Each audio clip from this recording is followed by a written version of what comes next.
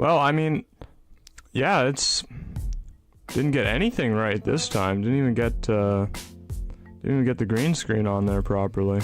There we go. We have a green screen. Yeah, that's how the effect works.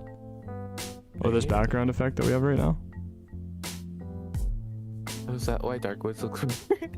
Yeah, that's exactly why Darkwoods. That's exactly why Darkwoods looked the way it did.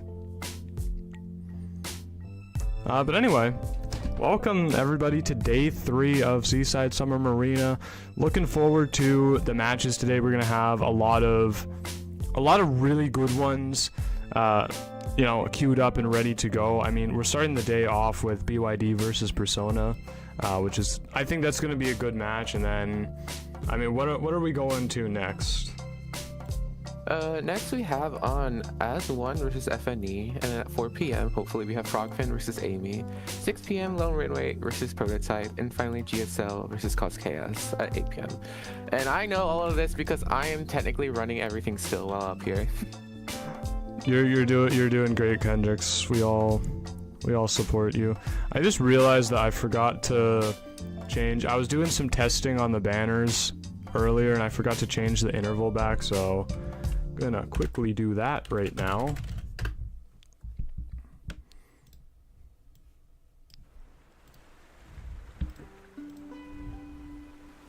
There we go. Back in business. That won't be a big eyesore anymore. So anyway, I mean, I should maybe open IDV as well. Wow, today's the day of unprofessionalism from me. I have been making mistakes left, right, and center, it seems, so far. I mean, it's the start of the day, so what can we expect? I mean, I'm literally commentating when I never should have. Yeah. Yeah, we did have some last minute. I think the website actually is still incorrect. The description should be updated to the proper schedule now, but we did have a little bit of kind of internal conflicts, so the schedule for today has changed a little bit just for the commentators. All the teams playing will still be the same, but yeah, just a little bit of a commentator shakeup. So you guys get to hear Ken's lovely voice. He's very happy to be here, very stressed out, but very happy as well. PNG image is of a commission of Postman that I made a year ago because I love him so much. So if you play Postman, you automatically win. I don't know what to tell you guys. Just like a future notice. Yeah, the Postman for you is like My Guard 26. Yeah, but I win with him, so. Wow. I feel like you were spectating me in my rank matches earlier. No, I was asleep. I'm prepared to be here all 10 hours today. Yeah, well, you and me both, my friend. We're gonna be here running this thing to the best of our abilities, trying to give everybody a good show. But I mean, enough about us, okay? I know we're very interesting, but you know, going back to the teams, we've seen a lot of unorthodox picks so far. In the first couple days, a lot of it was, you know, hunters coming out first that we never thought we would see, survivors coming out that we never thought we would see. I mean, we saw a Mind's Eye yesterday. So, I mean, what's your kind of opinion on this? Do you think we'll be seeing a similar kind of thing going on? Look, we have 10 teams participating today, and many of them might pull out, you know, an interesting pick. Honestly, I said earlier, I'm hoping to see Postman, and we were close yesterday while I was refereeing for Half a Heart, I believe. No, was it YHB? One of the two that they were close to choosing Postman, and then they picked Lucky Guy. Oh, that's a shame. Wow, I wonder what the idea was there. Well, I think they were playing Antiquarian and 2 other people that would have been useful for the letters, so that would have been nice for Antiquarian at least, but with the Lucky that I picked, they were able to, you know, secure that one escape, so maybe it was a better option in the end. Yeah, I mean, potentially. Ended up, I mean, honestly, Antiquarian being even allowed is something, because we've seen over the course of this tournament, Antiquarian's basically been banned every single game. Like, every single time, Antiquarian's just been out the window, basically instantly. I've been thinking, like, if Antiquarian's banned, then, I mean, either they let her play one game and hope that she's global banned, or they just continuously ban her and keep that slot filled. So, in my opinion, depending on the hunter I would choose, I mean, I'm not a hunter man, I'm literally a Sabertooth because I just don't play hunter and I only use it for daily rewards, but, if I had a certain hunter that wasn't really affected by anti, which I don't think there are any, now that I'm thinking about it. I mean, Dream Witch, maybe kind of, not really, a little bit. I'm looking through the spreadsheet right now, and I don't know. Yeah. I know, we got our resident Antiquarian main Cookies here in chat asking if I miss her, and I have to say no. Because I'm going to be here the whole time, and then you're going to be here the whole time. We'll be here together, stuck forever. Yeah, we're all chained to this this computer screen, just watching these matches play out here. Do we know who's playing first on the Hunter and Survivor side yet? Oh, it looks like so BYD's Hunter is going first on Eversleeping. Eversleeping Town, really just a map that's picked. I feel like Eversleeping Town has been the first map many times in a row now. Like, I think all of yesterday it was first picked by all three teams. I know it was picked at least twice day one, and we're starting off again with Eversleeping Town. Really a favored map from both factions right now. Yeah, I have to assume it's just a safe pick, there are some spots where the survivors can really thrive, but there's also like a lot of spaces where the hunter can also thrive, so I think it's just a secure round one pick. I mean, many people have chosen it, so I have to assume so. I mean, yeah, of course, these survivors know exactly what they're doing. Since it's up on the screen right now, this also seems like a good time to point out our new Uvia. Is that, am I saying it right? Uvia? Uvia. Uvia. Yeah, see, Kendricks, he knows these things. I don't. I speak Spanish. I just didn't realize it was literally the word Uvia until they pointed it out to me. I was like, how do you pronounce this? And I'm like, oh, I'm stupid.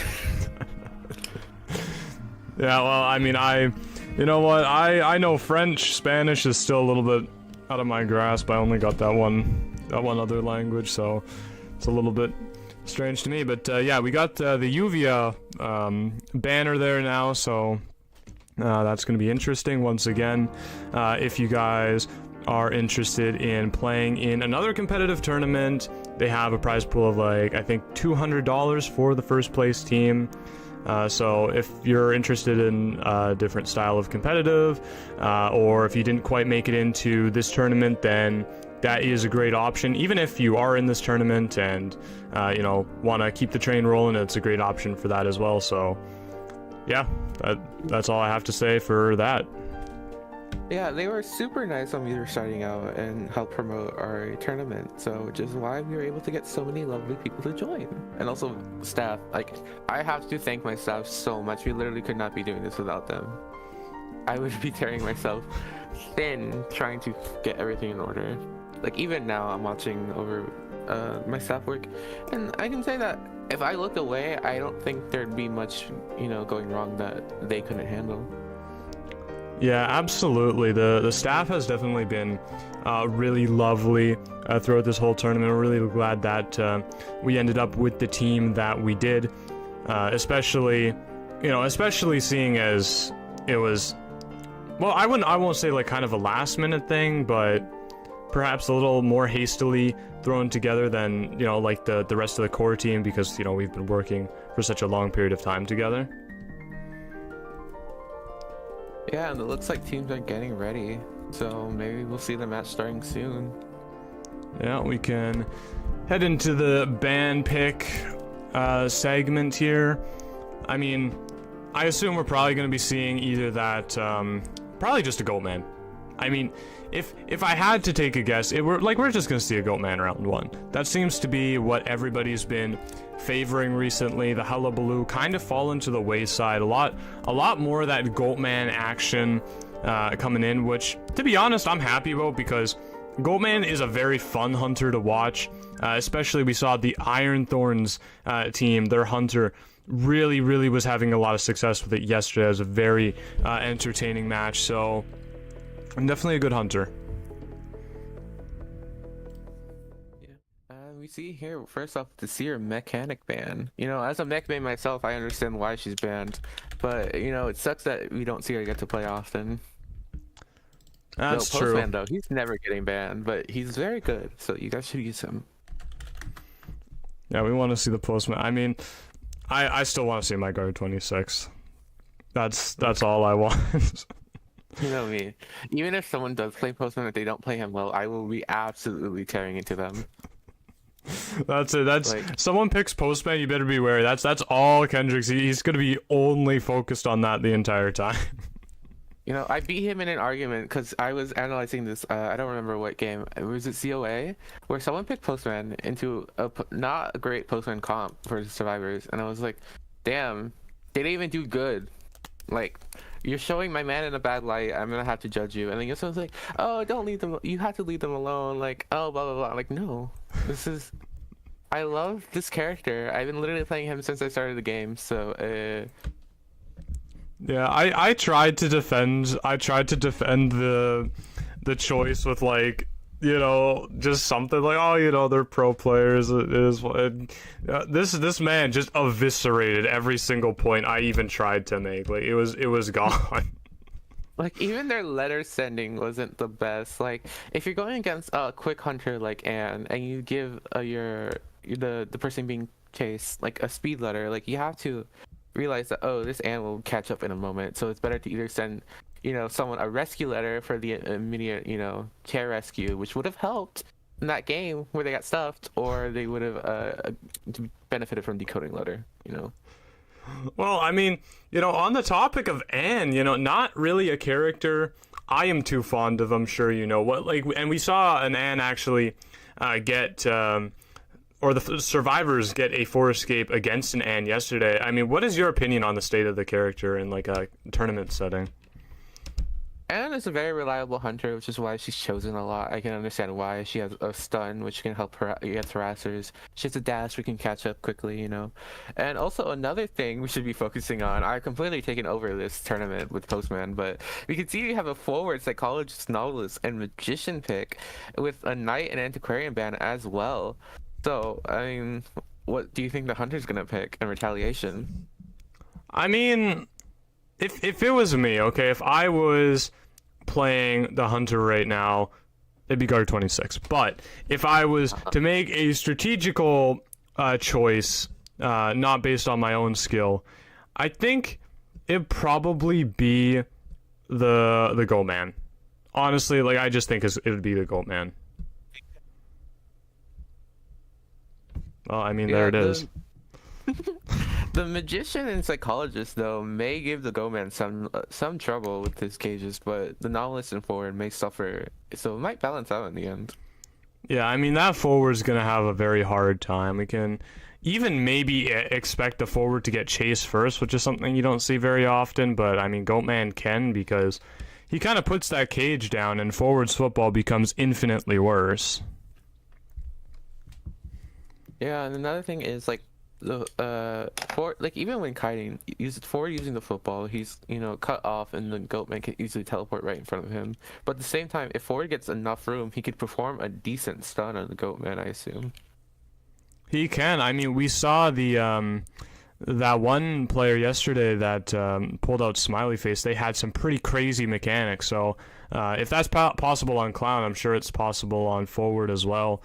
And we might see something like that come out, which would be very exciting. I will lose my mind if that happens. Going for the L-shaped spawn, giving Novelist and Psychologist access to Graveyard, but Go-Man filling it in, creating a square. It looks like a square.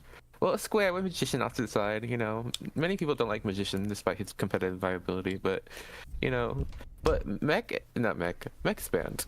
But Psychologist and Novelist having access to Graveyard will be good. I mean, that depends on who Goatman chases first. If he decides to go forward to, you know, try and stuff a possible rescuer, then, you know, we can see that happen. But you know, the psychologist might be one of the better picks because if he gets rid of that stress and she's off in an awkward area where he can easily cut her off with cages. Yeah, I think so. Although if I had to hedge my bets, I would say that they're going to go for the novelist here. You know, he only has that one book, and it's kind of nice to get rid of that book right away, just so you don't have to deal with any sort of like crazy, annoying situation, you know, later on in the game, because Novelist in the end game is actually a very game-changing survivor. Like, he can turn wins into better wins and losses into draws.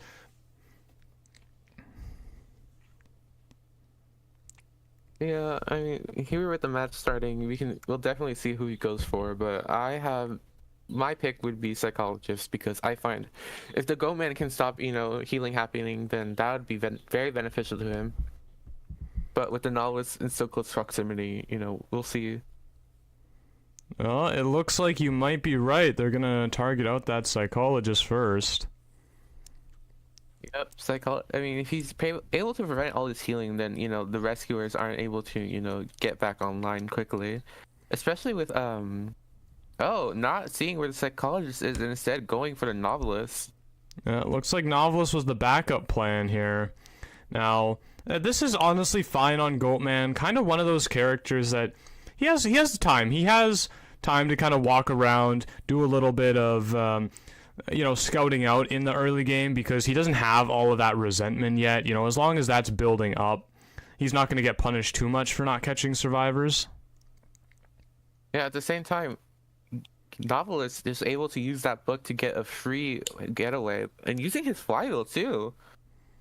Yep, that is item and flywheel taken away from the Novelist, and he has nothing else to avoid the second cage. And I mean, the Goat has much more resentment to work with. But look at that cipher progress. You know, I see like Novelist cipher 14%. I assume that's Forward with the 44, and then Magician with the 70, and then Psych with the 50 since she started late. Oh, Forward got off of his cipher, so he's on the 44. And Basement was here, so Forward has going to either come for the early rescue and stun, or he's going to have to try and wait it out. Oh, excitement! I didn't even catch that. This Goatman was really not worried about that Forward. Yeah, wow, I totally missed the excitement pick. And gets that Novelist down once again. I mean, yeah, it's really wise pick, I think, on the trait from the Goatman. Really ended up in a situation where that ended up very helpful. Yeah, the Tide Turner coming in through, though, because now they're away from Basement and the Cypher. But at the same time, Goatman is just going to pick in the middle. But Psychologist healing the Forward, which is what I was talking about. Now that rescue was basically never happened, you know. The chair time and the Tide Turner time canceled out. The only resources mainly being used was some football on Tide Turner.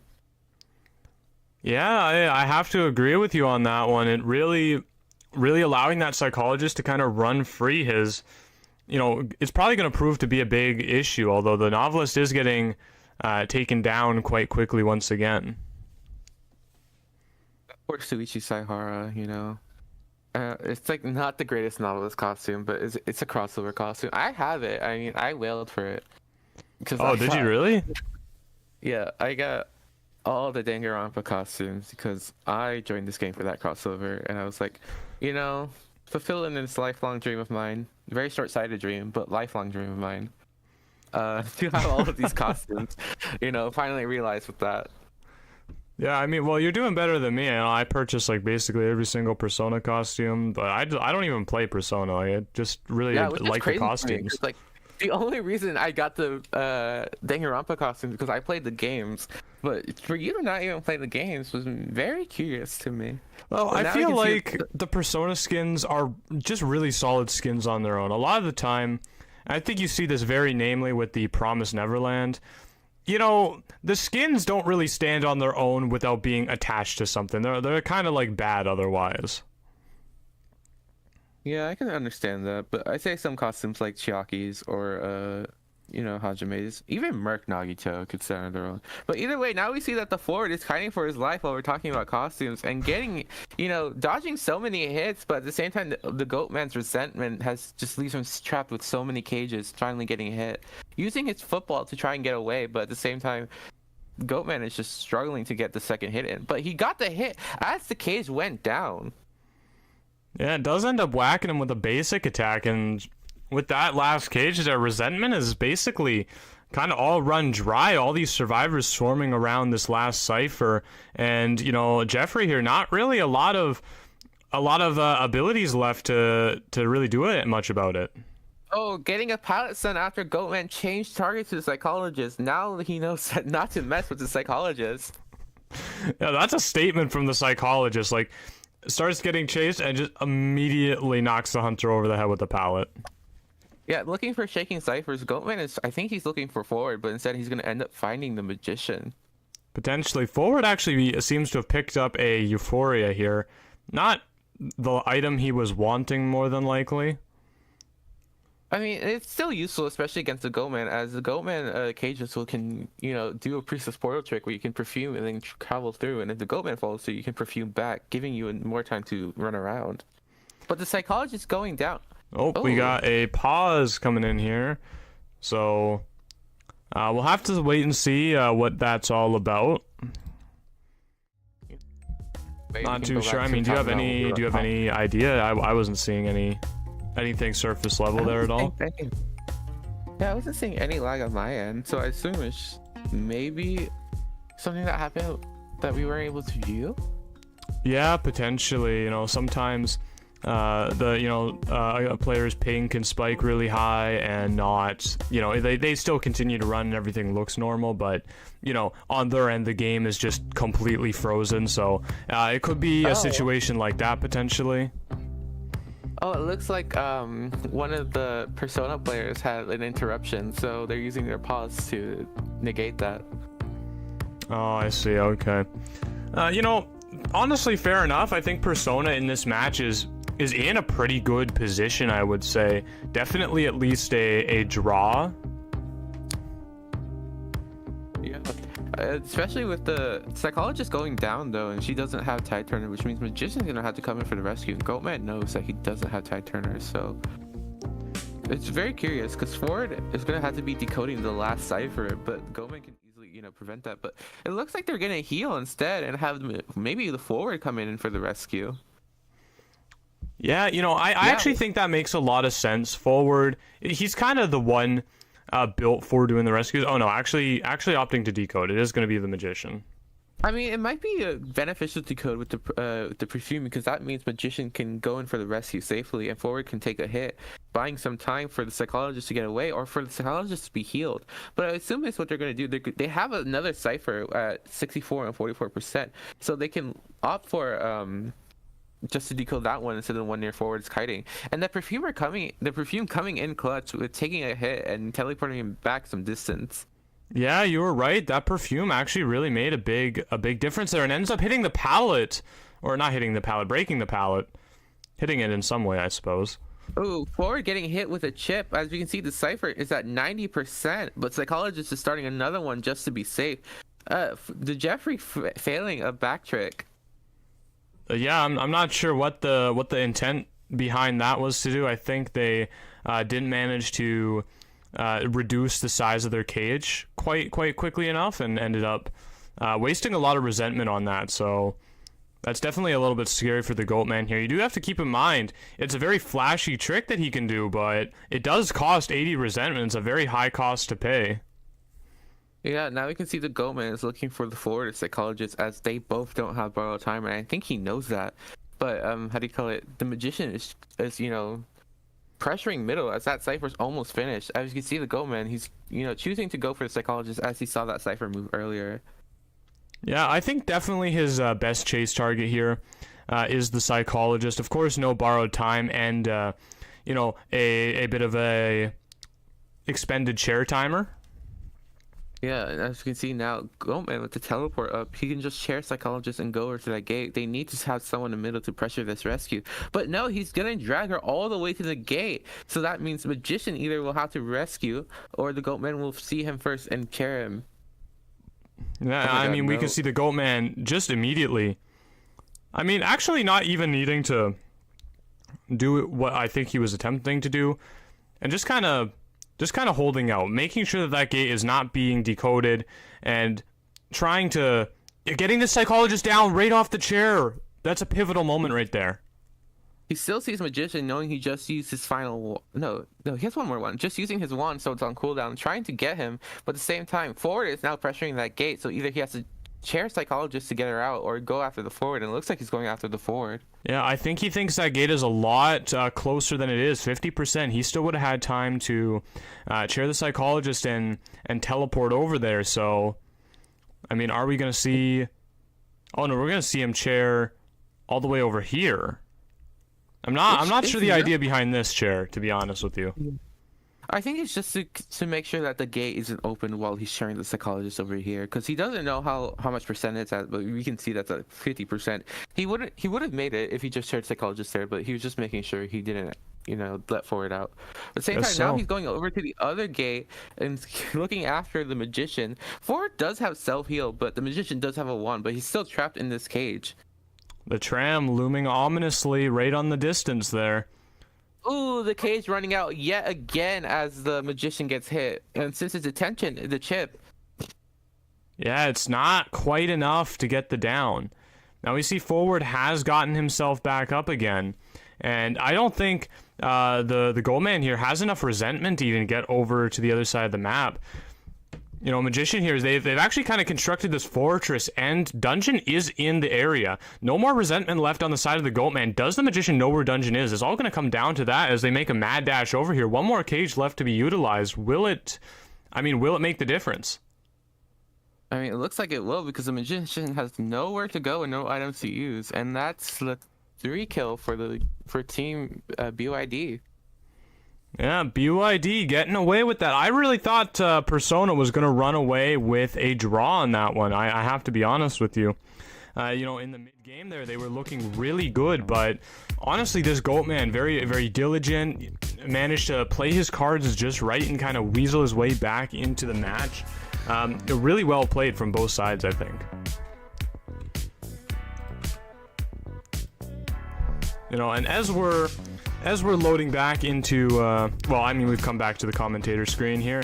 Make sure, everybody, to put your support in the chat for the teams that you're hoping to win. Persona, let's see hearts for Persona, and then, what should we put in for BYD? What's a good symbol for them? I don't know, birthday cake, because it looks like birthday. Honestly, that's so real. All right, let's do hearts for Persona. Lots of different colored hearts, I know, because their logo is like a heart with a rainbow on it. And then we'll have birthday cakes for BYD. So make sure you're supporting the team that you want to win in the chat. It definitely makes all the difference in the world to them. And all the teams want to see that they have fans out there rooting for them. Mm-hmm. And now, as we see here, we're getting ready up for match 2 of round 1. So that means that it's now time for Persona's turn to hunt. Yep, some pretty big pressure on the Persona Hunter, I would say. Needing that 3 survivor or better elimination to, kind of draw things up or even win this round. Yeah, I'm not playing, so I don't do research on these teams members, except for like basic level stuff for like their profiles. So I don't know what Persona has in store for us. I see BYD brought out the Goatman. Yeah, I mean, I guess we can probably expect Persona to do something similar, bringing out more than likely some sort of meta pick, whether that be the Goatman or perhaps the Shadow, Hullabaloo, maybe even an opera singer, that kind of very strong first round pick. Yeah, I guess you could see a specialty hunter come out round 1 as well, because they might not be expecting it. That way, how do you call it? They could be banning a hunter that they might not even play. Yeah, I mean, that's true.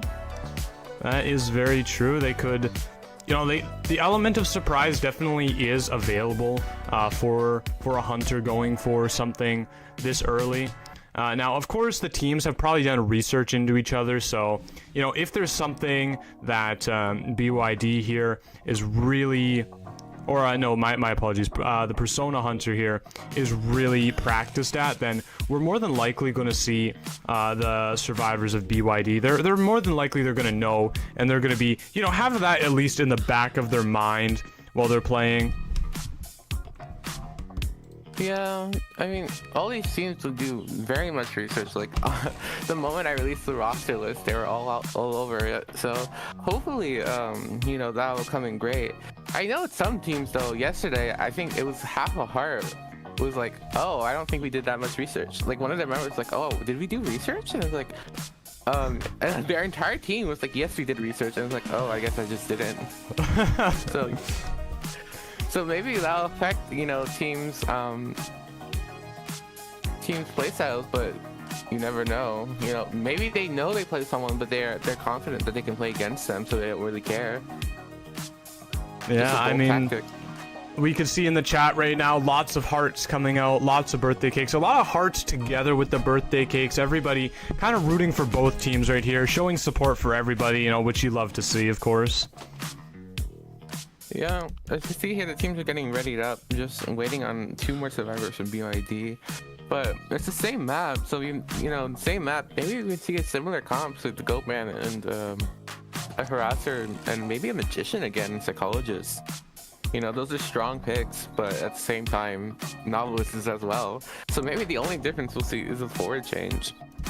Yeah, I mean, potentially, although, I mean, who knows, maybe BYD, they have a forward main kind of stashed away on their roster as well. I do know one element that's very much not present in early round tournaments these days is that kind of support. So seeing characters like forward or batter or, you know, whatever it may be kind of come out early is definitely something that's a little bit more rare. Yeah, I mean, we had some Archer gameplay yesterday, I remember correctly, so maybe we'll see someone bring out the Archer. I mean, we got our first Peddler yesterday as well. Oh, that's true. I mean, the Archer really seems like just a very solid counter to Opera Singer. At least how it seems to me, that really Opera Singer has a tough time into Archer because she's all about mobility, and that's the exact thing that Archer takes away from you. Yeah, and another thing is, like, even Archer, like, if you don't go for chase, she'll just come in with the support, shoot you with 1 arrow. Not even has to be a decent shot, as the 30 laceration would be better for her teammate, as the dashes increases it rapidly, but at the same time, you know, that 30 laceration can just easily go away with her standing still. So now then, the Opera Singer has a little choice to make. Yeah, well, I mean, there's one thing that is said a lot in League of Legends, but, you know, it's not. I think it applies a lot to Opera Singer as well. And if you are standing still, if you have nothing to do, you are not doing enough. And I think that really applies to Opera Singer. If you're not moving and really making the best use of all your time with her, then you're more than likely going to be falling behind the survivors. I completely forget you're a League player. Anyways, change the topic. We see a Novelist, Gravekeeper, Magician being chosen with a Mechanic, Antiquarian, Seer, and Puppeteer ban. So we can maybe see another Goatman coming through with these bans. But at the same time, the BYD survivors are also looking to be preparing for a Goatman. Yeah, it definitely looks like. Pick. Yeah, I mean, from what I understand, Meteorologist, just a really solid character to go against kind of any of the big hunters right now. You know, like, she's very versatile with her pick up cloud thing and being able to push the hunter away. Yeah, which may be why NetEase decided to nerf her, but I still think the nerf is very unjustified. I mean, we'll see. She definitely suffers a bit more in ranked, I would say, because, you know, you don't see those really strong hunters coming out very often because there is just the ability for survivors to ban it every single game. Yeah, I would say maybe the more use would come from her healing aspect, especially against a goat man who's looking to get everyone damaged across the board. But it's like Meteorologist can heal 2 people at the same time, because if she places down her cloud, then she could be healing herself. No, she could be healing. She heals one person while the one person heals the other. Yeah, that's how that works. I'm a great Meteorologist main player, y'all. I would definitely own her. Yeah, I believe, yeah, you put the cloud down and then you heal somebody, and one of them also gets the rain, which heals them. So yeah, I know this trick where if you place it over a down survivor, then you heal them to the first stage, and then they finish healing with the cloud, which is good. Which could be a game changer against the goat man, because getting someone to full health that quickly, can either get them ready for rescue or help them escape from final death. yeah, I mean, obviously getting 2 heals for the price of 1 is never going to be a bad thing, but she does have to expend a decent amount of her bottle to do that, so there is that trade-off that happens. She might not be able to kite very well in the later stages. Yeah, but as you can see here that the Goatman was chosen as we predicted. With Magician Tie Turner again, Meteorologist Flywheel, only Novelist is the Suicide with the Flywheel Tie Turner, but they got 3 Tie Turners across the board. And so with this similar pick, similar spawns as the last game, but we also have a similar spawn from the Hunter as well. Yeah, pretty much the carbon copy of the last game here. We'll see if the Hunter from Persona is going to be able to make any difference, or the survivors for that matter, to be able to kind of, move the needle of who is going to win. But definitely a little bit of an uncanny resemblance. Yeah, they how do you call it? Persona needs a 4-man elimination to win this round, and if they get if BYD gets a 1 escape, then they draw, which means that we possibly might be forced to go into overtime again. But we're starting earlier. We have some time. That's true. I mean, Hopefully. yeah, that overtime last night, it was pretty wild. If anybody here is not familiar, we did go into overtime with the matchup between Team Kitty Cat and Half a Heart yesterday. We went all 3 rounds and even went into overtime with that one. So it was a very exciting match to cast, but at the same time also a very long one. So we did have to push the final match back, which we're hoping does not happen a second time. Yeah, we're really gonna try and get these teams prepared. So if you're listening and you're playing later, please make sure that you have your coin flip done. I'm looking at you as one in F&E. Ooh, the call-out, wow.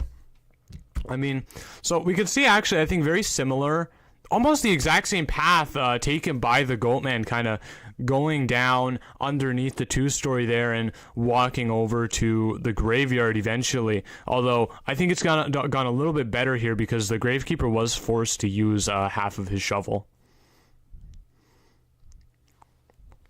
Now we can see Meteorologist hit. Oh no, go ahead. No, yeah, I was gonna say, we can see the Meteorologist carrying her bottle for her escape. She looks like she's got Whirlwind, so she's looking to push him back, but against a Goatman, that might not be... and not even able to use it, as getting hit down immediately.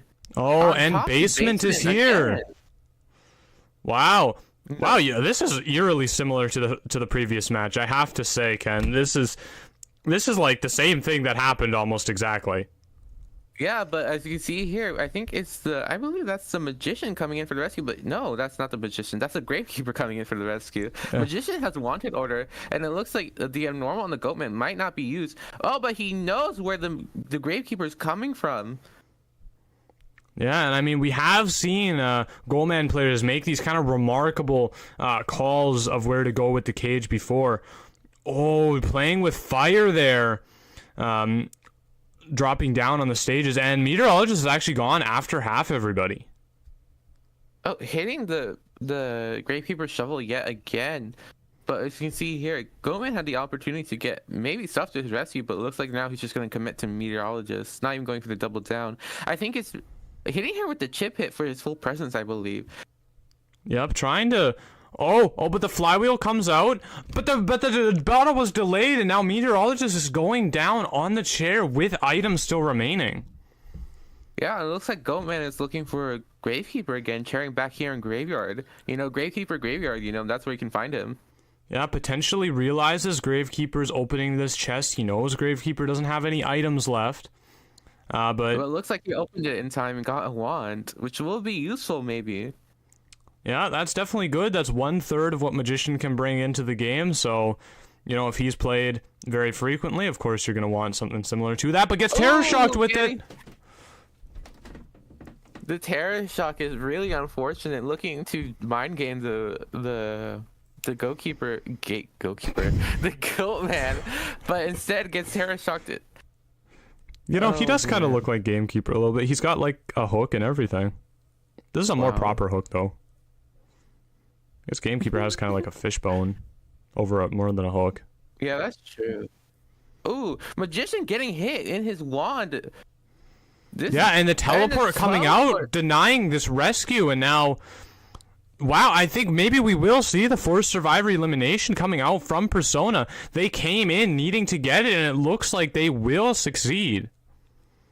Yeah, the normal not even being used at all, just there as pressure. Yeah, I mean, I guess, hey, if you don't need it, why bother? Sometimes waiting for the trump card can be the best play. Not opting to hit the Novelist before time, as he only had resources for one cage, but the Novelist going for the stun. This may be lets Gravekeeper get away. You know, I don't think the stun really makes that big of a difference, because, you know, the Goatman didn't have any resentment anyway. Yeah, messing up the cage, though, that might hurt later. Yeah, we'll see. Will he be waiting for resentment or just go for the chip hit right now? He still has 2 ciphers remaining. Definitely looking good on that cipher progress. He can afford to take his time with this chase a little bit. Tide Turner running out, though, meaning that this Goatman has to really get him down, as any time outside of Tide Turner, you know, is wasted time. That is true, but the Gravekeeper gets a pallet stun. He's going to keep wasting this Goatman's time a little longer. The cage once again missing, looking for the second one, and he does find it, finally downing the Gravekeeper. You know, but notice the entire time no one's decoding. They were just resetting. So that means that no time was technically wasted for this Goatman. Yeah, although that is going to make his ability to down these survivors a little bit less oppressive. Although you do have to watch out. He does have full presence now, so those cages are definitely not going to be as easy to bait out. Yeah, as we can see here now, he's looking for this Novelist again after missing another cage. You know, the pressure might be really ramping up. Instead of downing the Novelist, he's looking to get that Magician that sees the cipher shaking, preventing the cipher from being popped at 91%. I really like this play, actually. You know, I'm going to tell you why I really like it. Novelist actually cannot get an item. You know, he doesn't have any way of putting himself back up to full health. So by going for the Magician here, he's able to really keep a lot more pressure on the board, but actually goes back on this decision, going to go look at the Novelist again. Really, I think trying to stop the ciphers as much as possible. Yeah, and I think he's looking to bleed this Novelist as he sees the cipher being popped and knows directly where the Magician is running to. Yeah, absolutely. Magician, only 1 wand left to work with, no kiting Persona really at all. He still has his full Tide Turner and, you know, bringing in that that Borrowed Time, although Borrowed Time right now not really bearing too many fruits for him. We can see here that Magician got hit despite, you know, using his wand. And he's running over to Novelist to hopefully get him up, but it looks like Novelist is going to get up himself. But when the Magician going down at the same time, he still has his self-heal available, but Novelist is continuing to decode the cipher. Maybe looking for a cipher pop, but I don't think that would be useful in any way. Yeah, I don't see it happening. We're going to see the Goatman actually set down the Magician. He saw that cipher shaking, was probably thinking maybe about going for a chair, but yeah, it looks like the Goatman's going to try to zero in the Novelist here. Now, we have seen a absolutely remarkable dungeon escape from a very similar position before from Halcyon, so we'll see if it's possible for BYD to pull off the same kind of magical miracle that they were able to do. Looking for this Novelist to down him and bleed, but at the same time, Magician got up without the Novelist being hit, meaning they have time to start decoding a new cipher. as Magician kites near the not Magician Nautilus kites near the one that he already started with 38%. But dodging all of these hits beautifully. Oh, and getting hit when the cage goes down and getting his next book.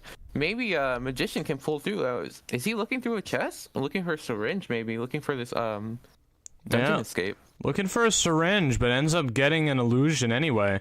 I mean, number 4, you know, they say that is an unlucky number. We'll see if that's true. Then we got Novelist. Novelist actually trying to prepare a third book right now. Actually pretty close to getting it. About 3/4 of the way there, but not going to be able to manage it. I think he's more wary of the possible cage when vaulting. As we see here, Magician's going through another chest, or is he just hanging around a cipher to prevent crows? Could be a bit of both there. I'm not sure where his first chest was open. Oh yeah, we can see that he is opening a chest there. It's in that crouched down animation. I think he opened a chest near this dungeon location. Ended up getting a remote control. Not exactly the best item, but you can use that to heal yourself, although the Goatman seems to have zeroed in on where he is. If he placed it better, if he placed it earlier and was able to hide, he could give tinnitus and run away. Oh, potentially an angle there too, but that is going to be a 4-survivor elimination for Persona.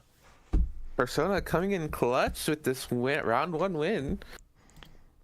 Yeah, I mean, Battle of the Goatman's round 1, and Persona has come out on top. Actually grabbing that first round victory is very impressive. Oh, I'm invisible. There I am. I mean, what do you make of that, Ken? What do you think we're gonna be seeing in round 2 now that Goatman is off the table? With Goatman off the table, you know, now these survivors have one ban themselves to ban a hunter, but you know, we could see a Hullabaloo ban or an Ivy ban or Opera Singer ban or a specialty hunter ban. So it's really still on the board for what hunter could be. Yeah, potentially. I think that's definitely what we've been seeing as kind of the standard so far, is definitely that Goatman coming out first, and after that, it's really anyone's game. You can really go with whatever your heart desires. Obviously, the meta is still available if you're kind of playing hard into that, but you can go with something a little more wild. You know, I don't play Hunter often, but I have my favorites. I know Ratty likes Dream Witch, my friend, and very appreciates helper with the staff situations. She took over my referee spot so I'd be able to be here today, so shout out to her. But she loves Dream Witch, you know. It's like, like anytime a player drinks Dream Witch, I'd just be like, hey, they play Dream Witch, go look. But you know, I have some favorites like Dream Witch, Mary, or Geisha. Yeah, I mean, I was just about to ask, you know, if I've heard you talk a lot about, you know, wanting to see a postman, of course, but I mean, I guess there you go. There's your hunter picks for, you know, of course, the Bloody Queen and the Geisha.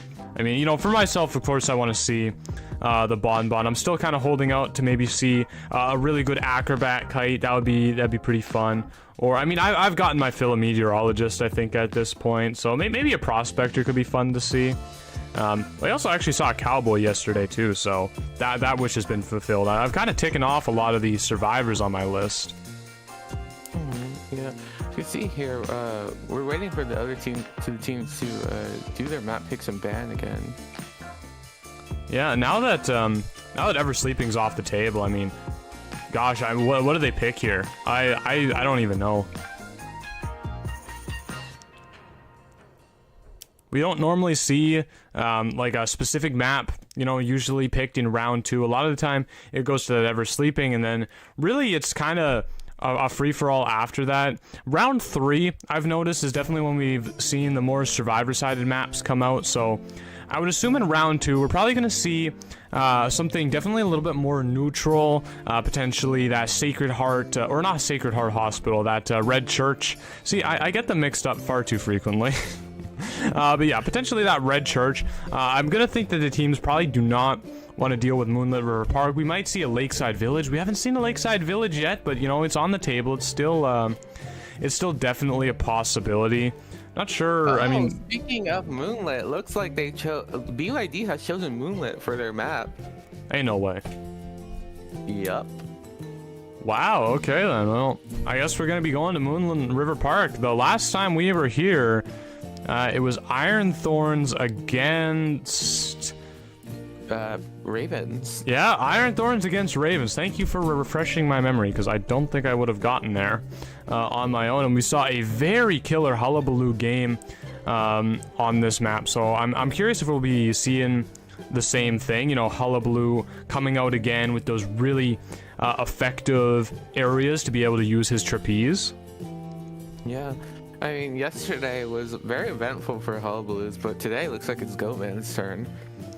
Yeah, I mean, Goatman definitely, I think, considered to be the better of the two at this point. You know, I know when I was watching through all the Call of the Abyss matches, I was definitely thinking that Hullabaloo had the edge and that he was definitely performing a lot better than the Goatman, although I think we've kind of turned it around now, and Goatman is having that bit of a leg up on the Hullabaloo. Yeah, with the recent nerfs, you know, people are definitely trying to say that Hullabaloo is not worth the ban anymore, but, you know, good Hullabaloos can still pull that 3-man elimination, even the 4K, you know, so it's completely not out of the question. Yeah, and it looks like we are, correct me if I'm wrong, but we are seeing the Persona Hunter once again right away.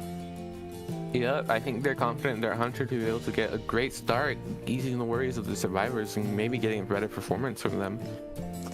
Yeah, potentially. It's definitely a lot easier to play when you know that you don't need to bring home a very plentiful result. That is something that is pretty worrisome, especially on the Hunter side when you don't have any kind of friends or team to kind of confide in and really boost your morale. You're kind of all alone there with your own thoughts, which can be a very difficult situation a lot of the time. Yeah, but we can see here that the global bans are Goatman, Magician, Gravekeeper, and Novelist. So, like, all the Goatman counters aren't needed. So I assume that's okay with BYD survivors. But at the same time, you know, what will they pick instead? I mean, are they hoping to ban a Hullabaloo and hoping for an Opera Singer, or are they banning Opera Singer and hoping for a Hullabaloo? You know, banning the Hullabaloo is a safer option. But as we get starting to pick and ban, Persona Hunter is starting to ban off the Priestess. Yeah, getting rid of that Priestess right away, I mean, on Moon River Park, it makes a lot of sense. You just not something you want to deal with at all. She has way too many portal spots in this map that just can be very game-changing. As well as Acrobat. Acrobat at the 4-stop is just a complete monster, so it makes a lot of sense getting rid of these two survivors first, I think.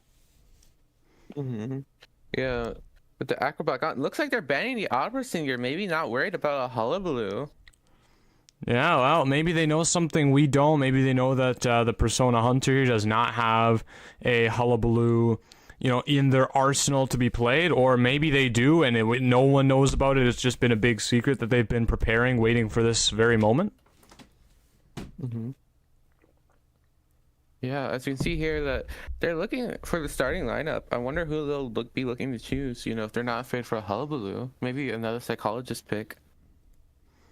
Yeah, I mean, perhaps. The Psychologist is open. I think it's a pretty good choice on this map. You got that long-range heal that you're able to kind of utilize. Definitely, I think would be a very helpful pick here. Mm-hmm. Yeah. Aeroplane is Mercenary. Yeah, Aeroplane is Mercenary against the Hullabaloo is a very interesting choice because the Hullabaloo, you know, very often goes for the bleed, and that Mercenary was going to suffer with that healing debuff, you know, if they're not having healing on. Or the teams are not running Doctor as well. That's exactly right. Although there is that chance that maybe Mercenary, you know, after he goes in for that rescue, he can elbow pad away from the chair and, you know, maybe deny that Hullabaloo the second or the double down that, you know, we're so used to seeing from them. This Puppeteer ban makes me think that might maybe not be a Hullabaloo, because Hullabaloo sometimes excel. You know, a good Hullabaloo will have the Puppeteer in the red light for some time. Yeah, I mean, I'm not sure. I definitely these bans do not suggest a Hullabaloo, at least to me. I guess even Priestess, you wouldn't really be too worried about it as a Hullabaloo player. Well, on a map like Moonlight, maybe you have to take that more into consideration, because your trapeze doesn't go all across the map like the Priestess portals can. That's true. The global portal is definitely something I wasn't entirely concerned with. It actually doesn't select a fourth ban. Am I seeing? Yep. Doesn't select a fourth ban. Maybe they ran out of time, but with the fire investigating meteorologist pick again, you know, meteorologist making its comeback, maybe they'll redeem themselves. Yeah, Meteor once again. You know, they picked it as the fourth survivor in the previous round, so they are able to get that one again. You know, maybe a meteorologist is some kind of secret counter to a hunter that they know this hunter has. I'm not sure. Yeah, I mean, well, we'll see what hunter they choose, but maybe it's looking for. I think BYD is planning for a hollow blue, but I'm not sure if the persona is planning the same. Yeah, I'm not sure. I really couldn't tell you what persona has in their mind. You know, if I were to look at this comp and if I was competent in every single hunter, if I was to tell you what I say would be really good into this, I mean, be Mad Eyes. I don't think there's many that skilled Mad Eyes, but I mean, we did see Pitstop versus Mad Eyes, and I believe Bloomington Sparkle has the first Mad Eyes on their team. Oh, So, do they? You know, maybe this coming, you know, tomorrow, yeah, 6 p.m. Maybe we'll see some more Mad Eyes. Yeah, potentially that'd be pretty interesting. Wu Chang. Wu Chang. What? What do you think Not about bad. that? I mean, Wu Chang is decent on movement just due to the fact that he can, you know, teleport where he needs to. But the fact is that not having that fourth band maybe, you know, was actually an accident. So this could, you know, ruin their Persona's day. I mean, I had to go to round 3. Yeah, and you know, I'm looking at this this comp here, and I'm seeing potentially some problems for Wu Chang in the fact that all of these survivors are definitely characters you cannot get the jump on. You know, a lot of the time, as Wu Chang, a really big prong of getting a winning position is getting that first umbrella onto a survivor that's kind of not expecting it and just not giving them enough reaction time. But all of these survivors, I mean, Aeroplanus is able to use his hover, Merc has his elbow pass, Fire Investigator can pre-place a balloon for himself, and Meteorologist is able to use the pushback or the hover, so... Yeah, but the thing is with Meteorologist and Fire Investigator, if he does get the jump on them, they might not be prepared as, how do you call it, they need a little bit, like maybe like 2-3 seconds to actually deploy their items. Meteorologist perhaps, although Fire Investigator can put it down ahead of time. Yeah, that's true, but how do you call it? So maybe he's looking for a Meteorologist first chase, but with her Cloud in that first stop, she can get up to high elevation easier than others, so that means that this is a good kiting area for her. I definitely don't know who's looking for her. I guess, well, maybe Wu Chang doesn't mind the roller coaster too much. He does have that teleport on, what is it, a 20-second cooldown? Am I correct in that? I think it's 20 seconds. So. Yeah, so he's able to kind of warp around the map pretty quickly, you know, in any rate. So I guess maybe that Meteorologist there is a little bit less strong, but it definitely doesn't devalue it completely. Mm-hmm. Yeah, with this Wu Chang pick, I'm wondering, like, is he gonna be reliant on the bell or the Soul Siphon to catch up to these survivors? I mean, oh. Using the Junji Ito costume, you know, the one that you hate so much. Yeah, you know, this one that I have frequently called the worst skin in the entire game. Getting Meteorologist's Cloud out very early on, you know, she looks like she's fell already. Yeah, there it is. I mean, wow, that was an entire half of her bottle as well to use that one cloud. So definitely a big investment into that. But like we were discussing earlier, that is one of potentially the biggest things that this Wu Chang needed to hit, and denying that is a big deal. Yeah, the Insolence, though. You see he has Insolence attention. I'm looking at his Persona web. You know, he's going full pallet break. He's really looking to get down these survivors quick. Yeah, really looking for it. I mean, in in the black form here, you definitely... Oh, but Meteorologist missing the blowback once again. Now the bell has been prepared, and we see the down very quickly. Yeah, but these Cypher progress is not that bad. You know, they could be looking for a sell, but at the same time, Wu-Chang can pressure a teleport. Looks like Mercenaries coming in. Yeah, I mean, I must say this this Meteorologist hasn't been bearing the rewards that it looks like BYD really has been expecting from it. Oh, but the blink being unsuccessful, that's really bad. That's the trade out for the Wu-Chang. That's a very important part of his kit. At the same time, Mercenary abandoning the rescue, instead letting Fire Investigator rescue, but Meteorologist preparing her next bottle, as Wu-Chang just used both of his items. Yeah, got another bottle of wind here, ready to use it. Uses it once again, but the hit connects anyway. This happened last emoting on... Wow, really proud of getting both of those hits, you know, canceling out the Meteorologist's skills completely. Yeah, this Meteorologist and Wu-Chang are having an emote off. As you see, like, the red ink bottle, a thumbs up, constantly going off. And now the Wu-Chang has this redemption.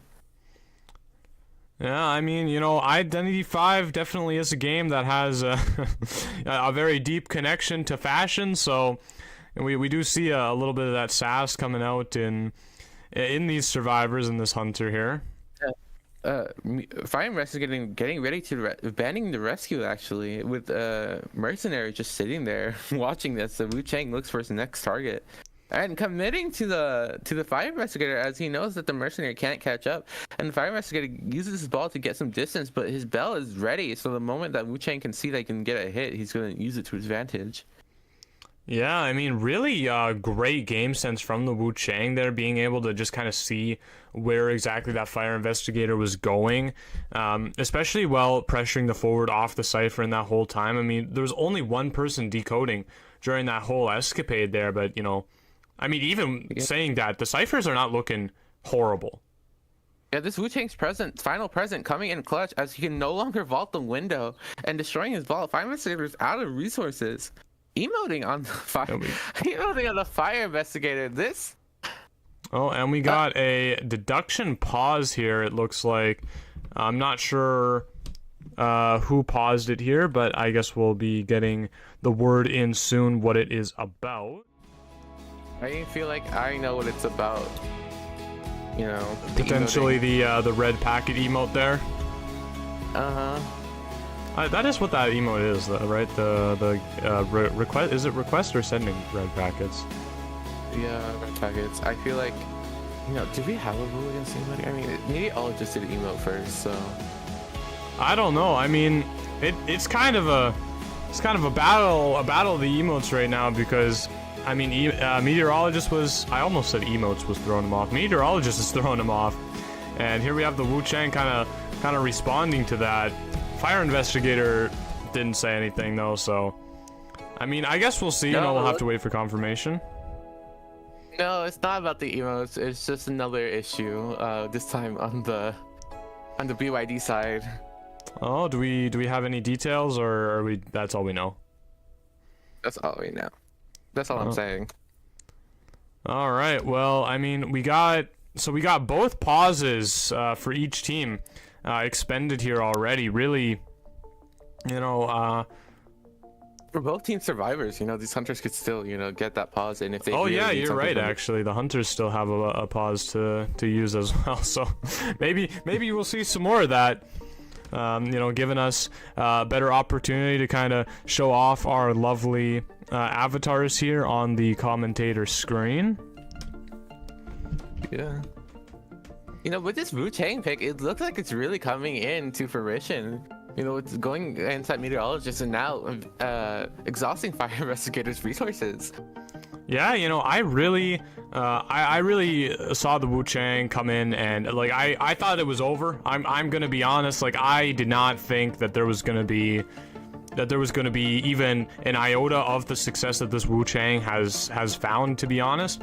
Just really getting the better of that Meteorologist, and now having the full presence. Wu-Chang is definitely a hunter that thrives once he hits that final presence mark. So it's definitely a tough position for the survivors now.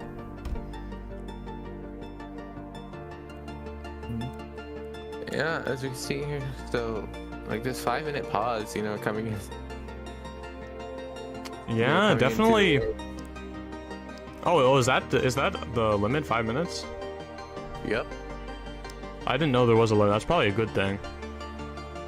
Yeah, so we're just gonna allow the limit to run its course. I mean, hopefully they'll be back in time.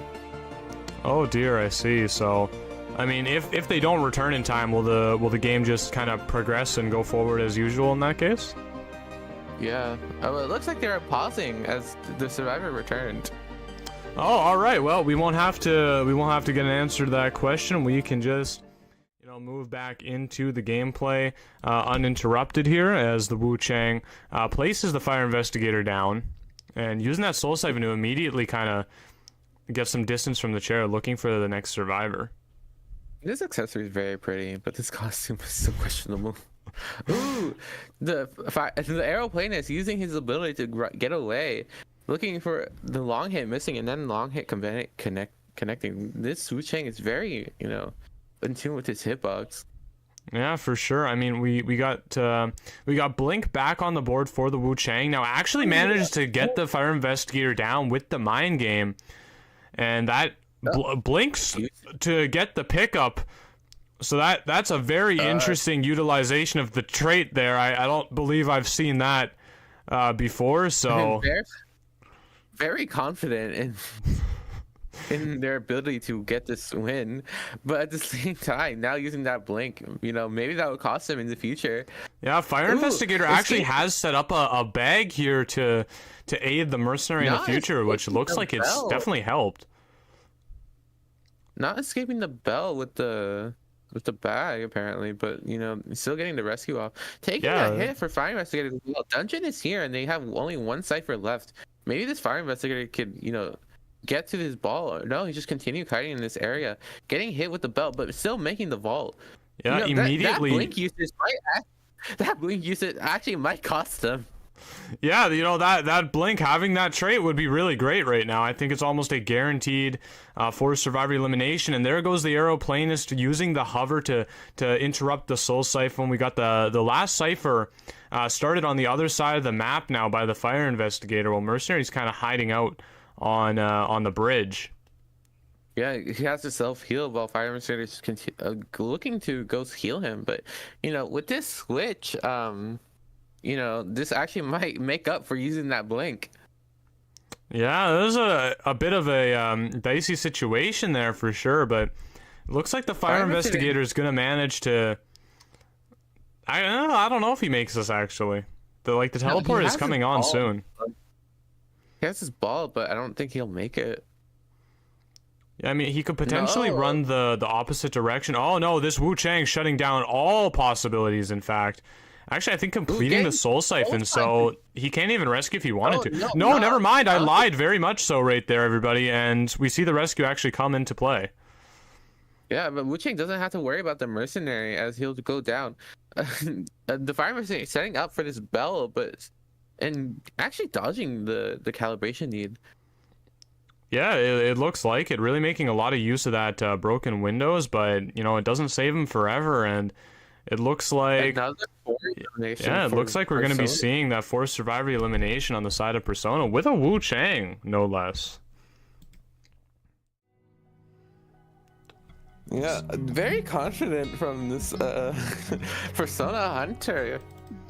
Yeah, really. I mean, you know, I would be, I suppose, a hypocrite to say I haven't blinked through an object in that fashion before, to potentially pick up a survivor before the ciphers became primed, but I mean that definitely didn't seem necessary in that instance. Mm-hmm. Well, you know, it looked like they might have been punished for it, but you know, they made up for it with that switch at the end.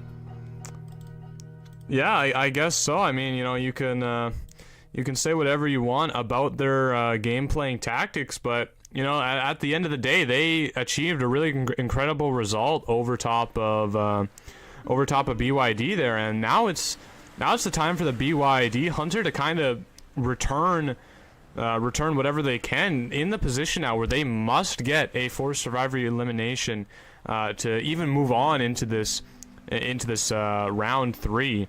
Cannot be anything less than perfect here. Okay. Well, while we're setting up for the Persona survivors and BYD hunters, you know, that Wu Chang was an interesting pick. I mean, it definitely wasn't expected.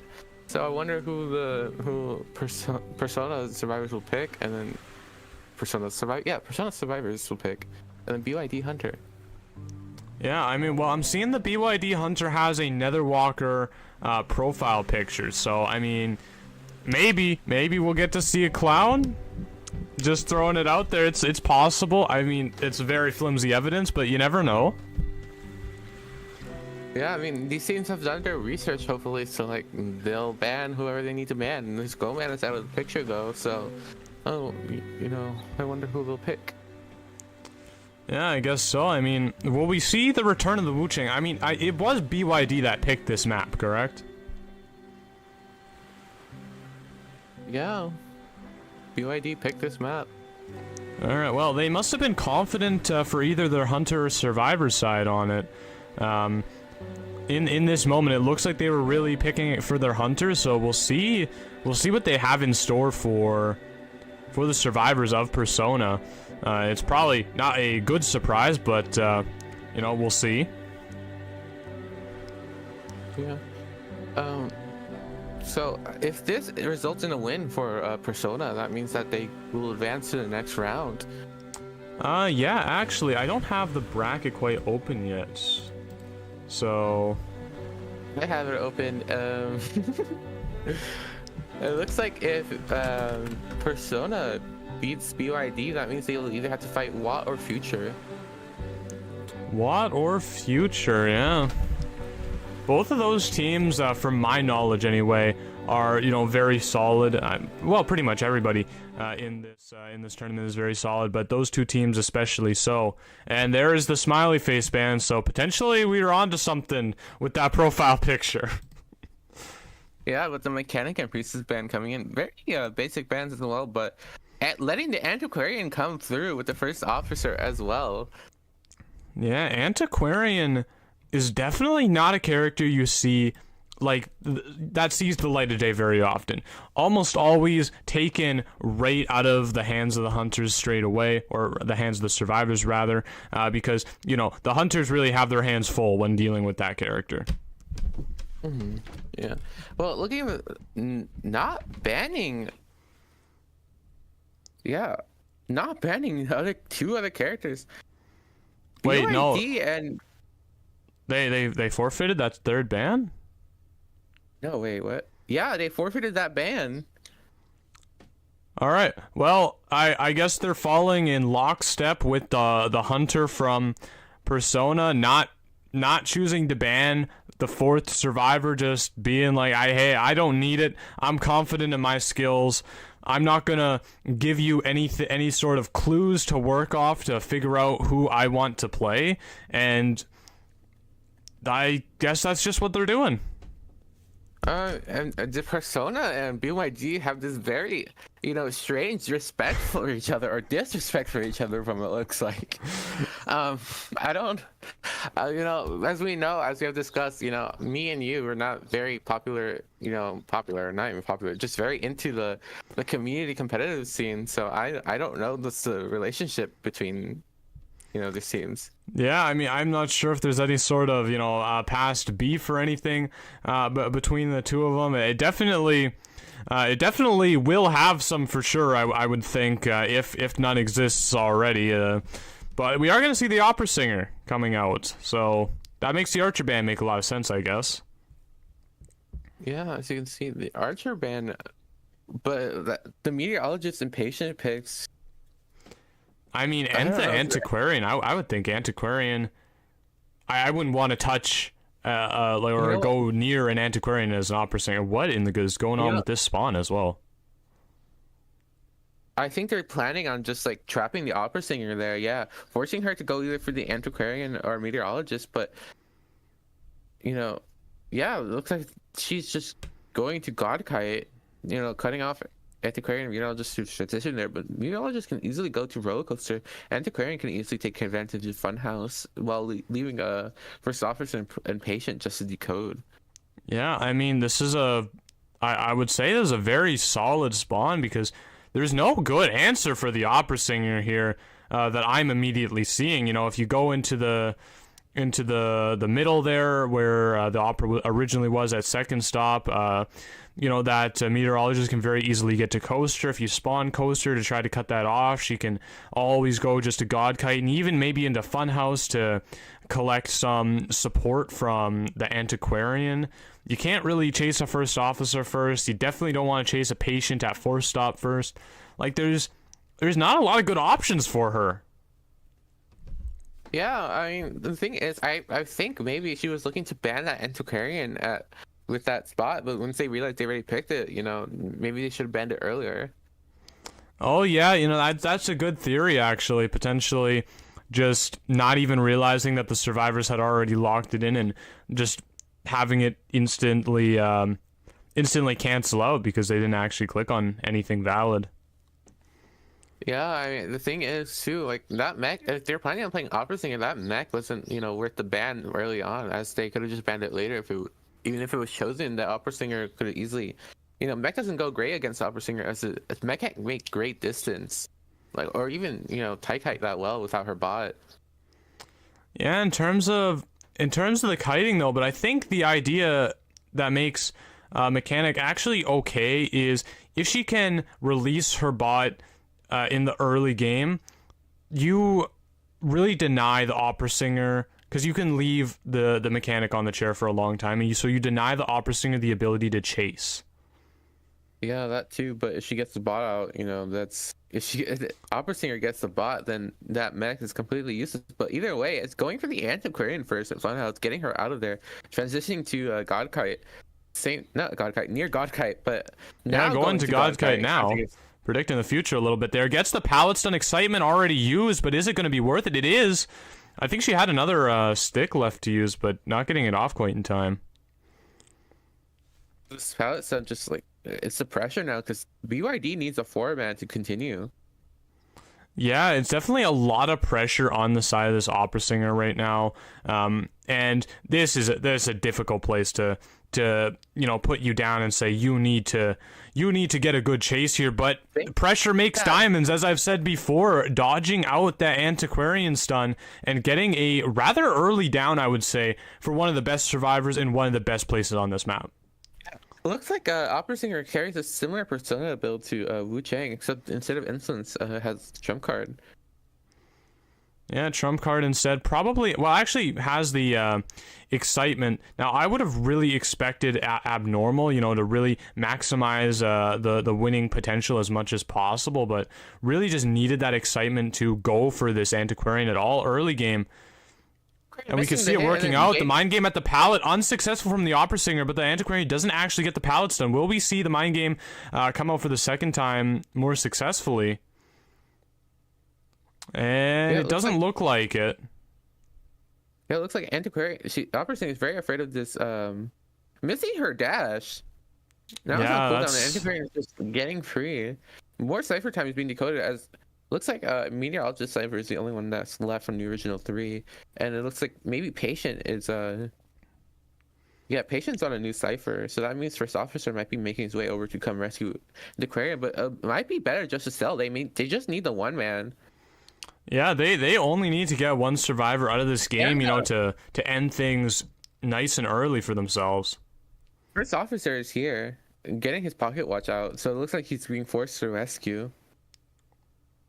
Yeah, I didn't even see First Officer transition all the way to first stop. Yeah, actually, I was trying to, in my mind, figure out when he got over here, because, yeah, I did not even take note of that either. Yeah, it looks like maybe First Officer cipher was... No, it was Meteorologist cipher that didn't finish that he was working on before Opera Singer came over, but... Looks like now the dash has been missed again. Can Shadow step back into it, though? Does have eyes on where the Antiquarian is, but does hit the First Officer anyway. This last cipher is at 94. Will the Tide Turner run out before time that they're able to finish it? It looks like it is. First Officer actually blocks the dash. And now Antiquarian is just trying to live here. The problem is that this is where their last cipher is. Yeah, and it looks like opera singers, the patient's coming in to try and finish the cipher. Getting caught out, getting hit. Oh wow! So that means that they are in a little bit of trouble if opera singer chooses to. No, she's going. Yep, going for it. Gonna abnormal the cipher. Really a good understanding of how close that cipher actually was.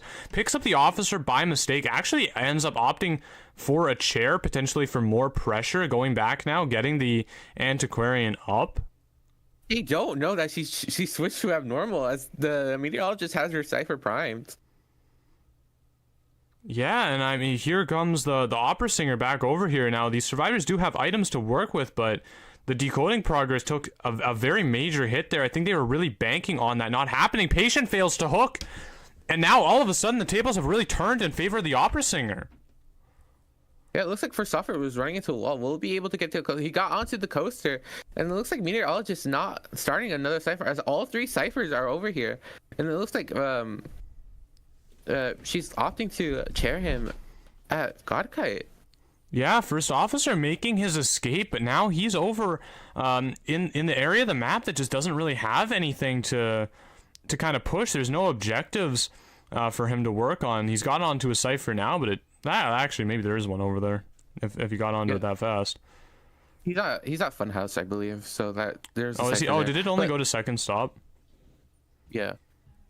It looks like meteorologist stopping the opera singer. It looks like First Officer might have to come in. No, he's finally coming in. A little too late, I believe, because meteorologist might go down, and then patient's gonna be rescued after half. Meteorologist getting that pallet stun though. No, only patient has his items left, and looks like they're opting to heal. Yeah, I mean, try to reset, but there down goes the meteorologist. Will we see the abnormal coming in onto the cipher yet again? It doesn't look like it. Actually opting to go back, leaving the meteorologist on the ground, leaving absolutely nothing to chance. Making sure to get rid of this patient, get this patient, out of the match, reduce the amount of targets that she has to deal with. Yeah, it looks like First Officer is running back to decode. Another terror shock. The patient's the one going back to decode. And I mean, now the patient goes off to decode, the opera singer goes off to the meteorologist, once again using her self-heal.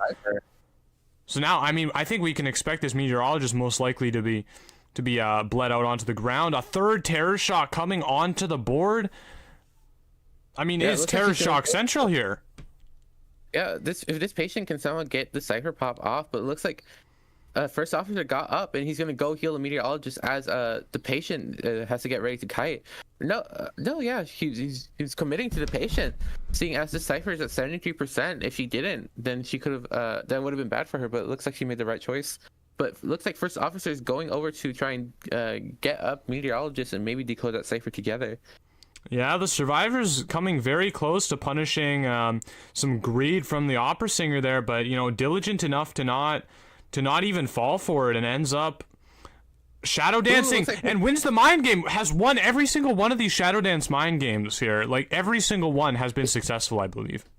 Yeah, it looks like First Officer meteorologist splitting up. They have to go over to Funhouse if they even want to get the chance at the one man at this point. Yeah, I mean, but who do you send in to rescue? No one has any health. They do have borrowed time each, but yeah, patients sit on a chair, so opera singer can commit to First Officer, but the issue is that meteorologist has to run across, like, all the way around Funhouse. Yeah, and just definitely not going to get there in time. And down goes the First Officer.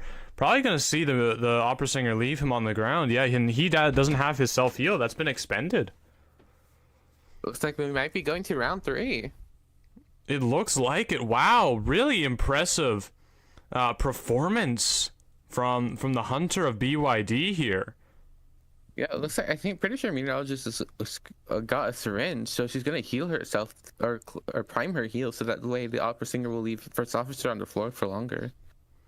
Yeah, really, opera singer not entirely knowing where the meteorologist is. Potentially has some idea now because there's only one area where you can prevent crows without using a syringe, which she's going over to now. Oh, and she found her. Wow, looks like we'll be going to round 3, folks. Yeah, BYD's pulling a draw out of thin air right there. Once I saw that forced survivor elimination from the Wu Chang, I was really thinking that it was going to be just 2 rounds, but BYD managing to force it into a third round tiebreaker situation. I mean, do you think they will be able to go the extra mile and bring us into overtime yet again? Well, it looks like how do you call it? We have to see what they do, because if you know, all these global bans are coming into play now, and now they still have hunters now get 2 bans, and you know, 2 hunters get banned, and there's still 4 survivor bans, so it's like a very limited catalog to choose from. Yeah, that's absolutely true. I mean, you know, and if you look at it from that perspective, and you know, if you were looking at it maybe a little bit more traditionally, you would definitely think that Persona would have the upper hand here, as they have a little bit more of that meta to choose from. You know, the survivors can only kind of get rid of one of those meta hunters, or 2 of those meta hunters, pardon me, but they're gonna always have at least that one option open, so they kind of have to pick their poison on that. Whereas then if you look on the side of BYD, both of those, we got the Goldman and the Opera have been expended, so the survivors can get rid of the entire meta if they want to. The question is, it really looked like that BYD hunter had a smiley face in tow, so maybe they will, you know, be banning that instead. Yeah, I mean, it's curious because like that Wu Chang play is now gonna be able to aid them, as they'll have to waste a ban, and they won't be and they still have options to choose from the meta. Well, by BID hunters, you know, will have complete the full meta band.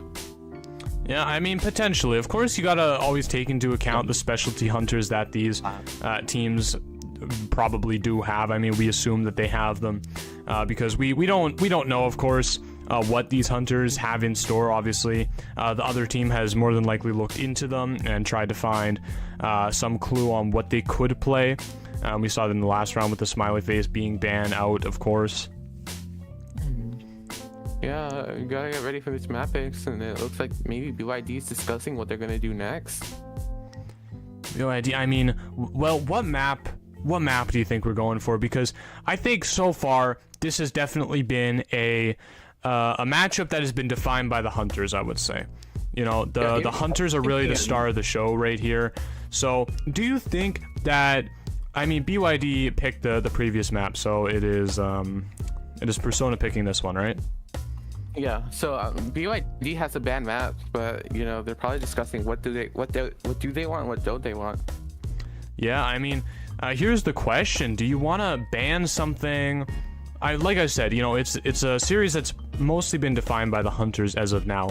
So do you want to maybe ban something that hunters are really bad on and really go all in on your hunter, or do you want to maybe kind of ban a bit of a more neutral map? Hopefully Persona is kind of forced to pick something that maybe the hunters aren't so strong, and you really hope that your survivors can get the better of the Persona hunter. And it's kind of it looks like Persona is opting to switch their I think their survivor. Oh, I see. So they're switching in just one survivor, I presume, yes? Yes. I don't remember who they're choosing. They're switching out a person named Infamous, but I don't remember if that's their in-game name. Yeah.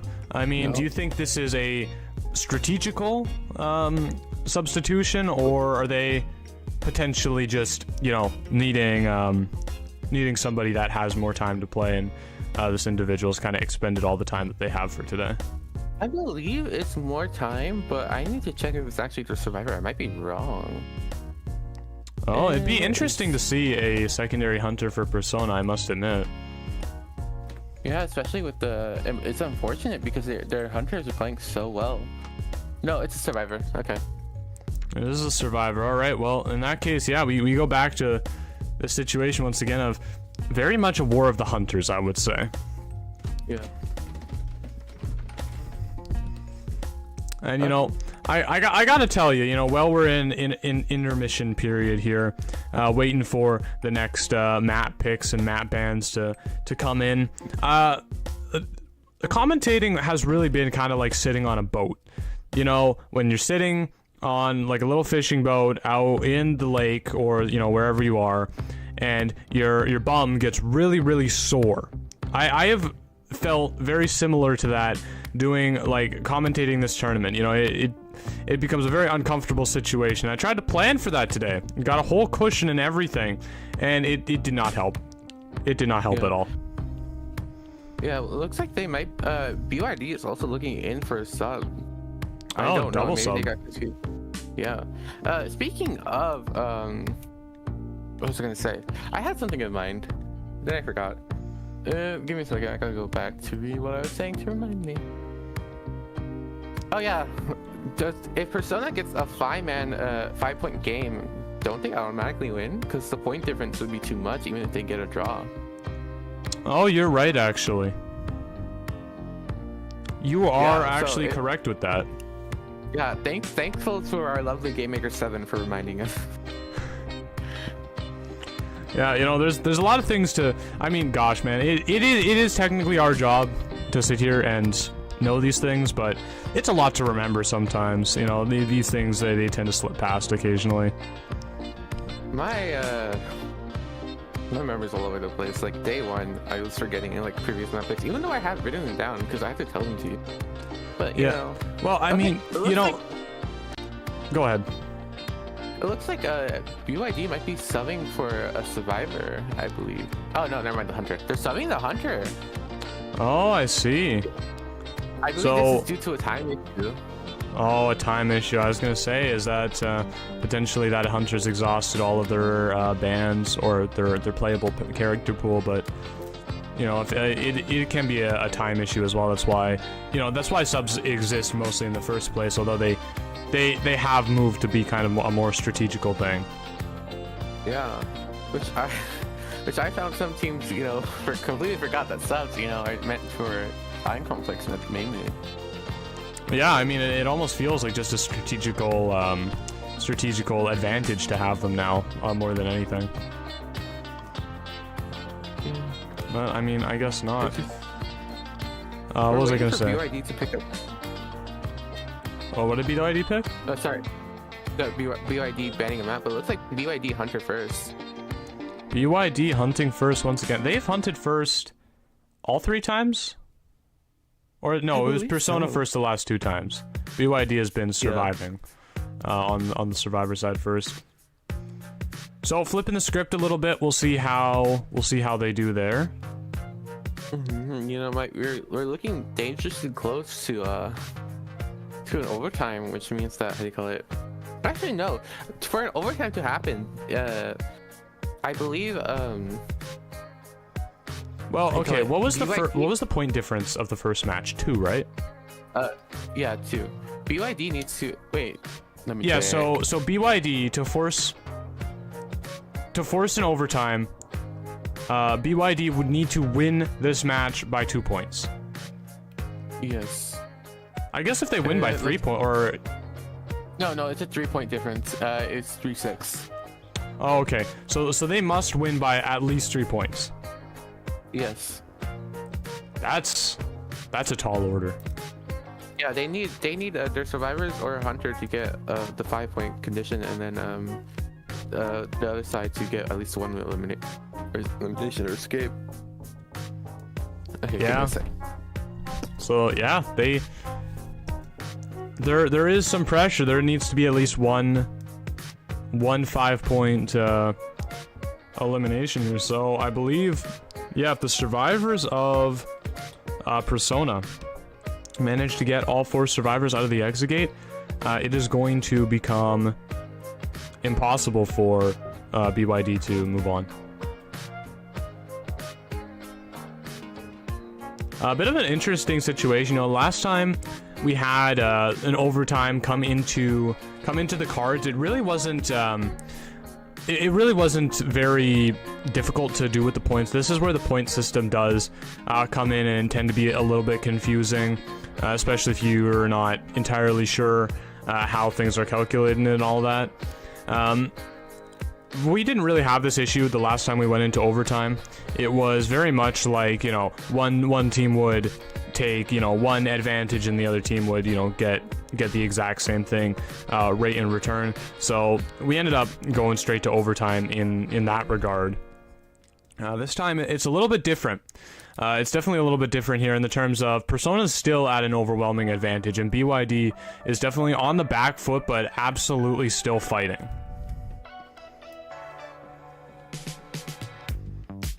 But anyway, make sure to... Oh, what? What did you say? I'm back. I had to move a fridge. I'm sorry, you had to move a fridge? Yeah.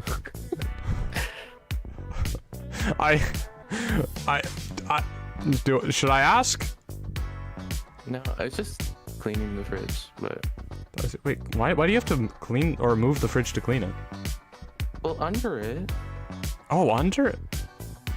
I don't even want to think about what's under my fridge. You just pretend like that is a plane of non-existence.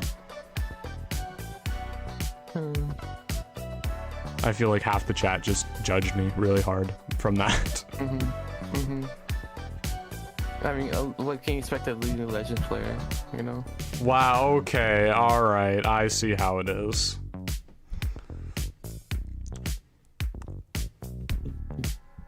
I keep other things clean. Yeah, but not where you store your food. No, I like the inside of the fridge is clean. It's just like under the fridge not. But it does. I mean, how does the underside of the fridge even get that dirty anyway? Like, is it just like dust. Probably dust, right? Dirt. Yeah, dust, dirt. I mean, if you're dirt. How's dirt getting in there? Will you bring? Do you wear shoes in your house? No. Oh. You have to. You don't have a space for our shoes. Oh, I see. Family. That's a lot of family. So. Yeah, no. I don't wear shoes in the house, although. I know. I actually have like a separate pair of shoes if I want to wear them, like that are specifically for the house, or like slippers. But like I have specific outside shoes that don't go past the front door. Yeah, you also have dogs and they bring in dirt, so... Oh yeah, that would be true. My rabbit does not go outside. Oh, there's probably a whole whack of that for just in every place I've never looked in. Yeah. Oh, it looks like they're hunter. It's a sub hunter. Yeah, who... remind me one more time who is on the surviving side. It's Persona, right? Yep. Alright, yeah, so... I mean, very relaxing situation, I would say, for Persona. They definitely... You know, they just kind of need to go even. They don't need to win. They just kind of need to hold their own, kind of keep it even with BYD here, and they'll end up taking the win. I mean, if Persona gets the 4 escape though, they automatically win. So there's that kind of little bit of pressure. That's true. Although if I was Persona here, I don't think I'd be trying to go for that. 4 escape is definitely difficult, I think, to pull off. You know, like just like nearing the realm of impossible against a hunter that is just really trying to deny that. I think they will always, unless the hunter is trying to go for a large amount of points themselves. A four escape is just is difficult. I didn't see what, yeah, okay, so, yeah, it looks like we're gonna choose Arms Factory. Arms Factory. So I think with that, I mean, what faction do you think Arms Factory kind of favors? Wait, did the map switch? Yeah, it was Arms. Oh, okay. It was on Movement for the longest time. Yeah, no, we should be good. Yeah, I mean, banning the Archer and banning the Seer as well, like this BYD Hunter might go for an opera singer. Yeah, for sure. Oh no, Opera's banned. Oh yeah. I had to refresh myself, but yeah, Opera's banned. So who does Archer count? Maybe an Ann. You can see an Ann play. I am apparently Reptilian is something that they play a lot. It's So true. we're, and Ripper. Ripper. So those are going away. I mean, I'm surprised at a Ripper ban. You know, even if you're really good at a Ripper, I would say, like, I would wager you could still, like, count around getting a couple survivors out. Like, a Ripper draw is not. That's not like in the Rainbow. Omni and knows how dangerous Ripper can be. I mean, I guess so, yeah. But wow, okay, all right then. I guess that's what we're doing. Night ban as well. I denying that Mech and Cowboy though. Aeroplanist. I wonder who they're preparing for. I'm not sure. I mean, you know, going off of these blocks, I would assume that this hunter probably has a speciality with a lesser played characters. I would have to think. Puppeteer, the final ban. I'm making sure S1 and FNE are getting ready. I see. Okay. Because once this is over, I'm out. I gotta go back to managing everything. And then my lovely friend, Chip.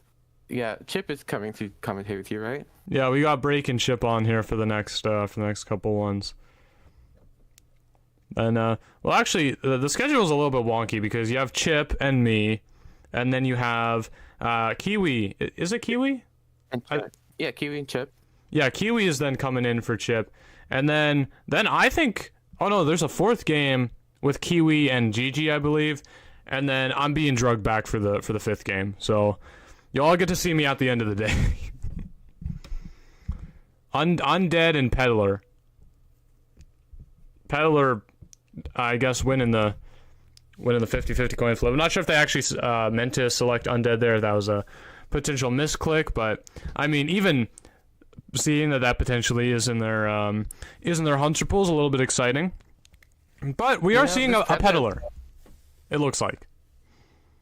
Yeah, selecting talent. We're seeing a Peddler. So, you know, here we are. Peddler again. You know, that was very awkward. I'm so sorry.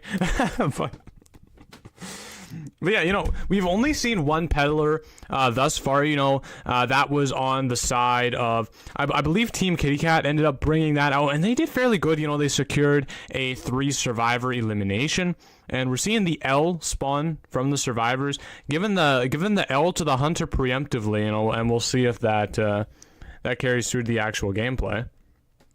Yeah, but this Peddler is opting to look for the mechanic, but instead placing herself in a place that is very far from the mechanic. So I wonder who she's going to chase. I mean, I think her best pick is Cowboy, as he's going to be looking to dash her, but she can stun him with her vine or the floor thing. I don't know what it's called. She just takes something from the floor, then you get stunned with vines. Yeah, she collects, like, I guess, like, grass. I don't know. She takes the grass, and the grass gets angry. That's what Peddler does. She stuns you with angry grass. Anyway, actually, I think Peddler is a very good choice here for the reason that you have the Aeroplanist and the guy with the red hair, Weeping Clown, and Cowboy, which are all kind of like, you know, they use their abilities just, you know, do that kind of burst. Little bit of a burst distance gap, but Peddler just has the vine and can catch up to them, you know, pretty quickly. So I really understand them not going for the mechanic there. Yeah, and the issue is now that Cypher progress is going to be very far ahead despite the Weeping and Weeping debuff. I mean, also they have some pretty decent characters to decode with. You know, Cowboy is neutral. Aeroplanist actually gets like a 2% boost to the Cypher, so that he could be running around and giving boosts just by touching Cyphers. Oh, that's true. You know, Aeroplanist does actually have that that little quirk about him. You know, you don't really ever think about it very much, but it is a thing. Using the angry grass ability right away to collect a vine. Potentially using it again. No, can actually save it this time. Oh, but it looks like they've gone over to the mechanic anyway. They walked all the way. All the way to the... Her doll is out in the open, getting that grass immediately. But this wall might be no problem for her unless... Yeah, her ability's still on cooldown. Looking for this mech, though. Yeah, I guess looking for the main body? I'm not sure what's going on right here. Yeah, she's gonna get rid of this. Oh, no, just opting to chase the cowboy instead. Yeah, I kind of, you know, giving up, not gonna waste too much time on the mechanic, and ends up near the cowboy anyway. Completely makes that window useless, and the cowboy dodging the vine, but is it gonna be enough? The peddler still goes to it. Yeah, and Peddler getting ready to take that wall, but instead Cowboy just placing the pallet to block her off in that area. But her vine coming through, and connecting this time. And he's gonna go down. Yeah, down goes the cowboy. You know, potentially accidentally using that that I don't even know what that is called. The little earthquake on the ground there, and shortcutting into the basement. Yeah, basement. This is honestly very good for BYD, as they need a definite win to at least try and get ahead. Yeah, they need BYD needs a four-scape, the 4 elimination to at least a 4 elimination from one side. Yeah, that's absolutely true, which is probably why you see the peddler being so aggressive with this, although it looks like that Aeroplanist is just gonna manage to sneak before half. No! Gets the attack recovery! But the tie turner is still utilized. And now Aeroplane is going into the back of the dungeon, forcing the peddler to give up on the double down in order to keep eyes on the cowboy. Yeah, very, very scary situation for the Aeroplanist. That blink really almost securing a stopped rescue, but managing to navigate it pretty well and getting out of that basement, which is a really big deal. Really removing a lot of the pressure that we were seeing on that or that peddler kind of wielding. And the ciphers now, if we look at them, they're not doing too bad. Although the cowboy is going to blast off now, giving the peddler a lot less targets to actually be chasing. We see she has focused in on the bot. Actually, going to leave it alone for the time being and just opt to go for the actual survivors. More than likely wants to remove the mechanic if at all possible. At this point, you know, very weak kiting character. Actually dodges the thing with flywheel, misses the chip as well. Oh no, actually hit the chip. Never mind, my mistake. And now we can see the doorway coming in. Very, very helpful to the peddler right now. And mechanic is, you know, very close to being knocked over. Anything will do it to her. If the peddler gets in close enough proximity, she's going to be falling onto the ground. Uses the doorway in a perfect area and gets that elimination. Although the mechanic doll is still going to be a problem that's on the field. Yeah. Blocking the cipher to make sure the airplanes can't decode anymore. But it looks like they almost have completed all ciphers completed. They just need 3 more. Yeah, the chair where a mechanic is you know, going to be very dangerous as they can't decode that cipher no longer. But they have another cipher at 45%. Yeah, I believe. Doll find that cipher. Yeah, they're setting up to not make this cipher by the peddler, their last one, which I think is a very wise choice. Oh, actually canceling the Weeping Clown's rocket before time. Oh, creating a trap for the mechanic, who actually falls into it, actually getting the hit off as well. Now Weeping Clown's doing his best to push that cipher over by water tower. Does peddler catch on the fact that it's oh, not Weeping Clown, Aeroplanist is doing it. Doesn't. And popped. And she's looking for the bot or where Mech is, because I think Mech doesn't have borrowed time, but at the same time I think peddler completely found her trail again and is ready to basement her. But at the same time, Weeping Clown or Aeroplanist is on the gate. Yeah, Aeroplanist is on the gate. So that means I mean, well, they got off it for a second there. Will that allow peddler enough time to teleport to it? It's going to be really close. Switches to it. Actually opts for warp this time. That does take a little bit longer. Goes into the gate, but it's not soon enough. It's a tie. It's a draw. Yeah, it really was a draw, huh?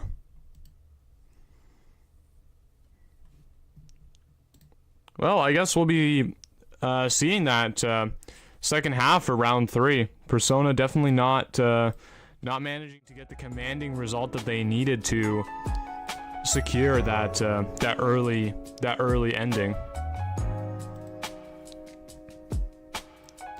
Very exciting endgame, I have to say. I'm not sure if it would have made a difference if the peddler went and opted for that teleport straight away. I think the warp actually ended up being better because it went kind of into the exit gate and ended up. I think it was the better choice, although I think the actual correct option there is once mechanic is on the ground to teleport over to the gate that both survivors are at, or at least one survivor is at, and try to create some sort of pressure from that, because peddler, she can use her vines to get across the map like fairly fast. It's not like, I mean, it's not instant. It's not definitely not like in the capabilities like Undead or a Wu Chang or like Goatman, but you know, like she can kind of go, like she can move and kind of glide across the area, you know, fairly decently. Yeah, sorry, I have to be game maker now, so I'm gonna be a little bit quiet. Yeah, I mean, well, it's all right. You know, we all understand the fact that you need to. You know, you need to keep the things running smoothly on the back end here. I mean, what do you think about that result, though? I mean, the result is it's very interesting because now it's possibility to go into overtime. It definitely is. Do you think we're going to be seeing an overtime though? BYD definitely has some hurdles to jump to get there. Yeah, it's very it's gonna be very interesting because then we have to how do you call it? Have to adjust for that with the schedule, but you know, we'll see what happens. Putting in the map bands, in the character bands. Yeah, there we go. Definitely. So I believe the result. So we got a draw there, which means I think it is now the survivors of BYD that are required to get a 4 escape, if I'm not mistaken. Correct? Yes, I think someone has to get a 4 escape on their end if they want to secure a secured correct win.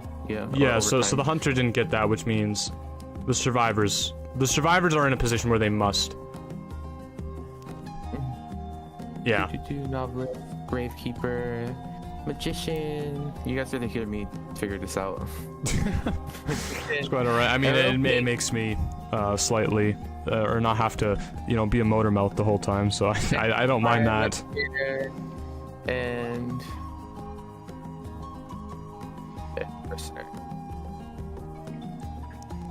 there we go. So we got the global bands all set up and ready to go. Now, Persona does have the advantage of having that like little bit of a bigger selection when it comes to bringing out what the current meta is. If we will see them actually use that, I'm not entirely sure. I mean, they did bring a Wu Chang round 2, so I'm not really exactly confident we're gonna see more meta picks from them. I mean, Hullabaloo is potentially still on the table, so you know, it could be a thing, but you know, we'll really have to see. It's hard to know exactly what these teams will be bringing out until they actually do it, because you know, a lot of the time on NAU we have characters or players that just, you know, really specialize and like to play a little bit unorthodox picks, and it ends up, I mean, making things a lot more interesting because, you know, they're not always very familiar with these kind of very meta characters. They're not always training with the new and the best, so you know, it ends up being it ends up being a lot more novel, and we get to see stuff that we wouldn't normally get to see during other tournament settings, which is quite nice. Yeah, we're just getting this figured out. It looks like they're getting ready. BYD survivors are coming to play with the Persona Hunter. Yeah, and we'll see what the Persona Hunter has in store for them. Once again, on Arms Factory, we got. I mean, we'll see. That's a fairly balanced map, I would say. There's some strong parts for the Hunter. There's some strong parts for the Survivor. It's very, very balanced. You know, you don't have a crushing kind of advantage on one side like you may see in something like Sacred Heart Hospital. Okay, looks like we're getting ready to start.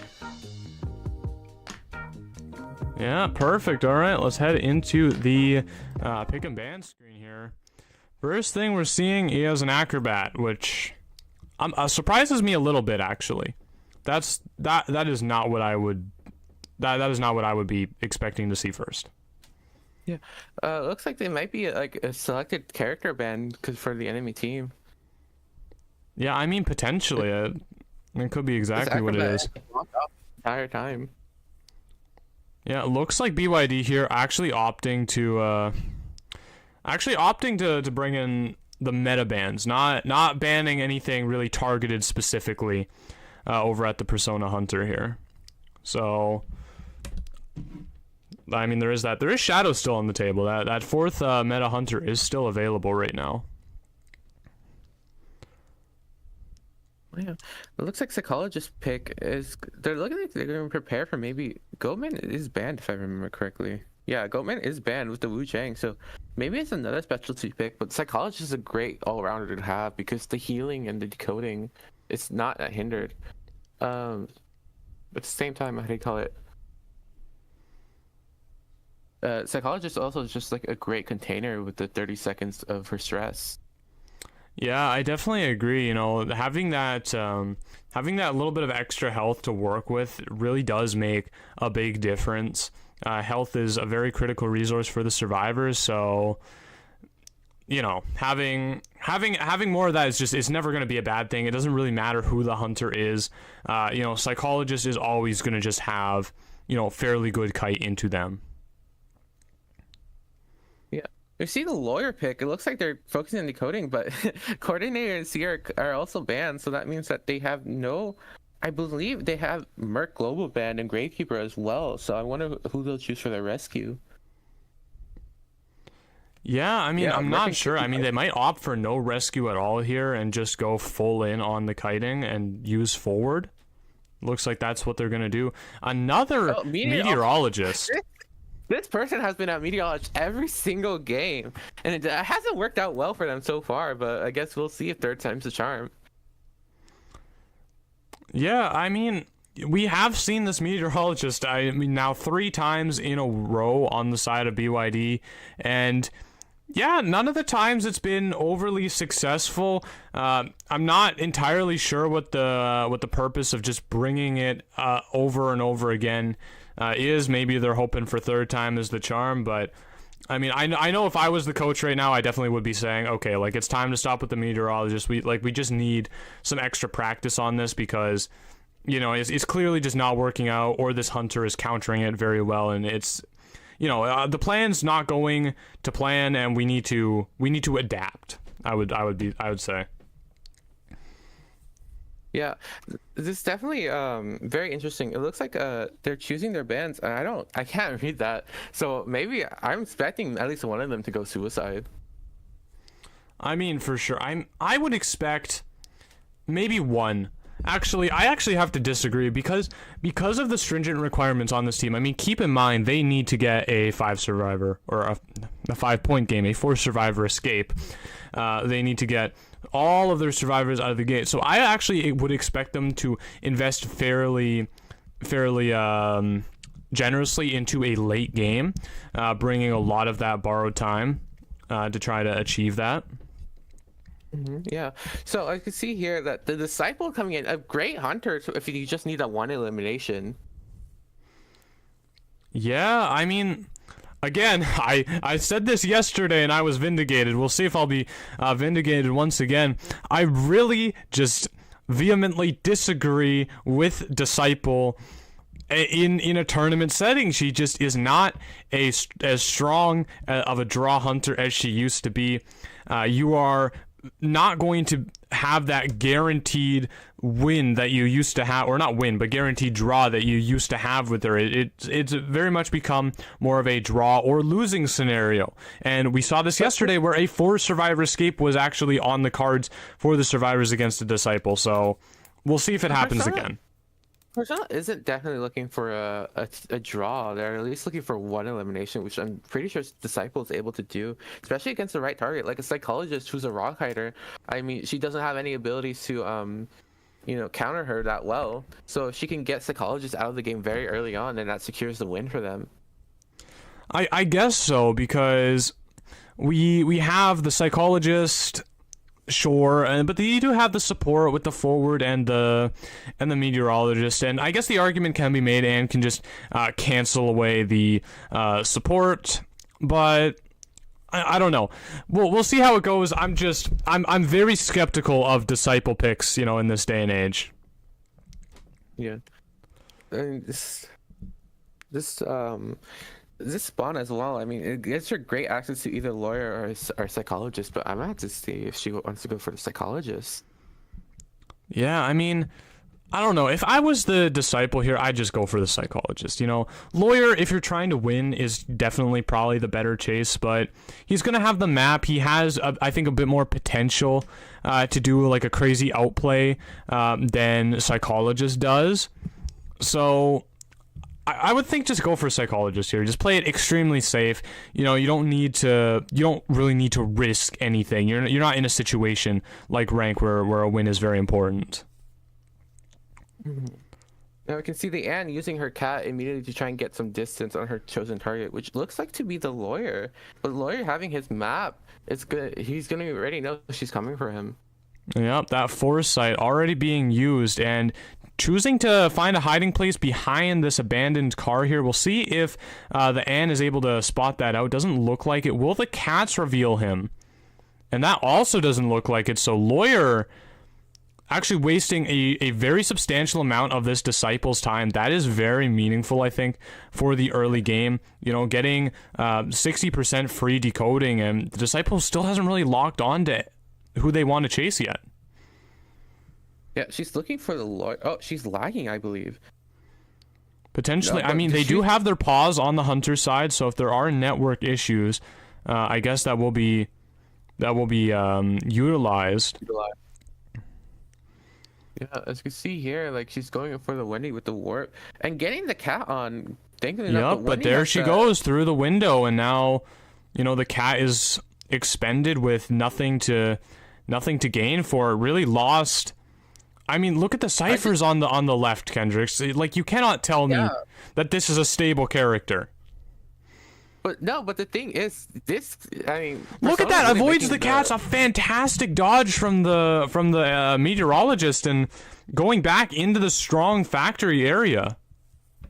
Yeah, but the thing is, like, this Anne really getting palace on, but she came prepared because she has insolence and it's about a proc, giving her the advantage. She finally downed the meteorologist.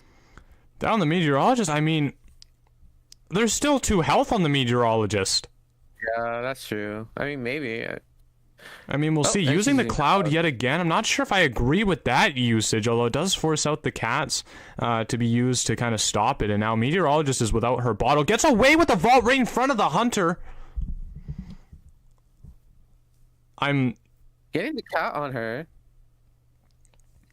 And we're finally going to see the first hit at 3 ciphers remaining in this match. So, I'm starting to think we might see. I'm starting to think we might see overtime, Ken. That would be something.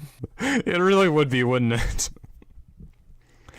I mean, 70% on both the final ciphers. Forward in the area. This is definitely who you want to go for the final rescue here is that forward. You know, still has, you know, all of his football left. Wasn't forced to use any of it earlier. Psychologist even still on the field for a potential whistle if it really needs to happen. The thing is, forward. like, Oh wow, he came flying in with. The Cypher is primed. They're just gonna go for a pop because half of his football was expended. That was a very long stun.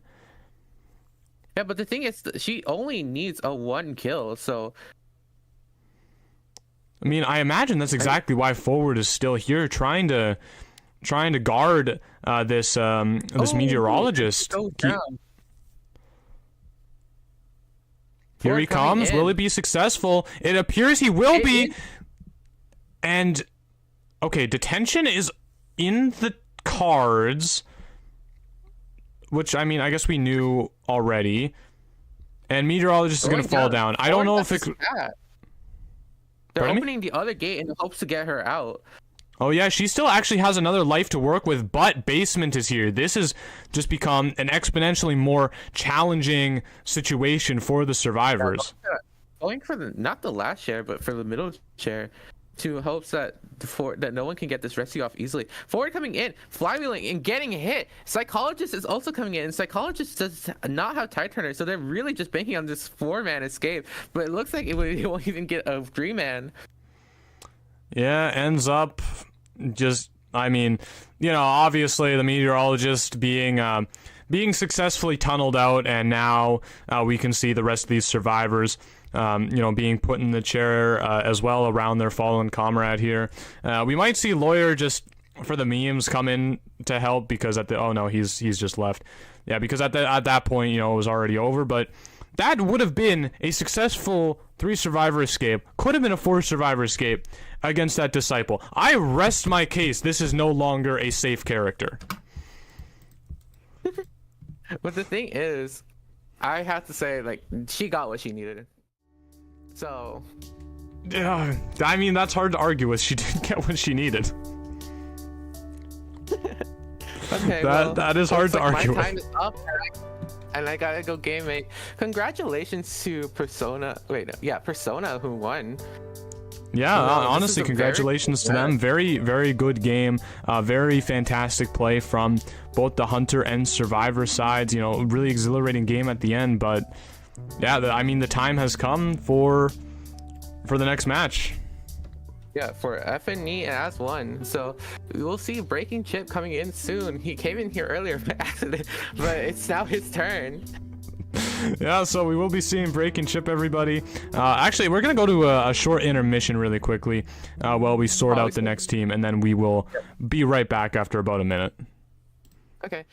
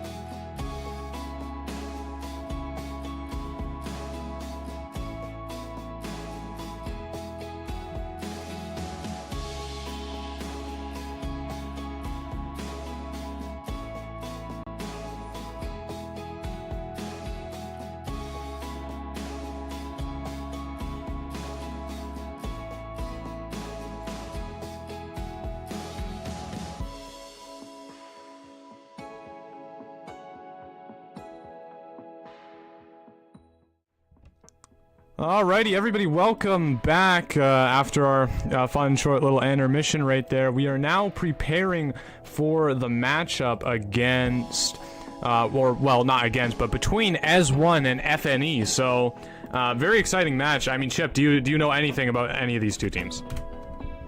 I do not, but I am waiting to see what both of these teams have to show and what they're cooking up and waiting to just give to the public all of this lovely content that we're about to see in this match. I am very excited to see what both teams bring out. If they have any sort of specific strategies that they're going to go for, or what their game plan is, you know? I'm very excited. Yeah, I mean, I'm very excited as well. You know, we had a great warm-up match there between BYD and Persona, and this one I imagine is going to be, you know, just as good, if not better. Now, I know you're an Evil Reptilian player, and I ask everybody, you know, I ask everybody this question because I have no free thoughts of my own. Is there any other characters, though, that you would like to see other than Reptilian? So, other than Evil Reptilian, obviously we're going to be seeing lots of meta hunters here and lots of the mainstays and popular ones, but I would love to see maybe a wheel game if possible, as that was my first main. But if we're not going to see either a Lucino or wheel, then maybe someone like Clown, which would be an interesting pick. It would be very, very dependent on the map that they go to. But I really would love to see some very good Clown gameplay after the tweaks and buffs that they did recently give him. Yeah, no, I do have to agree. I know we did see a wheel get picked in the first day, and I think I was with Kiwi. We were both very excited to see that play. Wheel, just a very fun hunter to watch alongside Clown as well. I've been teasing Clown. I really want to see a Clown too, and every time it's like, you know, possible to play a Clown, I've been throwing it out. You know, hey, you know, Clown could get played here. That's possible.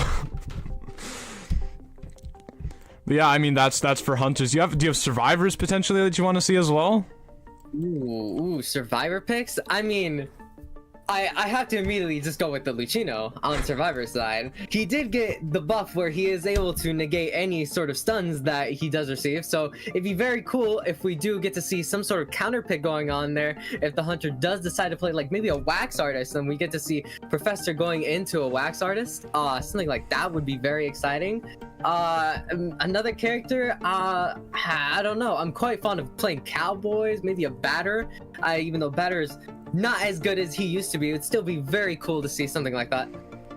Oh, absolutely. I mean, we did see once again in, I guess, you know, day one really had all the fun characters, but we did see a batter, and they did a really fantastic job. So I would love to see another one of those. I mean, obviously for me, I really want to see my prospector get picked. I've been kind of rooting for him since day one, and he hasn't quite gotten the love yet. So I'm hoping for that. That's for sure. Boy, I'm sitting here waiting in anticipation. I need to get to this match. I got to see what both of these teams do.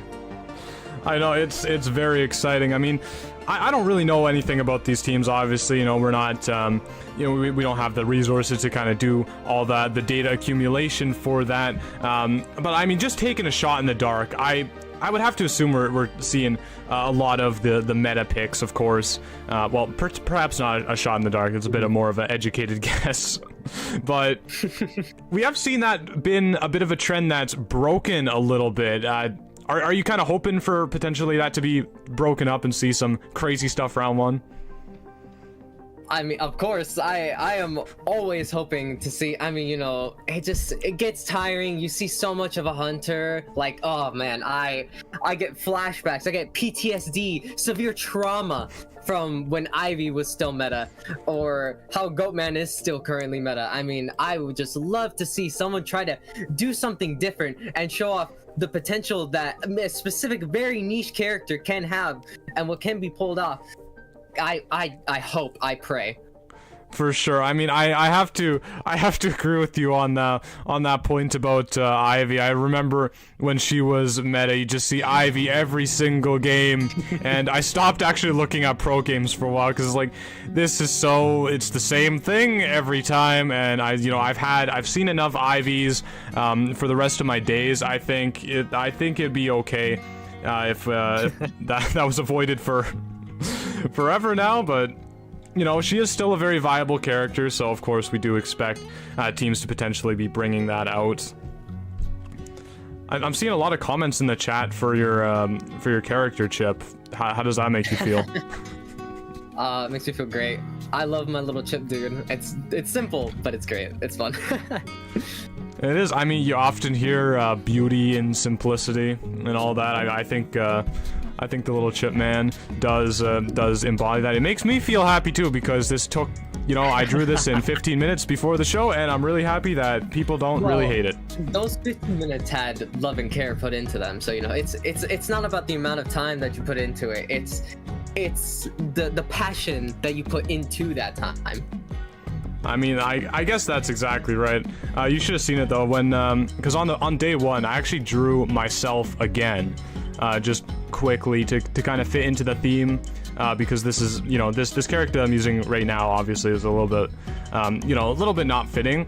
So I drew myself again, and I was showing everybody before the matches, and they're like, Yo7, what the is that? What is that?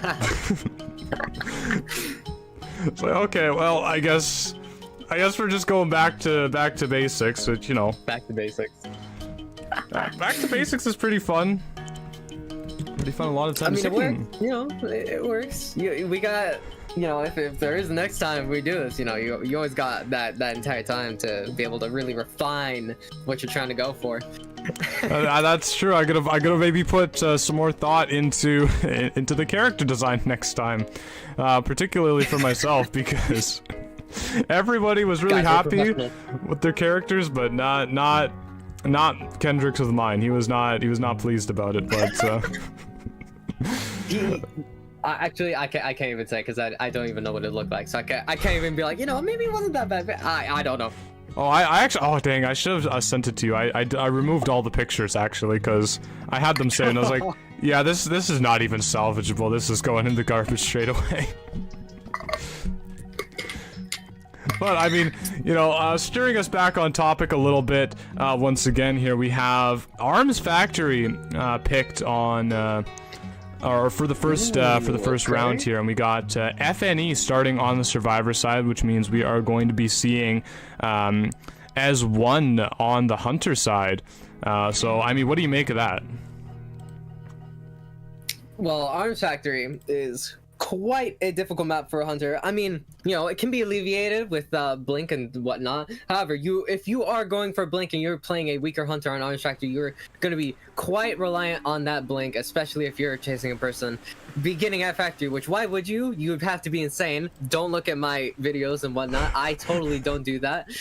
I do quite often. But I would love to see any sort of possible trick stunt. Obviously, I'm hoping for a Lucino, because I want to see someone play Lucino, jumping through windows. I want to see some crazy things happen in Arms Factory. The map did recently get slightly tweaked and slightly reworked, so it is a bit easier for Hunters to deal with, and I have not personally played too much on the new Arms Factory or watched too many games on the new Arms Factory, so I'm quite excited to see how this goes. Yeah, I mean, I'm really interested as well. As actually, I know you're a lot better Hunter player than me. I was actually saying, you know, or thinking that, you know, Arms Factory, fairly balanced map. We were talking in the previous set about, you know, choosing potentially a map that's good or bad for Hunters, and you know, I was saying Arms Factory, it's a fairly balanced map. So I mean, I'm glad you have the, you know, the more high tier proper opinion to kind of set me straight on that one.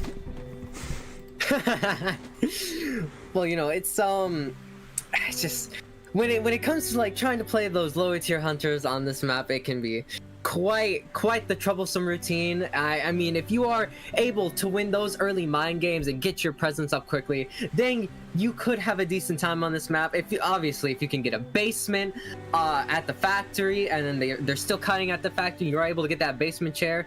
Yo, that is lovely. Ciphers on this map tend to be pretty okay for the Hunter, I would say. You can get some relatively close ones together, but if they do get those ciphers like broken up fairly well, then that is going to be quite difficult for a Hunter to be able to try to properly maintain the cipher control.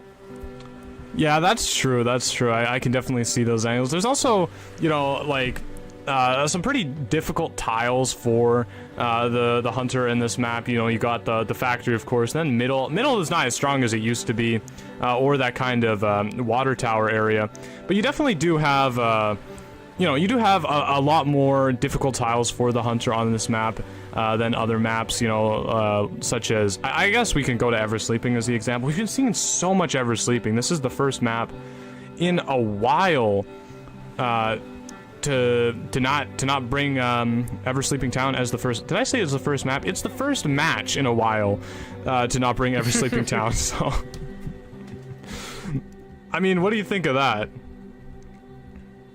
Well, you know, need some map variety in here because we're not trying to see the same map over and over get kited 5 billion times from the same hunters and same survivors and whatnot. So, having some good map variety, we can see some also other killers, other hunters that are a bit more reliant on what maps they are going to. So, I'm happy to see that. Hi, I'm back. Chip, can you get on, please? Thank you. Yes. Okay, well, Ken said he was leaving, and he betrayed our trust like that. He came back, came back from the ether there, and I do have to quickly shout this out, really quickly here. Thank you so much to Daniela808 for the 100 ARS with actually a very cute super sticker here. It's like a little game controller with sunglasses on. Very, very adorable. We do appreciate that, of course. 100 inspiration. 100 inspiration. That'll buy you. Oh gosh, man, that won't even buy you 10 essence. That buys you like 1 essence. Oh no! Oh no! It's okay. It's okay. We're very thankful. We're grateful. It really just hit me. God, man, essences are expensive. guys, the inflation. It's hitting IDV. Oh no! The economy. It's going down. The inflation, yeah, I don't know why. I just had it permanently stuck in my mind. That's like, oh, it's 900 inspirations. You know, it's not that bad. Or not 900, not or 100. Okay, 100 inspirations for like a 10 pull. It's like not that.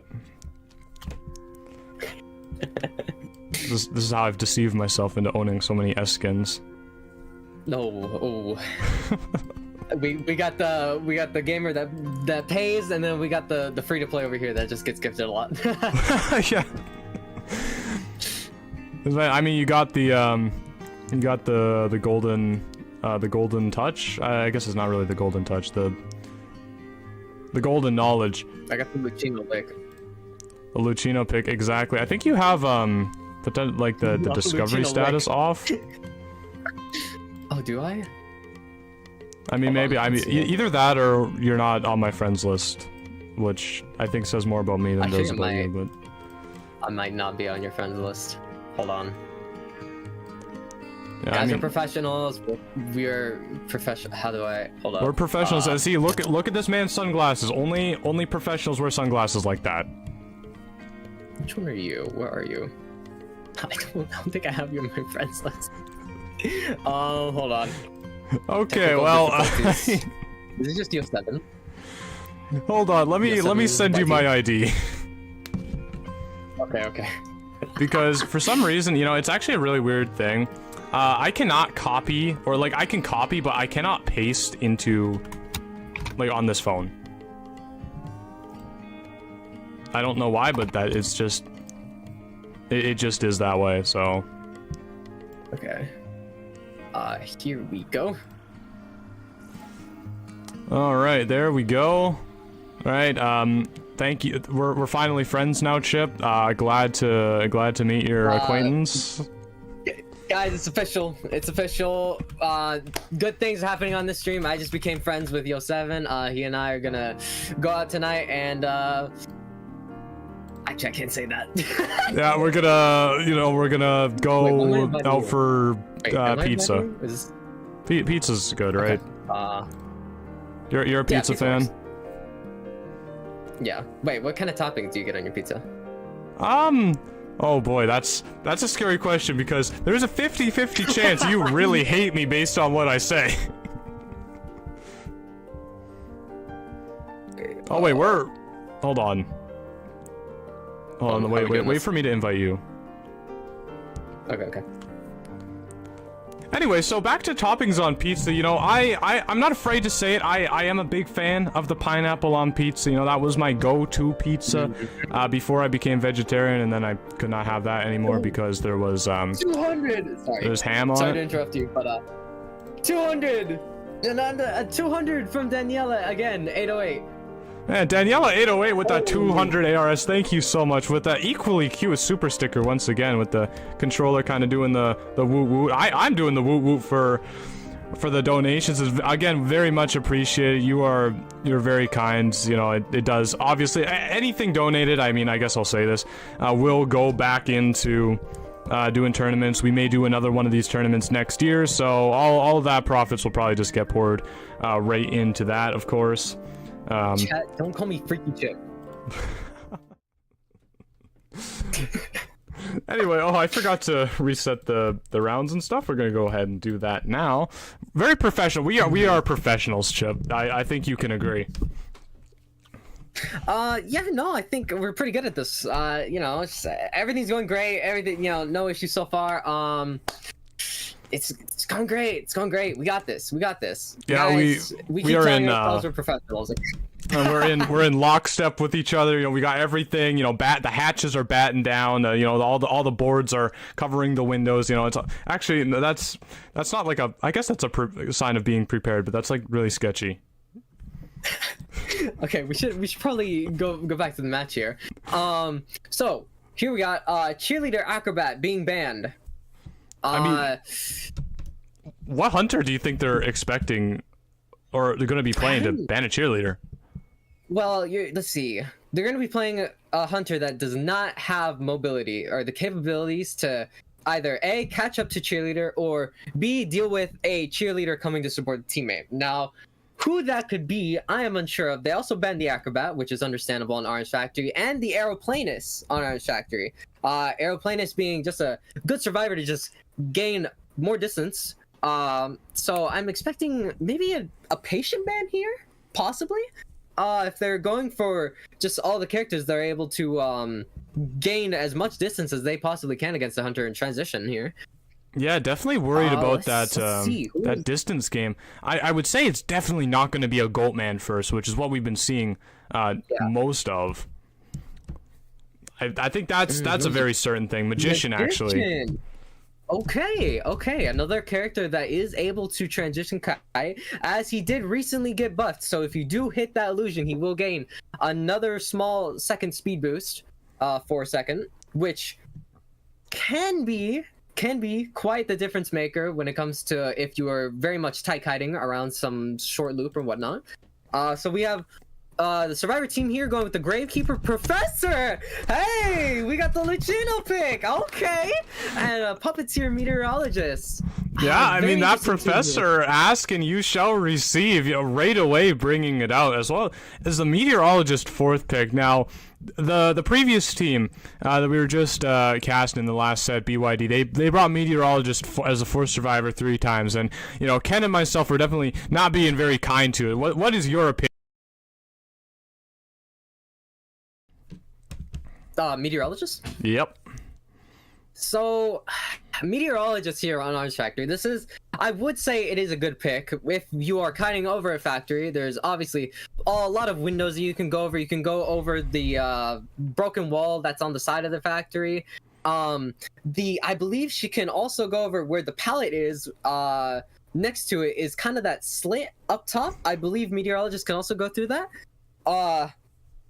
Just overall, quite an annoying character to deal with the fact that she doesn't have to spend time vaulting over those windows, and she could save her muscle memory if she does bring it to be able to vault faster for if she needs it ever. The pushbacks are obviously quite annoying to deal with, and we got a sculptor here as the hunter.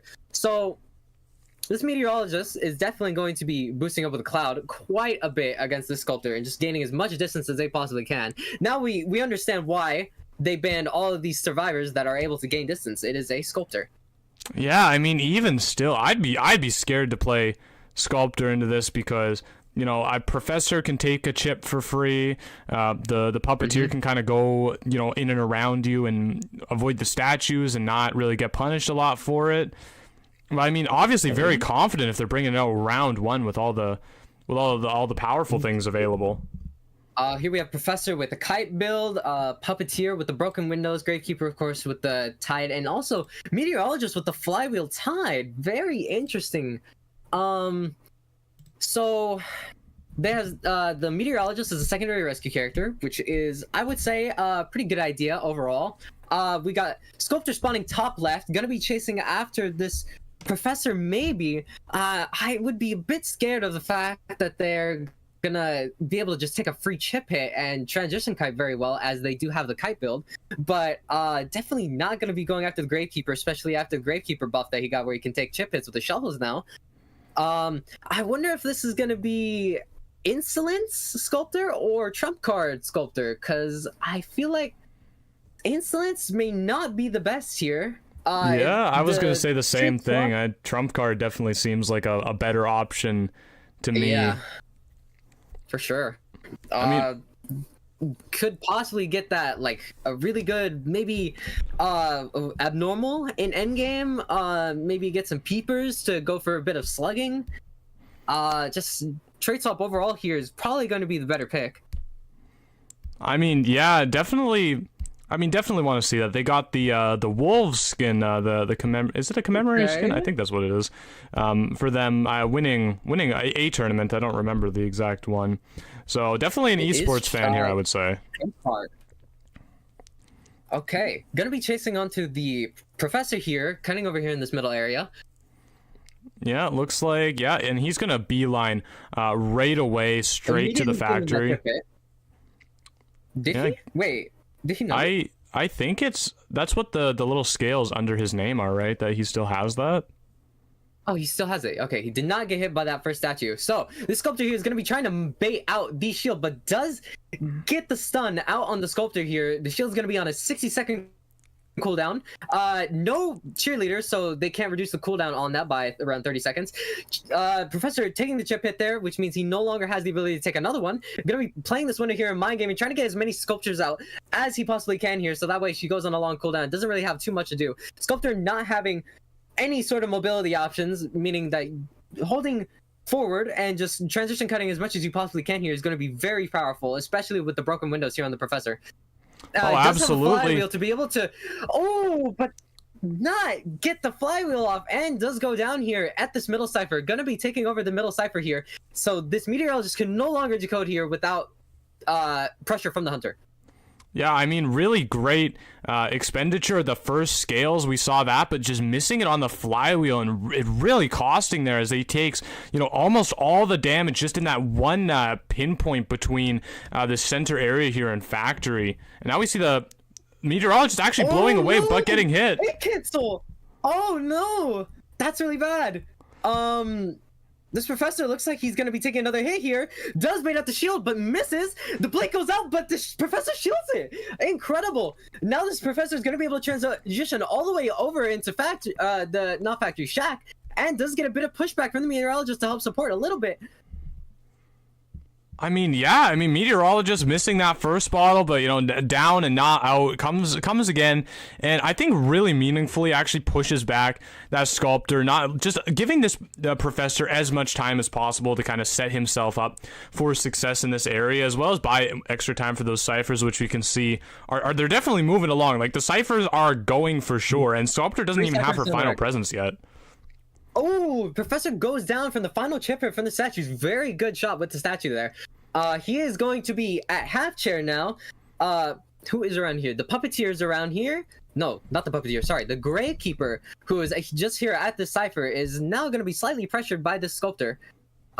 Looks like he's going to be the one going for the rescue. Meteorologist hopping onto a different cipher, and Puppeteer also working on the final cipher. So, Puppeteer's cipher is going to pop, and Meteorologist is going to be the one to have to pop the final cipher. Yeah, Gravekeeper coming in. We're really making usage of, the ability to take chip hits on that shovel. Definitely not what I think the Sculptor would want to see, but delaying a long time. Is he going to make it? He doesn't. He actually gets terror shocked. Terror shock. Oh my goodness! Sculptor playing the patient game there, getting both the chip hits on the Gravekeeper and the terror shot. Professor dies. That was crucial for this Sculptor to be able to stuff that rescue. This means that Tide is now wasted. This Gravekeeper is going to be the one getting Chase and Tunnel out of the game. That is a Tide out of this game. Professor is dead, and this Sculptor is just going to have so much more pressure around these ciphers. We got 2 ciphers here on this side of the map. Oh my god. Yeah, that's all 3 ciphers are in this general vicinity. So, I mean, Professor, or not Professor, the Puppeteer is going to kind of try to come do something. Hopefully he, succeeds where the Professor fails. Not a lot of statues left to work with, so it looks like he is going to get it. Meteorologist going on to that last cipher, but... I mean, yeah, it's all of a sudden, this match that looked very in favor for the survivors has turned around tenfold. Absolutely. I mean, it is amazing how quickly... Oh, does not get the putts, but gets the vault over. Incredible. It's amazing how quickly these matches can just flip on a dime, with now the Hunter being in a better position than the survivors. We have 2 survivors here. They're able to go down by chip hits, and Meteorologist does go down from the chip hit. Both the survivors currently grading that final cipher as much as they possibly can. Sculptor knows that cipher is being completed, so she's going to take the survivor all the way to this back corner here, and this is going to be quite a difficult rescue to be able to get off. They might have to send the Gravekeeper over with that shovel to just try to be able to get that final cipher gen. Meteorologist does not have borrowed time, so this is going to be very difficult.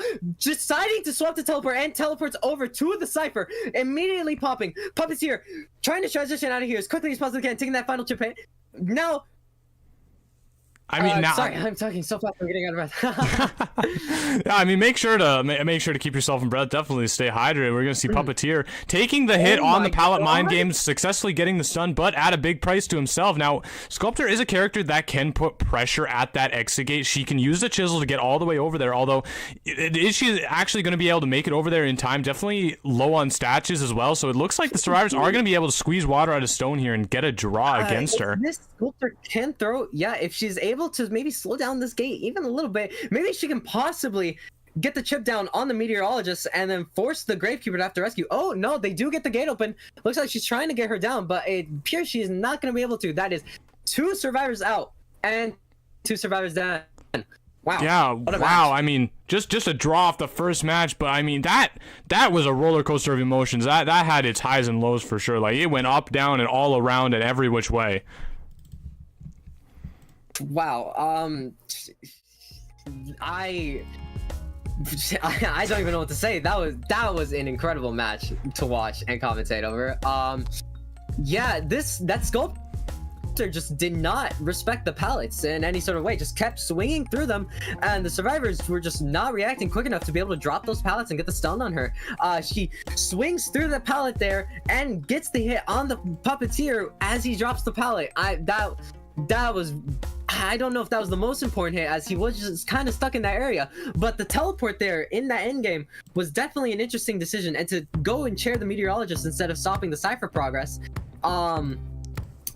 I personally would have gone over and stopped the cipher progress. I would have had a slug there, and then both the survivors are very injured. Galatea being at full presence would have been able to get those chip hits in possibly. Yeah, what do you think? I mean, yeah, definitely.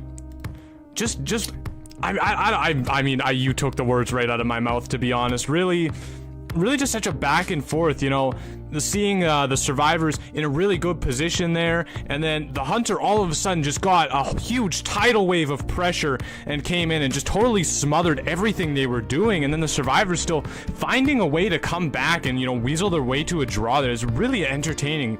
A great first match to kick things off with, I would say. Indeed. I mean, the cipher progress there, you can see how quickly it gets done just by 2 survivors in that endgame with the accelerated decoding. That cipher went from 50% all the way to completed within the time that Sculptor was able to get the down on the Meteorologist and then go and chair her all the way in the corner and teleport to that cipher. I mean, wow, what an incredible match there. Incredible endgame. Just absolutely, just so much back and forth and so much interactivity. Oh yeah, I mean, that is just a wonderful first game from the Hunter of Ez1, and I'm really excited, actually. I am very excited for round 2 to see what other surprises they have, because, I mean, if they're bringing out a Galatea, okay, a Sculptor, round 1, disregarding the whole meta, throwing it out of the window straight away, I am very anticipating what else they have. Yeah, I mean, instantly, yeah, what you said, instantly seeing a Hunter that is not meta defining, and you absolutely do not see a ton of, just going in with that confidence and being able to get that tie. I mean, that is a pretty good result for Galatea, I would say, especially with how much Galatea has fallen off from the pedestal that she was on back when she first initially released. I was playing during that time period, and let me tell you, it was miserable going against that initial Sculptor debut, because oh my goodness, it was so difficult. She got her cooldown so quickly, her statues are faster. I mean, but still, being able to take that Hunter that no one really thinks a lot of and getting that tie, great result, great match. I'm just in anticipation to see more. Oh yeah, I mean, myself as well. Especially since we were kind of talking a little bit before, like, oh, it's not the greatest map for Hunters. I'm not sure about the comp. Like, there's definitely some counterplay to the Sculptor here, but really just, once again, flipping it on its head and, bringing out this character that, like you said, no one really talks about Sculptor anymore. She's very much become kind of like, oh yeah, that was a meta way back when, that doesn't exist anymore. You never see Sculptors these days. And bringing it back and proving that it is still a viable thing that you can use if you are good enough. I mean, that Sculptor, the aggression, the pure aggression on that Sculptor of swinging through pallets and getting some quite game-changing statues there. Very fun to watch. Very fun to watch.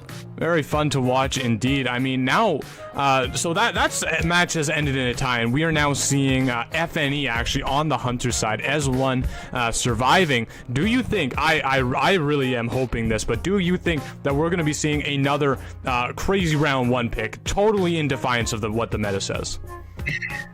I mean, right, so a tie is absolutely not the worst possible result that you could have gotten. Gonna see Archer and Meteorologist immediately banned. Now, the tie on the Sculptor, I feel like that would bring out a bit of confidence, right? A bit of confidence to bring out some other sort of crazy, just like random ball throw of a Hunter. Just like something completely unexpected, something that maybe the survivors are not entirely used to going against, because of just how much you don't see that Hunter. I think we could see another crazy Hunter pick here.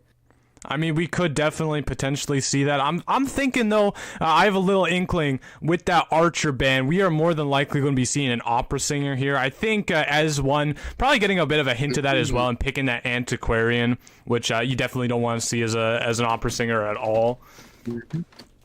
Gonna have to play around the Antiquarian very carefully. Gonna see a lot of mind games and back and forth between the Antiquarian and the Opera Singer, making sure she dodges that flu, so she doesn't get A, canceled out of her dash ability, and B, taken into disarm, which is 4 seconds of just kind of standing around and wishing you weren't in that match with that Antiquarian that just hit you. Final bans are going to be Seer and Acrobat, and on the Survivors team, we got a Gravekeeper, Antiquarian, Explorer, and a Puppeteer. The Explorer pick is quite interesting. He did recently get a bit of a buff, so that's cool to see. Yeah, I will say the Explorer pick, throwing me for a bit of a loop here for sure, because usually, you do see Explorer. It's not unheard of. You see that, but it's in the later rounds. Like a first round Explorer is a little bit crazy. I don't think I've actually seen that ever, in fact. So to see it now is pretty interesting. Let's see. Are we going to? Everyone's selecting their talents right now. We're probably going to see the Opera Singer, as you just said. I do have a bit of trauma with Archer as a Lucino. I get shot. I jump in the air. Next thing I know, I just die in the middle of the air. I get stunned. It's terrible. It's horrible. Yeah. But she got nerfed, so. Oh yeah, I mean, she got nerfed. I mean, even for me as like a guard 26, a one trick basically, I did not enjoy Archer. She doesn't even counter me, and I just did not even want to see her in my matches. She could be so frustrating sometimes. Indeed. So Going to Arms Factory here again. For the second match. Gonna Peddler see just Peddler, insta-locked actually. right away. Okay, all right. Peddler on Arms Factory. Now, Peddler did get, you know, she's not what she used to be. I mean, everyone saw the initial Peddler on the test server. I mean, everyone was mortified. Even I was mortified, and I'm a hunter, man. So, gonna see the spawn selection here. Puppeteer in the top, Gravekeeper in the middle, Explorer at the bottom, and Antiquarian on the right. Nothing too crazy here. Now, Peddler, who do you think that this Peddler is gonna want to chase first? Well, I mean, I think it definitely it matters where they spawn. I think it looks like they've almost certainly locked themselves into chasing a Puppeteer, although we could see them maybe walk all the way across the map, go for that Antiquarian, go for that Explorer, you know, because the Vine that Peddler is using to catch the survivors most of the time, you know, it does kind of cancel out Antiquarian. You know, you can't really use the bamboo when you're stunned, obviously. Of course, she has other ways of countering it, but you know, it is. I actually do recognize this Peddler's name.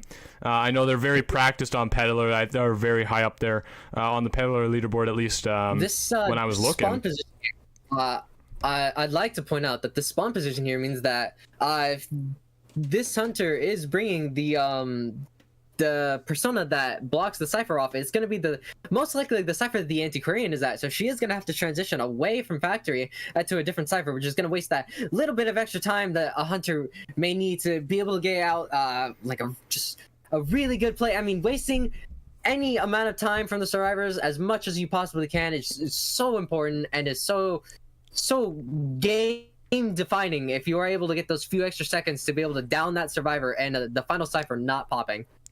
Yeah, I mean, for sure. The saving grace for the survivors there is that the Antiquarian's not going to have to kind of run onto Explorer. He can just do his own thing, play his own game, and just go get the password pages. So there is a little bit of savior there, but it definitely is not optimal. I will have to agree with that. I mean, and I guess we'll just... into the match here. Yeah, we'll just have to see what this Peddler has in store. I'm expecting big things. I won't lie. I am expecting big things from that last match. I'm fired up, ready to go, really excited. Instantly gonna be taking that Vine. Going on to this Puppeteer. First thing, we have a trump card Peddler here. Let's see the persona build. We got a pause coming in. It looks like pause by one of the referees. Okay. The Peddler has a pretty basic build, bit of quick pallet breaking, bit of berserker, you know, the usual trump card and detention. So nothing too crazy there. Gonna see what this Peddler is gonna be able to pull around the pull against this Puppeteer here when this induction is unpaused.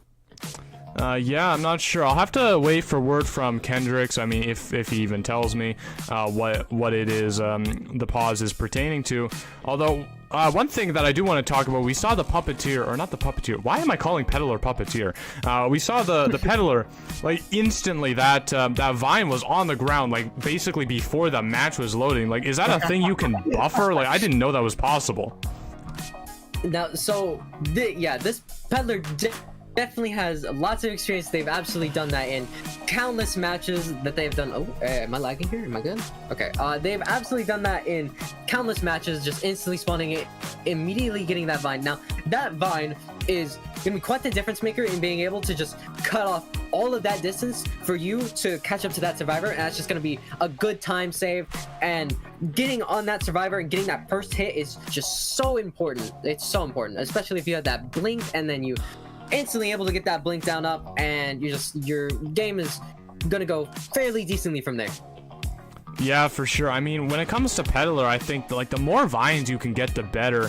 Like the little passageway and the cipher lock really not coming in as a big kind of part of her kit, I would say. People really opting to not use those as much. I mean, would you agree with that assessment? I would agree with that. You definitely don't see a ton of, right, because if you're trying to control a cipher, you're just kind of staying in that area. You're not really putting pressure on any other cipher. That's mostly safe for endgame scenarios if ciphers are close together and whatnot. Never really seen too much of the what's called the explosion. maybe to just like reduce a bit of that interaction speed can come in handy from time to time. But yeah, you're mostly seeing peddlers just going for vines, closing off that distance, and stunning survivors, just immediately getting that hit afterward. Oh yeah, for sure. I mean, you know, while we're in the intermission, I also want to ask you, what do you think of Peddler's S2 skin? Because I feel like that's one of those skins where either you love it or you hate it. I want to know what side of the fence you're on. I really don't care for it. I mean, you know, shop S tiers, you know, it's just there's a thing when for me when it comes to shop S tiers. Oh, Deduction is gonna be on pause here. But I'm just gonna say this very quickly. When it comes to me for shop S tiers, it always feels like they're never as high quality or as special. You know, for it being in shop, of course. Oh, we have a peeper. That's special. Oh, peeper peddler. Okay. Instantly getting this puppeteer, puppet out. Yeah, actually blocking the passage, you know, she created it and sealed it off back again. Peddler actually, okay, being able to use his second puppet. Okay. So it looks like the Peddler is not going to be going for the second hit here on this puppet form, just going to be instead opting to wait it out. Second vine does come out. Let's see if she is able to. Oh, cancels it and immediately gets the hand on the puppeteer. That puppeteer's reaction time is incredible, by the way. I mean, the peddler also the reaction time on knowing the fact that was going to happen. The puppeteer vaulting that pallet and instantly going down from the explosion. Yeah, I mean, wow. I mean, us just basically saying that the explosion and stuff, you know, not really that useful all the time, and Killer Boss immediately proving that wrong, using it in a very great way to kind of down the puppeteer really quickly. This peddler absolutely knows the strengths and weaknesses of Peddler and where precisely to use her different abilities in which different scenarios. I mean, that was such a fast down. That's going to put these survivors in a bit of a rough spot here. It is possible to come back from a fast down like that. Let's see if they're going to be able to do that. Yeah, lots of stuns going on, but still gets it off before half. Gravekeeper really showing diligence there to not take a terror shock. Just gonna be making a pathway there, getting some more materials there. Nothing too crazy. Does get the flywheel out from the vine bait, and gets the hit. This puppeteer is just gonna have to be holding W and making sure that they're just trying to waste as much time and get as much distance as they can with that time. Yeah, really try to get themselves away from those ciphers, although actually grabbing hold of the Explorer, but Antiquarian is in the vicinity, actually manages to dodge it, taking the hit herself instead. That was a very good instance of a hunter understanding what is happening around them and going to control those ciphers. I mean, this is a 1v4 game, not a 1v1 game, of course. And this hunter understands that. Just going out and pressuring both survivors, that's two people not decoding it at that current moment. And the Explorer is back here to get harassed from getting that page. I mean, wow. Two people injured and the Explorer not decoding. I mean, he's captured again. This is such a good spot. Oh my god. I mean, he's gonna try to make for the rescue, but I don't know if he can get there in time. He's right at the gate. He's actually gonna leave it, and everyone on this map is injured right now. No one can go for this. Oh my gosh, the Wither really showing why it is quite a good persona to have at all 3 points. I mean, you saw how much distance that Explorer made, especially with the peeper around. He made no distance from that hit that this Peddler got, and this puppeteer is just dead. Everyone's injured. They all just kind of running around. Two ciphers are being completed right now. One is being started from scratch. Gravekeeper just working on the cipher that he's been working on, and this Antiquarian just running for her life. I mean, yeah, and this Antiquarian, I mean, she doesn't even really have that bamboo to necessarily lean on right here, because the vine potentially, you know, locking her out of that option, and there you see it right now, just not able to use it, and who can even go for this? Like, what do you do if you're the survivors right now? If you're really trying to get their rescue, I mean, they don't have any tides. The final tide that they had is on the Antiquarian, and the Antiquarian shared. That's a tide just kind of out of this game right now. That is very good for this hunter. And Gravekeeper going into the shovel right now, being scared of what this Peddler can do. I would be too. I mean, I would be absolutely crapping myself. Explorer just trying to get this cipher done. Gonna be going for the rescue actually, but I believe the Peddler does know. Yeah, they've caught wind of it. They see that little bit of a trail. Oh, they missed it though. Did not see the trail. They missed it. They missed it. Now forced to go back. Not decoding. Both injured. This is going to be so difficult. I don't believe that they can come back from this. Gravekeeper going to try to pull something here with this shovel. A shovel and a dream. Let's see what he can do. Yeah, I mean, the shovel did get that recent buff where, you know, it can knock the hunter back, could potentially buy enough time. Explorer has collected enough password pages to instantly pop that cipher now and borrow time on both of these. Actually, not on the Antiquarian, but on the Gravekeeper. Looks like he is able to get it. Antiquarian flywheeling it. Let's see how quickly they pop it, because this Antiquarian does not have any borrowed time. Okay, Yeah. goes for the hit back. Goes for a second hit. The problem is the Gravekeeper's here. It's just... Oh, no, tried to get over that window, but Gravekeeper the needs extended to- hitbox really coming in useful there. And trump card is on the Gravekeeper table. This is going to be a chair and probably an instant teleport. So looks like there's a potential for a 3-man here. The Gravekeeper needed to leave there. He was causing the Antiquarian's flute to not last for as long, which is unfortunate because the Antiquarian did not have borrowed time and is out of the match. Yeah, and I mean, now we see the Vine being utilized to make distance. I'm not sure if Killer Boss is able to see that Explorer, really have an idea of where he is. Obviously, you got to keep in mind it's not highlighted for him the way it is for us. But I mean, he does have peepers actually, so. Sniff out this Explorer. Gonna be swinging at a bunch of grass here. Explorers love hiding in their grass. Let's see if he's able to guess right. Maybe he could possibly hear him. The Explorer is injured. Oh, opting to swap to teleport, sees the Explorer there for the final second. Does catch the Gravekeeper off guard, and it looks like he's going to be going down here with the extended hitbox. Incredible use of that right there. Yeah, really understanding the time, the moment and place to use all of these different abilities. And, I mean, a 3-survivor elimination here, do keep in mind, that is going to win the round for S1? I believe this is S1's Hunter, right? Am I mistaken? No, this is FNE. This is FNE. No, this is FNE's Hunter right here. So FNE is going to win that first round, you know, because of the peddler. I mean, wow. I honestly, you know, I really didn't think too much of Peddler after she got nerfed. Don't really see her too often, but granted, I haven't recently been playing too much AMeY, but really showing off what Peddler is actually capable of and the devastating damage that can be done to a team. If you're this Peddler, I mean, wow. Yeah, really. I mean, yeah. I mean, all I have to say is what you exactly just said.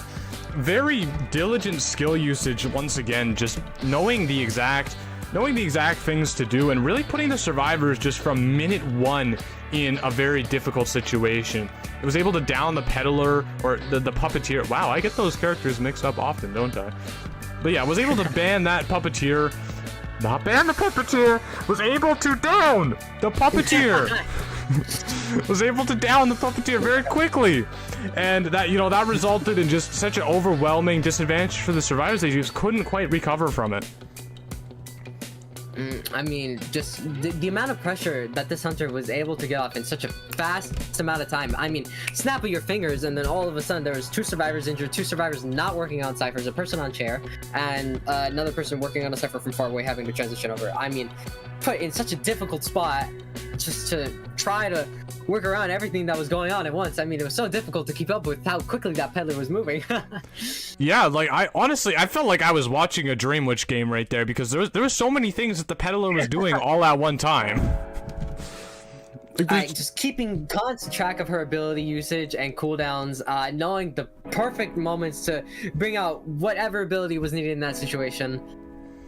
I mean, for sure. And, you know, the thing is, we've seen Peddler round 1 twice now, and they haven't lost. You know, Peddler's actually performed fairly decently. I think coming out, Killer Boss, once again, and showing everybody that, you know, Peddler, you know, people don't really respect her. People don't really think she's that good. You know, Peddler is not that bad. You know, people really need to respect this character more, and, you know, that's just being showed off here. And that's really what it comes down to, is just, you know, some hunters are just not respected. And as we're seeing here, we're seeing hunters put respect on hunters' names that have been so disrespected from the game and everyone that plays it. For sure, that was like the round of forgotten hunters. Honestly, we had Sculptor starting it off, and then Peddler following it up with just 2 hunters. You don't really hear much about. You don't see people screaming from the rooftops saying that they're good, but you know, these hunters really proving that they're still usable. I'm loving the variety that we're getting so far. Obviously, you know, we're we're seeing a lot of puppeteer, seeing a lot of meteorologists and gravekeepers so far, but it's great seeing the hunter variety. It is really spicing up these matches and just proving once and for all what niche hunters are capable of, and it really makes my hunter heart feel good, you know? Yeah, I mean, I can't. Is Guard 26 still a niche hunter with him getting buffed? I think again soon. Like, does he still count? I mean, I haven't played IDV too much, but I still don't really see people talking about Bonbon too much. I mean, that ability is tied to his bomb count. You know, he's still not a very mobile hunter and does get bullied a lot by all the survivors. They're able to just hard pull distance. It's very unfortunate. So it does not buff the area where what he struggles in the most, which is catching up to a survivor. And that map mobility is very, very important. Yeah, for sure. I mean, I just want to make sure that I can claim myself to be, some sort of a connoisseur for these more niche hunters. You know, I know that I'm in with the cool kids, right? Yeah, I wouldn't exactly phrase it like that myself, but to each yeah, their gosh, own. I'm not being the old allegations. I mean, that was really cringe. How do you do, fellow kids? Yeah, that was a how do you do, fellow kids moment. Anyway, in an attempt to distract from that, we're going to be going back to Chinatown here. Well, not back. I don't think we visited Chinatown at all. Maybe once. Going to Chinatown first here for today, I believe. Yeah, I mean, it's definitely first Chinatown of today. I don't recall if we've seen it in the tournament at all yet. It's not a very liked map, really, by any faction. Mm-hmm.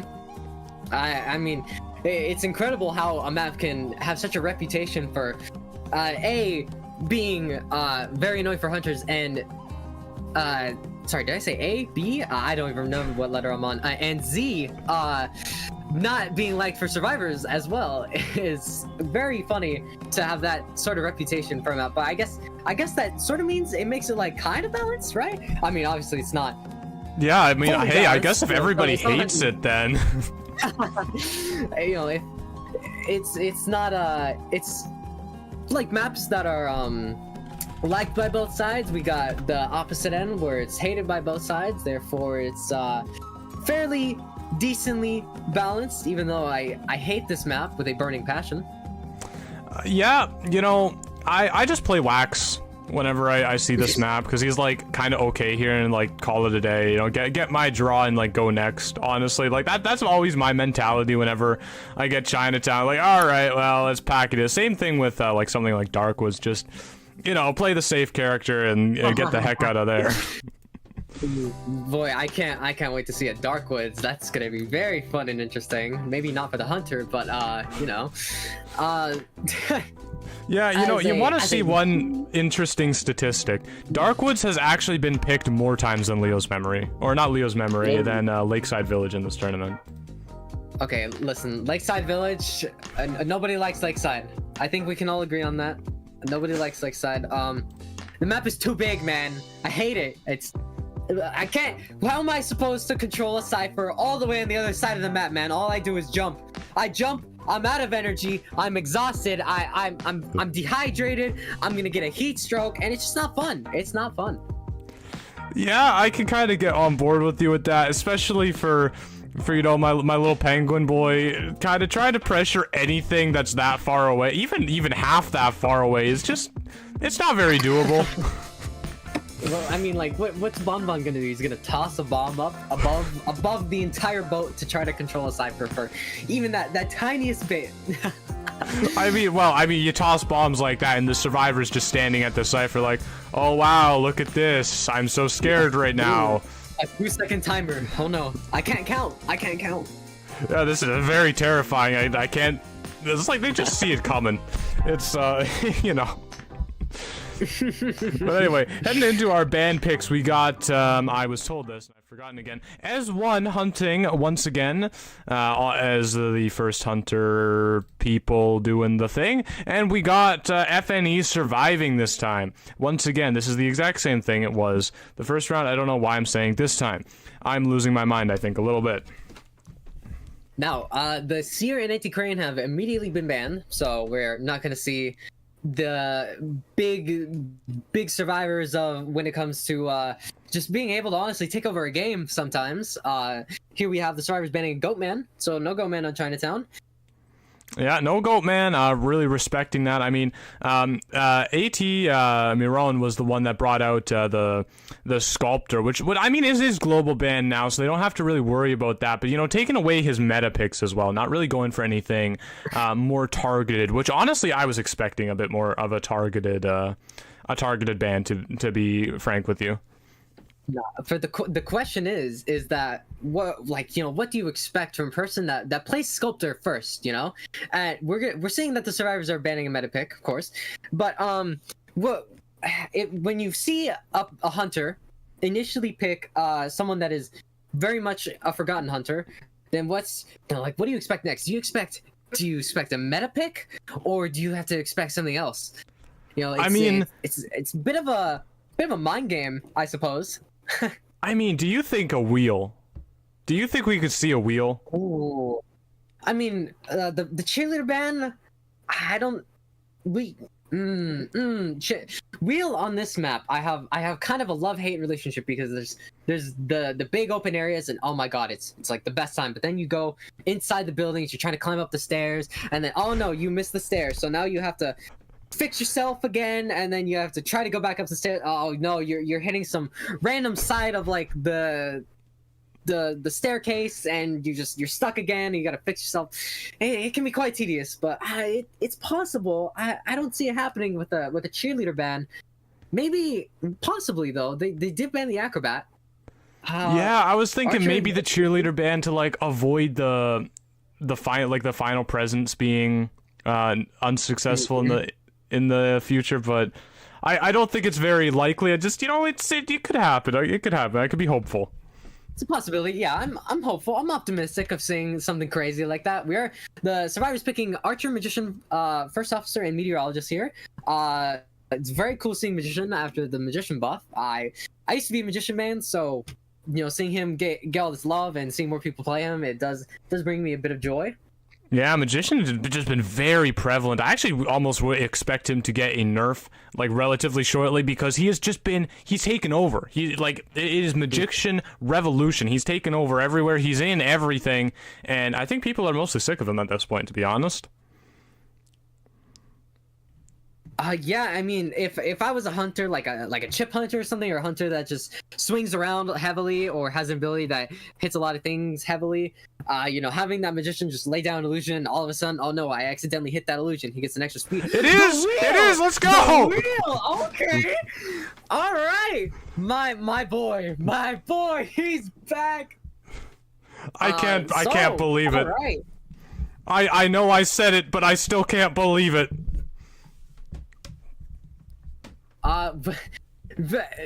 Wow, yeah, you know, pulling out the sculptor first and immediately just exceeding all expectations and pulling out the wheel. I mean, this is gonna be a match. This is gonna be a match. This is gonna be a fun one. Okay, well, I mean, you're the wheel expert. How does the survivor spawn look for you? Where are you looking to spawn? Where am I looking to spawn now? I am crazy. I am insane. So, you know, I would go after people over in the hotel, but, you know, definitely not what I would be doing at this moment. So, you know, it's interesting because you could immediately chase after the Jose. You could get a watch out, right? Get a resource out. And then from there, you pick and choose what target you want next. You have the Archer and the Magician, which are both, I would say the Archer is going to be a bit annoying when you're out of wheel form. The Magician, though, if you are able to place your traps correctly and you're able to guess where he's going with that illusion, invisibility speed boost, that could be a good chase for you. Or, you know, you just say, screw it, and you go after the First Officer after he wastes the watch and he's on cooldown.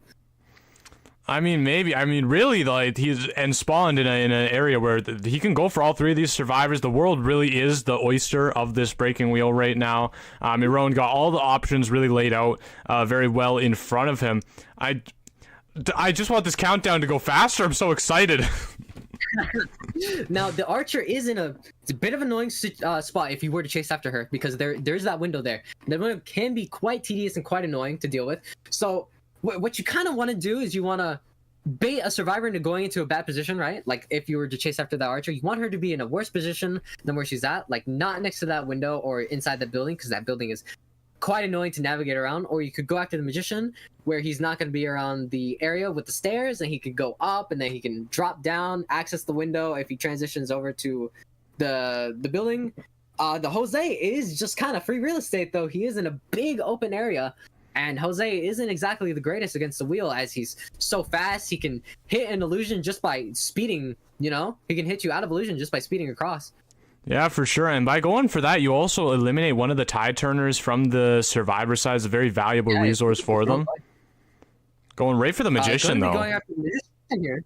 All right, let's see, because your movement's got to be very important when going against the wheel. You got to be tricky. You got to make sure you're not moving the exact same way that you're doing every time. It's every single time that a wheel resets and keeps backs up into a wall and then turns around right back at you, then that kind of mini game resets where you both have to mind game each other. And you have to see, if the wheel gets a pin and he gets the mind game right, then he wins that trade. And then you have a bit of invulnerability for that second pin. You got to do the mind game over again. Unless you're doing what this wheel is doing here, which is going for that single pin to be able to just get that first hit off. If he gets hit by the trap, he is going to be getting stunned here. So that is very good for this wheel. Flying wheel coming let's out. go for a snap. Gets it. He's got the snap available to him now.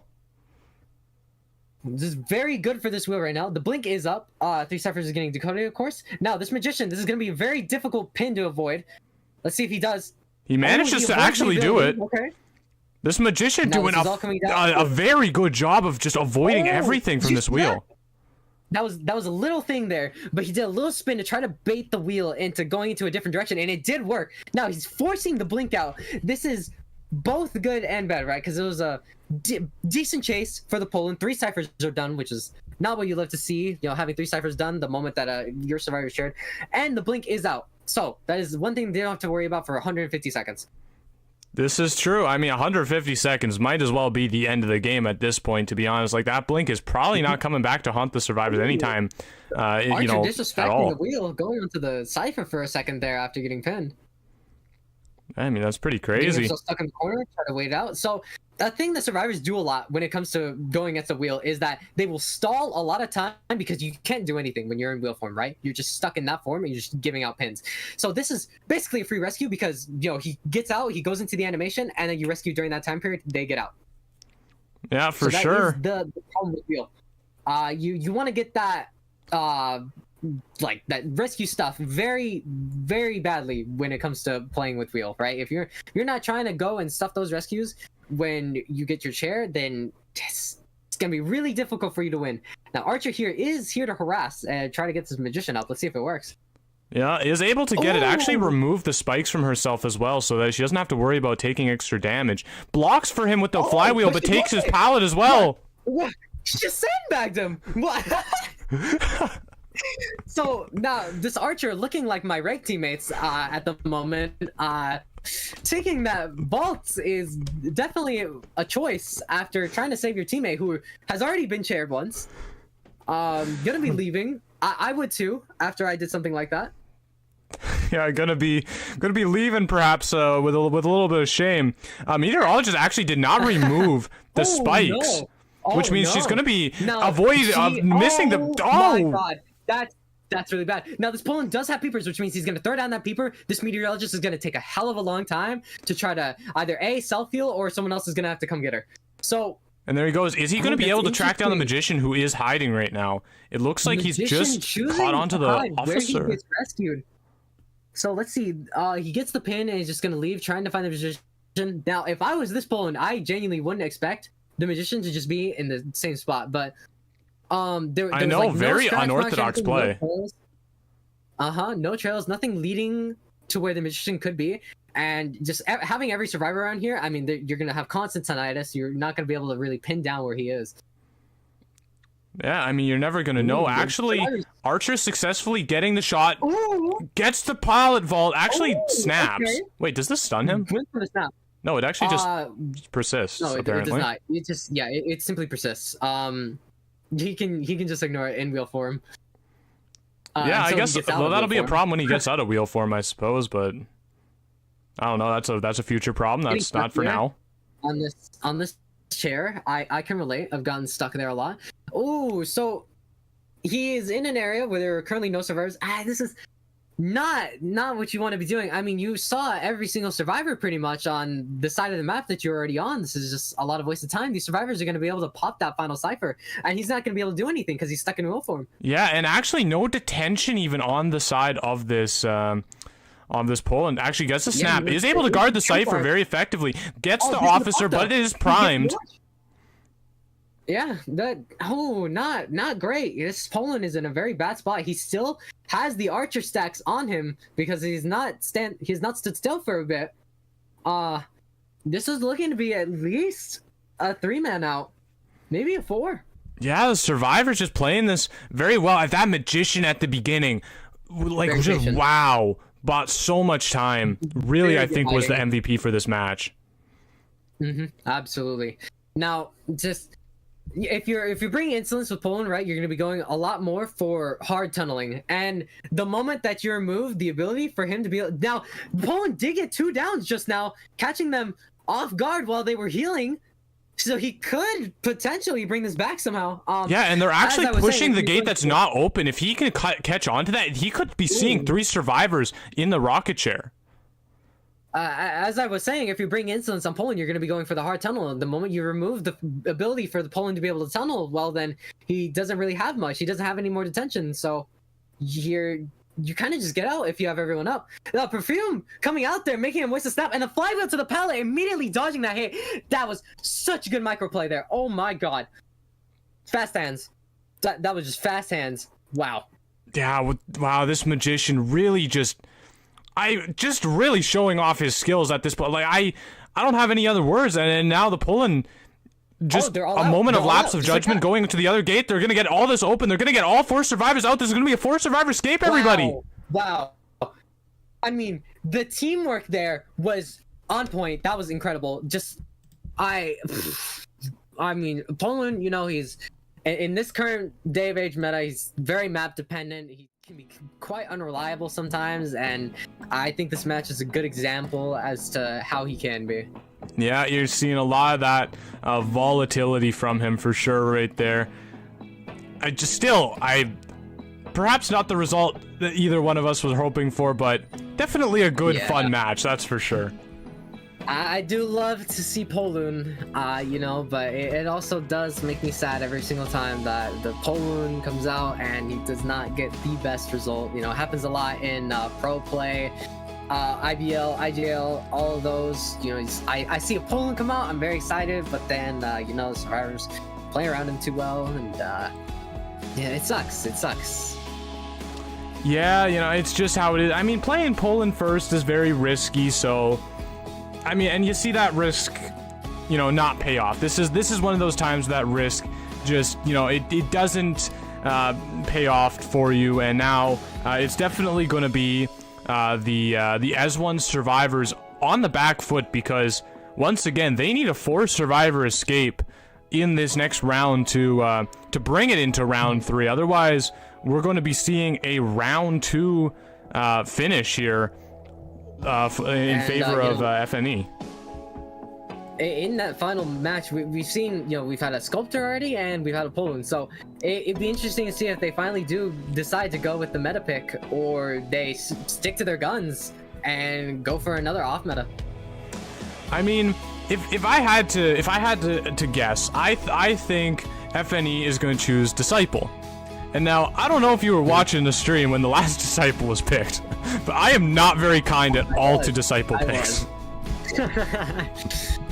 Disciple, I personally, I would not choose the Disciple if I'm trying to go for a 4-man. She's can be quite unreliable, especially, you know, against pretty prominent team comps that we're seeing in this current meta of just a lot of survivors are able to just, you know, gain distance against those cats. You know, you trade abilities every single time, right?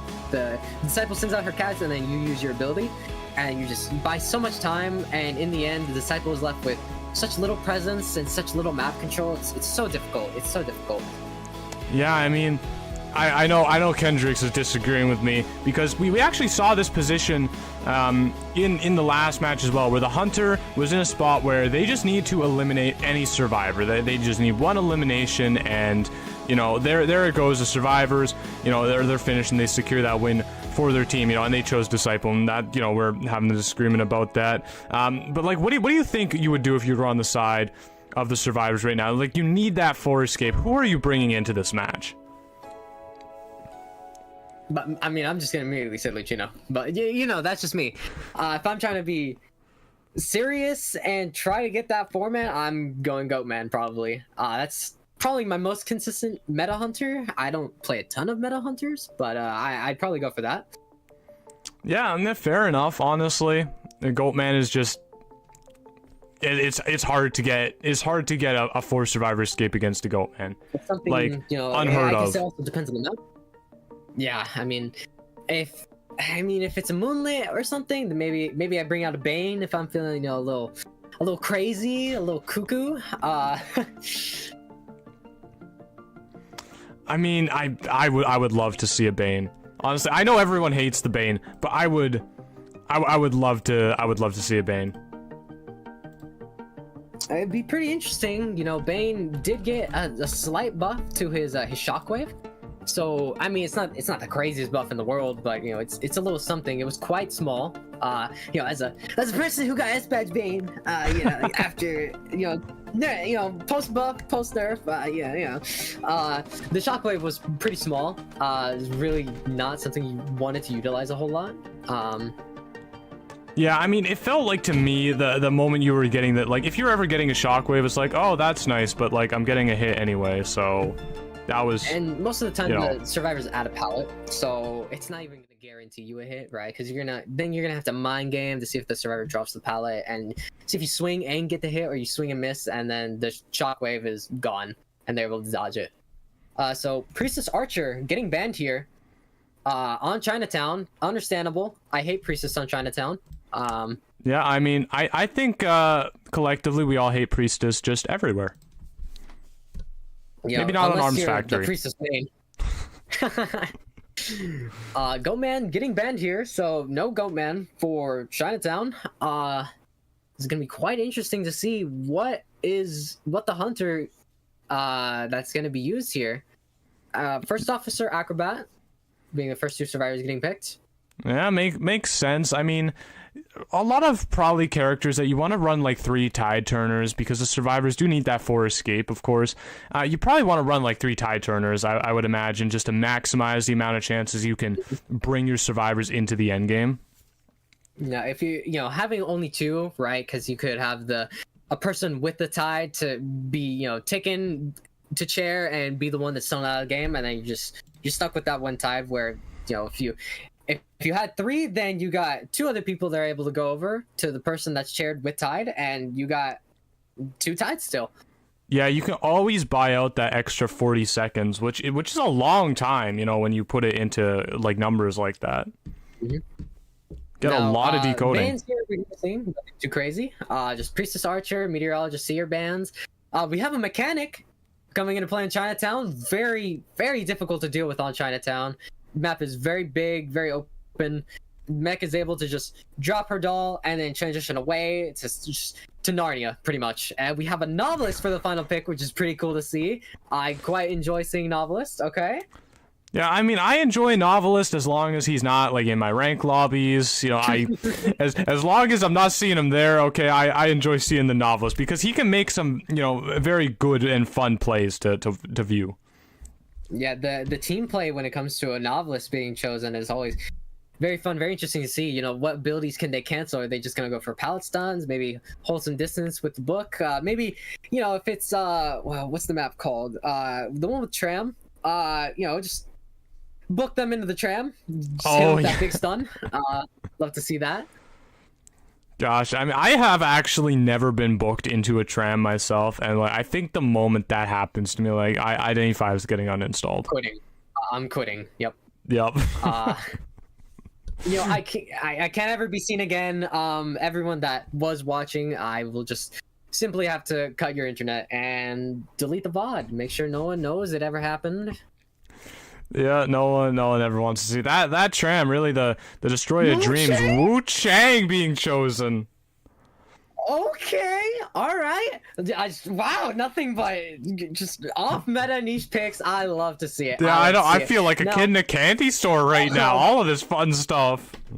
Wu Chang did recently get a slight buff. It's not the greatest for sure. I tried it out myself. It's really does not impact his gameplay in any sort of crazy way. The best thing that he got was slight cooldown reduction to Bell, and also the fact that when you throw your umbrella, the slowdown of interaction speed from the umbrella does linger, so you are able to do a bit more with that. Yeah, true. I mean, to be honest with you, I didn't even know that the umbrella slowed you down until you just said that. I didn't even know it was a thing. It is not the greatest thing for poor Wu Chang. I mean, my boy is such a just so sad in today's minute. Before, I would say like maybe a year ago or something, he's pretty okay. It was definitely not the greatest, but I would say he was able to manage like a tie at least. But nowadays, I mean, when do you see Wu Chang? 1 out of like 200 matches. I mean funny you should mention that, because we actually saw Wu Chang in the previous set on Moonlight River Park. So I mean, seeing him twice is wild. Guys, this is like seeing a shiny Pokemon, like back to back. It's the same one. I don't even know. This is crazy though. Wu Chang gonna be spawning on 2-story by hotel, so he's gonna have a good view of Novelist to see where he goes. He's probably gonna instantly teleport over to him. I'd imagine he'd be his first chase, or he could try to wait to see what ciphers are moving and try to jump scare whoever's on a cipher with that teleport. Yeah, definitely. I think good opportunities in terms of survivors for the Wu Chang to jump scare. Like, none of them, maybe Novelist or Acrobat can like panic use an ability, but I feel like still they're more than likely getting hit if the Wu Chang like warps right on top of them. No, it's gonna be interesting to see what build this Wu Chang is going for. It's most likely gonna be Insolence. But who knows? Could be Trump. I mean, we've been seeing already all these crazy hunters. It could be Trump card. It could be Confined Space. I don't know. I won't even know what to say if Wu Chang does not have Insolence. That is like my whole reality foundation has shattered into a million pieces if that happens. No. Trump card. I don't even know what is going on. I mean, we got the niche hunter going with a unusual build for them. Gonna be chasing after the mechanic here instead, and not instantly teleporting. Gonna be trying to look for a doll. Mechanic has not dropped her doll yet, I do believe, so she's maybe gonna be using it to kite. Actually, let's find out. Yeah, more than likely. I mean, we are in the black form right now, which means a much faster hit attack. Gets the mind game at the pallet. Mechanic just not throwing it at the correct time, and this is just a terrible place to kite. Oh yeah, I mean, this is not looking good for the mechanic, I will say.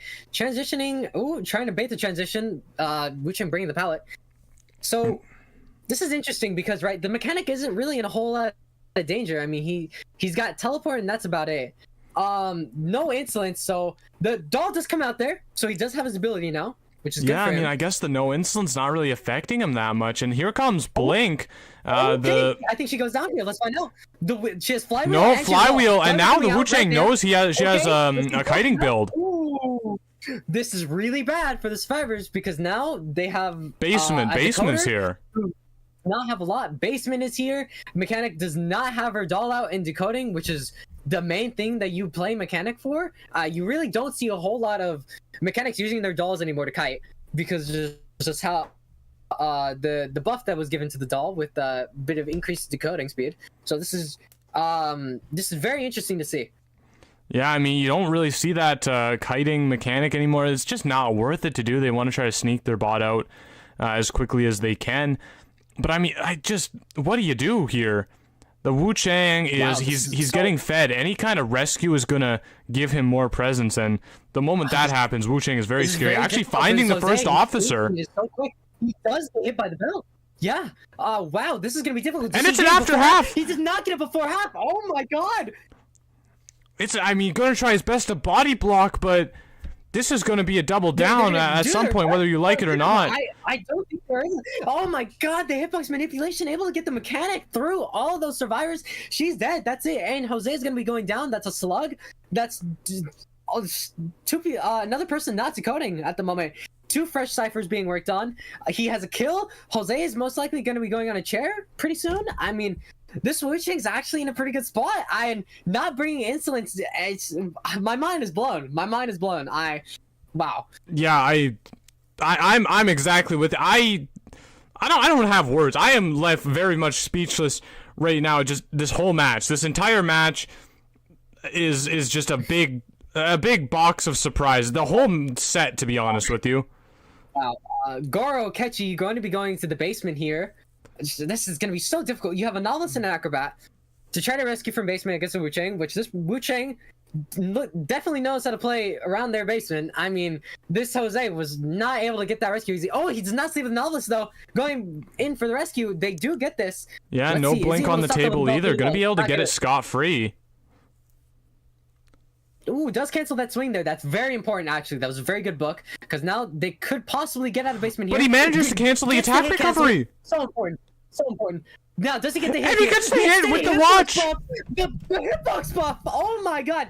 Wu Chang got a extended hitbox buff on his black form, and you can see it right there. I mean, wow, I can't believe I actually saw that hitbox buff actually come into handy. Oh my gosh. Novice is able to dodge a swing there, gets the pallets done, has a second book ready, but this Wu Chang has blink up. There's not going to be a whole lot that this novice is able to do. One person decoding. In fact, they're not decoding right now. This acrobat's going over to heal the Jose, so no ciphers are being worked on at the moment.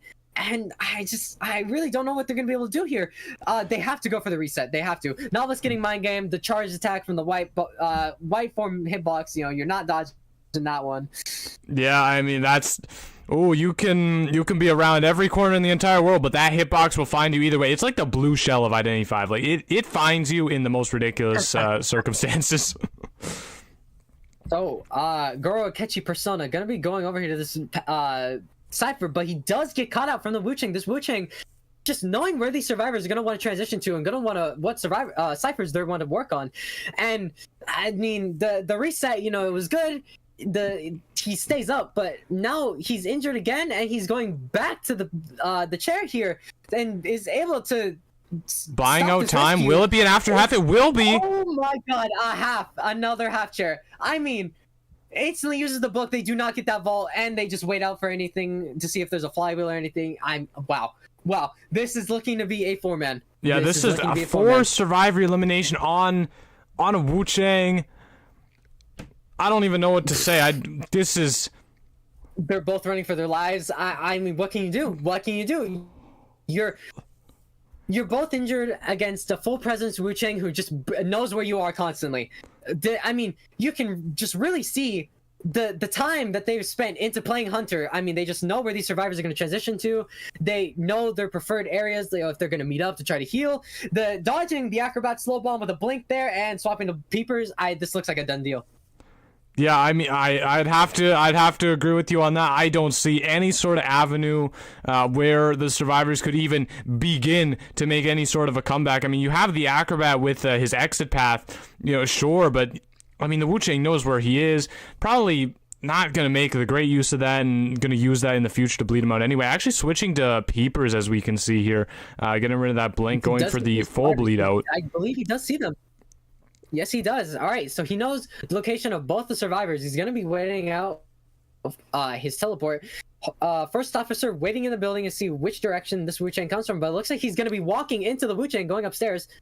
Yeah, heading up the stairs. Peepers has been deployed. Now, this isn't the character that was previously on the ground. They both still have their exit path usable, which is something... I mean, the Cypher progress...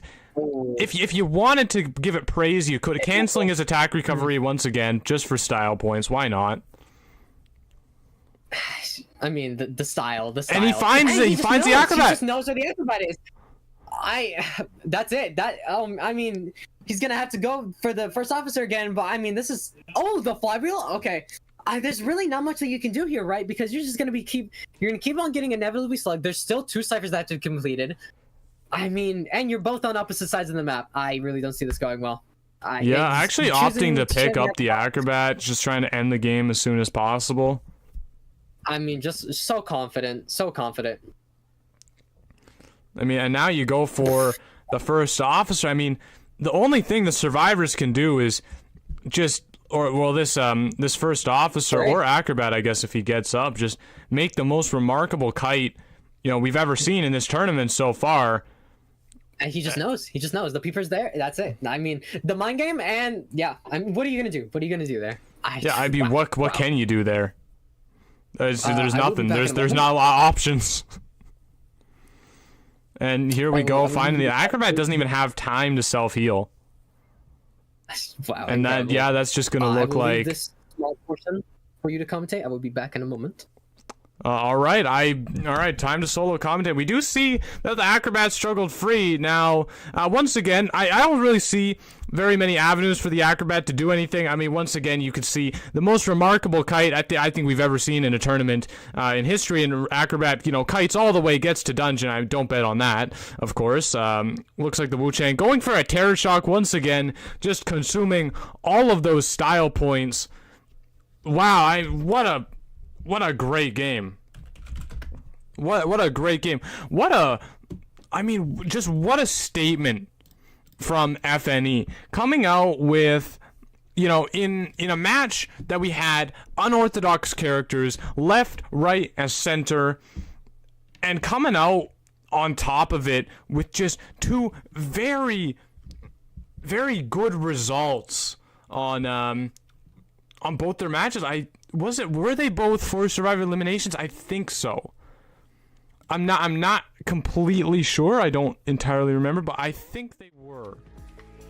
I think it was a double for Survivor elimination. So it's just really remarkable how a hunter can just play so off meta and just find so much success. And it really shows you that, there really is still some meat on the bones of some of these hunters. They're not just pushovers like people have, really written them off as recently. Are you back? All right, I have returned now. Yes. Wow. All right, I do want to inform you. I mean, Can I inform you before we go into Ramble? We are gonna get potentially a post-match interview from FNE. I don't know when that's happening, and they're gonna get sent in here, so just be ready for it. But anyway, yeah, go ahead now. that match. I mean, already we're seeing quite just nothing but niche pick hunters. Hunters just you never see, and we get a Wu Chang who gets a 4-man, a confident Wu Chang who gets a 4-man with trump card. Not to mention trump card. I mean, incredible. I mean, yeah, that's all I can say. That's exactly, you said exactly what I said, because it's just incredible. And we actually have Killer Boss in here, the man himself, the Wu Chang player, the individual that's actually that's done the madness. I mean, first of all, congratulations on your win. How do you feel right now? Happy. As anyone would be. Yeah. Tell me a bit of what your game plan was with the Wu Chang and going in with it. It was a try. It was a try for a hunter. It was guaranteed one kill would have won us the matchup, so we were essentially kind of trying different characters and seeing how they work in the tournament side of things, because Wu Chang just got okay. Off. So you went for the trial run killer, the trial run hunter. Wow. I mean, yeah, that's a bit mean. It's a bit disrespectful, but I like it. And also, like, one of my teammates who isn't here today really likes to play Wu Chang. So you did it for them. That's sweet. it's also kind of that, but yeah. I mean, that was an incredible performance on the Wu Chang. I mean, just constant pressure on all the survivors, and we're able to get that format with the trump card. Very, very well done. Very well done. I mean, yeah, so a lot of talk about the Wu Chang, of course, but I want to rewind just slightly, and let's talk about the peddler pick, because I mean, that's pretty also like pretty out there, pretty unorthodox. Like, what was the thought process there? That was also a tryout. Wow. But, Wow, so, just the confidence I see. do you like play these hunters a lot? I'm curious. What's your experience with them? Not much with both, actually. I have limited experience on Wu-Chain, but I do, like, my friend taught me a lot of Wu-Chain. And Peddler, I tried her out the first few days of of when she first came out, but I wasn't really much invested in her afterwards. I see. So who do you actually play a lot of? I'm curious. Opera Ivy, Goatmap, Revolut. I see. We got the meta boy here. Okay. So, but was there anything that could have influenced you from not picking the meta hunters instead going for more niche picks? Well, our original plan was if something happens to the survivor side, then I will pick the meta hunters to ensure a win. But if my survivor team is doing very good as they did in both matchups, okay, I see. We would experiment a little bit. So I mean, you would say if we saw you, in the next round, because you will be moving on. When we see you in the next round, you might be picking a little bit more from that meta character pool. Yep, definitely. Okay, I see. Well, yeah, I mean, that was I don't even have words. I'm awestruck. That was incredible to watch. It was incredible to watch your hunter gameplay. Even with hunters that you don't even really play a whole lot of. So I'm kind of scared to see the hunters that you do play a lot of. I mean, you're already showing that you have a lot of hunter knowledge, right? And you understand the ins and outs of where survivors are going to be, survivor movement, and just kind of being inside of survivors' heads in general, while also understanding your hunter's ins and outs pretty well. So yeah, I'm terrified to see what you bring next. Thank you.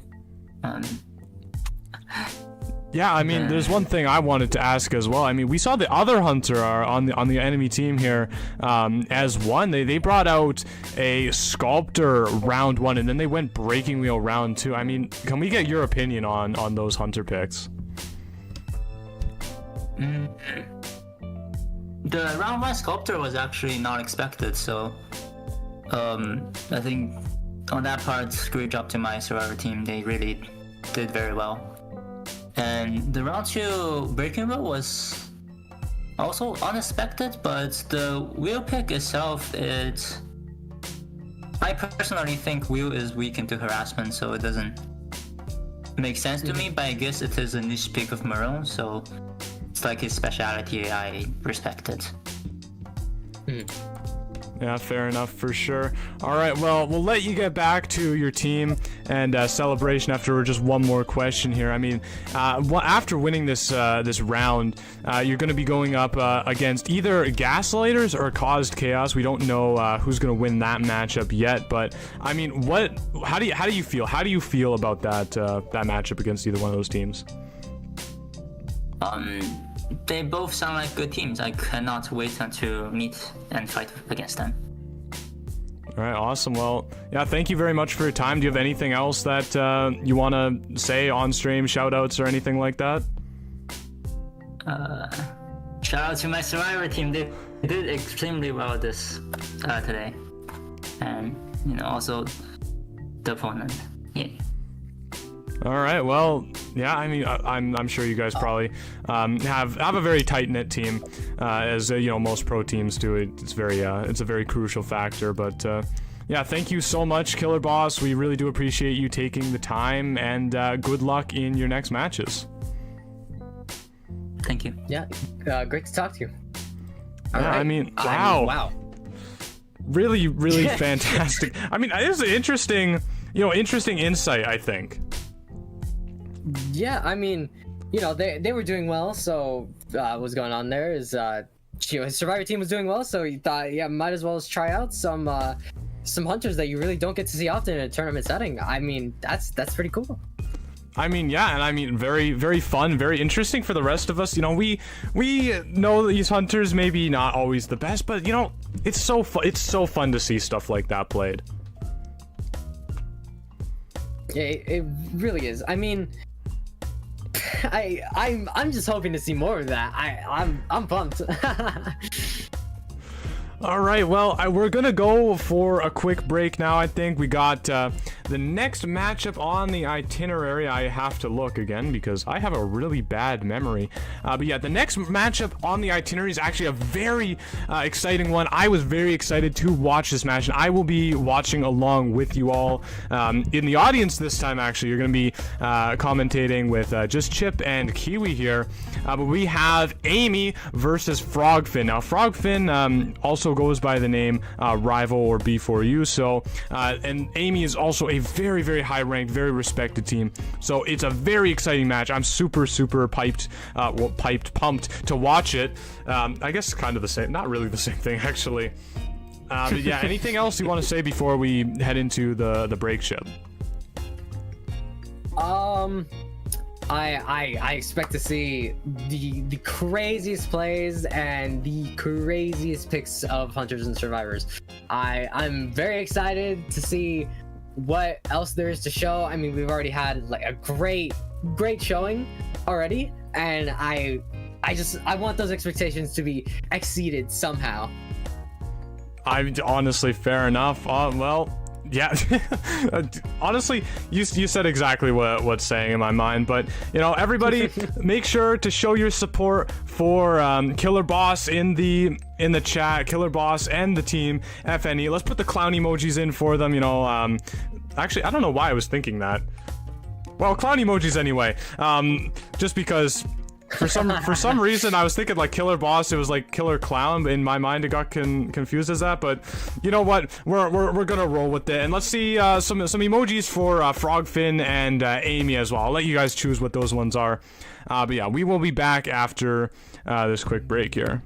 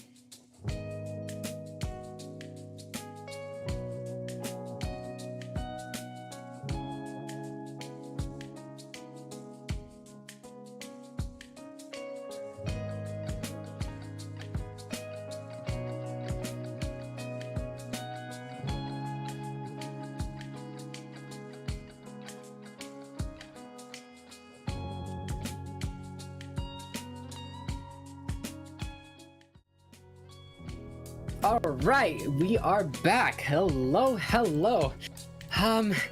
Hey guys. I don't know where Chip went, but it's me, and Kiwi's here too. Say hi, Kiwi.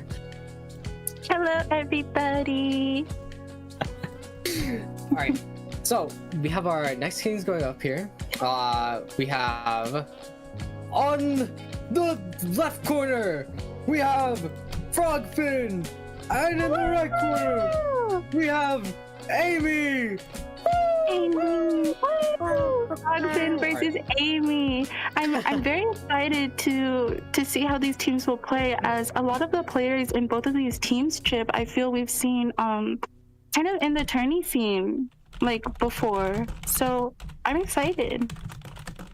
I'm just excited to see if we got more teams that are gonna be picking some more crazy niche hunters, or maybe trying to go for a specific strategy that we really rarely ever see. If we can get more of that, I'm gonna be happy. Granted, I'm also gonna be happy if we see some incredible pro play, like really good team communication, coordination, of course, and some crazy hunter plays. I'm just excited to see what's gonna happen. Yes, I am as well. And knowing that Frogfin, also previously known as Rival or B4U, we know that we've seen them in the professional COA tournaments before. So I'm very interested to see how they're gonna play in this tournament. Now, so the map we're going to be going with first is going to be Arms Factory. So we got a fairly okay map depending on what hunter is chosen here. AMeY is going to be choosing their hunter first, so it's going to be very exciting to see what is going to be up and what's going to be happening. Yes. I imagine we're going to see a lot more of just kind of the same survivors. Survivors that are able to, of course, pull distance really well, and survivors that are able to harass and hold their own pretty well. Your usual antiquarians, your what's his name? Aeroplanists, probably some puppeteers. Probably we've been seeing quite a bit of puppeteer already in this tournament. I know. I was looking at the matches earlier, and I saw that we have been seeing quite a bit of puppeteers. And I understand that there was also like a wheel match that you commentated earlier, and that was very exciting to see. It's good to see my first main. It's good to see. Granted, it's sad to see a wheel not do well, but it's always just good to see a wheel in general. I mean, like you never get to see the three silly guys like, so that makes me happy. Yes. Hopefully we can see him maybe being played in these rounds, but with how competitive I think these two teams are, and obviously I think that's why they were put against each other, I think we're going to be seeing probably a bit more meta-sided survivors and hunters here, Chip. Yeah, I mean, if we're gonna have teams that they're here to win, they're here to play, they're here to win, right? We're gonna be seeing obviously the big meta hunters, your Goatmans. Maybe we're gonna see Hollow Blue.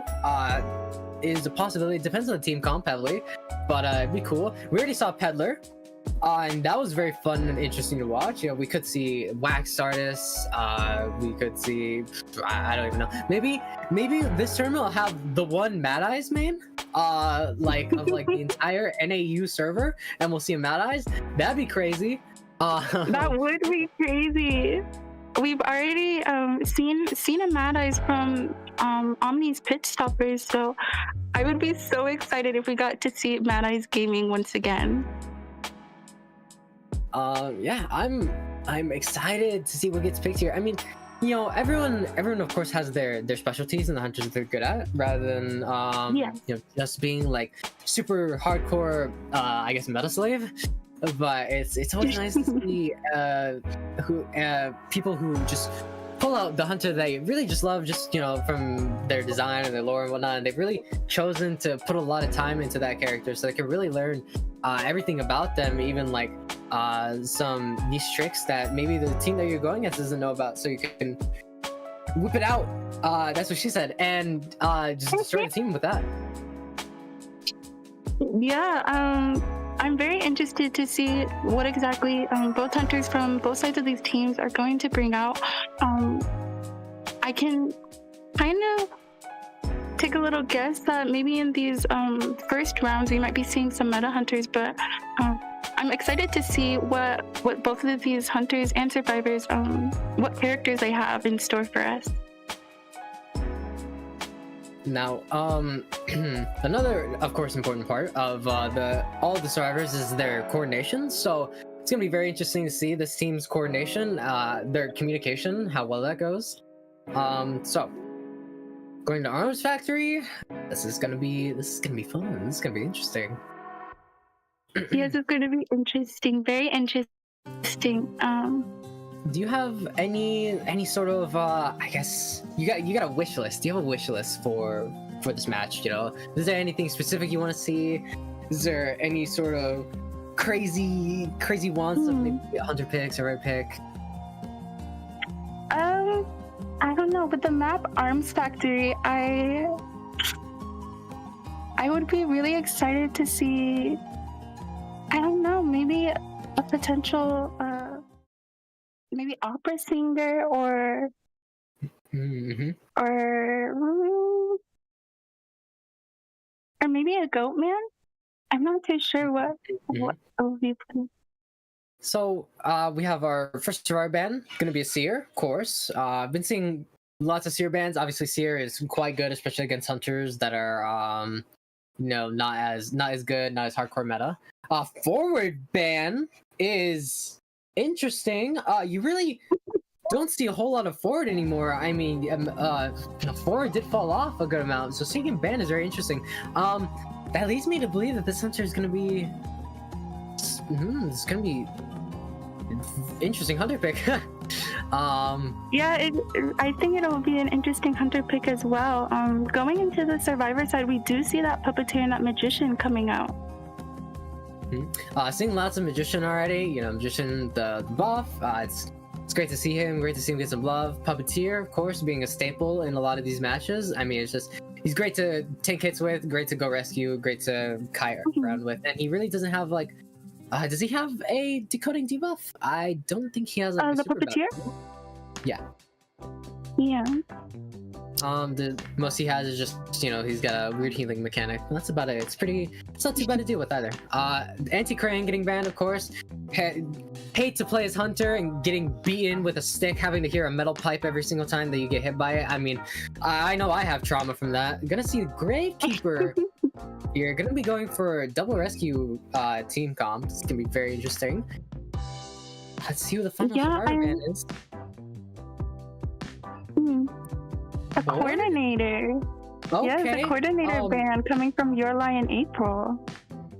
It's two survivors that you really don't see a whole lot of forward and court. Does this team have forward court players? I'm unfamiliar with them, so I'm not sure if they do. Yeah, I believe someone in Frogfin probably does know how to play that forward, and I think Your Lie in April probably did the research, so it's probably why we see that forward band there. Very interesting. Now, looks like the Psychologist is going to be the final survivor game pick. Just overall, just a solid survivor. Is able to take 3 hits, which is one more than a normal survivor can. If they go down, then they get rescued without a tide, and they still have a bit of that stress. They're able to take an extra hit, and of course, being able to heal from anywhere on the map is a very powerful ability. And is able to stop a lot of pressures the hunters are able to put out. I mean, hunters rely a lot on survivors being injured who are unable to go for rescues and whatnot, and Psychologist is really able to stop a lot of that. Yeah, Psychologist being able to heal any survivor, I mean, besides that puppeteer, on the map is just a really good ability to have, and can make a lot of probably game-changing things in the match, hopefully. Yeah, having the synergy between the puppeteer and the Psychologist, that's obviously really good, right? Because the puppeteer gets out like 2 of his puppets, and the Psychologist is able to use her stress shield and is able to heal that puppeteer for free. And if it's like a Psychologist can be quite good against a hunter if it's just a hunter that is only able to get like normal attacks in, and doesn't really have any like chip or great mobility. A Psychologist is just a great overall all-around survivor. Yes, and we're gonna be seeing the Hullabaloo coming from your line, April. Okay. The Hullabaloo pick against a Puppeteer, Magician, Gravekeeper, Psychologist. Now, Hullabaloo into Gravekeeper and Psychologist. Psychologist doesn't have any sort of movement abilities, so Hullabaloo not having any attack recovery is going to be pretty decent going into a Psychologist. Although you do have to worry about the fact that she can take an extra hit. But this is going to be very interesting. The Gravekeeper can just go into a shovel, is able to counteract. Hullabaloo being able to hit quickly. But the Hullabaloo also does have the red zones, which are able to cancel a Gravekeeper from going into the ground if he's fast enough to deploy a clone or anything. Yes, it's going to be very interesting. I'm excited to see this. Yes, with our strong Survivor lineup, I'm very interested to see how your line, April, will play this year. Now, going on to the spawn locations, normal spawn locations, Psychologist spawning bottom left, Magician at the factory, Puppeteer being in the middle, and Gravekeeper being on top. Your two rescuers who need to be able to transition. Nothing too crazy here. So I imagine Hullabaloo would spawn. He could go for like immediately all the way at the bottom, or he could spawn top left. Let's see what he decides to go for here. Yeah, and for our survivors builds here, we're going to see borrowed time on both that Gravekeeper and Psychologist. The Gravekeeper obviously running Tide, and then we're going to see a Flywheel Tide build from the Magician and a Knee-Jerk Tide build from Green here. Ooh. Yeah, we're seeing triple Tide, so they're really trying to secure at least the 2 men here. The Hullabaloo going to be spawning here on the left side. Now, depending if he does bring the Persona trait, if he's able to block a Cypher, I believe that the Cypher that should be getting blocked should still be like Magician Cypher if it doesn't spawn.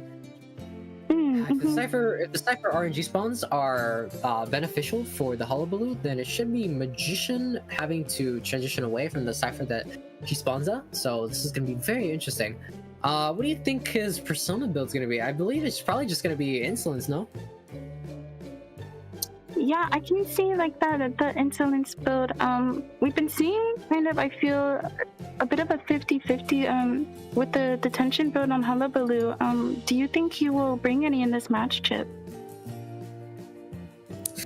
It depends on his confidence, right? If you're a hunter and you're able to get your downs fast, you're able to get your rescue stuff, to get your chairs, then you're gonna wanna invest in your middle to early game rather than late game with detention. And Hullabaloo doesn't have any attack recovery, so you're not super worried about getting a hit and then getting having to stop moving. So let's see. Yeah. So it is gonna be trump card Insolence. Yeah, no detention. You're right. No detention. Gonna be going over. It looks like the Gravekeeper who knows is instantly transitioning over. Magician Cypher was not the one to get locked. It was the Cypher that this Gravekeeper is currently transitioned to. So, unfortunately, no value there. But Gravekeeper is going to be instantly going into a shovel here and just making as much distance as he possibly can against the Hullabaloo. Obviously, you want to be constantly moving away from him, as the Hullabaloo has a great movement speed, like base movement speed, especially when he has trump card, because he gets Hunter's Instinct, which gives him more movement speed.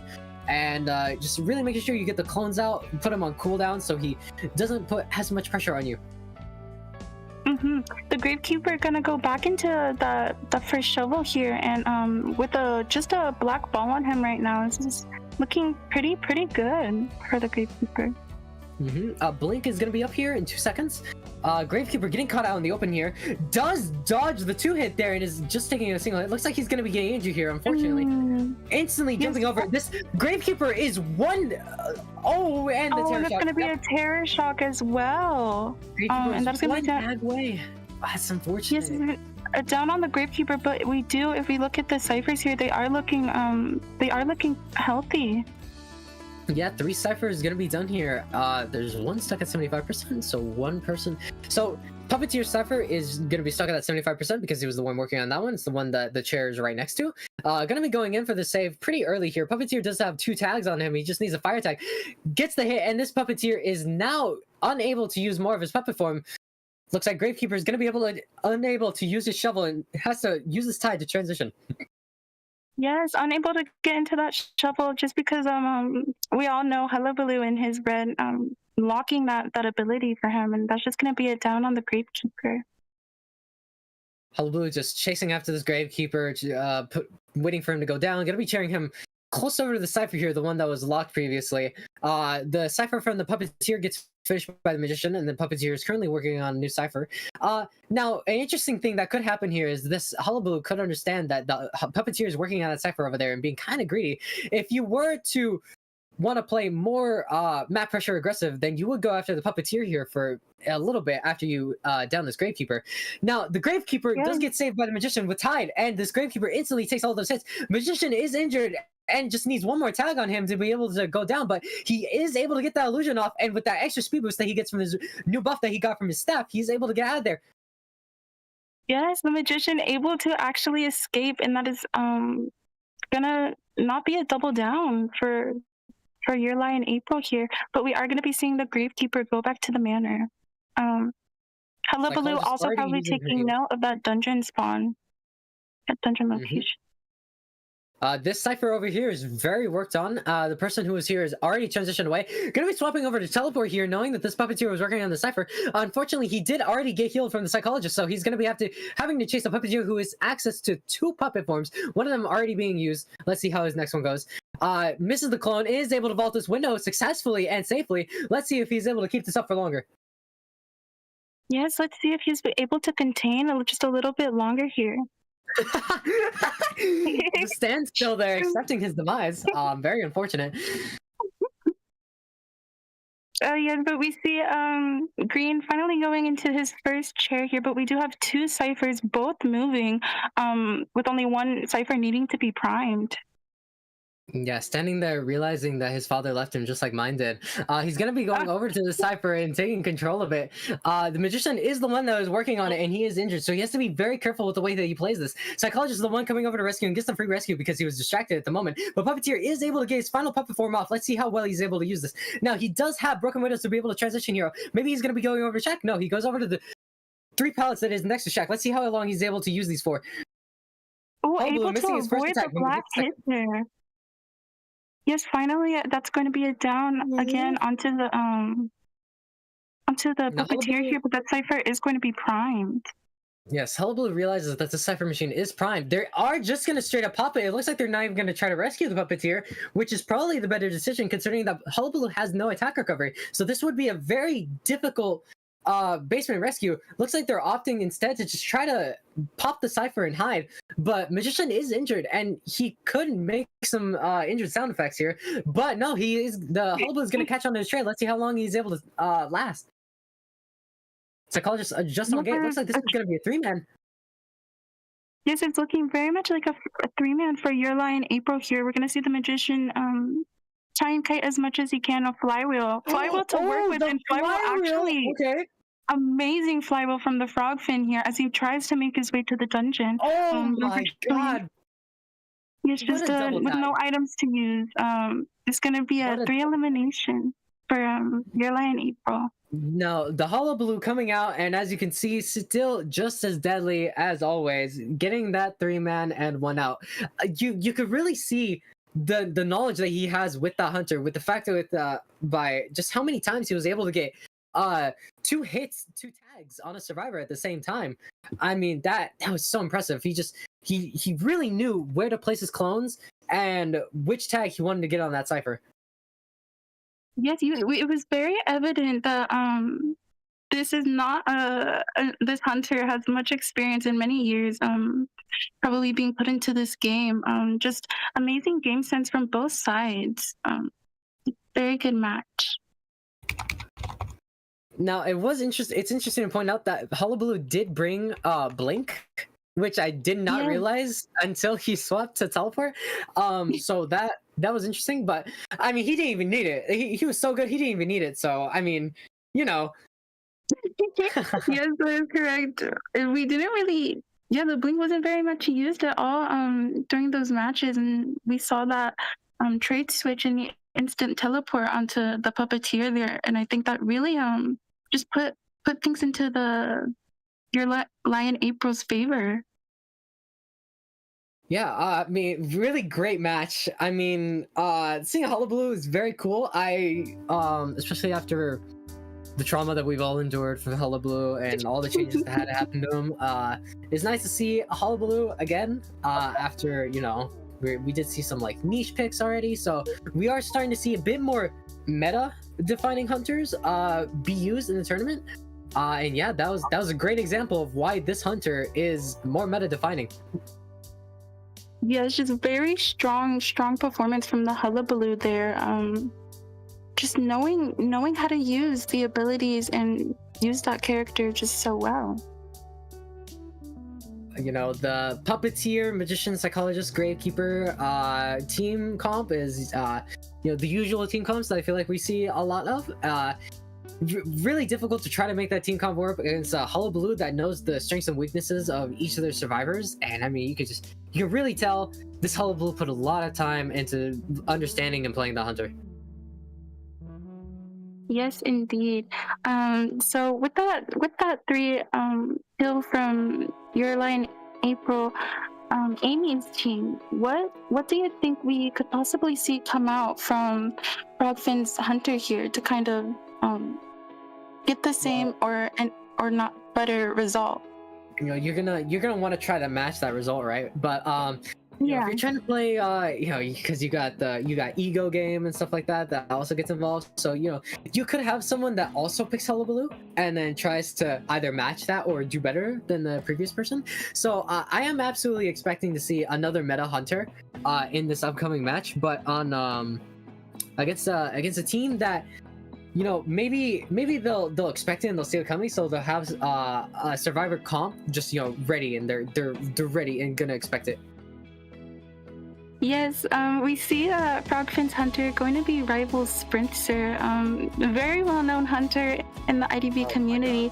So yes, with that being said, I'm excited to see on the survivor side how they prepared and what survivors they're going to bring out Guys, to face. There's no preparing. I'm sorry to tell you, there's no preparing. I mean, if you stay calm, collected, and composed, I think you're able to Absolutely. pull out a good result here. Just make sure you don't get in over your head or anything, because if something does go poorly, I mean, something could go poorly, something might go poorly. Yeah, there's a big possibility of something going poorly, but it's okay. We gotta keep our head high. Yes, and we're gonna see Sprinter instantly banning that Siren mechanic, not wanting to deal with them at all. Very valid. I mean, who doesn't want to not deal with the Siren mechanic? I mean, if I could just delete them, I would. I mean, granted, mechanic's a tie character, but I don't want to tie. I want to win. Like, why? You're gonna pick a character and guarantee that tie? No. I want to win. Exactly. Both teams here, both sides, putting their best in trying to put up their best fight. So they're gonna just put away any survivors that they personally just don't want to be dealing with. Yeah, if I was Sprinter, I wouldn't want to be dealing with all of this either. So gonna be really utilizing those bans very well, making sure that he gets out all of the the mechanic, obviously not wanting to just get a tie. He's not gonna be happy with that. He's playing to win, as most people are here. They're playing to win. Yes, and we're gonna see that coordinator ban from Sprinter as well. Moving to AMeY survivors here, we see a puppeteer forward, an endocrine, and a magician as well. A magician being a very popular choice, I've noticed, especially today. Yeah, I think a lot of people, especially after the magician buff, are realizing that how powerful the character is. So especially with it was kind of a minor buff, but the buff to getting a speed increase every single time Lucian's hit is important. It's impactful.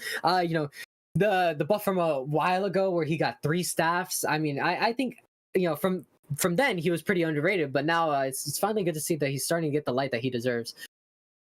Yes, so we are seeing a lot more magician love after that buff that he got. The 10% speed boost, I feel, really made him, as we can see, viable in tourney, and I'm very interested to see how these players will do in this match.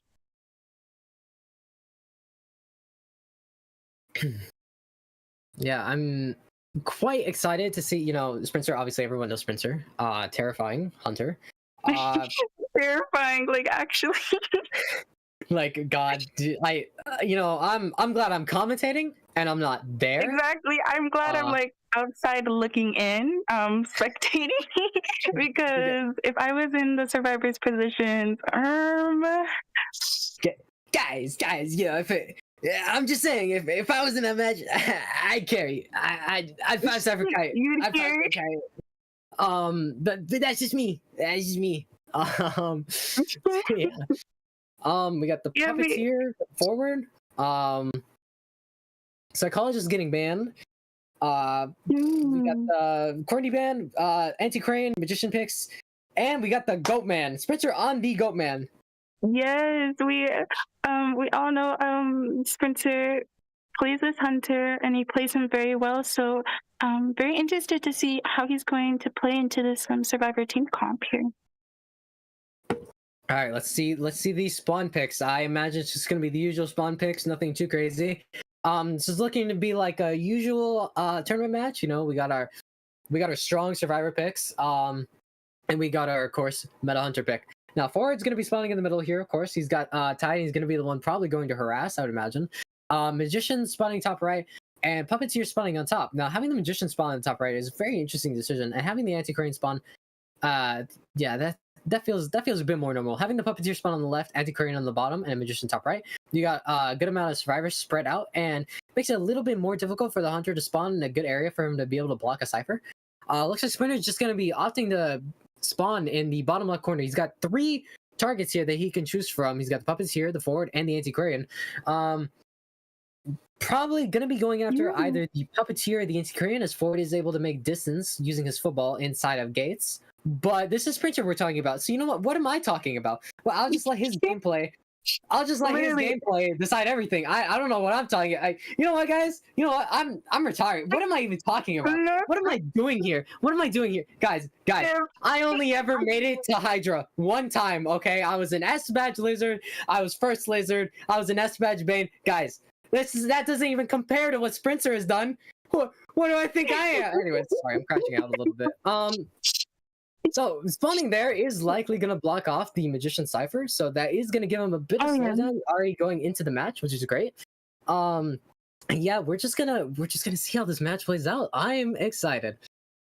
I am excited as well, and we also do just see borrowed time on all survivors here, so definitely the survivors going to try to make it to at least a 3 or 4% endgame. I believe that is the goal.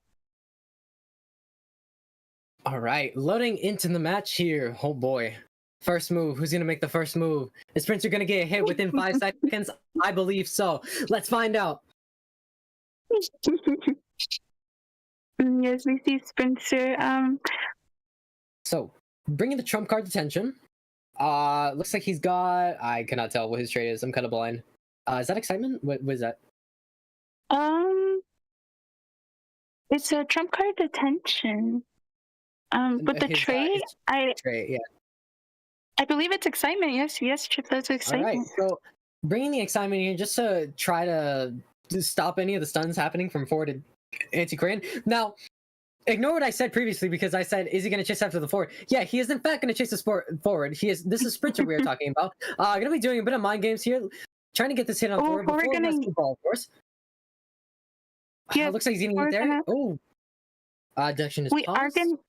Yes, we are gonna see just a pause. There might be some connection issues from one side of the team.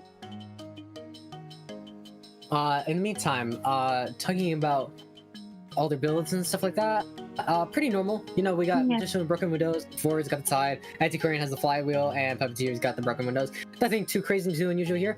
Spencer having the excitement here, just as, if anyone tries to harass him or anything, you know, it's gonna be a big mistake, as he's gonna pull the excitement and use it and able to get a hit from that. You know, Yes. with Goatman, you don't need to bring like a blink or anything like that, since it's Goatman. His chase is already so incredibly good. His map pressure is already so incredibly good.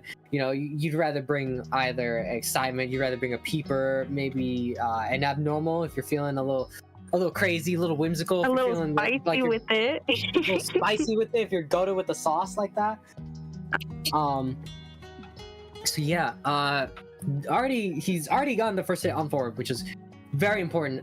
This game is just starting. You see on the left there 4 ciphers, one at 40%, another one at 40%, and another one that looks to be at around 20%. Having that first hit already be so quick is so important. You know, with Yeah. Goatman, you're waiting for your cages, like what's it called? Your resentment. The Yeah, your resentment. You're waiting for your resentment to build up, and you know, the longer you're in chase, the more resentment that you're going to be using and wasting. So it's very important that you're very precise and go with your cages, and when you use a cage, you get that hit. Spencer has already gotten that hit on this forward, and this is going to be, it looks like probably a pretty difficult thing to come back from. I mean, if the forward tries to stun him, he has excitement, which I'm not sure if they're exactly expecting an excitement, but we will see. Yes, we saw when we first went into the match, the Goatman really being patient with his cages there as he caught the forward out in the 3 pallet area, but they were kind of just going back and forth there, the forward waiting for that Goatman to use his cage, which led the forward to use his ball, but still able to push past that. Spencer able to get that hit on him. A pretty early hit if we are looking at the ciphers. Yeah, I mean, Anti-Crane doesn't even have her flywheel up yet, so very, very good for Spencer here to have that hit already. You know, you want to get your presence as quickly as you possibly can on Goatman, right? You gotta get your, you know, reduced cage amount and your resentment build up for more. I mean, Goatman already base is so powerful, and I would imagine Spencer doesn't even need the presence because he's just goated like that. So it's gonna be interesting to see what position in the game the survivors are going to be at when Spencer does get better presence going and the map pressure going. Yeah, we know Spencer is very versed and practiced with his Goatman, so yeah, just very excited to see how he will play. He is, I do feel like he is one of the best Goatman players on our server right now. But he's not me, because I'm Cause you're built like that. Sorry, Mom. you're pro Lucino. You're pro Lizard. Mhm. My lizard doesn't even come close to what Spencer is capable of. If there was a podium, Spencer would be like, how do I even describe this analogy? I mean, he'd be looking down on me. I'd be on my knees. I'd be praying to the gods.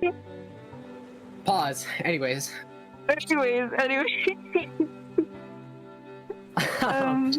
I'm trying to say is Spencer is yoked. He is the goat. He's the goatiest goat. He's literally goat man. Like, get it? He's the goat, man. Tell me I'm funny. Anyways, yeah. Looks like we're maybe gonna be restarting the match here.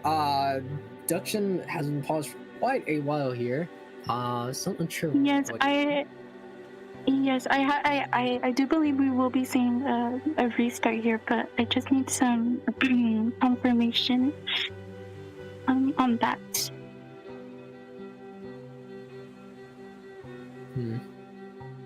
All right. It's still being sorted.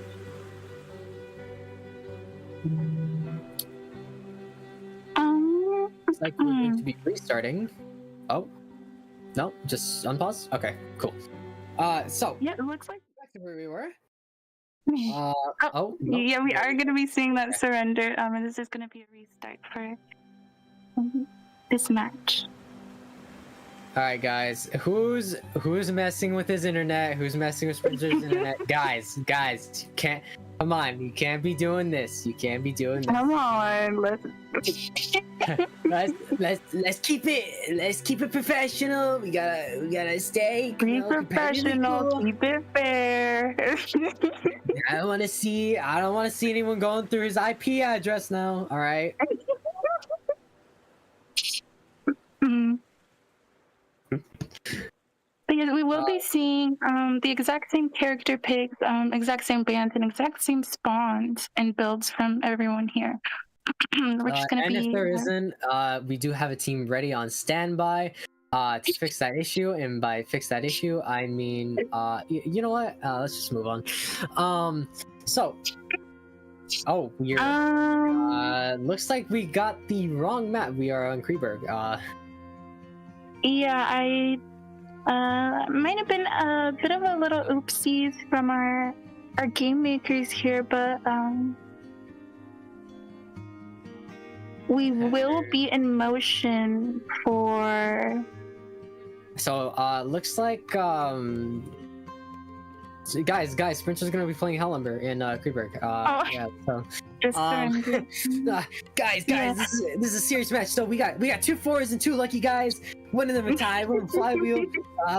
Kai build lucky guy. We have Sprinter on the Hellember. It's crazy. 2 lucky guys, 1 gun. What's gonna happen? Now in a tournament setting. This is very much a, you know, like crazy match. Let's see what goes on here. Oh, and it looks like Sprinter is gonna surrender. I can't believe it. The survivors actually won against Sprinter. Anyways. Yeah, the survivor is giving him the work and breaking his ankles so hard he just had to surrender, and that's the form. Oh, just jokes, all jokes. We're just gonna be seeing the proper match here. Yeah, we're gonna just be setting up again. Tell me we're funny. I want someone to tell me we're funny. Anyways, yeah, guys, hashtag Forescape. Yeah. So it appears Goatman got a buff. Apparently he a nerf. His Wi-Fi router just gets messed with, and Yeah, I mean it is a bit strange because me and Yo7, when we were commentating, we had 2 pauses, and both matches were when the hunter was a Goatman. So I don't know what's in the water when it comes to Goatman, but there seems to be some connection. I don't know if they're intertwined. I'm not too sure, but hopefully everything is all good connection wise for both of these teams. Alright, so of course everything is gonna be the exact same. I don't know if it's gonna play out the exact same, as we're gonna have different Cypher RNG, but it shouldn't be too shouldn't have too much of an effect on the match itself. So yeah, let's see how this goes. Let's see if the if Sprinter is able to get another hit just as quickly. Yes, we will see who the Sprinter really decides to choose. Well, I wonder if he will go for that forward again, or maybe look for a different target.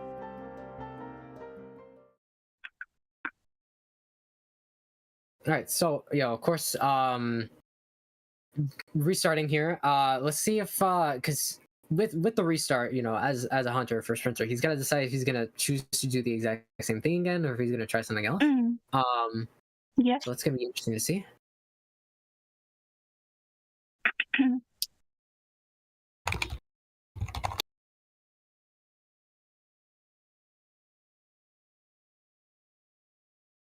Alright, of course everything is gonna be the exact same way as it was. So, you know, we're gonna see our seer, mechanic, psychologist, and who's the final band? It was Ford, I believe.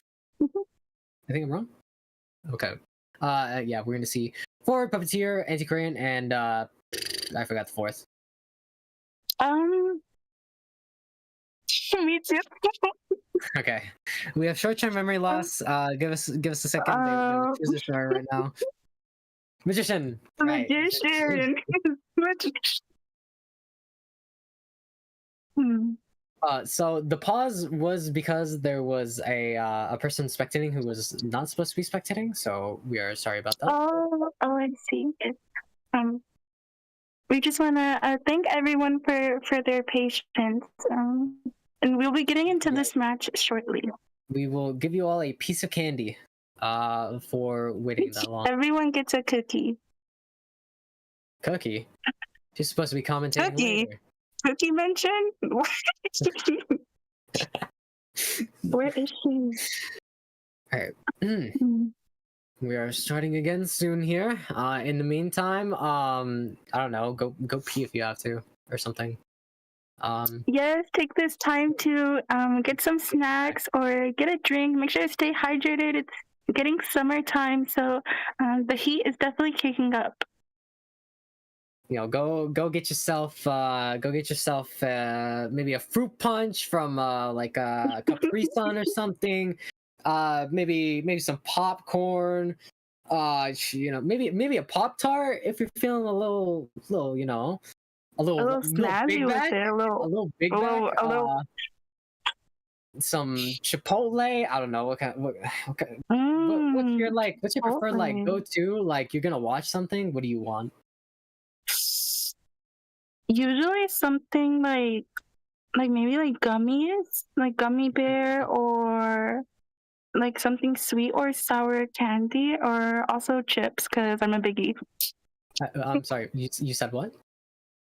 I said or probably chips. Yeah. Yeah. You do know what I am, right? Yeah, but not plain chips though. I'm a more like spicy type of girl. But you see that just because it's there, just because I'm plain, doesn't mean that I'm different. Are you insinuating that because I'm like a different chip that I'm not a chip? Are you targeting me right now? I mean, all right. Anyways, I'm moving on. Yeah, you know, I'm Mexican, so I gotta get like chips, maybe get some limon, get some tahini or something. Got a little spice to it, you know. Got have that little fire, you know. That fire, that spice. Yes, I love I think they're called turbos. Those are like my favorite hot chip. Mm-hmm. All right. But yeah, going into this game here. All right, Spencer, going to be going out, and let's see what this first target is. Is he going to go after the forward for the first chase again? No, he's not. Deciding to go after, I believe this is Puppeteer. Yes. Yes, the Puppeteer here. We see Spencer holding that cage, and opting to go into middle here, going back into that forward. Yeah, really deciding if he wants to pick and choose the same target again and go for the same idea, same play. Looks like he is going to be going with the same chase again, going to be going for the forward. Swinging at the pallet. So the interesting thing about Gomez is that you don't always have to use the cage, right? Because you are able to just get a free chip hit sometimes if they're just not expecting it. And with getting chip hits and stuff like that, while it does suck to be stuck in a recovery animation and whatnot, it does save you cage resentment, which is, you know, you always need cage resentment. So Ford is actually going to be getting mind gamed here and goes back to the portal. Spencer going to be trying to figure out where he's going and where the Ford is going as well. Just going to be opting to break that cage. Is he going to be able to vault that? No. He does not get the cage done, which means he gets the normal attack. Yes, going to just take that little chip damage there, and Spencer going to be using that cage, trying to mind game a little bit here, and able to get that down on the forward. Yes. So that's going to be forward seeing his first chair. But again, chip ciphers are looking relatively healthy. Three on the way of being completed here.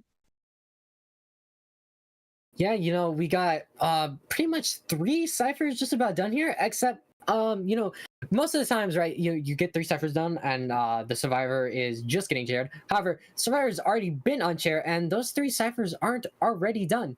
So it's gonna be interesting to see how that leaves the survivors in a voice position. Puppeteer is gonna be able to tank that hit with his puppet form, so that's very good. Yes, a great. Oh my! Oh, I mean, you know, you're from Spencer just. Oh Yes, it just completely catching that forward a bit off guard there, and that's gonna be forward in his second chair. So second cipher just got completed from the ID crane. There is a third cipher that's still at 77%, but the thing is that they have to transition to that cipher as well, which is more time wasted. I mean, this is looking really good for Sprinter here. This forward is basically 3/4 of the way dead on chair, and it's the magician here that's gonna have to rescue. Looks like he's gonna be able to get that rescue after he takes the save. Now, let's see, does Sprinter just go after the forward, or does he go and take a hit on the magician? It looks like he is just going to go after this forward Go here. for the forward here. Gonna be playing these mind games here with this cage. Does vault into him, though. Sprinter knowing exactly where he'll end up. Wow. Oh my goodness. The knowledge. Yes, Sprinter just seeing that forward, playing with the cage from a distance and kind of going like the opposite side and kind of predicting where he was gonna go and break the cage there. And that's gonna be the forward going back to the manor, and we do see Sprinter seeing the magician here. He knows where the magician is. Looks like he's trying to get the magician stuck inside a cage, but he just got himself stuck instead. Gonna be using another cage to get out of that cage that he just put himself in, is gonna be able to get the magician after that second cage. So we do see that there is one cipher remaining. Even after all this pressure that Sprinter has been getting out and with a survivor dead, there is still this final cipher about to get primed right now. Yes, we do see that Antiquarian pushing that cipher there. It was only... Yes, and going for a disarm on the Goatman as well, so she can finish that cipher, the other one being primed. Racing over to that chair as fast as she possibly can, because Sprinter absolutely knows that final cipher machine is primed. She's going to try to get this rescue before that final cipher machine, or before he gets undisarmed. And she does get it. So, no matter what happens with this hit, he's just going to take a normal basic attack hit, because if he uses resentment right there, it's just a waste of a cage, because she just gets back up immediately, and that cage immediately disappears. So he knows. Now, here, Sprinter going for the know that he's targeting targets. Yes, and they're immediately going to pop that cipher. Sprinter does miss that first initial cage, but this puppeteer does still have a puppet form and is going to be able to take a detention hit. Let's see, does he outlast it? Does he outlast it? Will he be able to, this puppeteer? Yeah, it's going to be another cage from the Goatman. Yes, he is. However, not able to escape. He was constantly on him the entire time. It looks like this is going to be a two-man out. This is a two-man. Oh, she got stuck in the illusion. Okay, that was a little scary. That was a little scary. That was a little scary. But yeah, that gate will be open, and the magician and the Antiquarian making it out there. We see Sprinter just going back so he can share this puppeteer. I believe Puppeteer will not be able to get up, as it is a Goatman. Very good map traversal. And yeah, it's going to be a two-man out and two-man for the Hunter. Wow. Yeah. Even with all the pressure that he was putting on survivors, they were still able to pop all the ciphers and get two people out. A tie is a very good thing for this survivor team, especially against the meta Hunter and against Sprinter. I do mention. Yes. Just really really beautiful gameplay from both sides there. Sprinter able to get that early down, and kind of looked a little bit in his favor, but just the survivors able to put pressure and complete those ciphers. Yeah, and she's AMeY very will good. Be taking that round, so gonna see what Team Frogfin is gonna pull out in order to take this next round from AMeY. Yes, I'm very curious to see what we will see the players from Frogfin bring out here to try and win this next round. Because you could you could bring out another Goatman, right? You could bring out another meta Hunter and try to confuse the survivors like that way. So it is going to be very interesting to see what they try to go for here. Yes, I believe that Goatman will be permabanned just because it was played first round, but we do still have our three other meta Hunters on the table, that Ivy, the Hullabaloo, and the opera singer. So yeah, very very interested to see what will be played in this next match. Yeah, I'm very excited. Having a tie is definitely not what Team Frogfin was looking for. Absolutely trying to go for that three-man there and try to get that win now, but AMeY was successfully able to turn that game around slightly with at what point in the match did they really turn that around? In that end game, when they were able to get both of those ciphers completed while the third survivor was getting chaired, that was very crucial and very important. The anti-crane getting that full like 12-second disarm and being able to get that rescue, so important there to be able to get that tie. Okay. Yes, that antiquarian disarming the Goatman. And we also saw just the patience she had to push that cipher, knowing that if they didn't push and complete that cipher, they'd be put in a much more risky position. So yeah, the antiquarian doing that just, I feel, was a real game changer, and they were able to pull out a tie there against Sprinter. Yeah, and for Goatman, you know, he can't do anything against an antiquarian. He could try to mind game the antiquarian's flutes, which is as much as any other hunter could do. However, other hunters have the ability to chip hit and damage with their abilities. Goatman does not have that. He is a normal attack hunter. So anti-crane getting the disarm on Goatman is so crucial there, as he only has gates to try to like stop her from getting the chair, but that's about it. He still has to wait out that entire timer, and she doesn't get any damage whatsoever. Yes. It's very cool to see, and we saw at the end game there, Spencer able to get that down, but the gate being already open by the time he trait switched and was able to teleport. It was just very good gameplay all around. Yeah, I mean, very exciting match already. You know, Goatman matches are always quite chaotic and crazy with how much he's able to move around the map and just how good his chase is in general. So survivors have to put out a bit more than what they normally put out against other hunters, since Goatman is just so strong. Yes, I'm excited to see. I'm excited to see what they choose to bring out here for this next round. We are going to be seeing the Arms Factory again. Going back to Arms Factory, this is going to be very interesting. Yeah. You know, on topic for Goatman, in English 1 IDV server, there's a person named Goatman's Toes. Shout out to you, whoever you are. Sure.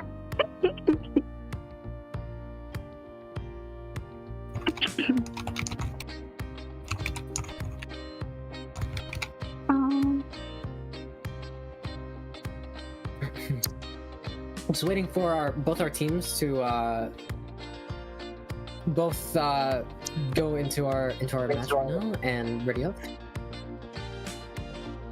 In the meantime, we are doing map pick right now. Sorry, we're not going back to Arms Factory. Guys, we're professional. We're so professional. Flip a coin. It's gonna be Moonlit or something. Oh, I would love to see. I would love to see Moonlit, but I don't know. I don't know if it will be chosen here. What's Geisha's map called? I forgot. It's Eversleeping Town. I'd love to see an Eversleeping Town just because I want to see someone get hit by tram. But that's just me. Yeah. And yes, I love some tram. well, I hate it happening to me. I'm a commentator, so I get to make fun of whoever it happens to. Live, laugh, love, guys. Live, laugh, love. Anyways. Live, laugh, love the tram. Mm-hmm. I'd love to see just something goofy we could pull out. Be very funny. I'd like to see a hunter like maybe get a blink attack cancel or something. Get a map that's able to a map for a hunter that's able to really utilize it in creative ways. So yes, we are gonna be seeing Frogfin survivors and potentially Lion April as AMeY's hunter here. Now, it looks like we are going to be going to Red Church. Okay, all right. Kind of a difficult map for Hunter. You know, Graveyard is such a pain, but the power loops there are just so good, especially if you include mind games in there, so you don't like instantly drop palace. You just waste so much time over there, then you can transition over further on the right side to the window palette, and then transition again to the other loops by the gate with the other window palette and the other 2 palettes, 3 palettes that are around, 4 palettes whatsoever, whatever. And you know, just lots of very difficult places for Hunter, unless you know you have someone that's able to really play around palettes and stuff like that. Well, just quite annoying. Lots of places that waste time. Yeah, there's lots of palettes and good areas to kite, especially on Red Church. I am very curious to see how Your Lie in April will kind of play, and just knowing there's lots of good kiting areas. Yeah, they could open up infinite window, which would be so very, very evil. You know, you could have people you know, in church drop the palette so they could have the transition speed boost, which would be so much more wasting time. This map just has so many areas that you're just so easily able to transition to, and there's so much time in those individual areas. I mean, palette spamming is really not the craziest thing to do, especially if like you're going against an opera singer or something. You know, you just palette spam and you still have so many resources to work with. Yeah, there's lots of you're right, there's lots of areas, especially that top and middle broken, where there's just so many palettes to work with. Makes me wonder if we might not be seeing like opera being played into this, but I'm not too sure. I'm excited to see what Your Lie in April decides to bring out for hunting these survivors down. Did you say Hellenberg?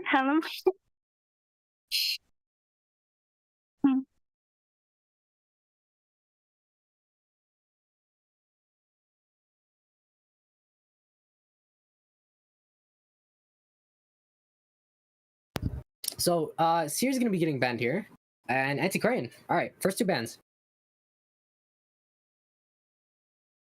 Yes, pretty solid and common bans here come from Your Lie in April. Just not wanting to deal with that Antiquarian harassing, or the obvious Seer where he can send that owl to take any sort of damage. Just not wanting to deal with that at all.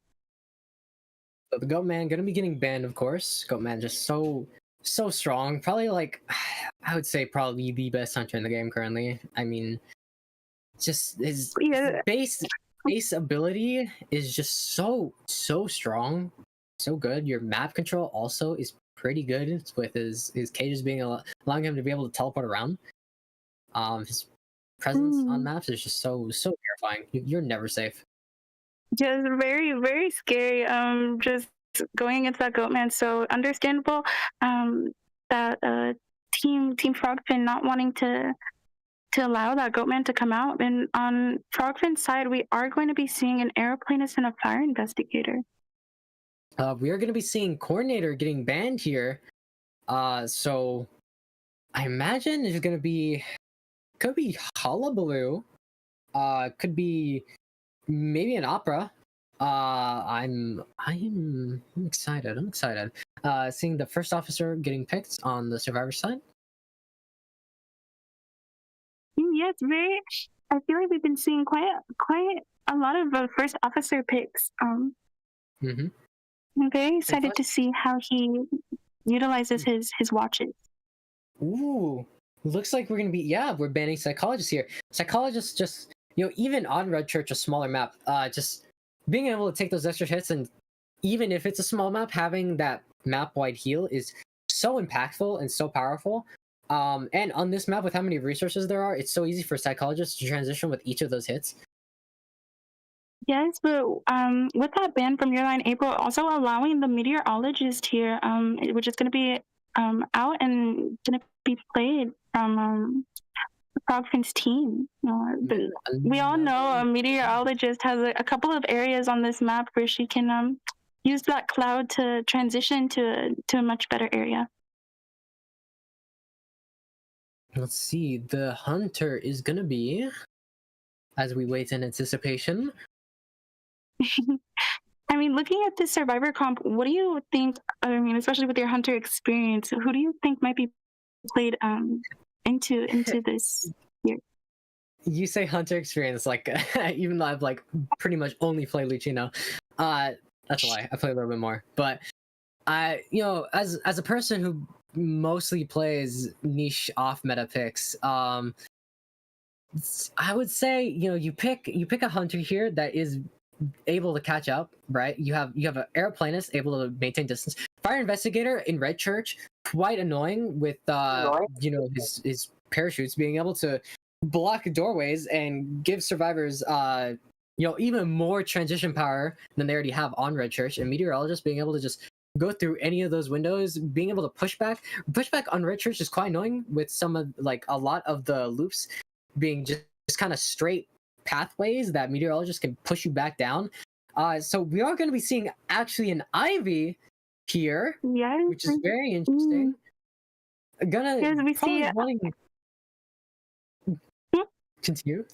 Yes, we're gonna be seeing that Ivy from Your Line April. If I remember correctly, I do believe they are very versed and have lots of practice with this hunter. So it's gonna be very exciting to see how Your Line April plays against Frogfin here.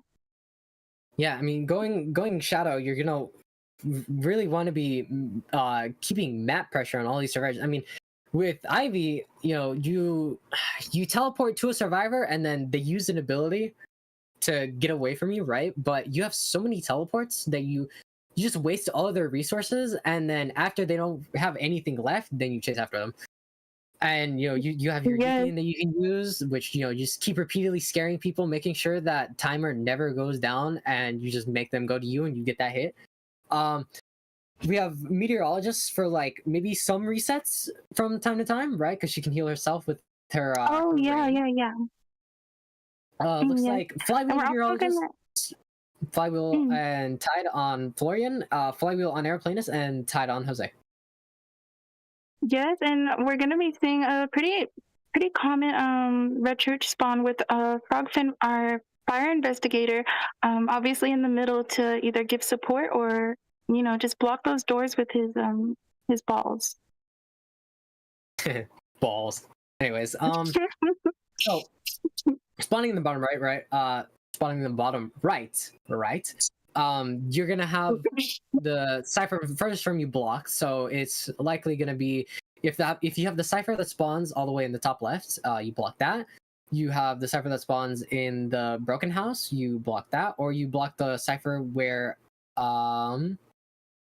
I believe Aeroplanist is a bit too close.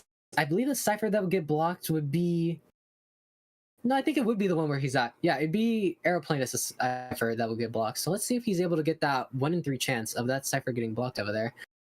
There are usually a lot of ciphers that spawn in that area, though, so I would imagine not. Yeah. Probably going to be checking onto the meteorologist, I would imagine. But it is Ivy, so she is able to more easily pick and choose than other hunters, as she has her Yithian and can just teleport to whoever she wishes.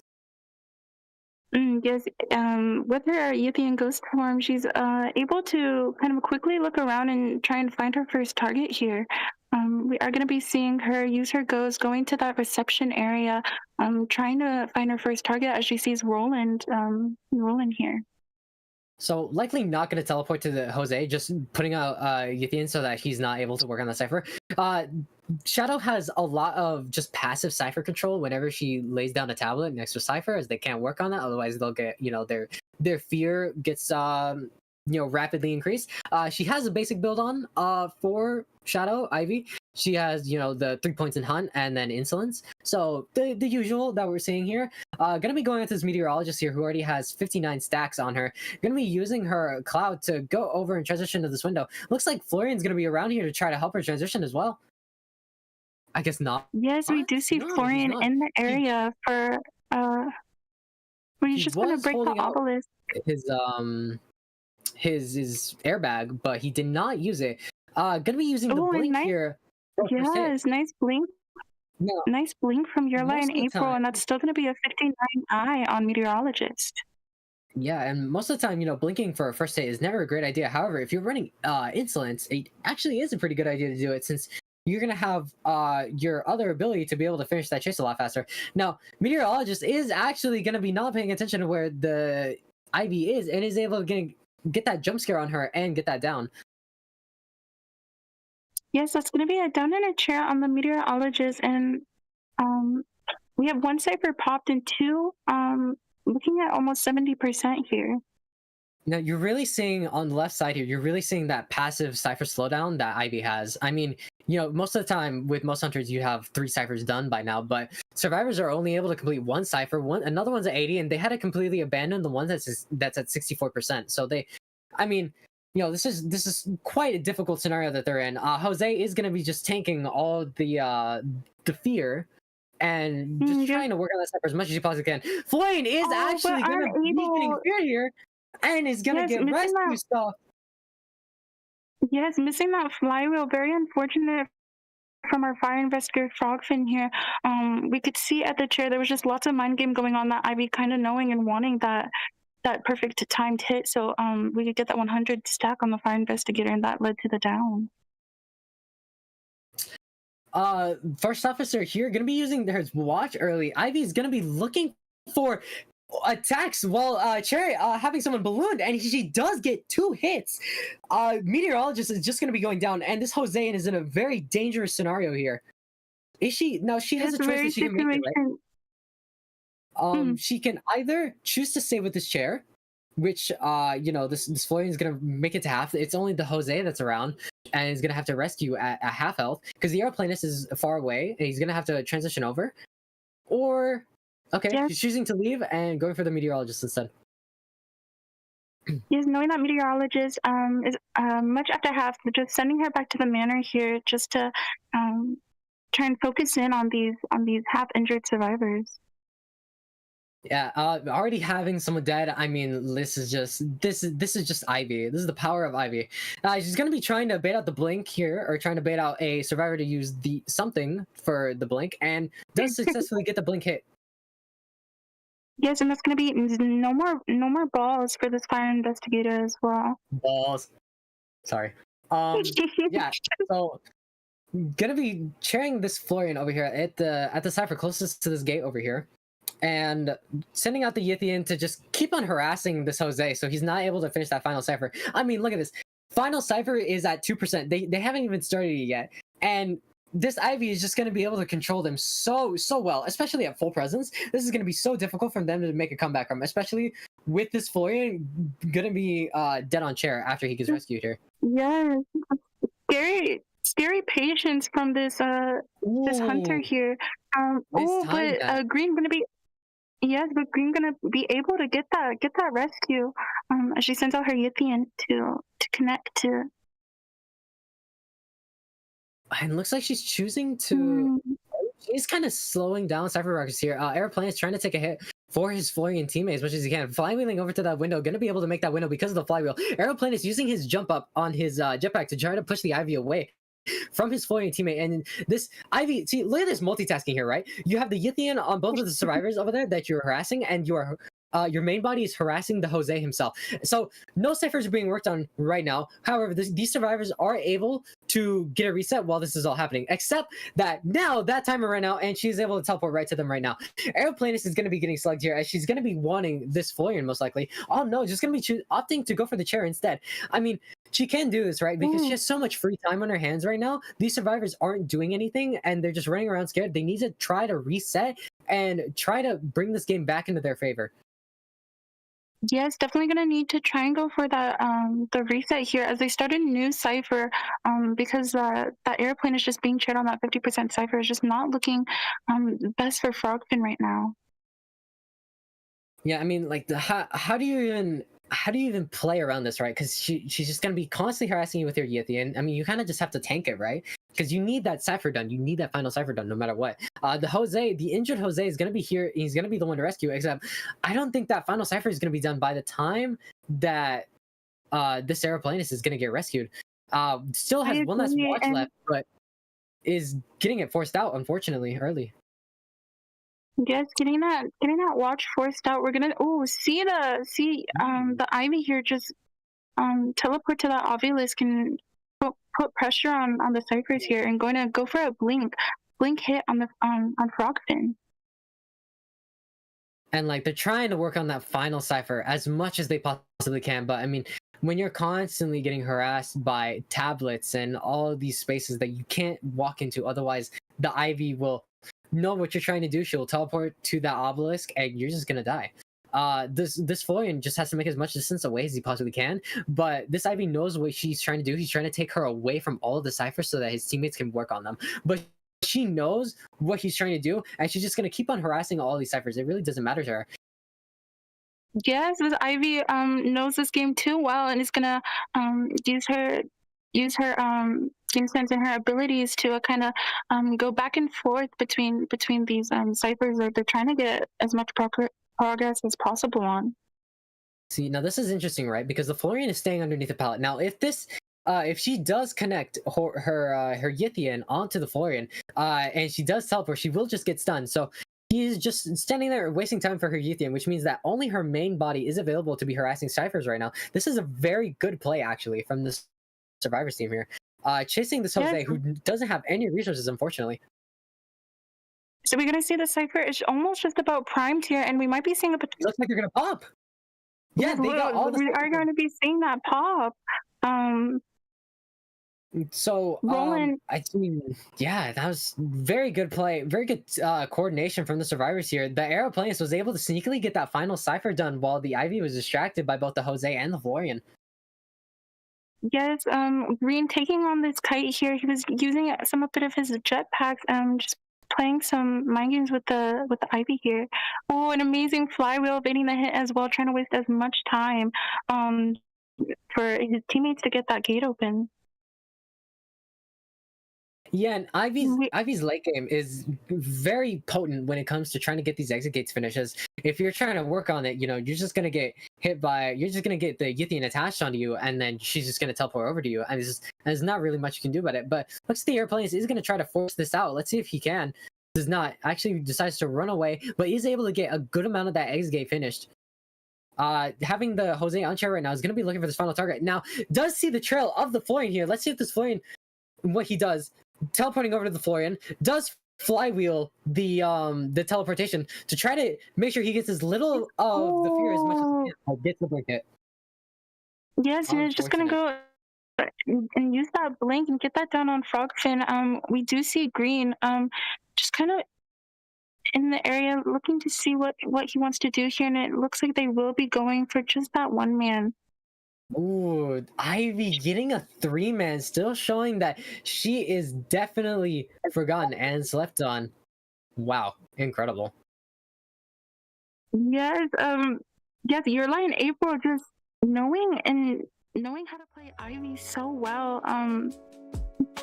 Amazing gameplay from that Ivy side, just putting so much pressure on the Survivors and the Ciphers there. I really thought that this Ivy really had this game under control and under her hand. Except there's 3 survivors, and it's hard to harass 3 survivors when you just have 2 things that you're able to control. And the Aeroplanist knew that. He knew that, okay, if both of my teammates are distracting the Ivy at the exact same time, then I'm able to get this final cipher completed for my teammates. And he did. Right when Ivy was able to get the final hit on the Jose and goes down, the final cipher does get popped, and now she's forced to play the end game, which Ivy can play pretty well, but they were just on those exit gates too fast, unfortunately. Yes, we could see that Frogfin's side just understanding that the Ivy and her cipher pressure, but kind of coming in on their own and kind of pressuring her as well, kind of choosing between choosing to use her ghost or to chase with her regular body.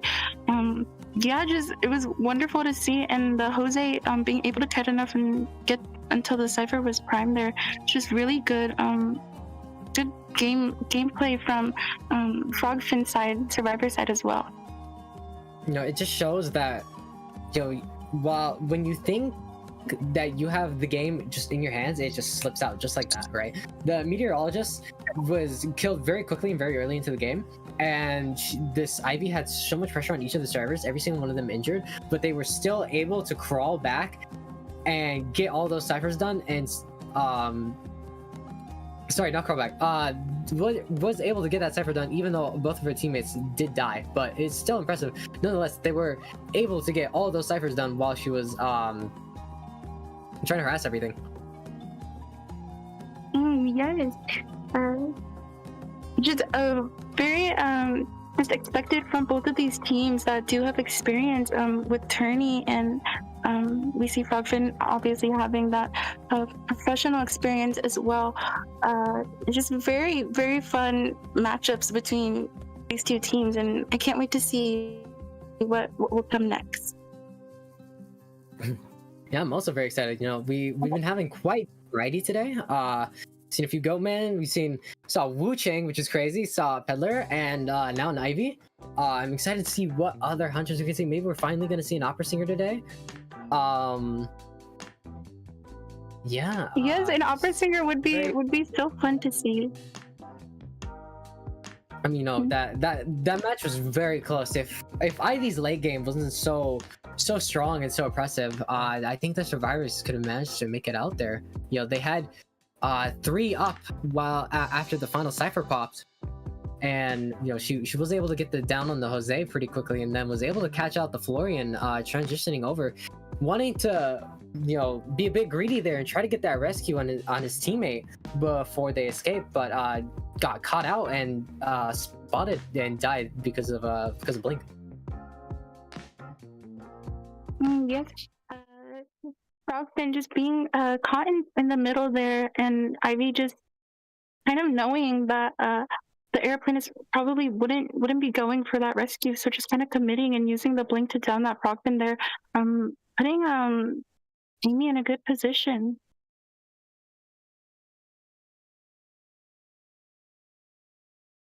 Yeah, going into this next match here, we're going to be going back to Red Church. Going to have the Seer and Cordy band immediately. Not wanting to deal with that coordinator's gun or any Seer support. We're also going to see the shadow ban on the side of AMeY survivors. Yeah, they have one bad experience with shadow and said never again. I understand. Traumatized, I feel. And from the survivors of AMeY, we're going to be seeing a mercenary and a gardener. It's very exciting seeing that gardener pick there. Yeah, Garner, very interesting pick. Garner actually being kind of underrated, especially when going against like opera singer and whatnot, who tries to mind game at Palace a lot. Garner can just stand there and get a bubble and is able to transition out from a dangerous area using that. Let's see what this Gardener is gonna be able to do against whatever Hunter Sprinter chooses here. Oh, and yes, it looks like we're going to be seeing a prisoner on the side of AMeY survivors as well. That psychologist band from Sprinter coming in, along with the meteorologist as well. Gonna see a Luca. Interesting. Knight. Okay. So we got a Merc, Gardener, Prisoner, Knight team. Kind of an unorthodox team, if you ask me. I mean, what are the mainstays that you usually see when it comes to Survivor teams? I usually see a Merc, and you sometimes see a Knight. Gardener and Prisoner, however, are definitely not the usual picks. It's gonna be very interesting to see what they can bring to the table in this match. Yes, I'm very excited to see how this prisoner plays on this map. This map being small and all ciphers being close together, if he isn't going to be the first chase that Spencer chooses, I'm excited to see how the teamwork between all these AMeY survivors goes. Yeah, I'm waiting in anticipation here to see what Hunter Sprinter chooses to go against his team comp. I mean, you preferably go for a hunter that is, you don't on the survivor side, you don't really have a lot of people that make distance very quickly, right? But you do have a Gardener, right, who is able to take more hits than usual. You have a Merc who's able to take more hits. Luca is Luca, and then you have a Knight. and Knight, you kind of just have to get the mind games correct with. So let's see. Oh, Hullabaloo is gonna be Yes, we are gonna be fighting seeing it out Hullabaloo from Spencer. against this team. Gardner, it's gonna be really difficult for Gardner to be able to get her bubbles off with Hullabaloo's movement speed, and Clone's gonna be being put down. But let's see what they're able to do with this against the Hullabaloo. Yes, especially Spencer's Hullabaloo here. Kind of excited to see who he decides to chase first here. Um, who do you think the Hullabaloo will be choosing as a first target? I know the prisoner looks rather just looks really Yeah, I just say stuff to the Merc. What are you gonna worry about a Luca for? No, you murder that Luca. You make sure he gets electrocuted again. Get him out of the manor. Get Luca Balsa. Get him out. Yeah. Luca Balsa. You do have multiple chases that you can take. I mean, really, none of these are bad except for maybe Merc. Like if you're just able to predict correctly what the Knight thinks you're gonna do, then I mean, you really don't have too bad of a chase there. And you're playing Hullabaloo. You have no attack recovery, and also you move very quickly. Yes, and for the traits for our survivors here, we're going to be seeing all survivors carrying borrowed time and knee-jerk reflex, except for the Merc, who's going to be obviously their main rescuer, going to be carrying that tide turner.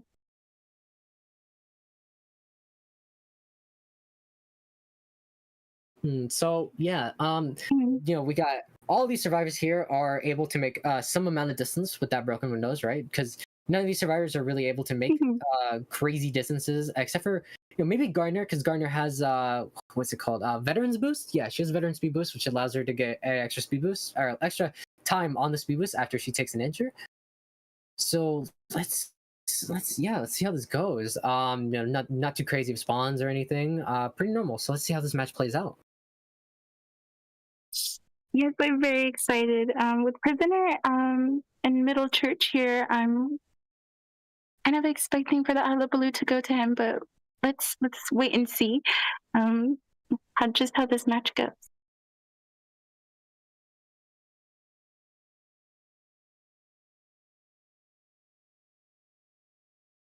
All right. Spawning in here, we have a Insolence trump card Hullabaloo with peepers, nothing too crazy and wild there. So gonna be heading over to this middle here, does know where Luca is and does see him, is gonna be trying to make sure this Luca doesn't get any sort of distance on him whatsoever, and does actually kind of catch him off guard there. Is gonna be getting the first tag on him. Let's see if he's able to get the second tag. Does get the second tag on him. This is very dangerous for Luca already. Yes, getting those black and white bombs on that prisoner pretty early here, only needing the red one, and he will be seeing his first damage. So it looks like he's gonna be taking a going hit to pull here. out that stun. Yep. So does get the stun off, except the problem is that he just goes down. I mean, you stun him for like a half a second, but the problem is first off, it's Sprinter, so what are you gonna do? But the main problem is that he has clones. And with that, you gain distance, but he's just gonna clone off where you're going, and he did, and he got all the tags he needed to there down so quickly. I mean, these ciphers aren't even really super close to done yet. You have a cipher at 80, you have another cipher at about 60, and then another one at 52, which I believe is the Merc cipher. Yes, it's the Merc cipher because it stopped being worked on, and is the least completed. So Merc is maybe gonna be the one coming over to rescue, or he could just go over and feed to Nice. Now, Sprinter knows that he shouldn't just camp, right? He needs to go out, he needs to spread some pressure, he needs to slow down other people's ciphers. Now, these survivors need to maybe try to get a rescue out. If you sell here at 3 ciphers remaining, because they're about to keep one, he could just get another down so quickly, and all this time that you use is really not going to matter. You have one person here that's just feeding to Nice and isn't working on a cipher. So selling here, really, I don't know if it's super worth it. Granted, you're not giving him more than what he's already gotten, but you're already waiting around close and you're going to give him a really quick hit. So ultimately, I think you don't even try to go over. You just full sell. Yes, and Spencer, knowing that no one is really going for that rescue here, he's gonna put down a peeper, try to slow down this gardener, not allowing her to transition to a She better does area. get the bubble off, but she just goes Oh, down. and gets clipped by the white ball there. And it's gonna be Gardner seeing her chair, and the cipher is Oh no! unfortunately next kind to of dying near a cipher there. Yes. dying next to Cypher that your teammate was working on is so unfortunate. You're already so behind on Cypher machines, and just going down next to one where your teammate has the code. Now, it does get the first prediction correct, except Hullabaloo is just able to attack so quickly, it really doesn't matter. Gets the first hit, Yes, probably and- gonna get that second shield hit. Oh no, it's just immediately gonna go onto the Gardener here, and it's just gonna put all Yeah. those stacks on her, and then just wait out the shield, and she's down. Yeah, I mean, Oh, yes. Yeah. Yeah.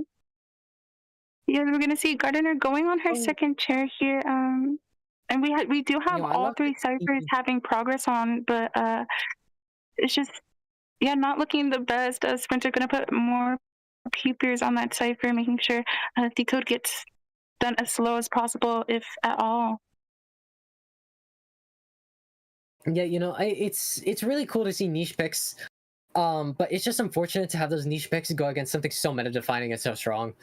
Was really hoping to see more of Gardner and Luca being able to show off what they can really do. Looks like he's gonna Yes. go for the full hit on Merc here, so that way he just has a free slug in the background, which means they're working on less ciphers during that time period. And I mean, he's already got such great cipher control, and it's taking so long to complete all of these. And this game is pretty much already over. Gardner was not able to get her bubble off because Hullabaloo is just always behind you, and he's always there. Yes, the hullabaloo behind her, and just not able to lock that ability, unable for her to get that bubble. Yes, we do see that mercenary down as well. So just not looking like a very good position for these AMeY survivors.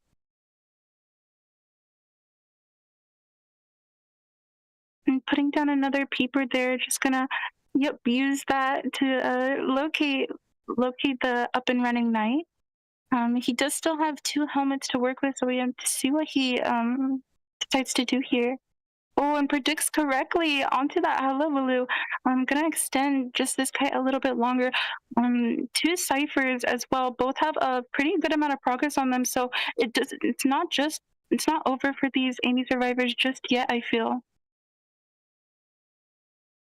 Now, does he get the prediction right? Does get that first prediction right? Let's see if he gets the second prediction right. So he's not even going to try to see if he's able to get an ability out or anything, because it really doesn't matter, right? Because he just needs the hits. So Knight is going to be just trying to buy as much time as he possibly can here, hugging this corner as long as he can, but just goes down. Yes. And that's gonna be done. And we do see the mercenary just kind of being around, seeing what he can do to try and make this one escape happen for Team AMeY here. But Spencer kind of already knowing that, and going to try and find the mercenary to down him again, as This is if once he downs him, he will know he doesn't have any self healing.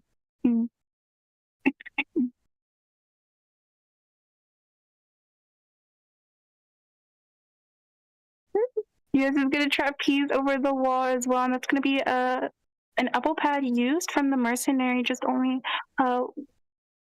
1 black bomb on him, and the knight is getting up as well. Kind of going to the cipher here, and swap to teleport. I mean, yeah.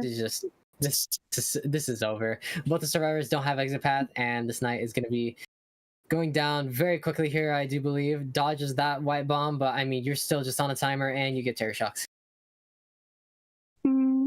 Yes, a little bit unfortunate, unable to kind of get that cipher primed and popped here. So it looks like it's going to be a 4 kill from Spencer. Yes.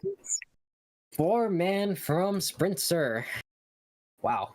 I mean, do you really expect anything else? I really don't think you do. Especially just showing off why Hullabaloo is still such a mainstay after all this time, even after all the nerfs.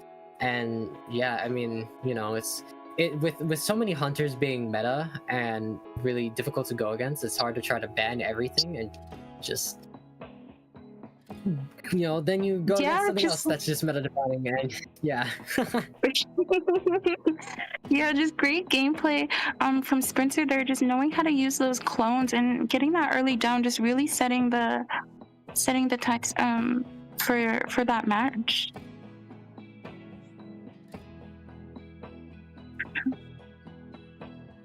Now, so they will be getting, they got that 4-man, so they're gonna be very pleased with that, I imagine.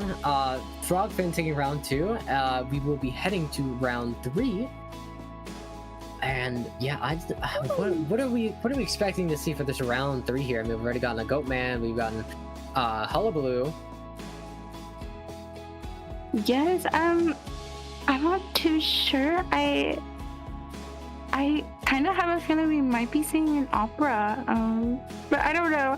Maybe that's just wishful thinking. I do enjoy watching opera gameplay, so hopefully we can maybe see some of that come out from one of AMeY's hunter, maybe. Yeah, I mean, we saw some niche picks come out there, right? We got Gardner and Luca coming out, and I'm hoping we can see more of that. But then again, if the team really wants to win, they're obviously not going to do that. They're just going to bring out the mainstays that we've been seeing. Your puppeteers, your psychologists. So we'll see. I am still looking forward to this match, though. So yeah, be waiting and seeing what happens there. Yeah.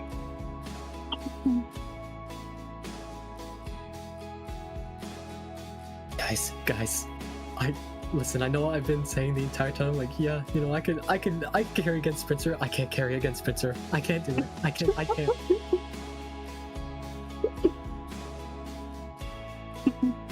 I think you both are really good at hunter in different ways. No. You see, there's being really good at hunter, and then there's being Sprinter. These are two different things. And I'm washed. I haven't played him forever. I'm washed.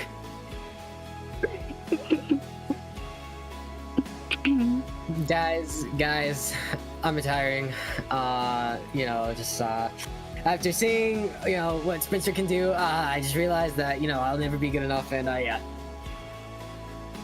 Yeah, there's just too many sweats. guys, too many sweats, guys. I mean, come on. But you know what? Though? You know what? It's fine because no, it's not fine actually. I'm sad.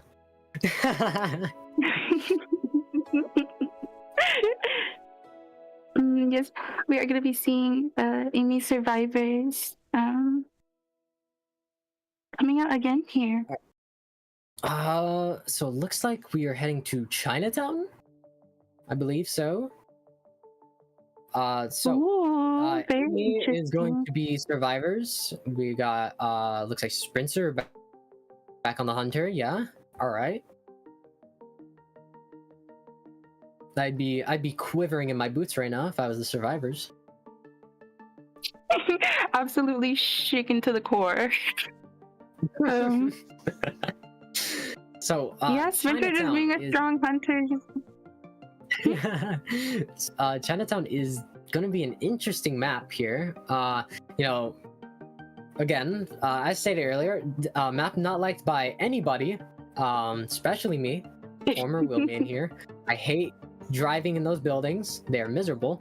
And also, as a Lucino main, some of the inside of these buildings suck, man. I can't jump. Anyways, this map. Yeah, this map having like lots of windows, and even if they're breakable, it's still able to kind of mind game and play some games there. So I can kind of understand, like, not because I don't play hunter, but I can understand it would be a pain to play wheel on this map. Sorry, I just have wheel trauma. Like even the with windows flashback being breakable on this map, like, I mean, it still takes quite a few vaults to even break the window, and ultimately it's not worth it. It's just a time waste. You have to focus on getting that down. Yes. We miss you, Chip. You don't miss me. The kids don't miss me. I'm fine. Anyways, the kids miss you, Dad. I don't have Kids kids. miss you. Come home. Come home. Stop playing IGV, please. We miss you. I'll never stop. Not until the day I die. I'm gonna be 80 in the senior citizen home. I'm gonna. You're gonna pump the cipher. You're gonna pump the cipher. Okay, Grandpa. Let's get you to bed. No. Okay. Anyways, sorry, I'm tweaking. I think we need to amp up his meds.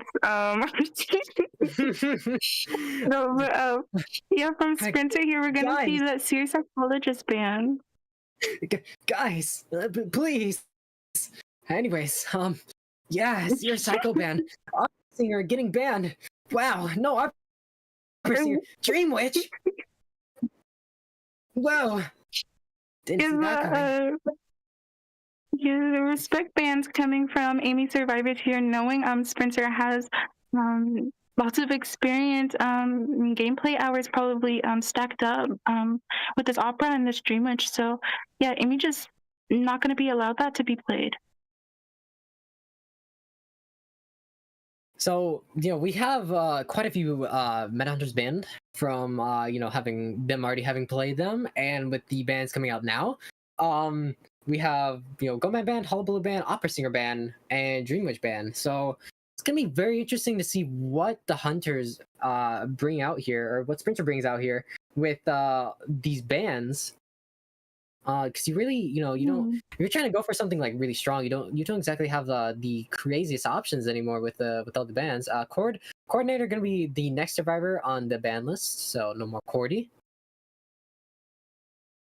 Yes, and for our AMeY survivors, we see that first officer and that fire investigator just coming out again as well as that embalmer.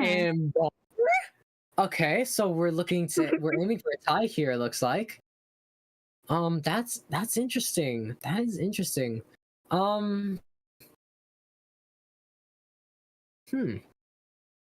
right, so very on very Chinatown, interesting. right, if you have an embalmer, the embalmer's gonna he's gonna put his coffin down. He's gonna transition away from it as much as he can. Prospector gonna be the next one taking a ban hit here. Okay. Yeah, so it's a hunter that Prospector doesn't like getting ban. stunned a lot, or doesn't like getting harassed a lot. Originally I would have said like Opera Singer if Prospector is getting banned, but I'm not so sure. Yes, I'm also a bit unsure. Yeah, that meteorologist coming out on AMeY survivor side. Definitely looking like they just want to at least get a tie here. You don't have the craziest transition characters on the team. You have Florian to try to like help out with that a little bit, but you could pick a hunter here that doesn't have the best mobility and try to focus on something else instead. I mean, you could go for like on Chinatown, you could go for like it'd be crazy, but a bonbon would probably be against this. A potential. Yeah, with this Prospector ban, I'm not too sure. I almost want to say maybe we might see maybe a potential Anne. That's just again. We'll go crazy here, guys. Again, that's wishful thinking. I would love to see an Anne from Sprinter. She isn't known for winning. It's Lucino. They take me away to the psych ward. It's Lucino. So let's see what the hunter is gonna be. Dun, dun, dun, dun. It's gonna be a shadow. Yes, we're gonna see that Ivy. Ivy obviously not liking the fact that Prospector can just cancel the stun using a magnet.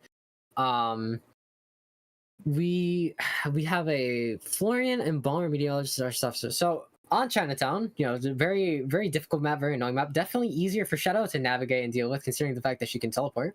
So I do believe the map pressure here is going to be probably crazy. Jose, only one tide. Broken windows on the Florian, kite build on the Embalmer, and fly build on the Meteorologist.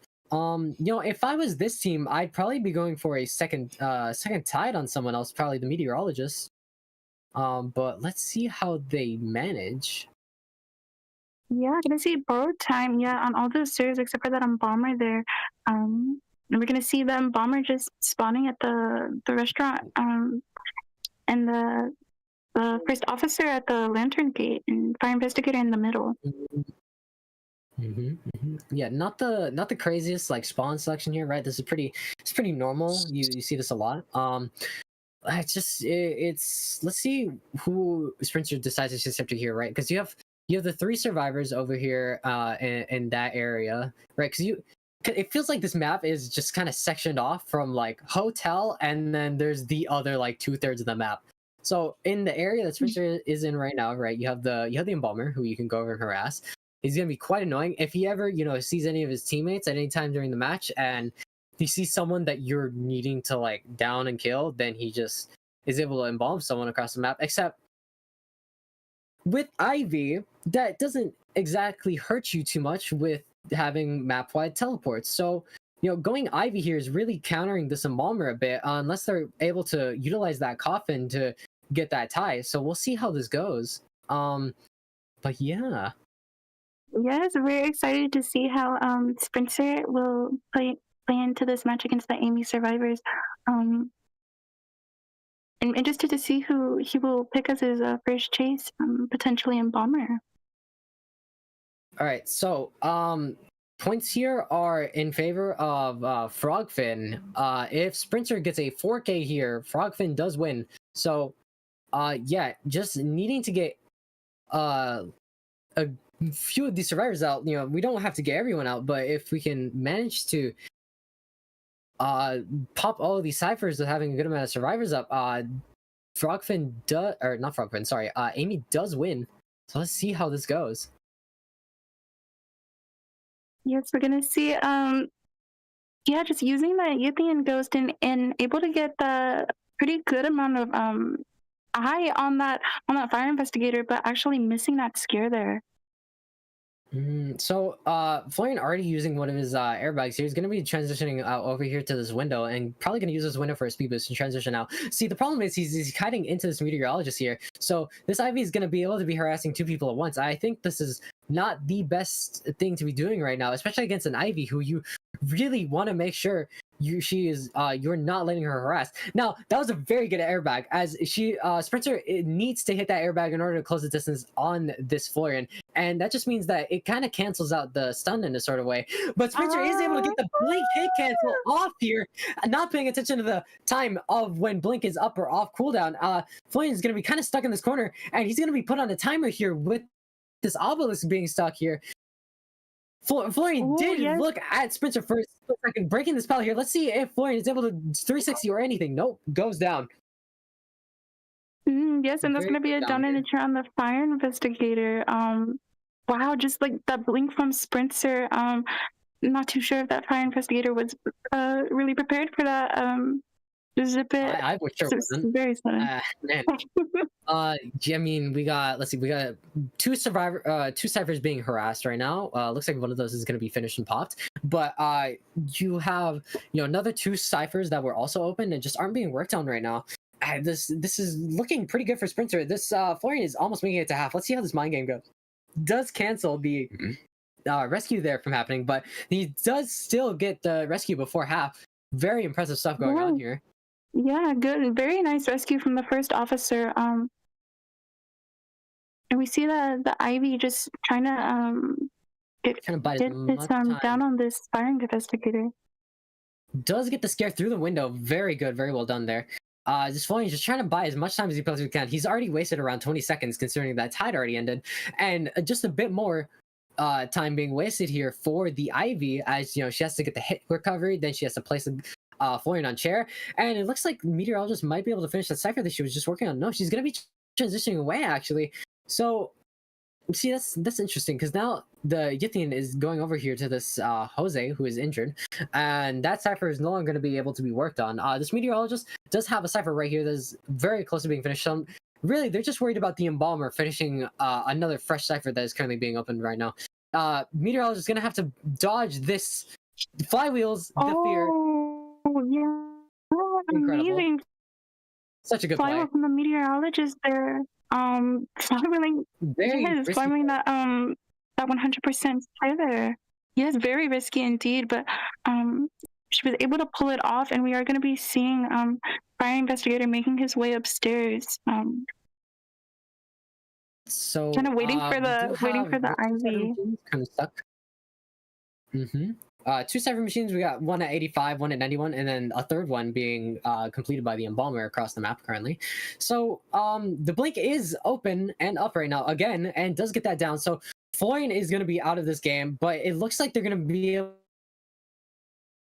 to manage to finish this cipher. So Jose does not actually go down there for the cipher, but he does use a pocket watch here, which means he's probably going to be greedy and go in to try to finish the cipher right now. He does, which means that the final cipher is probably just going to get popped straight away from this embalmer while this meteorologist is at gate. And it does get immediately popped. Very good, very smart from the survivors. Spencer does not have, does have detention. Sorry, insolence detention IV. So Ivy's endgame is very, very, very good with these gates.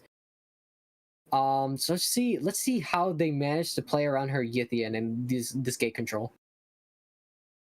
Yes, we can see here with her her main body. She was just kind of in the area of the embalmer, but kind of just staying at this gate and putting pressure on it. It's gonna teleport and get that down on that meteorologist. No gate is open yet, which means Spencer is able to chair this meteorologist. In the meantime, is able to send the Yithian over to try to harass whoever is working on that gate.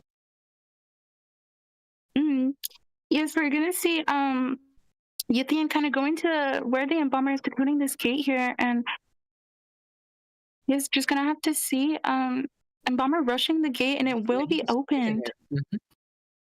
Very good. Embalmer just sticking the exit gate Yusuke there with the embalmer skin. And also moving his coffin to the gate as well.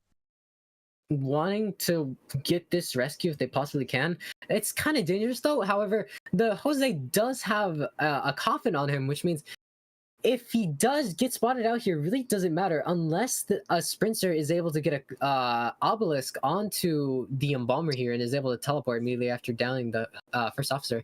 But no, it looks like they're just gonna open both the gates and probably just take this tie. Yeah, it's gonna be it's a draw for both sides here. For AMeY and Frogfin. Wow, all right. Wow, it was just really nice gameplay. Yeah, Embalmer really securing that tie there. I mean, granted he didn't really use a coffin there at all, but the survivors were able to just play well enough to be able to just secure that tie. Embalmer just being there in general is able to just, really secure that tie for them. Yeah, just seeing Sprinter playing that Ivy there, just playing really well. Able to get that down pretty early. But the cipher is just as well, just able to kind of counter that and able to catch up a bit and able to get that tie from AMeY survivors is also just really impressive.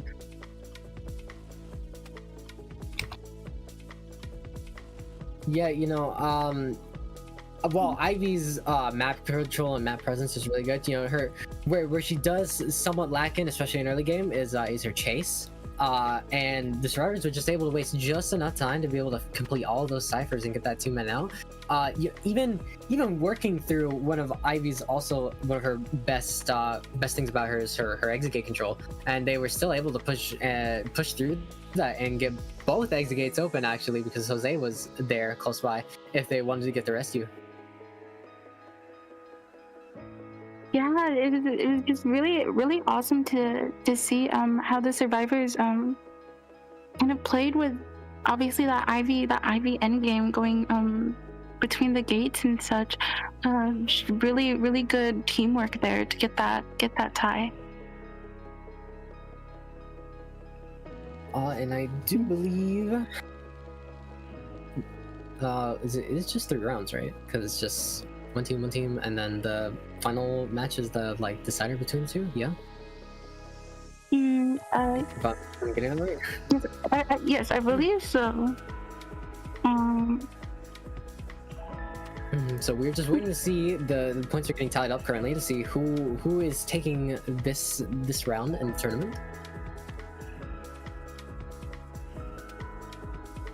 I mean, very, very fun day today, I gotta say. You know, seeing earlier today, seeing all those like weird pics of hunters coming out is very cool.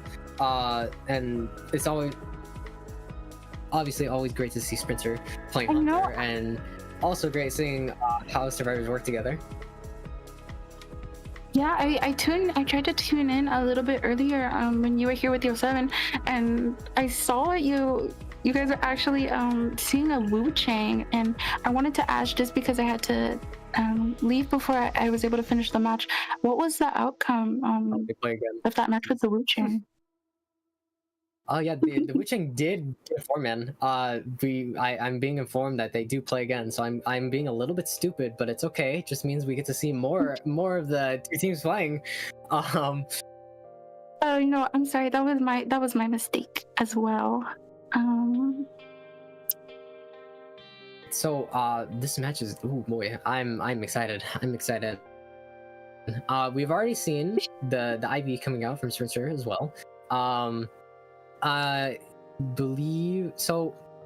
Oops, I accidentally missed that. Yeah, what hunter is gonna be played here?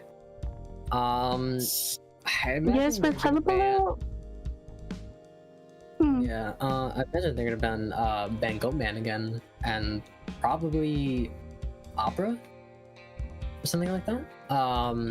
You know, we've already seen those characters being played, so I imagine the teams want to make sure that they're able to get those strong picks out of the way in order to really secure this this win for them. Yeah, I am gonna to agree. I think we will be seeing probably those 2 other meta bands on the 2 meta hunters that are still standing. So I'm interested to see what Your Line April decides to play here. All right. Going back to Chinatown. So the hunter here is gonna be AMeY. Right, I'm right, I think so. Yes. Yeah. Yes, we're gonna be seeing AMeY hunting. Yeah, we have AMeY Hunter and Frogfin gonna be the survivors here in this round. So let's see, what are the initial bans gonna be? I'm interested to see. You know, we don't really have super hard meta picks anymore, as they've been already used. Pretty sure, is Goman Goldo banned already? I think he was, right? For Your Line April, I believe it was the Hullabaloo and the Hullabaloo and Ivy. So they're probably I imagine a Goatman ban. I mean, you know, you really don't want to deal with that in a match that you're trying to win. So Seer and Embalmer are gonna be getting banned here. Hunter not wanting to, you know, give them the tie. Goatman instantly gonna be getting banned, and Dream Witch gonna be getting the second ban there. You know, it's interesting to see Dream Witch getting banned. Well, I haven't seen a Dream Witch at all yet. Has there been any Dream Witch, Kiwi? I don't think there has been, but I do know that Your Line April, I believe they do have experience, lots of experience with that Dream Witch, so I think it's just a respect ban there. Survivors not wanting to really let that specialty out. But yes, we're gonna be seeing on Frogfin Survivor side, we're gonna be seeing that mercenary and that meteorologist. Yeah, Anti-Kring gonna be getting that 3rd ban, of course. You know, never want to get beaten in the head over with a stick. I have too much experience with that in real life. So Merc meteorologist. Let's see who the third character is. It's gonna be a psychologist. Also we're going to Chinatown. Ooh. So psychologist on Chinatown is very strong, very big map, so she can, so much distance that doesn't need to be wasted for two survivors to go to each other and to meet. Psychologists can just instantly heal whoever needs to get healed to go for that rescue, and they do have a merc, so there's synergy there with not needing to waste more time to heal the merc. And Luca is going to be getting the fourth ban. Oh, yes, we're going to be seeing a prisoner ban from Your Lie in April. Oh, the and a prospector pick, from though. Frogfin Survivors. It's interesting because while Luca is a decoder and Prospector is he's not a decoder in his icons, right? He's supposed to be a kiter. Prospector does have his unique trait where he gets more skill checks. While they are smaller, he gets more of them. But it does mean that if the person is hitting great skill checks constantly, he does actually become a little bit of a decoder.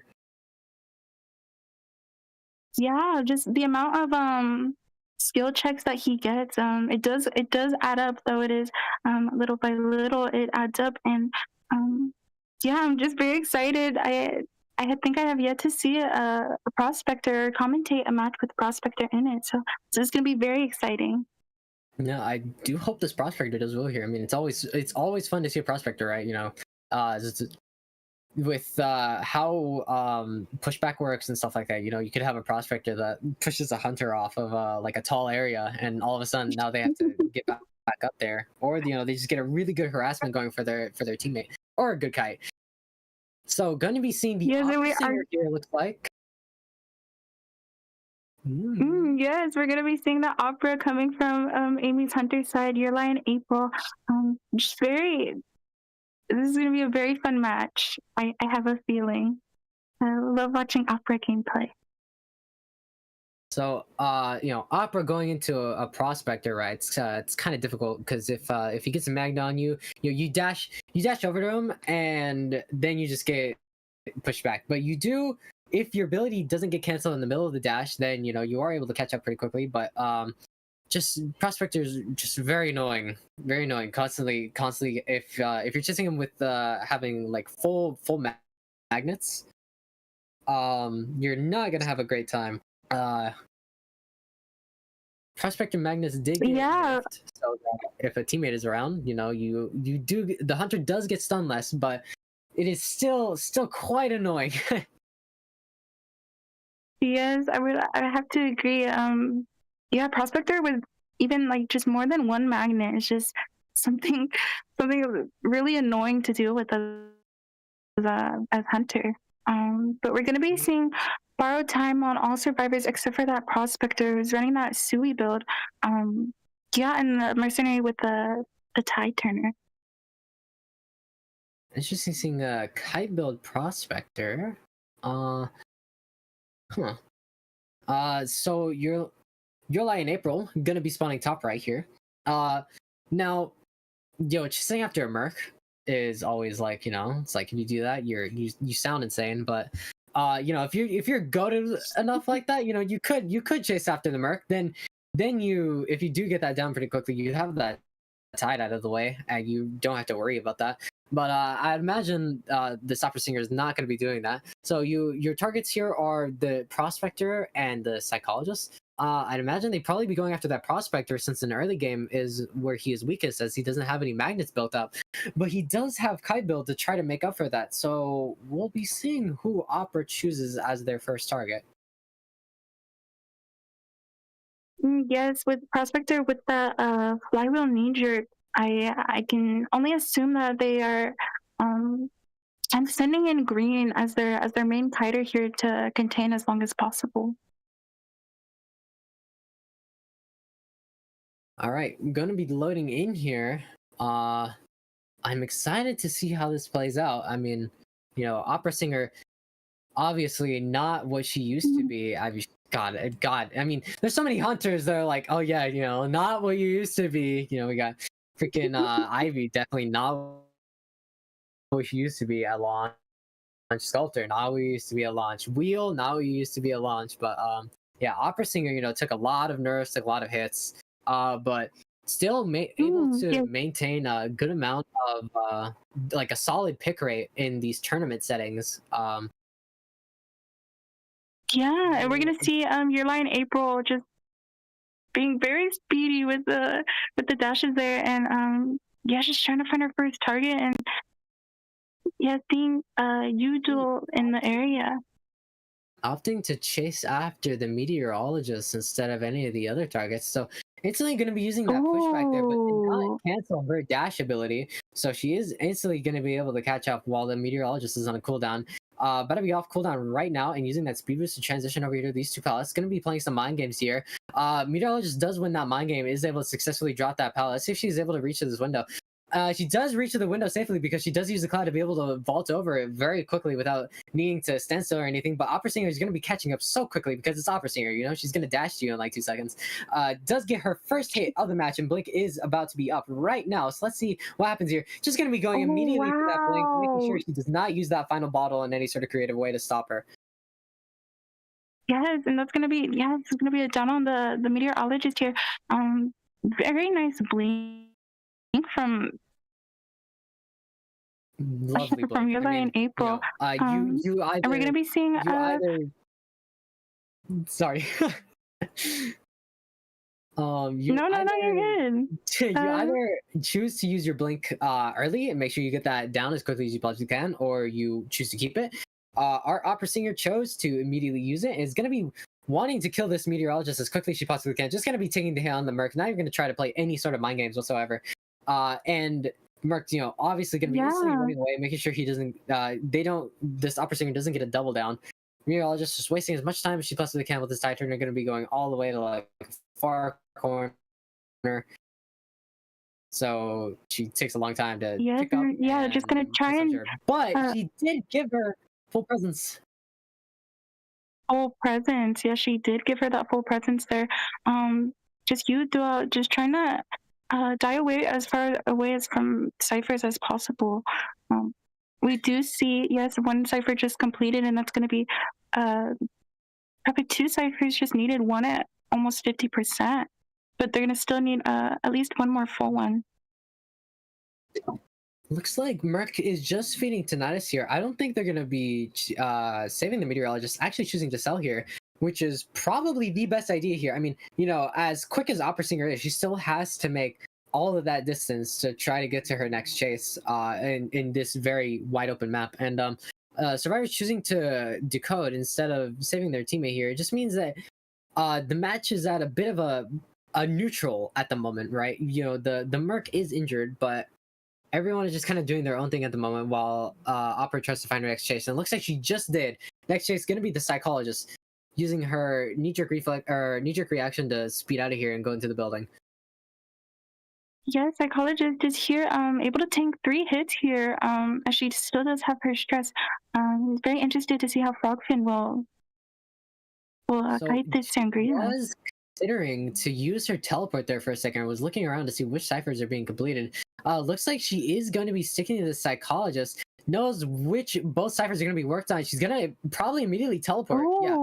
Yes, immediately teleporting to the mercenary, and we're going to expend that elbow pad to just create some distance. But as we all know, Opera Singer is very fast. Mind game.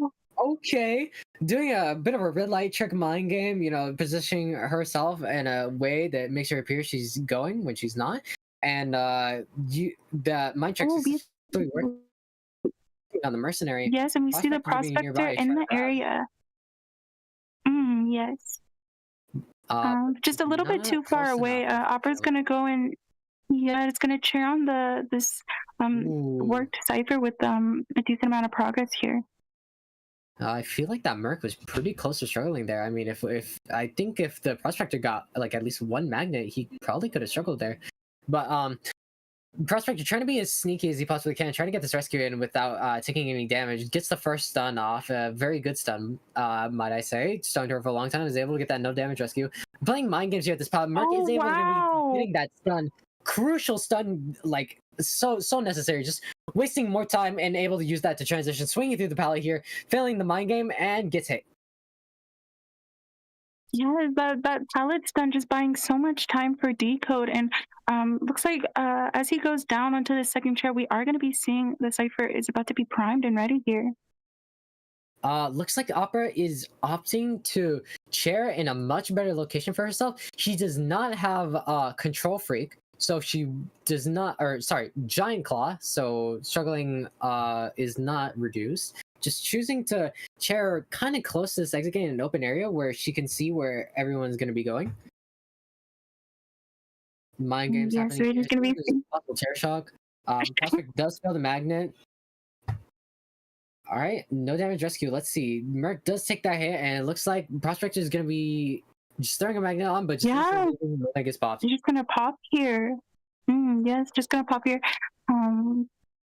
Your Lion April just still chasing after that mercenary, trying to get that down and send him back to the manor. But our exit gate is being decoded. And it's going to be used there, actually. Transition over here to this palette, and let's see how this gets played. It's just going to teleport. Your Lion April just going to teleport there. It's going to. Yes, it's going to be a short stun from the Prospector. Ooh.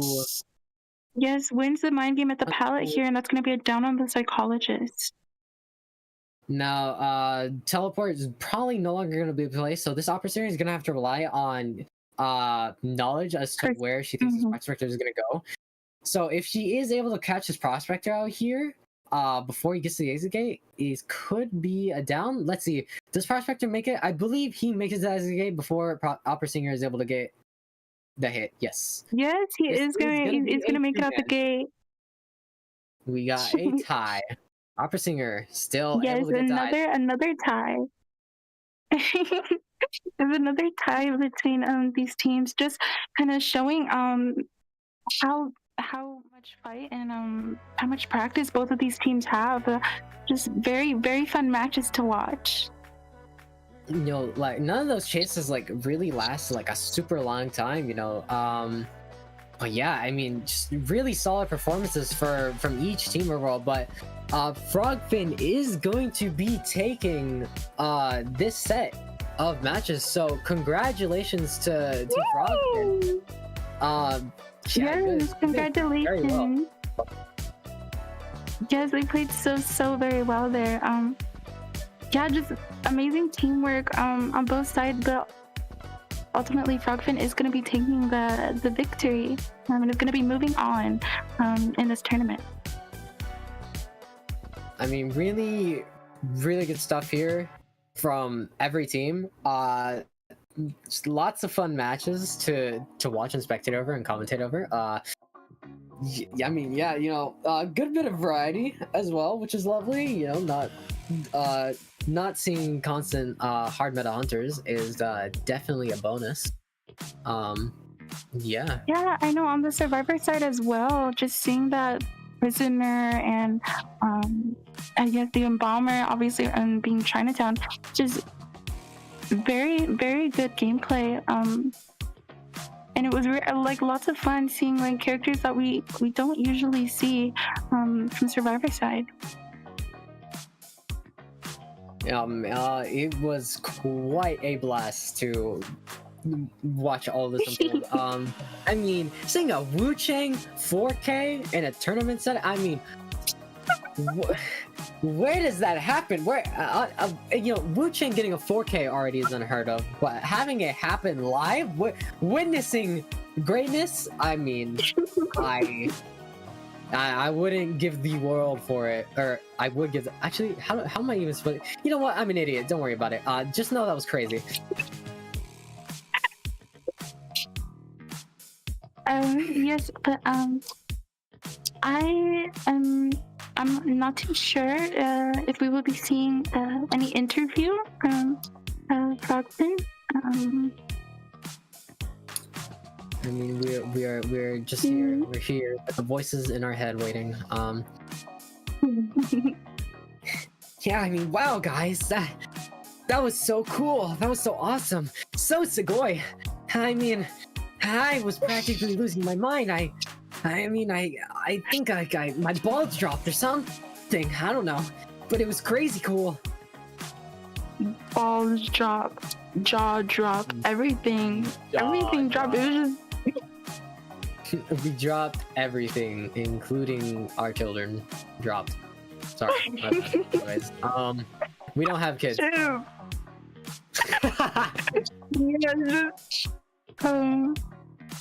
Yeah, I don't know, just Frogfin just shining through and becoming the victors, but having to give it to AMeY, putting up such a good fight, and their survivors and Hunter as well, just giving Frogfin truly a run for their money. It's great seeing both teams really try their best against one another. Seeing what sorts of things they're gonna try and experiment with, and it's always fun seeing stuff like that. Yes, I agree.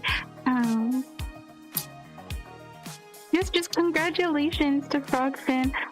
Very exciting to see how they will play moving forward. I'm excited to see what all these teams are going to be offering and bringing to the table.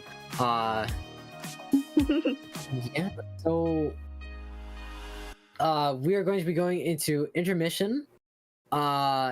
It has been a blast. I will no longer be commentating for today, but I had a lot of fun. It's okay. Kiwi, you got it for me. You got it for me, girl. You got it. It's okay. It's okay. Yes. Yes, we will be back after this intermission. Or I will be back after this intermission. Yeah, I'm gonna be. Yeah, they're deporting me. I'm just gonna be going and watching. That's not complicated. I had a blast being here. Really fun to commentate over these matches. Wu Chang game was crazy. Seeing Breaking Wheel was lovely, but I still haven't seen a Lucino, an Evo Reptilian. What's that all about, guys? I mean, come on, like. I don't feel, I have taken my cake, but I haven't eaten it yet. So I will be watching. I will be waiting. But yeah, I think I'm gonna shut up now because I don't know when to. So I hope you guys enjoyed my commentating and me being me. Have a fun rest of the tournament. Woo! Kiwi, anything you wish to say? Yes, I will be seeing you guys shortly. Thank you so much, Chip, for coming on and commentating. I'm sure everyone loves your energy. And yeah, it's been so fun commentating with you. Thank you. Yeah, I know I'm gonna be missed. I'll miss you guys too. I'll see you later.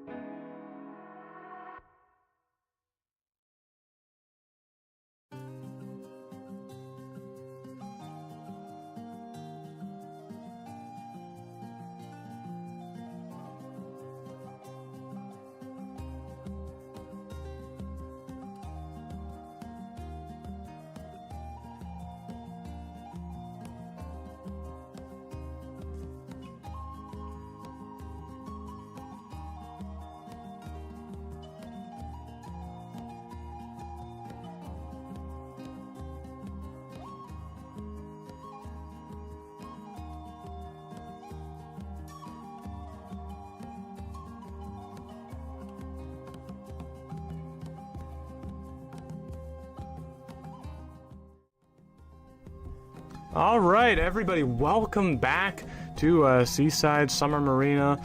We're kicking things off round 4, matchup 4, right? This is matchup 4, Kiwi. Oh, Ken, did you need yes, something? I believe so. We're on the air, but do you need something? Oh, Cookie, we're on the air. Do you need something? Haru? Haru? Did you need something? We're on the air. Hello, There she beautiful. goes. We're keeping it professional here, everybody. Hello? I love you, Cookie. I love you, but we are live. No. Wait, what? Wasn't scheduled for today, but she shows up anyway. What are She you just talking loves about? commentating. She loves us that much, everybody. Cookie. Oh, wait. Yeah, Cookie making a Never cameo. mind. I'll tell you guys later. Oh no. Always keeping it professional here, ladies and gentlemen. Definitely. Oh dear. Anyway. Oh. Yes, but Yo7, we will be seeing the fourth Matchup number 4 matchup today. between Prototype and the win rate. Yeah, Prototype versus low win rate. Hey, I could apply to be on one of these teams. I think my win rate right now is like 20% on Survivor. It's really bad. You know, like I qualify. Yeah, no, I'm qualified for this. Literally, I'm rocking that 30% Survivor win rate. I wonder if they're taking applications. I mean, I guess we'll have to see. You know, if they win, we get to do the post-match interview with them. We'll have to ask. That'll be question number 1. Hey, you guys looking for some new members? Because I know a couple people. We got some low win rates up here. I could definitely be a sub-in if you guys need. Like, pick me. Yeah, I mean, you know, I'm also commentating the tournament, but like, I'll play. You know, why not? That's a joke, by the way. All right, for legal reasons, that's a joke. Yes, she's a joke. All right, well, I mean, it looks like I think everything is set up, so it looks like we're gonna see that Ever Sleeping Town as our first map pick, and then we're gonna see Prototype here on the Hunter side against low win rate Survivors. Oh yes, very interesting. Ever Sleeping, always a fun map for me personally to see, just because of that tram. I love the tram. Yeah, I mean the tram is great. You know, I feel like whenever it's Ever Sleeping Town, we all just cheer for the tram. All right, it doesn't matter what the Hunter is, it doesn't matter what the Survivor. We're cheering for the tram here. All right, that's what we do in the tournaments. Everybody actually in the chat, let's see some tram emojis. Let's see like train emojis. Are there tram emojis? Probably are, right?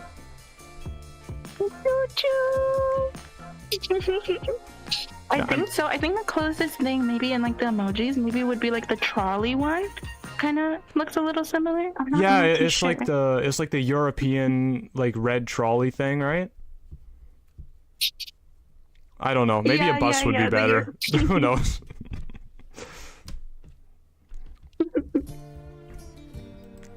Yeah, I guess we'll be. I mean, I don't know how long it's gonna take for us to get into this matchup again. We're still setting things up. Cookie is now messaging me. But yeah. Anyway. Cookie. I mean, so we just came off of the matchup between Frogfin and AMeY here. Very like I would say conventionally played. I was you know jittering in my seat while I was watching. It was really a great game. I mean, how it was fun to commentate, wasn't it? Yes, it was such a blast. You know, especially like knowing, I was telling Chip, the amount of experience that both of these teams have, just made it feel really real and like a really true battle between both of them. and they're both amazing teams. So it was really exciting to be able to commentate both Frogfin and AMeY's matches. Yeah, it was great. I mean, I'm just, you know, just slightly, just a little, just a little jealous. You know, I don't want to admit it, but you know, here we are, just a little touch jealous. But you know, I got to watch on the sidelines, and that was fun as well. You guys did a wonderful job, of course. It was fun commentating with Chip. Glad that he agreed to do this, and I'm really glad to be here commentating with you again, Kiwi, because that's always fun as well. Am I seeing this correctly? Seeing Do you what? see what I see? No. Are you in the match right now? No. Oh no. Okay, hold on. I'm coming in with the Discord screen share. It's gonna be okay. Yeah, no, it's It's I gonna just be wasn't. okay. I was not invited to the party. Okay, I got you. We got the screen share going on right now. Thank you. Well, always professional here, everybody, on the the commentator panel here. Okay, we need a better name for the commentator panel. We'll think of one later. But I mean, let's talk about the lucky guy and doctor pick. How do you feel about that? Right. Yes, we do. Yes, going into this round one, that lucky guy and that doctor, I'm kind of wondering. I wish I could take maybe a step into low win rates team here to kind of gauge what their game plan is with this doctor and this lucky guy. Yeah, just going for that healing and maybe the versatility of the lucky guy. Yeah, I mean, I'm excited. Post game interview. That's a question that we're gonna be asking if they end up winning. That I'll tell you that. I just. Yeah. All right, that's what we're seeing. I don't Yes, even know what to along say to with, this. It's so Papa and outlandish. Gege. I know. Very, very fun first picks from the survivors here. When we look at this, Fafa's bands, we see the Archer, the Antiquarian, the Fire Investigator, and the Mercenary. So yeah, just not wanting to deal with that Antiquarian and that Archer really at all. No harassment. Yeah, I mean, I guess I would say if this looks like anything to me, it looks like an opera singer. Although, I mean, again, you could really play anything into this Survivor comp. I would say you got a lucky guy and a doctor, not really traditionally known for being exactly strong picks. So you could really, especially against the current, really mainstay characters. So you could really play whatever you wanted, to be honest, into this. It looks like Fafa is gonna choose the Hullabaloo here. I mean, you know. Oh yes, a hullabaloo. Very strong pick against I would say against these survivors here.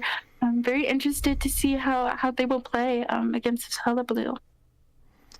Yeah, I mean, I guess if you wanted to give or poke holes in the hullabaloo choice, you know, Doctor and Lucky Guy both have a veteran bonus, which means they're going to be able to actually make some distance after taking a hit, which, I mean, maybe that's the idea here. I'm not entirely sure. We could see that maybe come into play. Yes, and we see the borrowed time on the mechanic in the night also carrying Tide. And we see the lucky guy bringing a flywheel and Tide build Yo7 as well as the Doctor flywheel and that knee jerk.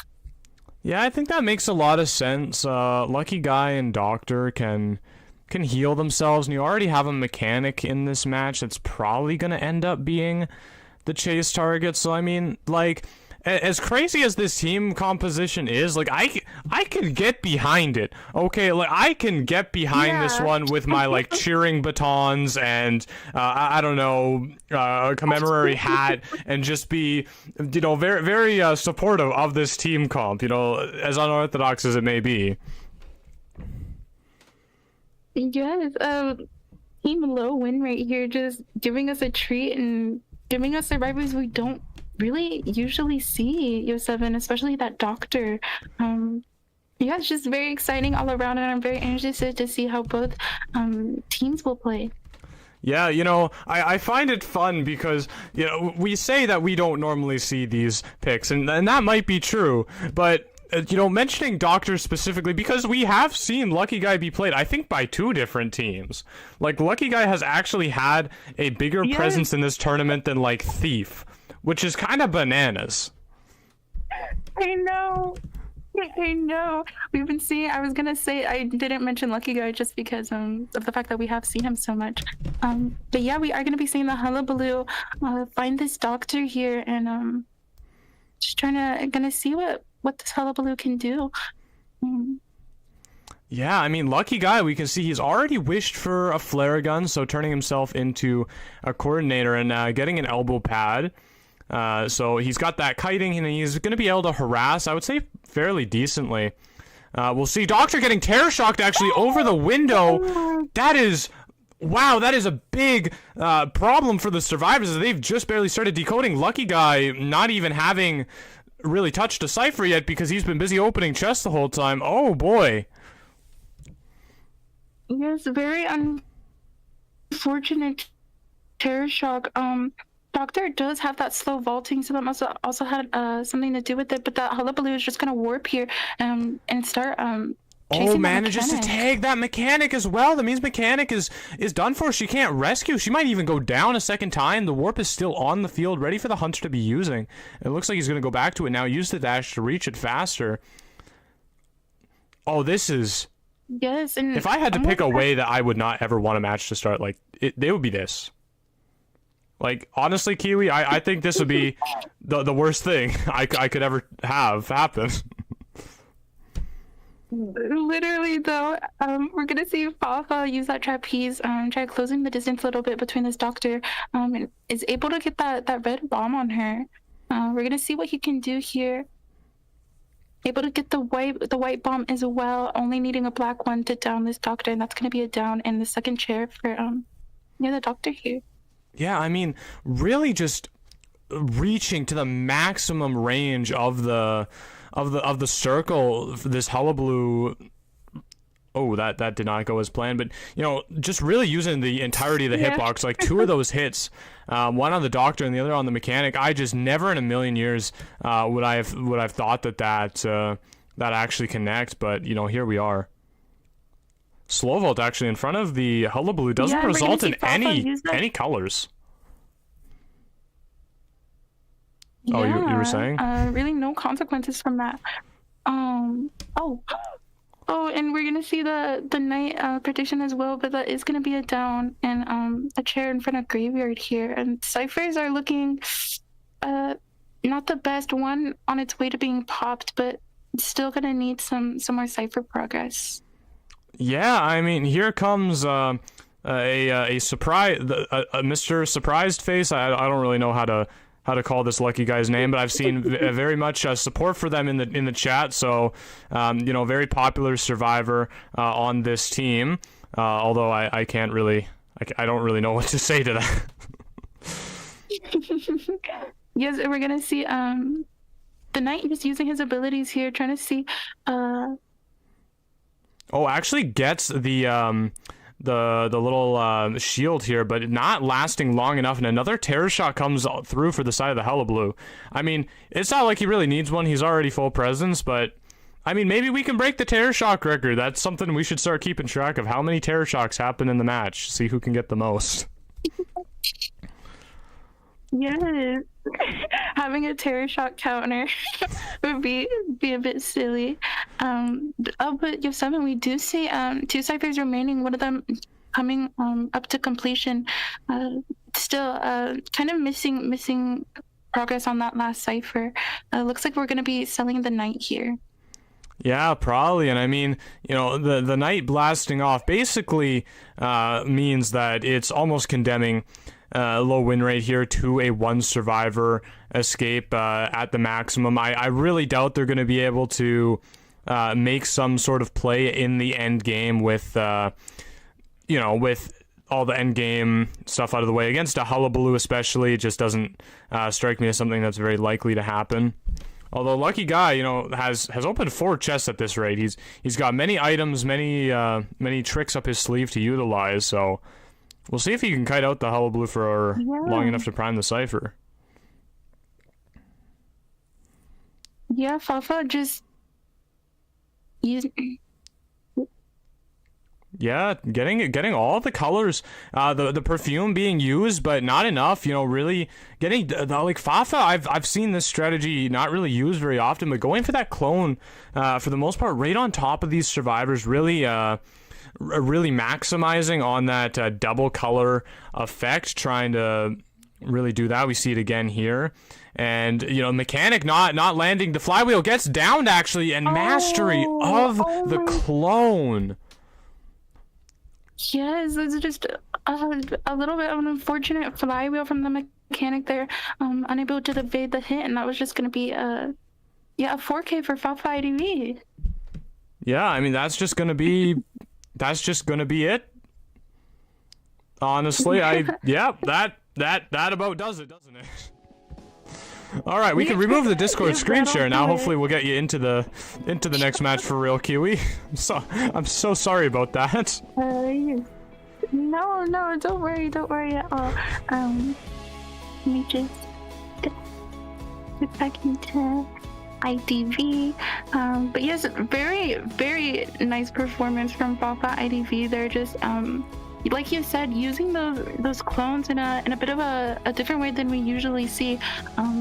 Just able to get those survivors down there. Just an unfortunate first down for low win rate side. Just getting that terror shock just kind of set the tide for the match into Fafa's favor.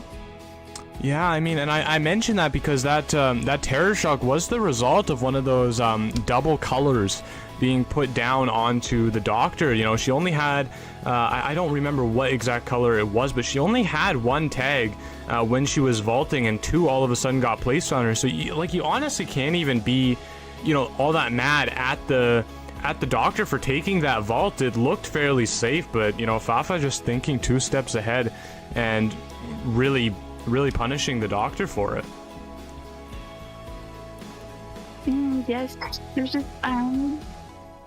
it was a bit unfortunate for the survivors, but hopefully we can see their hunter kind of step up and be able to also get a couple of survivor eliminations in this next match.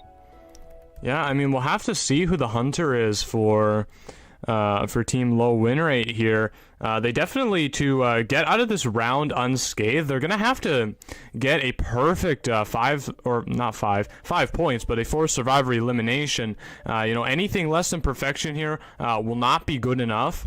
And, you know, if Prototype manages to just get one of those survivors out of the exit gate, yeah, it's going to result in a very early round win for Prototype. Yeah, very excited to see how both Prototype survivors and Low Win Rate Hunter will play. I have not done my research, so I'm a little unsure what we're going to be seeing from Low Win Rate Hunter here, but excited overall to see how they play, and hopefully able to get some points and maybe. Yeah, for sure. Even, I mean, get a 4K and tie the round. Yeah, you know, like I said, you know, I've said this many times throughout this tournament. I know it's very cheesy, but, you know, pressure makes diamonds, and we have seen some diamonds definitely form with these hunters faced with very difficult situations, and, you know, they have managed to pull through and really set a very strong statement that they are definitely not to be trifled with, and they are, you know, able to keep their calm under the immense under the immense stress and everything that they're on.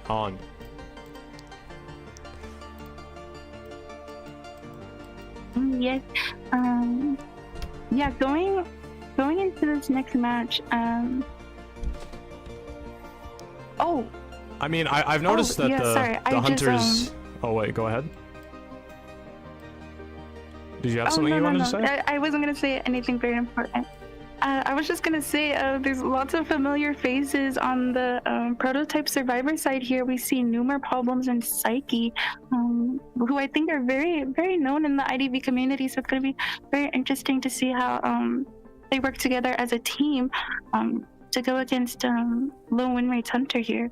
Yeah, I actually have taken notice that the low win rates Hunter, their Identity 5 name is Yidra, so perhaps we might be seeing that Dream Witch play. I know Dream Witch has definitely been a favorite, that the chat wants to see, and I mean, I can't lie, I would like to see a good Dream Witch play. We haven't quite gotten to see enough of her yet, so it'd be really fun to see a good Dream Witch, because, man, it's just so fun to watch. They really make your head spin with with all the multitasking they're able to do. Yes, I have to agree. We haven't really seen many Dream Witch coming out, whether it's because they were banned or she's just not as much in the meta anymore. But it's always interesting and fun for me to see Dream Witch gameplay, as I feel she is that girl when it comes to a map and cipher control. It's just very exciting. I feel like Dream Witch as a character, I feel like she kind of walked so Ivy could run. So if we were able to see another Dream Witch here, I would be very happy.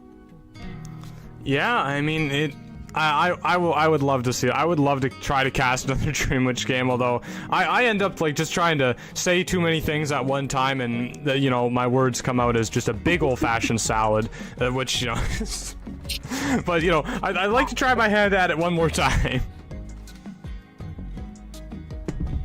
Yes, it's always kind of a little crazy. I mean, obviously, as commentators commentating Dream Witch or IB matches where they are switching very often, but I can only imagine how much brain power and game sense it takes to pick up characters such as Ivy and that Dream Witch. Yeah, absolutely.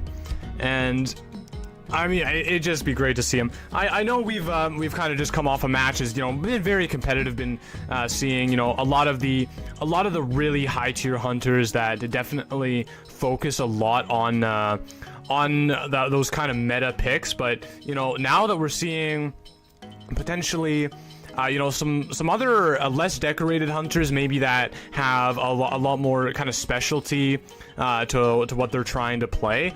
I'm really excited to see if we will see a little bit of those, a little bit more unorthodox picks. I mean, the Lucky Guy and the Doctor were fun. It was short-lived, but it was fun. Yes, it was very fun to see those, especially in round one. I don't know, it was just very, very exciting. We're gonna see that Seer and that mercenary band from Yidra over here.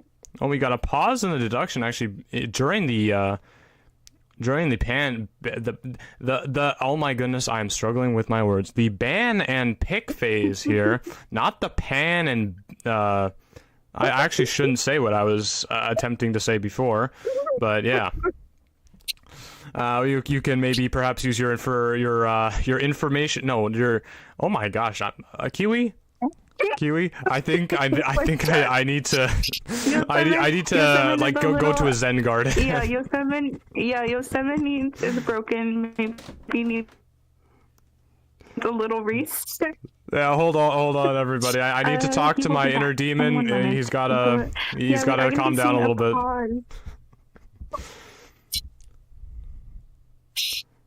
Yeah, that is gonna be an unpause in the deduction though, and I think we will be seeing, yes, Psyche on that perfumer. Oh wow, and we're also gonna be seeing an antiquarian from prototype survivors here. Yeah, we definitely are seeing that. We're seeing a perfumer, which I mean, hey, that's fun. We haven't seen a perfumer. Well, we have seen a perfumer. We haven't seen many perfumers, so it's kind of fun to see. And, you know, on that same note, we haven't seen a lot of antiquarians either. She's been banned too much. Yes, we have pretty much constantly seen that antiquarian up and locked, but Yudra opting to also ban the aeroplanets and the priestess here. Yeah, for sure.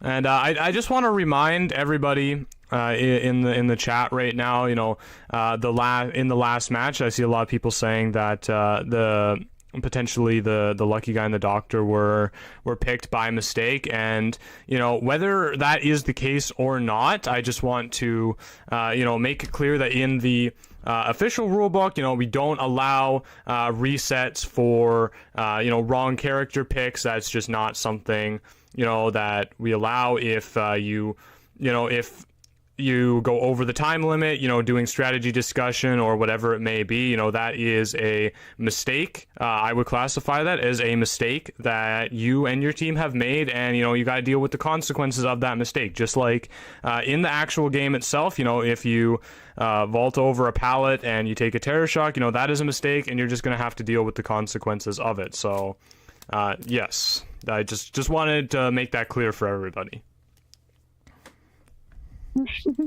Yes, and we are gonna be seeing, as we expected, Yo7, that Dream Witch from the Yudra Hunter here.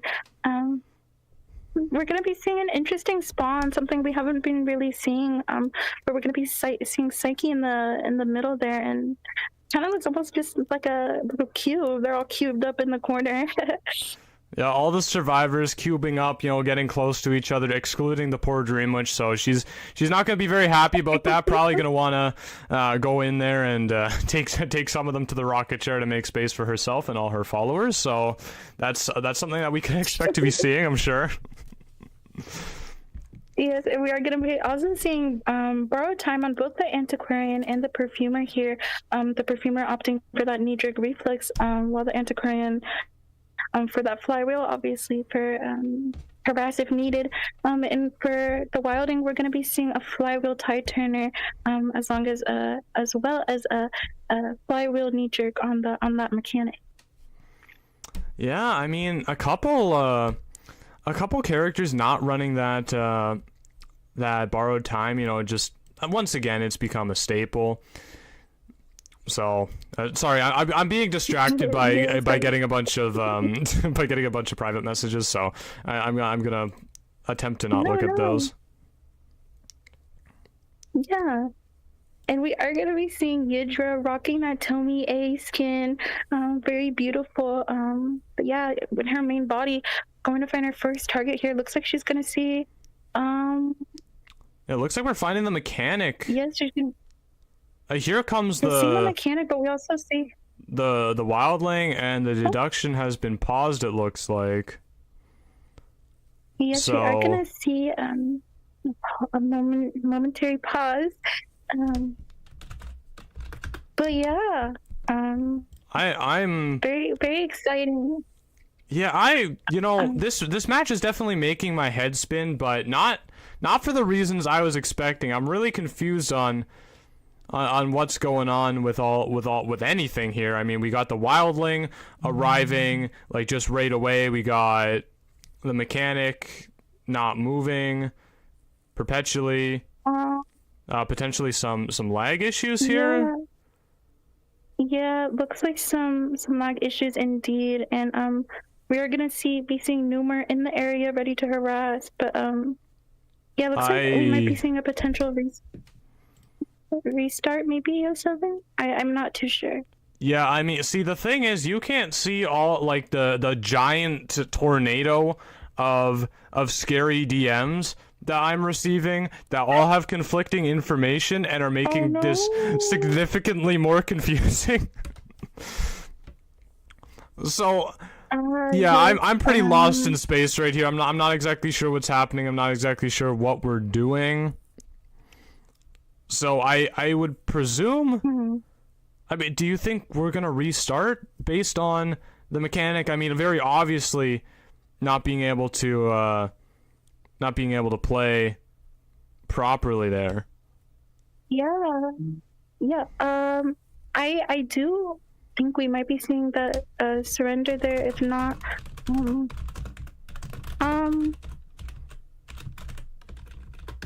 a lot of harassment coming in. Yeah, this. mm, I'm very a confused, little- everybody. a little. Yeah, I am as well. Yeah, just a bit unfortunate. Oh, yeah, I'm sorry, Yo7, but I don't know what's really going on. Yeah, I mean, you and me both, Kiwi. You and me both, because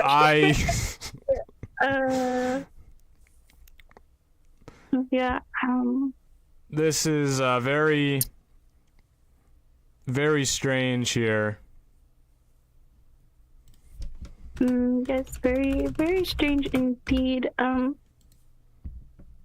Just to check in, they do have an available pause, right? Like a restart. Well, I mean, if they did have they're one, wonderful. it's been long past utilized. I would think this is about the third pause we've seen. Oh, yeah.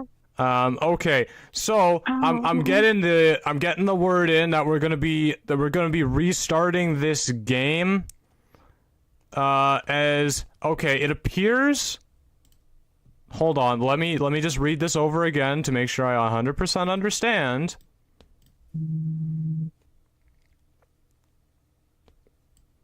Okay, so it appears that there is a player in this match that isn't supposed to be here. So we're just we're just gonna be restarting this. The pick bans here we're done in jest. So yeah, this entire segment here, everybody, that is gonna be restarted now. I don't really. I wish I knew more of the story, to tell you the truth. Yeah. Yeah, cause all I've been informed of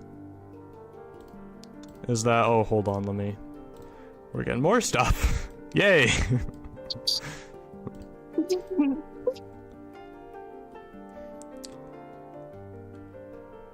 Yeah, okay, so yeah, there's just an unknown or unqualified, I guess, an individual that was left in the game room here. So obviously we can't we can't allow anybody that obviously isn't on one of these teams in any player slots or in the spectator slots, of course, because, you know, if somebody is spectating that shouldn't be spectating, then, you know, they could obviously be feeding information that can't be known to one party to that party. So we definitely can't have that, and that appears to be the nature of the restart here. Yeah, very, very understandable. And I'm assuming we are going to be just seeing the same bands and picks here from both sides. Yeah, I don't know. It was stated that the ban pick session, so like it was informed. So it was informed to the referees, it appears, that the ban, like during the ban and pick phase, that it was, yeah, there was an issue that needed to become resolved. So it appears that the players, they just kind of selected random stuff. So yeah. Oh, okay. So I guess we're gonna have a full remake. I believe a full remake of this. Very messy.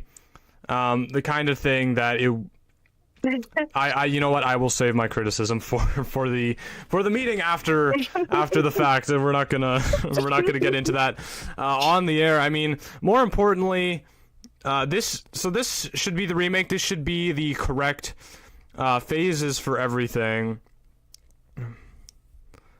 Yeah, a little bit of a switch up, but we are gonna see that perfumer, antiquarian, and gravekeeper in the psychologist. Yeah, a bit more of a reasonable character select from the side of Prototype here. I mean, I was wondering about the wildling, but you know, it looks like the perfumer and antiquarian are still the same, so that's kind of interesting.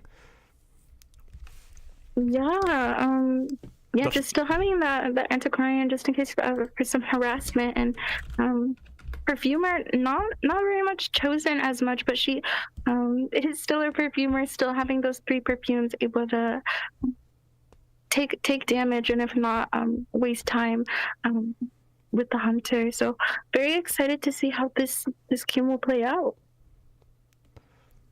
Yeah, for sure. I mean, the fun the fun parts of the team comp stayed, which I'm very happy about. I'm very excited to see a perfumer, of course. That is something that I'm a big fan of. I enjoy the perfumer here, so well, I mean, we'll see if the same pick is coming through for Yidra here, if they're gonna actually pick the Dream Witch or not. It looks like they are, so we are gonna see that. No, actually, even real major changes, I guess. So that. Yeah, just besides swapping out that mechanic for that gravekeeper, it's looking pretty the same. Yeah, and the wildling, just the mechanic and wildling seem to be replaced. So I guess. Yeah, I guess they were informed like halfway through and just picked whatever characters. Okay, so. Yeah, that was a bit of a hurdle, everybody, and we're really happy that we're past it, and we get to actually watch these matches now. Get to see all the exciting things. A little bit of a different spawn, of course, that we're going to be seeing. You know, the last match was a box spawn, which is definitely not optimal, of course, because the survivors are going to want to rotate around, and that was not the plan. Yes, a much more conventional spawn from the survivors here, spreading themselves out like evenly, and we do see borrow time on almost all of the survivors except for that perfumer running that flywheel and tide turner.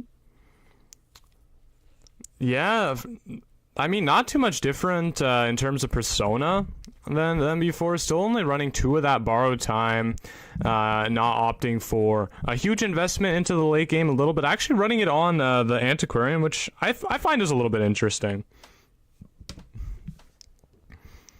You know, I usually think that Anti is the one that's going to make it to late game or, you know, get chased second. So, I mean, maybe it does make sense now that I'm actually thinking about it.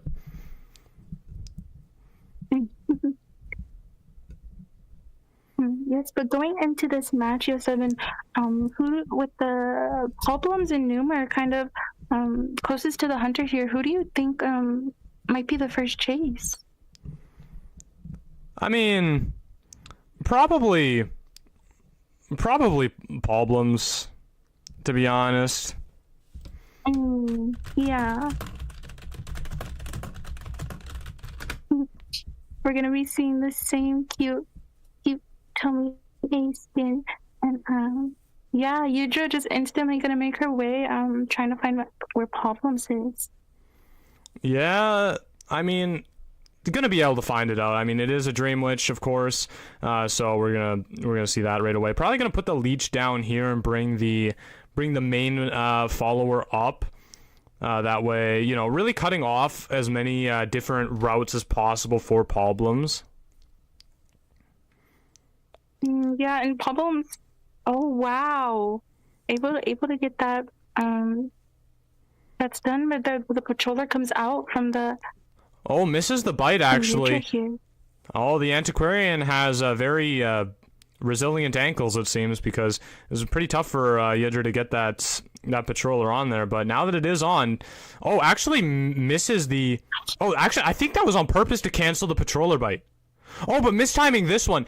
Yeah. I was about to say that was a remarkable. If that was on purpose, that was a remarkable play. That is very, very cool. I've never seen that before. Yes, I have to agree. Problem's just knowing what to do once that patroller gets on there. But unfortunately missing that flywheel for the bite. And that's gonna be the main body patroller.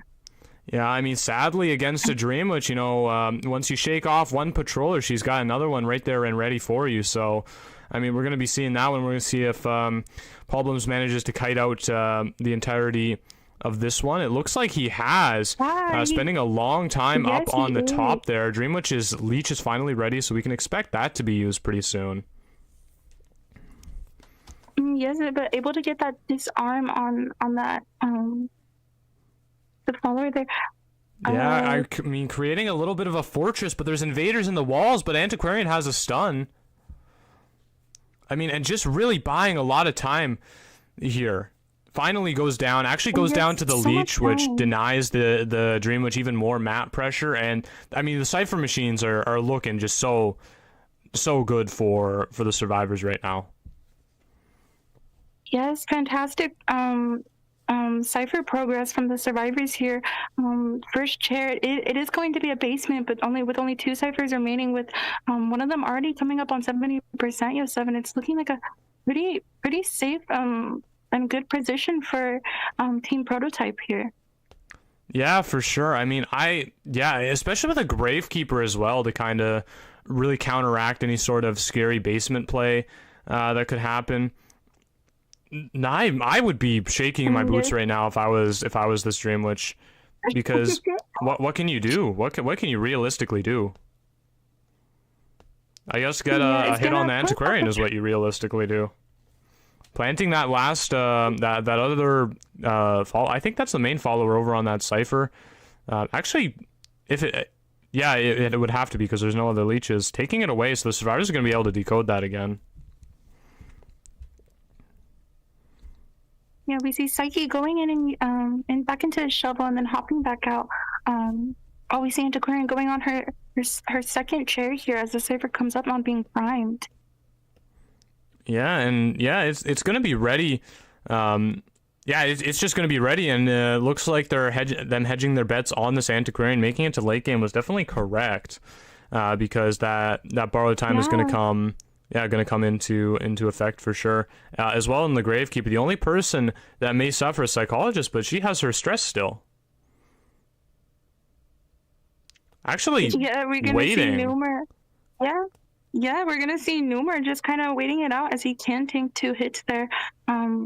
Just give these survivors more time to maybe delete as well, and that it's gonna be a pop. Yeah, I mean, such a difficult situation for Dreamwitch there, because you can't really take your eyes off of the Psychologist, because, you know, the moment you switch, and, you know, the survivor's just going to, you know, communicate that to the Psychologist, and he's going to pop the Cypher, because she knows you can't go back to that leech for another 3 seconds. We actually see this exit over here by the graveyard opening. I mean, Problems has the leech still on him, so we could potentially see that.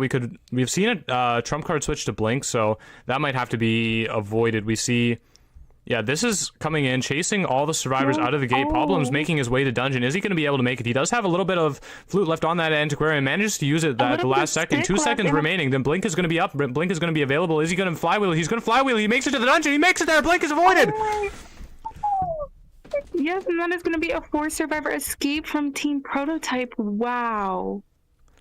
Yeah, just optimal usage of the materials right at the end there. Using that flute. You know, I was actually in that moment thinking, okay, we're going to use the flute to go over the walls, right? Like that's what I was, or not over the walls, but like to use the flip.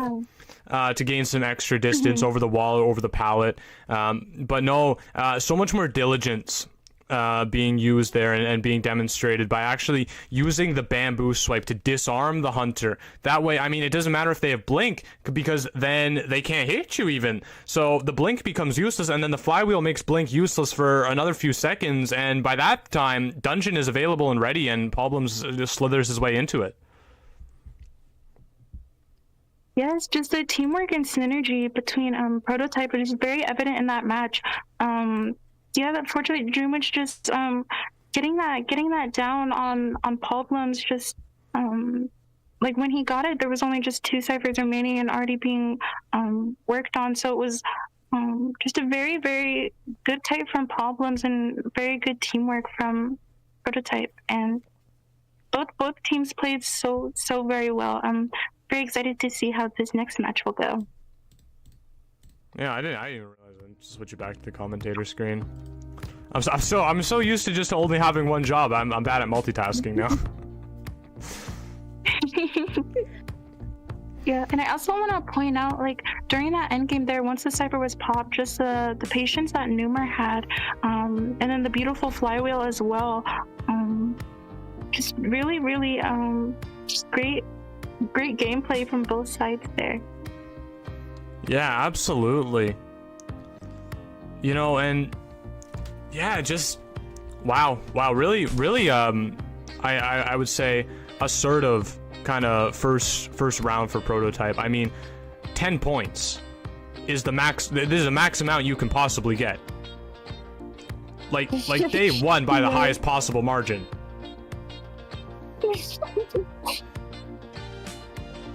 So I mean, Kiwi, what would you do on the side of low win rate right now? What would you be thinking? Because you have to go for round wins, right? I mean, there's no way you're ever gonna make up that big of a point difference. Just with, like you said, such the big point difference, team low win rate really is gonna have to kind of bring their A game and kind of maybe go for survivors and hunters that they are confident will give them more than just a tie. As well, to be quite frank, that's what they need. They need to pull out these wins. Yeah, I mean, there's a very scary situation to be in. Definitely not one I would like to find myself in, for sure. You end up, I guess we'll see Embalmer probably in the next round. That if I had to put money on it, we'll see an Embalmer. Anyone want to take that bet with me? Yeah, no, that's just... No, I'm gonna have to agree with you. I think it's a safe bet. We will be seeing a potential Embalmer in this next match. Yeah, I guess. I mean, we're still waiting for the next teams to kind of decide the map picks and such. You can see I'm not. Usually it doesn't take too long, but it looks like there is some definite deliberation going on with that. I mean, what do you think they want for maps?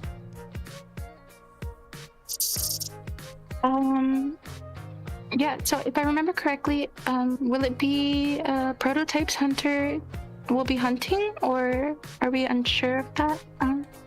We don't know quite yet. Yes, but just thinking map-wise, Ever Sleeping already being used, I don't know. I feel we might see a potential, maybe a Red Church? I'm not too sure. What do you think, Yo7? Red Church. I mean, honestly, I want to see Lakeside Village. That's what I want to see right now. I want to see a Lakeside. I don't think they're going to choose Lakeside, mind you, but I want to see it nonetheless. If I had to actually choose, a very fun map. Yeah, if I had to choose I mean, I think I would choose. Okay, if I was low win right now, I would choose something very safe for the survivors. You know what? That would be my kind of bet. To bet on the survivor side with something very safe. You know, especially when Oh, I lost my train of thought. I wanted to bet on something that was safe for the survivors, but I can't remember why. There was a reason, I promise. I promise there was a reason. Yeah, that's it. Yeah, but you are right though. I do feel the survivors are definitely gonna be picking some characters that are on the safe side and that they know have abilities to contain these meta hunters or any hunters in general for a good amount of time, as they do need they do have to play catch up a little bit here to team low win rate. Yeah, they definitely do. I mean, if anyone can come through, I think it would be the low win rate team. They definitely, like, from what I was seeing, you know, they have the skills to do it. They were just, you know, they were just a little bit falling short in those last matches. You know, if a few more dominoes kind of fell in line for them, I think they would have, you know, gotten much better results. So I definitely think that they're able to kind of come back and, you know, give a good performance in this second round. You know, potentially drag Prototype kicking and screaming into this third round here. Yeah, absolutely. I think team low win rate definitely has the ability to keep Prototype on their toes, and yeah, I'm just excited to see the outcome of these next matches. It's going to be very exciting. Yeah, I agree. I'm really excited to see the I'm excited to see the next matches. I'm so sorry. I'm so distracted right now, Kiwi. There's so many things going on in my messages. Don't be sorry, Yo7. You're good. But yeah, make sure to just show your love and support for both teams in the chat. Yeah, for sure. I mean, do you want to give these teams emojis? Yeah, low win rate. What should we do for low win rate emoji? I don't know. I mean, the first thing that comes to mind is like the L emoji, but I feel like that's probably not a good idea. Yeah, no, I don't think we should. I accidentally did the same thing. I'm really bad at choosing emojis. I'm realizing now, because I accidentally did the same thing earlier. I told the chat to put in the clown emoji without even really thinking about it. I was like, oh yeah, that's not a good idea, is it? How about, yeah, maybe let's just let the chat maybe figure it out amongst themselves. Look through the emojis on the keyboards, and whichever one you guys think will suit each team best. Yeah, let's just show those in the chat. Just show our teams all of the support. Yeah, for sure. It's definitely something that we want to, keep the chat positive, everybody. Definitely, for sure. Put in support for the teams. Everybody wants to, especially if you're playing, you want to look back on the VOD, which I'm sure all these teams are doing, and, see the happiness and see support from everybody watching. We want to make sure that, everybody playing in this event, feels happy about it. We don't want anybody kind of going home with any sort of sour taste in their mouth. Yes, absolutely. Everyone's been so kind, so I would love if we could just keep up the positivity and the kindness. Yeah, for sure. Well, I mean, we seem to have a lot of time on our hands right now. I think there's potentially a situation with the moderation team right now. So I don't know. That's me going out on a limb, just kind of assuming. I'm asking for confirmation. Yeah. So there's just a delay on the moderation side of things. So, I mean, we got some time on our hands right now. What are your thoughts about the last match of the day coming up? Match 5, right? Gaslighter versus caused. Man, I'm having trouble speaking today. Yes, Gaslighters versus Caused Chaos. Yeah, I'm very excited to see these both of these teams go against each other. I am trying to look in the Discord to take a peek at the names of the teams to see if I maybe recognize any players here. But yeah, I'm really excited to see. I will be honest, I have not really seen really either of these teams like are in the tourney, so maybe they are maybe new to the tourney scene, so it's very exciting to see them, and I cannot wait to see what they play. Yeah, myself as well. I again, of course, we're hoping for those sort of off-meta things. You know, those always keep it fun, but it is really great as well. And I feel like we haven't really hammered home this point quite enough so far. Like, it is really fun to see those meta hunters come out as well, because you just know when somebody is playing that, like, they have put a lot of time and a lot of mastery into this character and just know all of the tricks, have, you know, basically the peak of the current knowledge of that character. And it's kind of fun to see, you know, total mastery get utilized on something that's just so oppressive like that as well. Yeah, I'm gonna have to agree. I mean, those meta hunters, Hullabaloo, Goatman, Ivy, and Opera, are obviously meta for a reason, but those hunters do, I feel, have like high skill level, and must take a lot of practice and patience. I had lots of games probably being played from both sides and both hunters to really obviously master the craft of whichever hunters that they main. So I'm very excited. I do know that Prototype side, Fafa IDV, is kind of known for playing those non-meta hunters, so I'm hoping maybe we will be in for a treat and be able to see a non-meta hunter being played in these matches here. Yeah, absolutely. I don't even remember where I remember hearing this, but I remember hearing Fafa, I think, say that he plays the meta in tournament settings.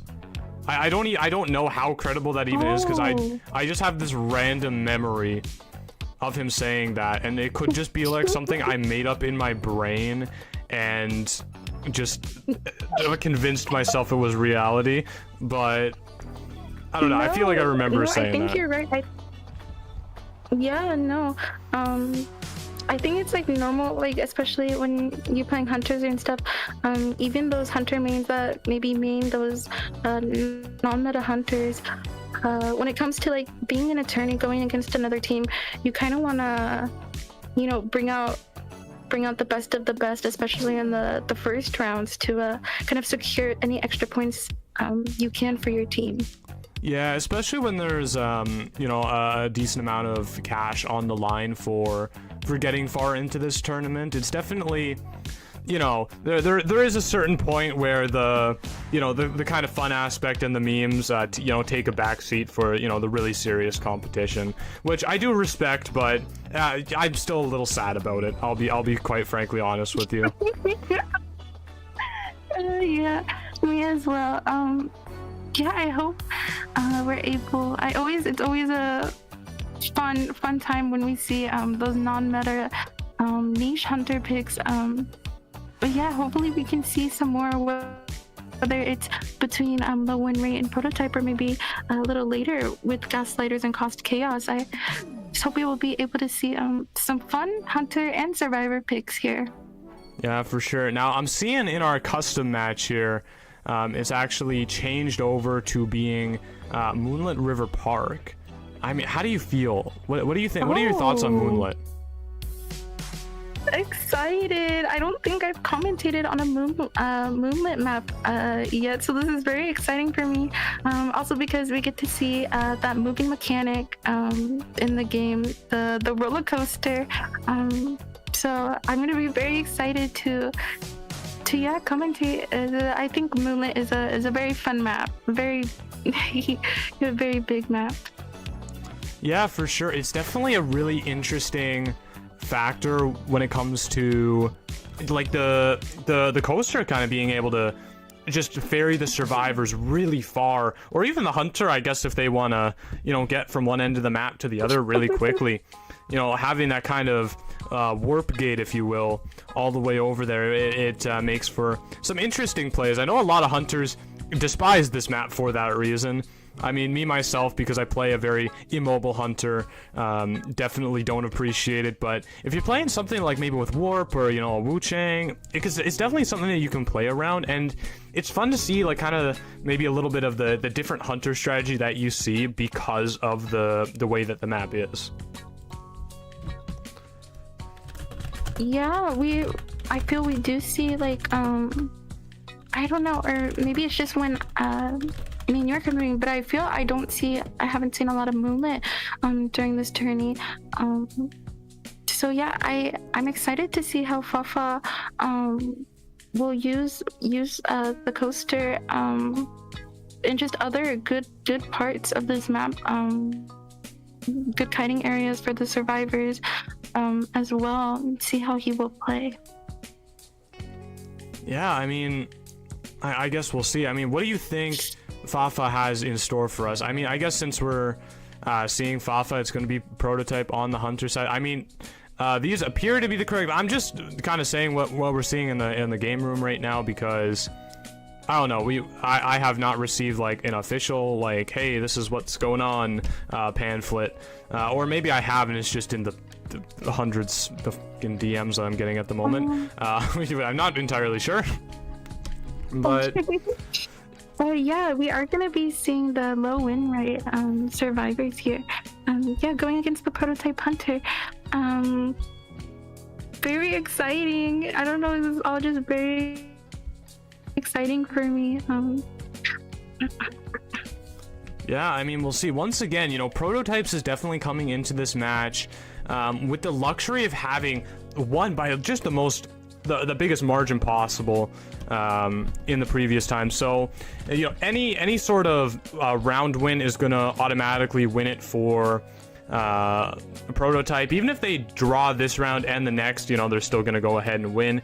And I mean, honestly, even if they draw this round, and even if low win rate manages to win the next round and they do not win it by the highest possible margin, which is, I mean, very, very difficult to do, you know, it's going to be eliminated. So it is a tough spot for them to be in, to have to kind of go in and have to basically win 2 rounds in a row. Yeah, just it's quite amount of pressure on the team. Low win rate here, especially for the survivors, going into this knowing that they have to absolutely do their best to try for the outcome that they want. Yeah, absolutely. I mean, you know, I guess the global ban's probably not going to be a big problem for low win rate. You know, if you wanted to give them that kind of edge, you know, perhaps, you know, I mean, that is an advantage that can be played, you know, that the global bans, you know, I mean, mechanic is really the only meaningful one. I think Lucky Guy and Doctor really, you know, probably not all that interested in playing those, to be honest. So I mean, they have a wider carousel of options to choose from, for sure. Yeah, I have to agree. Going in round 1 with that Lucky Guy and that Doctor just opens up the character book, giving them a bit of maybe stronger survivors to choose from. Yeah, I mean, for sure. I mean, did I update this even correctly? I did. Oh, look at me go. I mean, I feel like we're kind of going through this match here at a bit of a snail's pace. So I keep second guessing and thinking I haven't done things I've already done because, you know, all right, Yo7 over here, he ain't got a very good memory. Not a very good memory at all. The age is getting to him. The age is getting to him, guys. It really is. You know, 20 hit me hard, chat. The respect Goatman ban for on Papa IDV coming from low win rate survivors here, and we see a cheerleader and a gravekeeper coming to play from the survivor side. I mean, a cheerleader is a pretty interesting pick. I mean, as well as a prisoner. So I mean, this tells me, like, what I'm seeing from the picks on the side of low win rate, like, they are preparing for an Ivy with this. Like, almost certainly, right? The cheerleader to get away from the spook zone, and then the prisoner to kind of get those ciphers that she, blocks off. And a lawyer coming in. Wow, that's... I mean... Yeah, a lawyer coming in from low win rate side. Oh my goodness, it's very exciting. Yeah, just lawyer with that book, gonna be able to find and identify right when loading into the match. Whatever Fafa chooses to play into it here.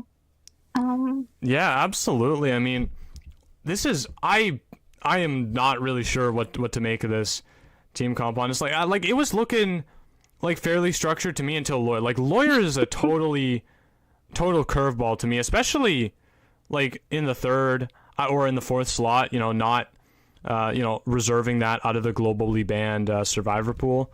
Although to be fair, I mean maybe their only goal is just get past this round. Of course, if there's no, if they don't clutch that win here, there is no round 3. So obviously you're definitely going to be forced to play some of your cards right away. Yeah, putting their cards on the table here. I'm very interested to see because we do have 2 decoders on this team. Yeah, just interested to see who Fafa might go as a first chase here. Probably depending on the spawn as well. It's a Weaver, everybody. We are gonna be seeing that iconic spider on the side of Fafa.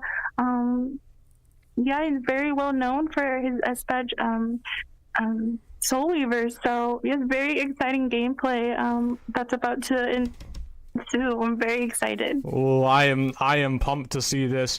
Definitely, I remember, all right, back in my day, everybody, all right, long time ago when the dinosaurs were around, Soul Weaver actually used to be like one of the number 1 hunters. Like she was considered best hunter in the game for a little while.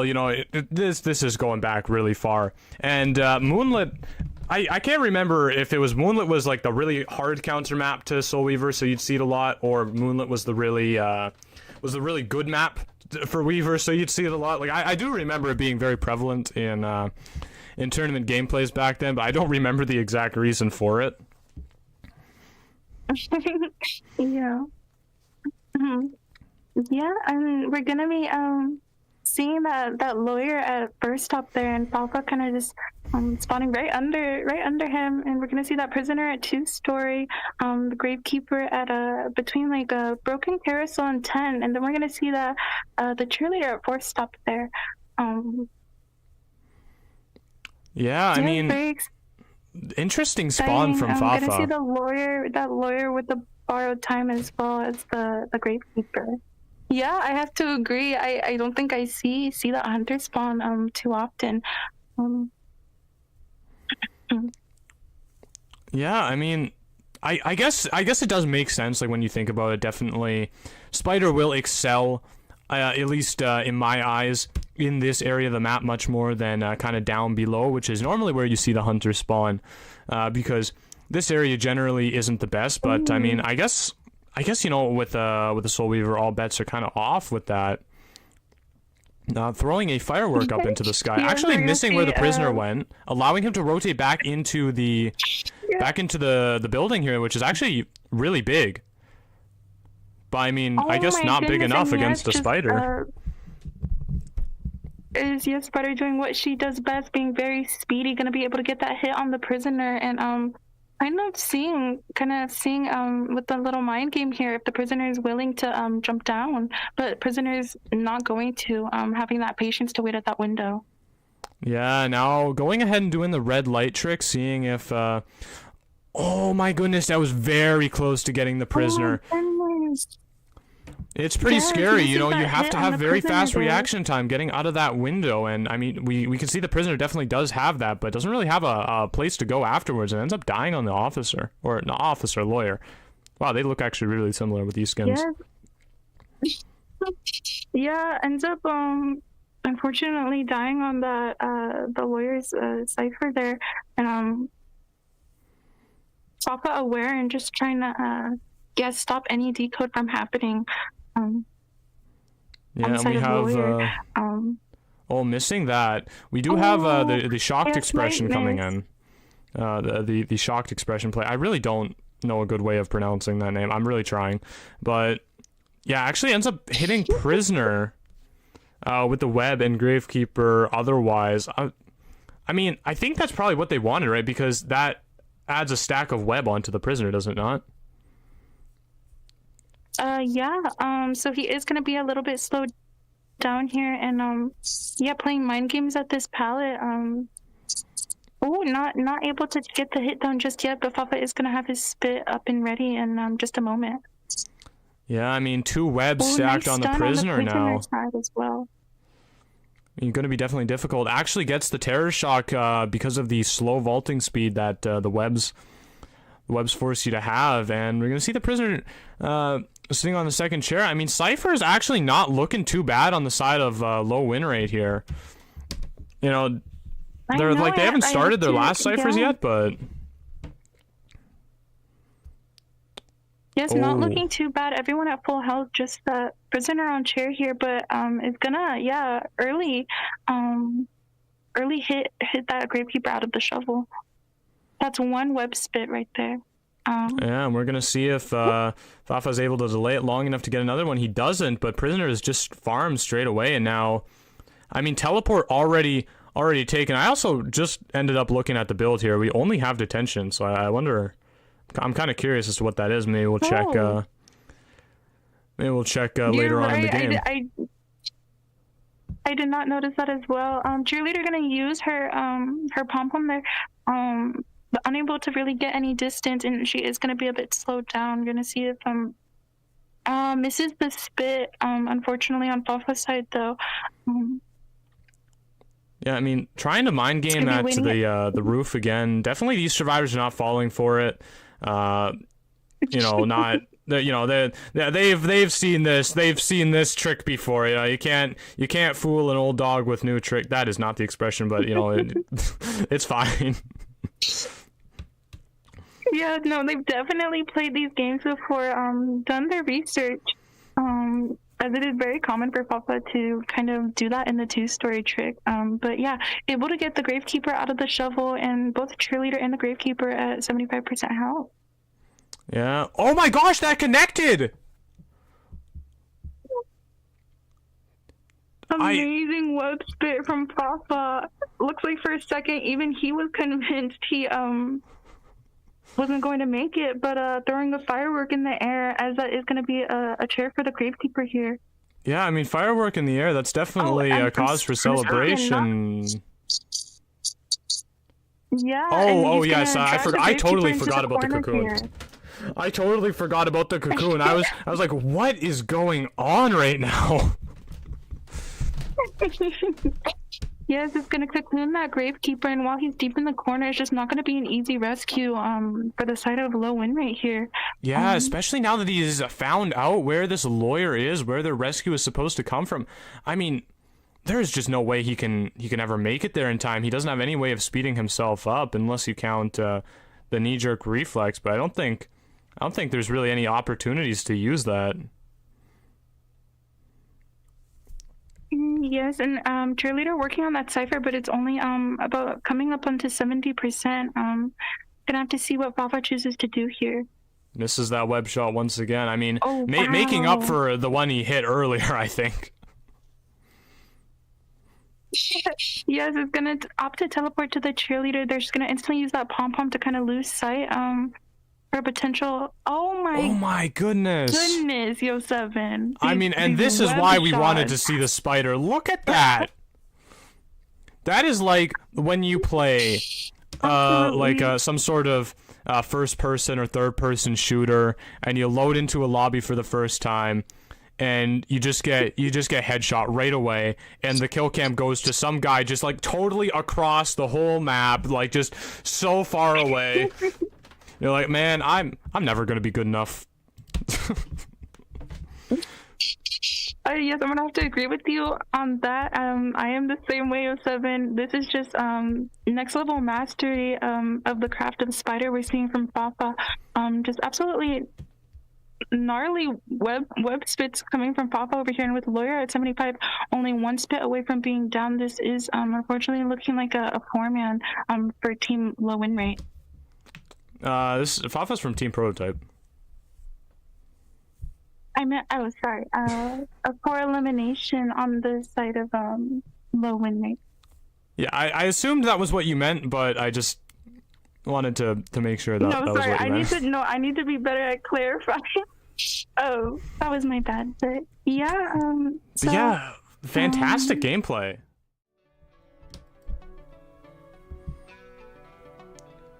Yes, fantastic gameplay. Just those web shots from Fafa were just absolutely extraordinary, and able to get that 4 kill for his team. Yeah, absolutely, and I mean putting low win rate into a very hard spot here, because I mean, actually, what can they do to win? Kiwi, do you know? Because like so Prototype wins round 1, right? And they just got. Yes. Oh no, I guess so. What can happen here is, low win rate can draw. So the low win rate hunter here, they need to get a 4 survivor elimination, nothing less, to draw this round and plunge us into the depths of a round 3. Otherwise, and I'll wait for the correction on this from the staff team, but I believe Prototype just wins. Yes, so I guess we will be seeing, Prototype survivors, and we will be seeing low win rates hunter taking the stage. Very interested to see what hunter, I believe it will be Yidra, unless they have a sub, and interested to see what Yidra will choose to play here, to try and get that 4 elimination for her team to tie this out. Oh yeah, definitely. I mean, it's gonna be definitely difficult, especially on a map like Moonlit, which we were discussing beforehand, is honestly not preferred by a lot of hunters for the reason the coaster kind of forces them into potentially picks they're not too comfortable with, just to have a method to deal with that really game-changing scenery there. Is that the right word for it? Scenery? That feels very wrong. Definitely gonna have to agree with you with the fact that a lot of hunters just including the coaster on Moonlit just kind of get countered by it unless they bring something like Warp or play a character that can break distance so easily. It's just gonna be very interesting to see how this game will play out. Yeah, I mean, it's gonna be interesting. I think we're definitely gonna be seeing a very safe, almost certainly. It's not even really worth mentioning, actually, but I mean, we're gonna be seeing a very safe team comp from the survivors, of course. And I mean, I'm really curious what the hunter's gonna be playing, because I feel like they would want some sort of like kind of more meta-y hunter, something like maybe an opera singer or a hullabaloo. I will imagine that the hullabaloo will be banned. But they do actually have Hullabaloo or Goatman open, so those 2 really strong hunters are actually on the table, and they can both run Abnormal, which is important, because Abnormal is definitely a trait you can bring that will really snowball a lead if you can get one.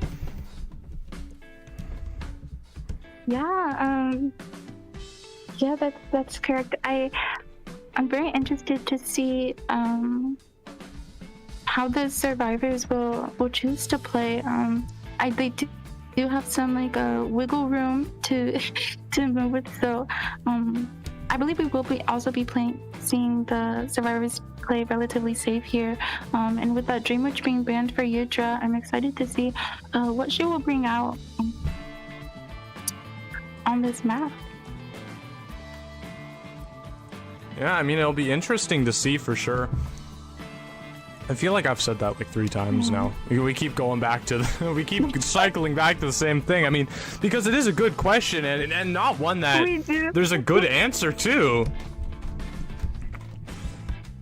I mean, We're just gonna have to be patient and see here as we load into the match. yeah, and getting into the actual second half of round 2 here. Potentially the final round. We'll have to see how Yidra plays this. I mean, starting off with a Seer ban, not really any great clues. Aeroplanist, that could suggest a Goat Man, I think.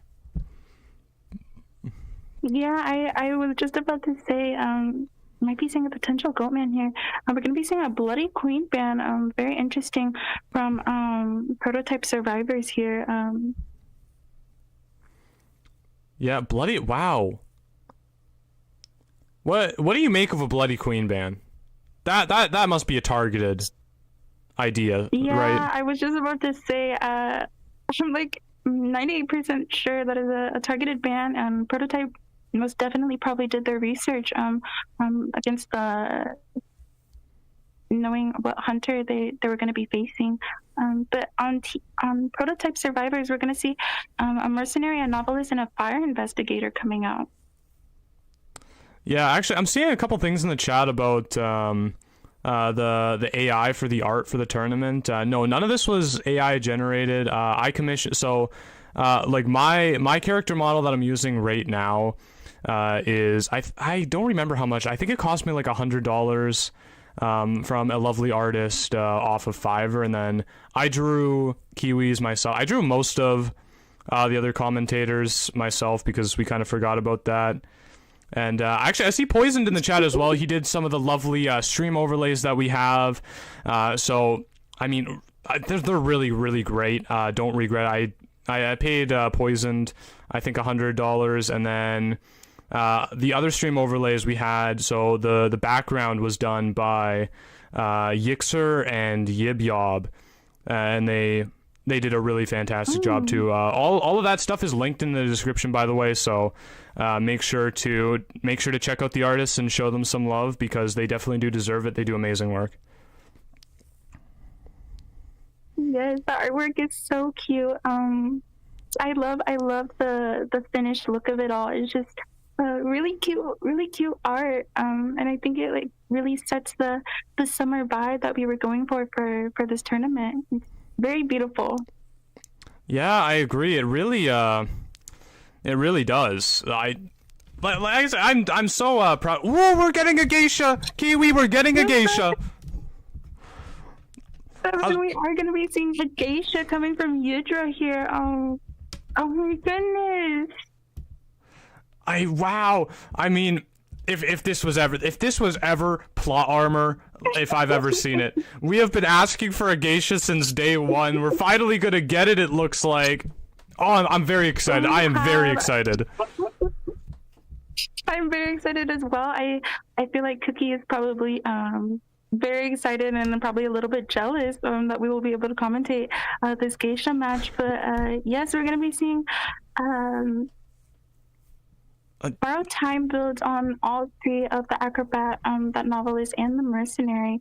And we have the fire investigator with that tide knee-jerk build.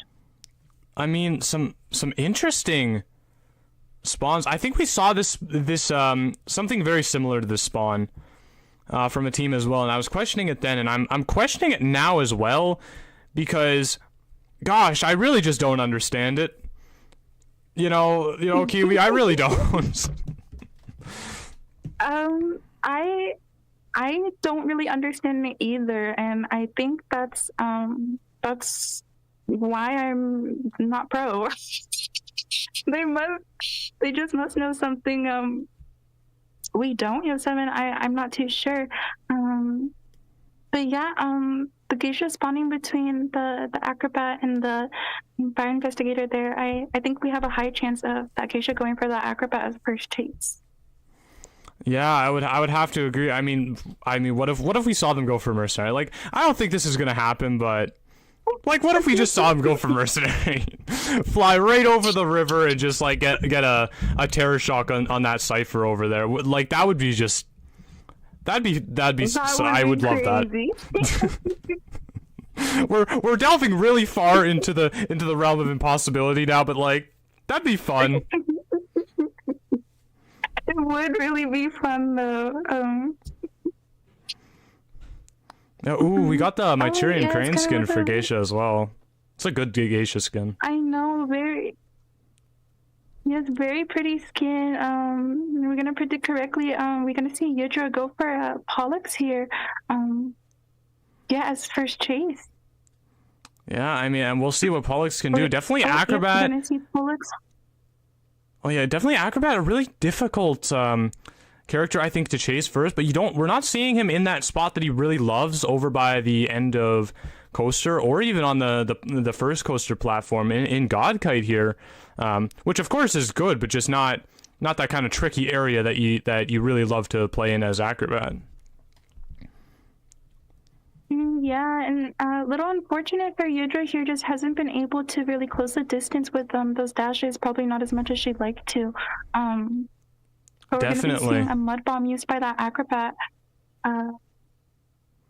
Oh, look at that! Oh, I mean, she may have missed the Beautiful first dash, couple, and but it's like able the to- third one is perfection. I didn't even know that was wild.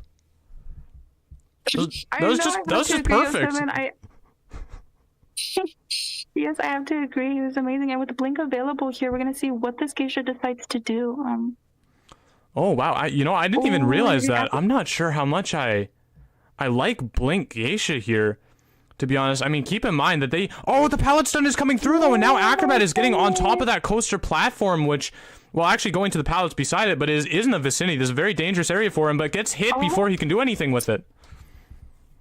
Yeah, these are some absolutely beautiful dashes from the Geisha, both of them kind of catching the Acrobat off guard, in the sense of like which side of the palette that she might have ended up on.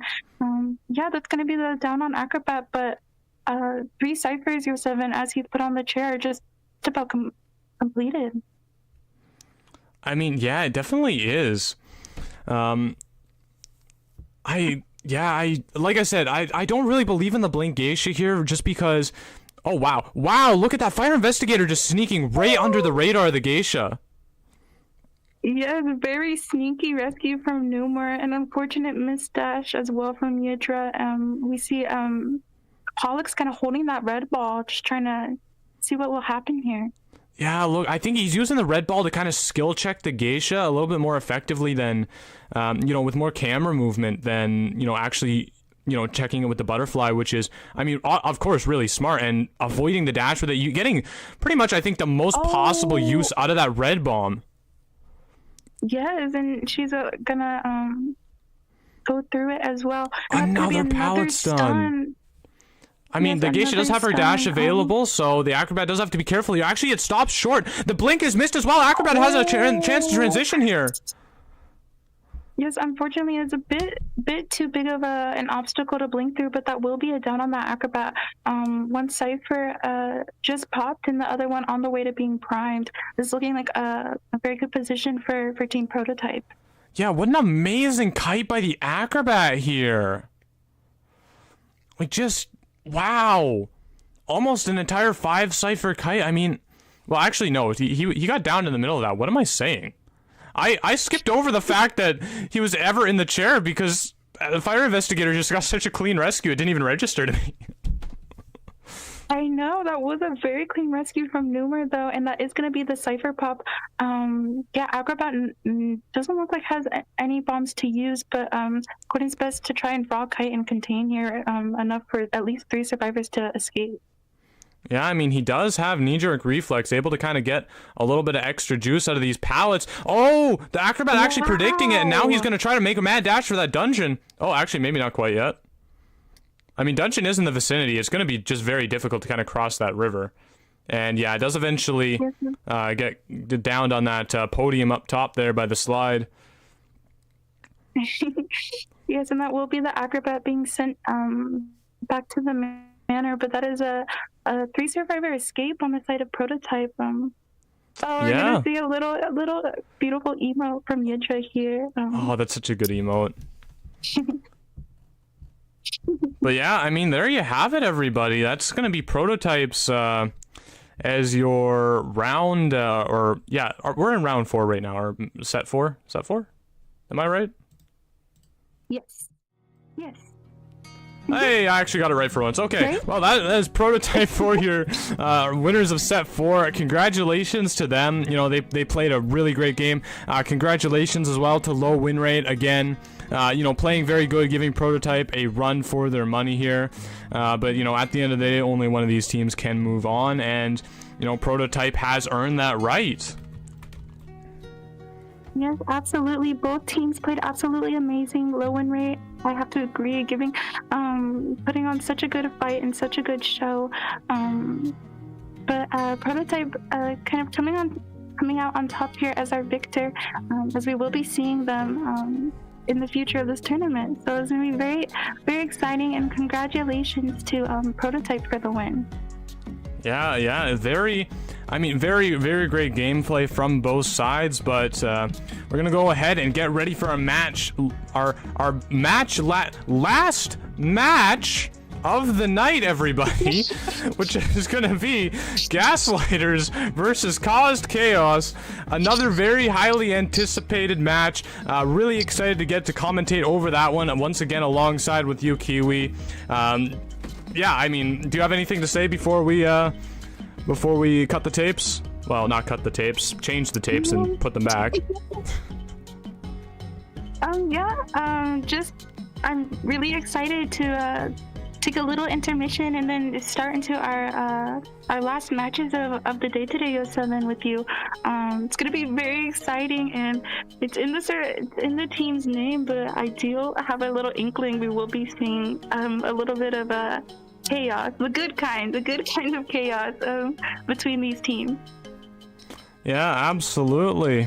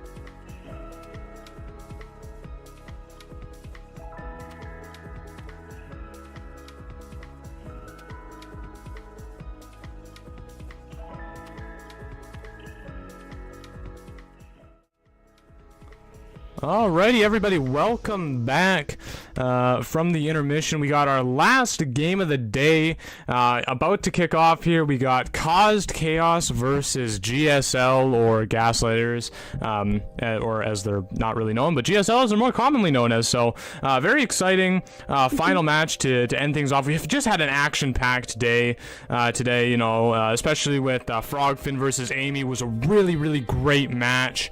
I know I really enjoyed commentating Ez1 and Persona, and just all of the teams that came earlier today have just been really fantastic. So hopefully this last one does not disappoint.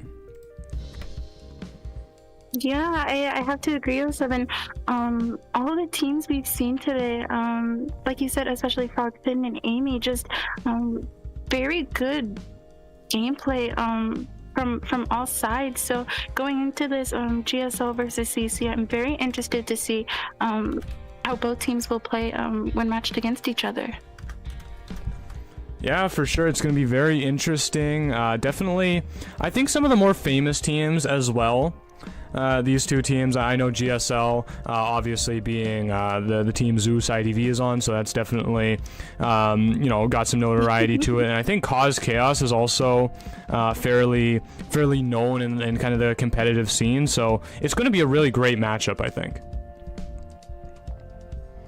Yeah, yeah, with Zeus on GSL, you know that he's like a very popular in the IDV community, known for his survivors. So I'm gonna be very excited to see how he plays with his team here, and same with CC, just well-known survivors in the community. So I'm very excited to see how both teams will play this out. Oh, we have Dreamer. Yeah, oh, do you know Dreamer? I don't know Dreamer. Yeah, I think they're I mean, yeah, we can see with their tier, but I think they're yeah, just very well-known hunter with very good game sense. I see. So we are gonna see. Well, actually, I'm not gonna say. I'm not entirely sure what the map selection is first, but we do know we are gonna be seeing Caused Chaos on the Survivor side, and then we got Dreamer on the side of GSL, hunting them down just to see. I mean, and you know, try to capture as many as they can. As obviously, that's the point of the game. Very insightful, Yo7. Great commentator right here. Real badge of honor. Badge of honor for this. But yeah, I'm excited to go in and see, especially survivors on Caused Chaos. See what exactly they're gonna bring out survivor wise. Yeah, I mean, I guess we'll just have to assume the meta and see if they pull out any surprises. You know, we got obviously, you know, your puppeteers, your psychologists, you know, maybe an aeroplanist, you know, like a gravekeeper, you know, all that kind of, you know, fun jazzy stuff that, you know, we see very prevalently.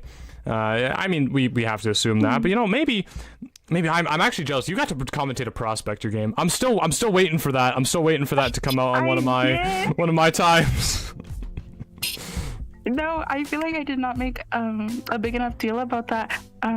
Yeah, I remember like the first time when we were commentating together, we did see like one of the hunters banning that prospector, but finally him being allowed on the survivor side, and we got to see Frogfin kind of use that prospector for that support. It was just very cool to see, and I hope we can see more prospectors in the future, especially for this tourney.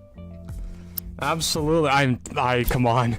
The literally the one game I had off today, and that's what you like. Frogfin, you can't do this to me, man. You can't do me like that. Yeah, well, hopefully they were the ones moving forward, so hopefully we will maybe get to see the potential prospector on one of those survivors again, and hopefully you will be here commentating for it.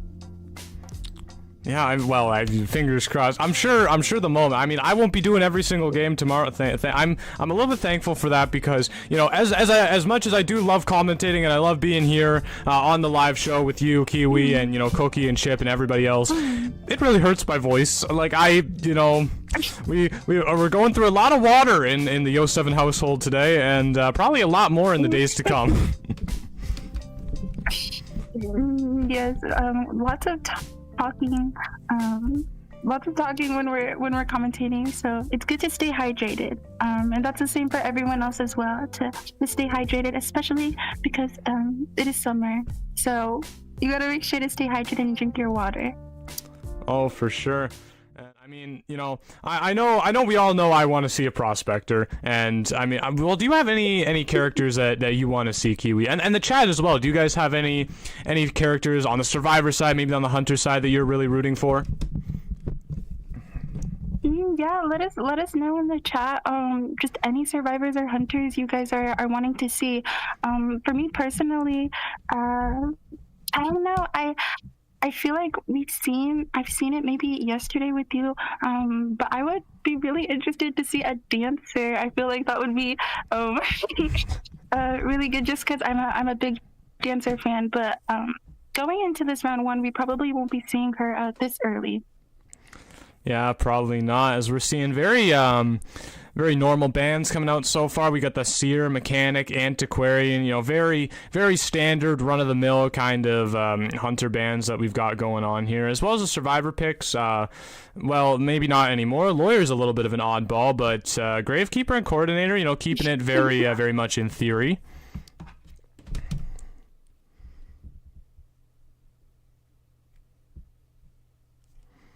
And well, anyway, let's make sure, you know, I see a lot of people saying in chat they want to see the Ganji, the Batter. I think I saw someone say Cowboy. So a lot of harassers, you know, being thrown out that maybe people are excited to see.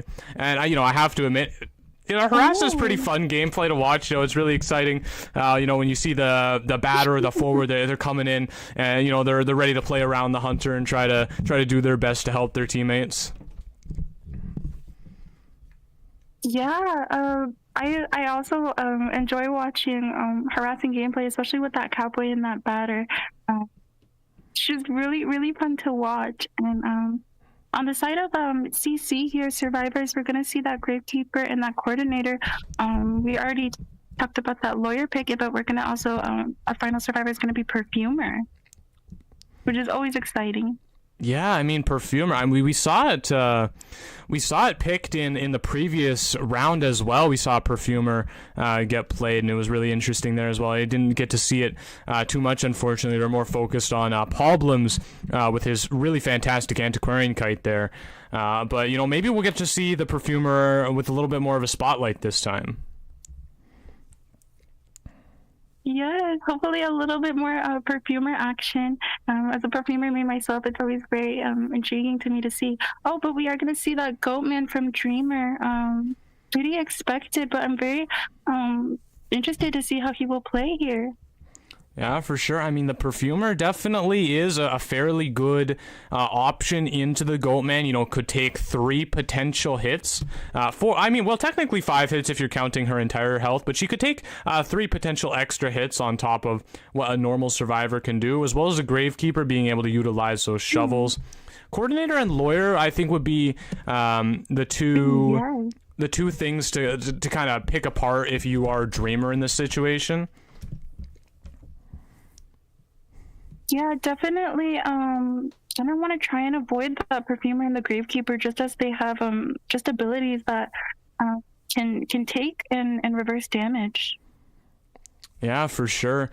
And we see, wow, this is not a spawn that you see normally. I would have expected on the middle right hand side there was where I normally see the Goatman spawn. But I mean, it isn't really that big of an issue. You know, Goatman can kind of walk around a little bit, you know, take his time on that first chase and, you know, just collect resentment for a while.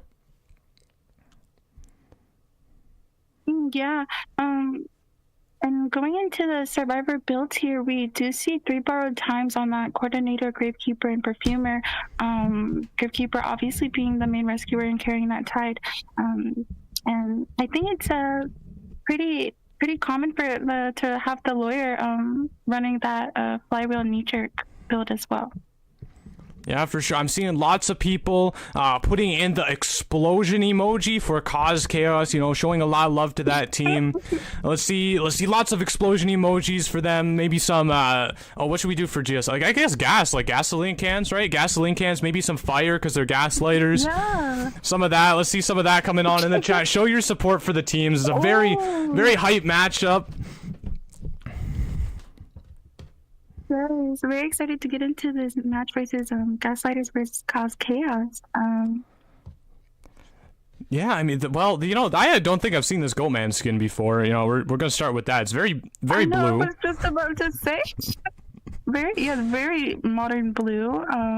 We're gonna see Dreamer here, kind of see Vivi Poo. Kind of catch them in the middle here. But opting to change targets and look for what appears to be the coordinator, I believe. SO1I.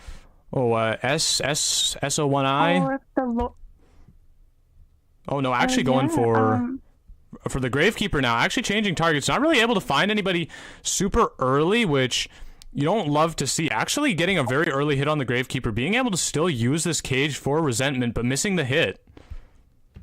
Yeah, the Gravekeeper actually able to kind of cut out that first cage, but the Goatman with enough resentment to just put up another one, and that's gonna be a hit on the Gravekeeper. Oh, gets to the wrong side of the wall. Blinks for a Gravekeeper canceled out of his shovel. Yeah, that was very well timed from Dreamer. They're gonna just cancel out that shovel. 5 sectors still remaining, but 2 on the way to being completed. We see coordinator coming in. Oh, but the cage has already been deployed.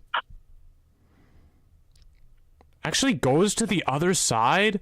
I mean, I guess potentially buying out more time, but now the Goatman's in the way. Even without the cage, he can still hit that coordinator, and she is unable to find a way through, actually taking 2 entire chip damages. Yes, very unfortunate with that pallet dropped on that side, and the Goatman kind of able to block that little way right there. It's gonna be a term an elimination of the Gravekeeper pretty early into the game here. Yeah, I mean, coordinator finding that way into the rescue, after really having a very poor luck trying to get through that window, or not that window. I guess it's kind of a window. It's a little passageway into the center of the map there. Managing to get to the rescue even after all that, but they did actually not really matter because Dreamer goes and whacks the Gravekeeper down again right away, not really giving him any room to breathe here.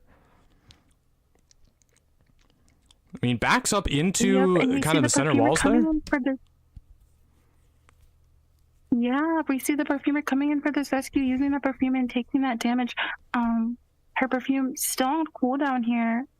Oh, and it's gonna be an unfortunate hit on the Perfumer, and see if she can make this rescue. Yeah, I mean, look at the diligence on this Goatman, really. Oh, are we gonna see Terror Shock actually comes out on the right side, mind games the Perfumer twice fold, and is successful with it.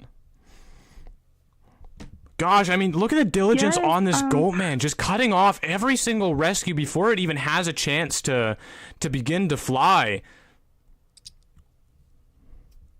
Yes, and he's gonna drop the Perfumer down, aware that the lawyer has no choice here but really come in for this rescue. No Terror Shock available for the lawyers, so.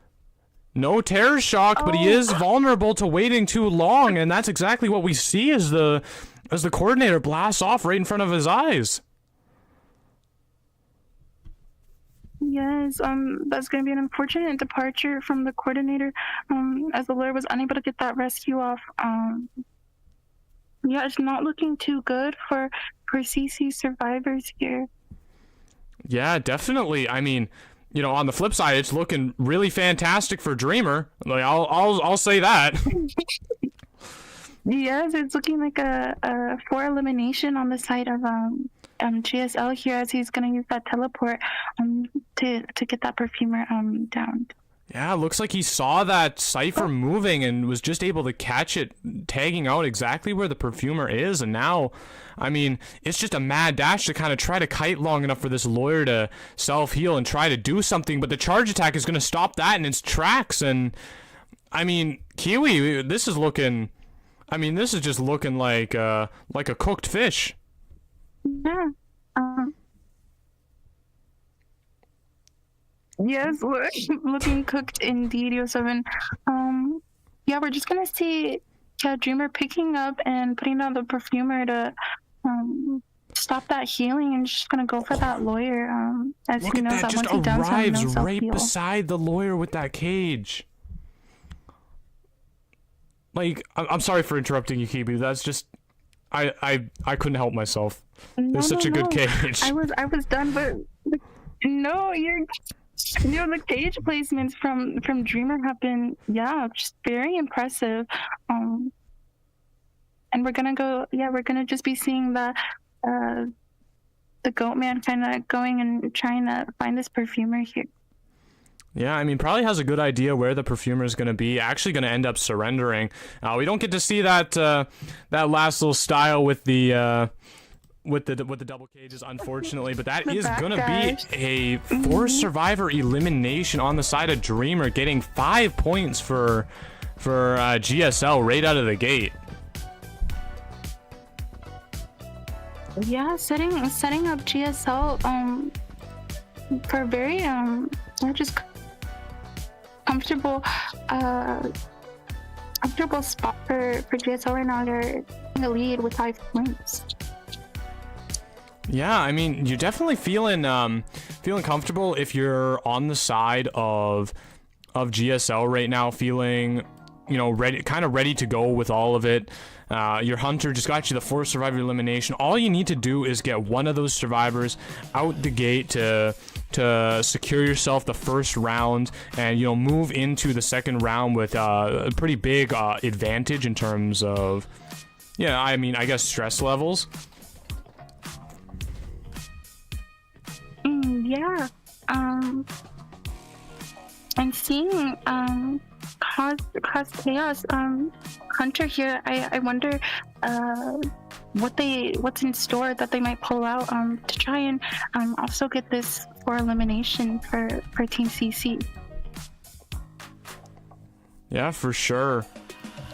I mean, if anyone can do it, it is definitely Cause Chaos. They can, you know, I am very confident their hunter's going to be able to come out here and, you know, do some work, you know, put those GSL survivors on the rocket chair and send them all right back to the manor, not letting any one of them out of their match. Yes, I fully believe in Cause Chaos here. I believe they can also get that 4 kill and maybe tie things up with GSL. Yeah, absolutely. I mean, we're seeing, I think, a little bit of a delay. Not sure if that's about anything specific, and it actually appears to be resolved just as I speak. So, of course, I would have to bring that up. But yeah, so we're seeing that. We're gonna be on the Arms Factory once again, you know, since that was where we played the first round of the first half of the round. There we go. Terminology, Yo7. You got to correct the second time, but that's not good enough, is it? Yeah, sorry everybody. I got the inner demons speaking out my mouth today, it seems.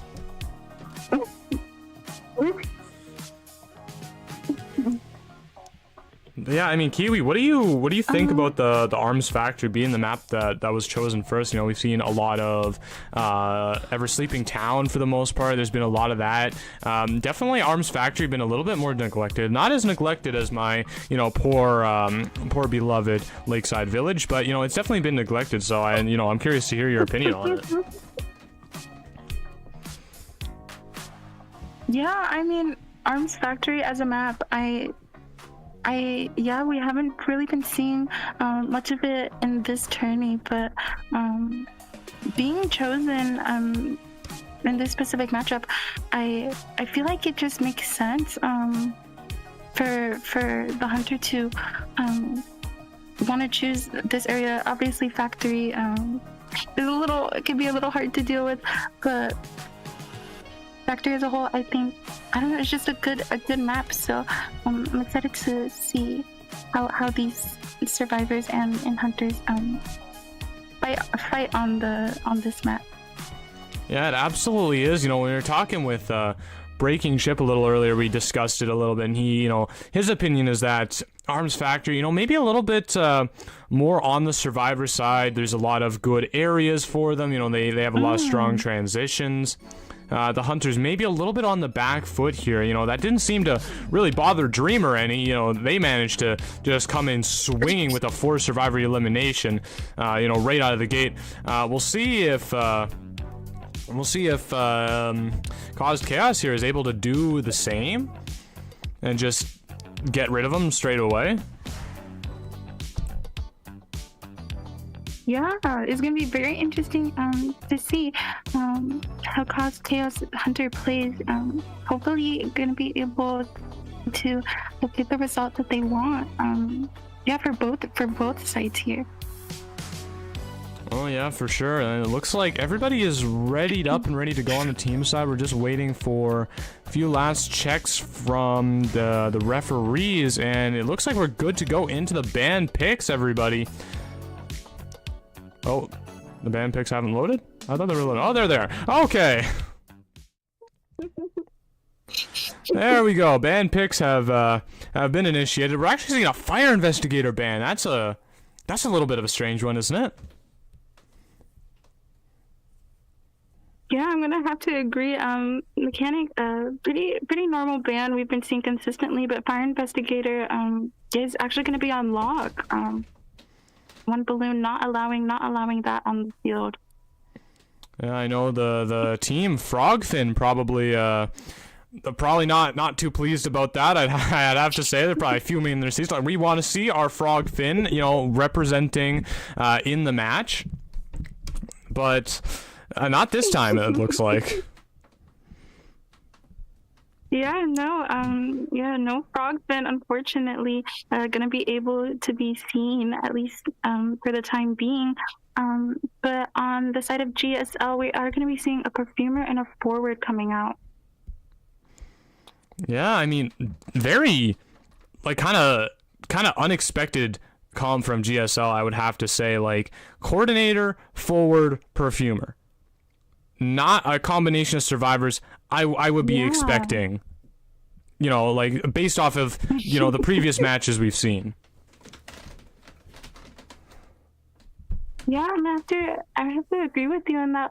I don't really know what survivors survivors usually play, but this is a very fun survivor. Yeah, and we got an Explorer being... that Explorer as well is for Arms Factory, which is very interesting. Yeah, Explorer added to the hodgepodge here from GSL. I mean, what do you think is the strategy behind this? Because, I mean, I really don't know.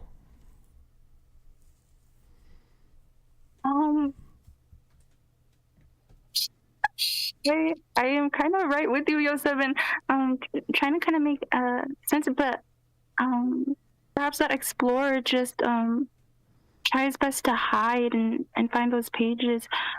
Try his best to evade the hunter as much as possible, maybe.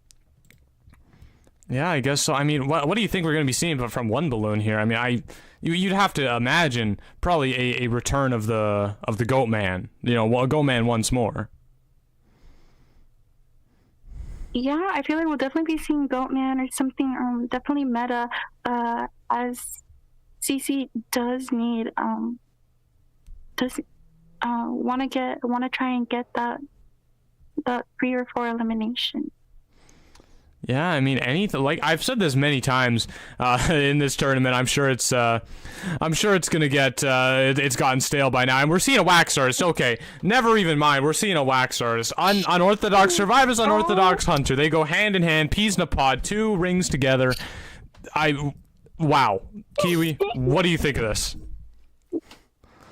Yes, CC, like I said a little earlier, like I said, the good type of chaos that we like to see. We're going to be seeing a wax artist here. I'm going to be very interested to see how he will play. My goodness, against these survivors. We're going to be seeing... Oh, we're actually going to be seeing that perfumer spawning at the factory. Okay, well, this is actually going to be locked in. All right. I was waiting for it. Yeah, so we're going to be seeing... I'm gonna rewatch this after stream, and I'm gonna sit here probably for like 15 minutes in silence, trying to figure out what is going on here, because this, Kiwi, I just think this is so far over my head that I don't even know what's going on. It just looks bananas to me. Yes, I understand, Yo7, down to the spawn selection of the survivors, just being very different here, and we're gonna see that wax artist spawning in the middle. Just very interesting.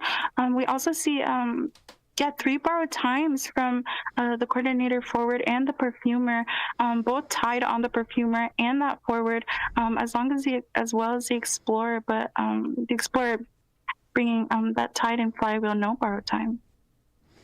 Yeah, I mean, I know you just did a really lovely rundown of the trace, but can we go back to like the spawn selection, please? I'm not done having my mouth drop open about it. It's like a Z. Like, I feel like I haven't seen a spawn like that ever. Ever. I don't know. Like, on this specific map, so I feel like it would be gonna be very, very interesting to see how this will play out. Yeah, I mean, I guess the wax artist here, one balloon, you spawn middle. I just kind of I guess this is open. Here I go. This is never here, so I guess we'll do this now. And it looks like he's gonna go for a chase in factory. You know, you don't generally see a wax artist here for this exact reason. There's a lot of high walls to utilize on the side of the survivors that really block a lot of the wax that can be put onto them. Yeah, for sure. It's gonna like wax both of these windows, getting more and more wax on that perfumer.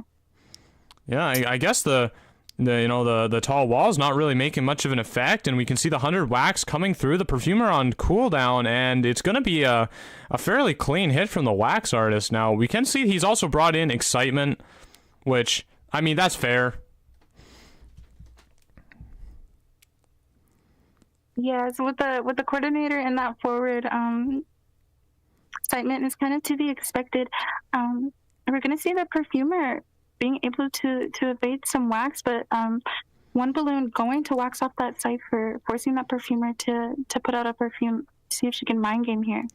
Yeah, I mean, one balloon getting a whole lot of wax on these barrels and tires, but not a whole lot on the perfumer, doing a really good job of evading all of that. Definitely not an easy place, not an easy first chase for wax artists, not in terms of the perfumer, but just this location really is difficult for a wax artist. So, I mean, yeah, I guess this is going basically about how you would expect it to. And perfumer even gets a pallet stun to boot, salting the wounds. Yeah, is able to get that pallet stun, and that's finally going to be a down on that perfumer. Yeah, Yo7 Cypher's looking relatively healthy, as they do have one cipher close to being completed here. Yeah, really, all like through 2 of those ciphers popping right away. I mean, I guess the decoding on this team, isn't really, meant to be the best. You do have a forward, a coordinator is slower when somebody's on chair, so it's not amazing. Forward actually getting a clean rescue, speaking of him. Yeah, it's a clean rescue with still staying half full health for this forward, and having some ball to use as well. Gonna see what happens here. Oh, actually misses the hit for the full presence as well, denying the wax artist his very powerful hot wax for as long as possible. And Yeah, this is shaping up really great for GSL here. I'm not sure if One Balloon's going to be able to secure the forced survivor elimination that he really is needing to get. Excitement just hasn't paid off, you know. Yeah. Really think at the end of the day, excitement. Yeah. Oh, doesn't have enough. Yeah, just not getting the use that I. Yeah. Oh. Yeah, excitement not getting the use that I think One Balloon was wanting, but able to get that down on that Oh, forward and does blink? It misses. It might work anyway, but it doesn't. Oh. Wow, that's an unfortunate turn of events for just all parties involved, I would say. Yes, I have to agree. Yo7 the missed blink, but. And now down goes Perfumer, the final, thinking that the Cypher is primed and actually not far off of it because Explorer is there. Oh my goodness, Forward tried to come in with a surprise headbutt and it did not work. Yes, it was a good attempt with good intention from that forward there, but just unfortunate to get that stun off, and that is just going to be a pop from GSL side. Yeah, I mean, oh my gosh, you know that scared like the wax off of One Balloon, like that scared me. Like that jump scared me when he like all of a sudden you know, self-healed and you see this forward come barreling at you out of the grass. Yes, it must have been a little bit shocking, and we see the wax artist staying in middle here, not having a trait to use any teleport to get to that other gate. Looks like just kind of securing this tie here. Yeah, I mean, getting the draw, that's definitely gonna result in GSL taking round one for themselves, though, by, you know, a fairly good margin, 7 to 2 points if my calculations are correct. I'll have the referees correct me if I'm, you know, making a mistake there, but I believe that's the final point total. So a very commanding lead, I would say, from GSL in this first round here, Kiwi. Yeah, just going back in that match, yeah, just that finding that perfumer and just, yeah, from both sides, it was just very well played. Yeah, it really was. I mean, that's kind of all I have to say about it, to be honest with you. It's like, yeah, that was good.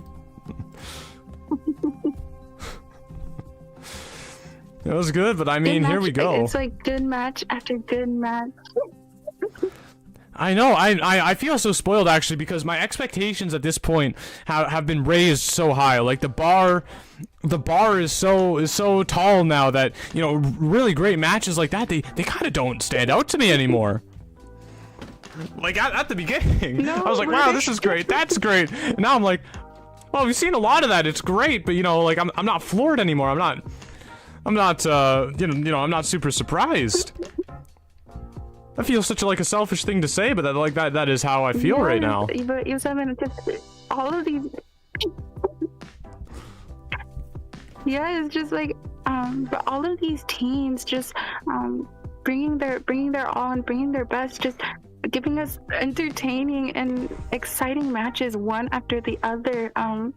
I have to say we are being very spoiled with all the. Yeah, all just the wonderful gameplay. We're getting to commentate. Yeah, sorry, you kind of cut out there for a second. I mean, I heard what you said. It's just Discord. I think dropped some packets all over the floor there. So. Oh, I'm so sorry. Well, it's not your fault. That's you know, that's a Discord problem, right? They you know, they can sort that out on their back end. That's we're not responsible for that. But yeah, I mean, I will say very bold playing Wax Artist on Arms Factory, especially first round. You know, that's a very kind of bold play. Do you think One Balloon perhaps, you know, is just a super decorated Wax Artist you know, Wax. I would not want to say one trick because I'm sure they have other hunters as well, but like Wax Artist main, we'll say.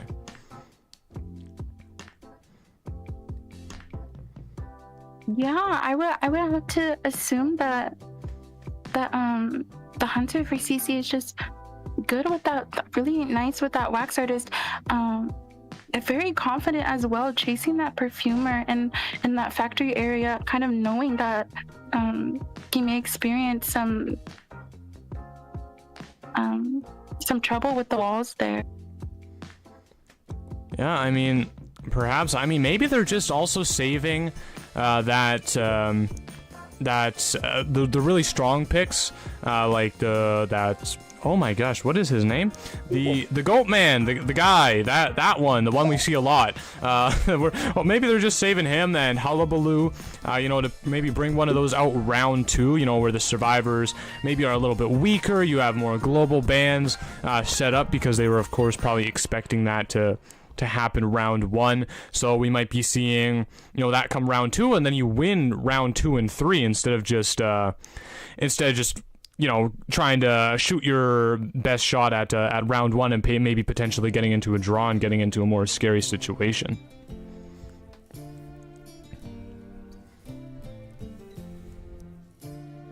Yeah.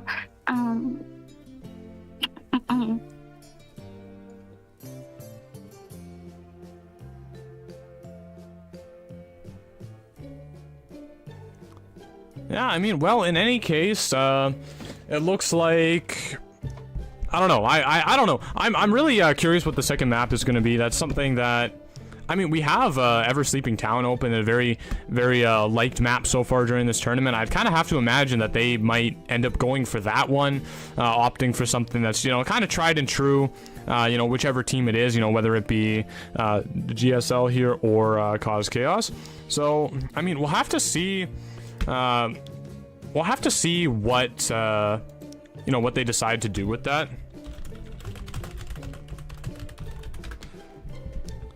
Definitely, I mean... Yes, and, Oh, I see. No, go ahead, Go ahead. No, I'm sorry. I had to take some time to quickly type something, so... No, I kind of forgot what I was gonna say. I was just gonna ask if you can hear me all right. Oh yeah, we can hear you. We can hear you loud and clear now, Kiwi. Yeah, I know. Discord has not been the best friend today. It's been a little bit shaky with the voice connectivity, but you know what? We're here. We're still you know, the show must go on, as they say, and you know, that's what we're doing right now. Kind of having to fight through a few technical difficulties, but thankfully it's nothing that's affecting or seeming to affect the matches at all. At least I haven't heard about anything affecting the matches, so you know, that's at least something to be thankful for.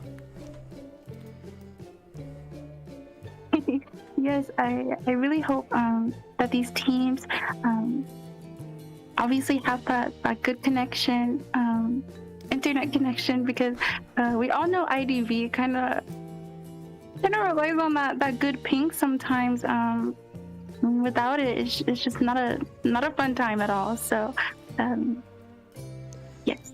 Okay, I mean, well, on the topic of ping, okay, here's decision time. If you could not count Opera Singer, what is the hunter or survivor that you think is the most ping dependent?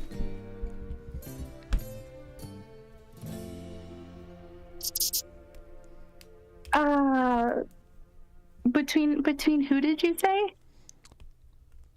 Well, just any character in the game, you know, if you could pick any character, and Opera doesn't count, of course, because, you know, we all know you need like 20 ping to play Opera. But out of any other character in the game, who do you think is the most ping reliant?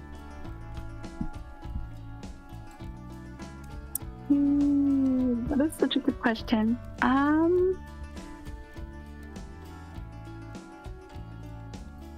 Hold on, give me a second. The gears in my mind are moving. All right, I'll tell you what I think in term. My opinion is for Survivor, it's probably gotta be Forward, because Or, yeah, it's probably got to be forward because, you know, if you lag at that one critical moment when you decide to use the football, well, you just headbutted right over into a rock. You know, you got brain damage, you got only half of your ball left usage, and the hunter's probably on their way to give you a bop on the head. So, definitely a lot of big consequences that can come from lagging as that character. Hunter is I think a bit tougher of one. If I had to choose, maybe I'd choose Wheel for kind of the same reason. Yeah. I was literally just about to say Wheel for me as Hunter, just because already those controls me pretty a little difficult, but dealing with I feel like the fast-moving hunter, obviously I feel like it could be hard, especially with ping spikes or just bad ping in general. Yeah, definitely. I mean, of course, you know, I guess hunters that move slow too, like violinist, you're probably moving like double slow because you have bad ping, and you know the net code for this game, you know, admittedly is not fantastic. So, you know. Well, yeah, no, we definitely don't. We're want saying that Lakeside extra slowness on that violinist. Oh, I'm so sorry, Kiwi. I got so excited. I got so excited there. I'm so sorry I cut you off. Please continue. No, I genuinely forgot what I said because I feel like we've been kind of waiting for this to be able to see Lakeside Village as one of the maps being chosen by one of these teams. It's very exciting. We're gonna be seeing Lakeside Village. Yeah, I mean, we've been waiting for Lakeside. I've been waiting for Lakeside all day. I think it was like round 1. I was like, I really want to see Lakeside. Lakeside is my map. I want to see Lakeside. And you know, we haven't seen. Yes, and it's we're seeing it now though. Happening. Yes. Yeah, it looks like the reason we took a little bit longer there was because there was a substitution taken place on one of the characters. I'm not sure who was substituted, but I think there was one. I'm not sure. I'm asking. Was it the hunter?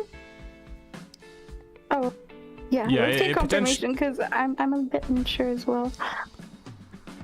Yeah, I mean, you know, if I had to guess, it would be the hunter for the side of caused chaos. It looks like, because yeah, okay, we've got confirmation here. All right, caused chaos has swapped out their hunter from one balloon to Ganji here.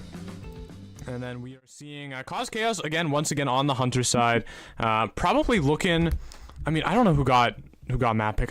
Okay, we need to Kiwi together after this. We need to march down. All right, to the managers, to the headquarters. We need to be like, you need to tell us who picked the maps because we're wondering. We want to know who picked Lakeside. We're very curious. We actually see a peddler band from GSL. We want to send them a. Oh my goodness, you're right. We are seeing that peddler band. It's very interesting. I don't think we've seen her band too much so far, Yo7. Too much? I don't think we've seen peddler band at all. Oh, I don't think it's happened once. Yeah. Well, you know what they say. There's a first time for everything. And GSL also coming out with the magician. We've been seeing a lot recently. He is a very nice kiter, and we see that in Bomber and Antiquarian. Yeah, we got I would say very like a kind of a draw centric team comp here. Maybe GSL, you know, putting a lot of faith into their Hunter Dreamer to kind of just, you know, get more than a draw here and end things out early in round 2 before the plan that we're kind of thinking of Cause Chaos kind of has time to come to fruition. Yeah. And we're going to be seeing the first officer coming out on the side of GSL as well.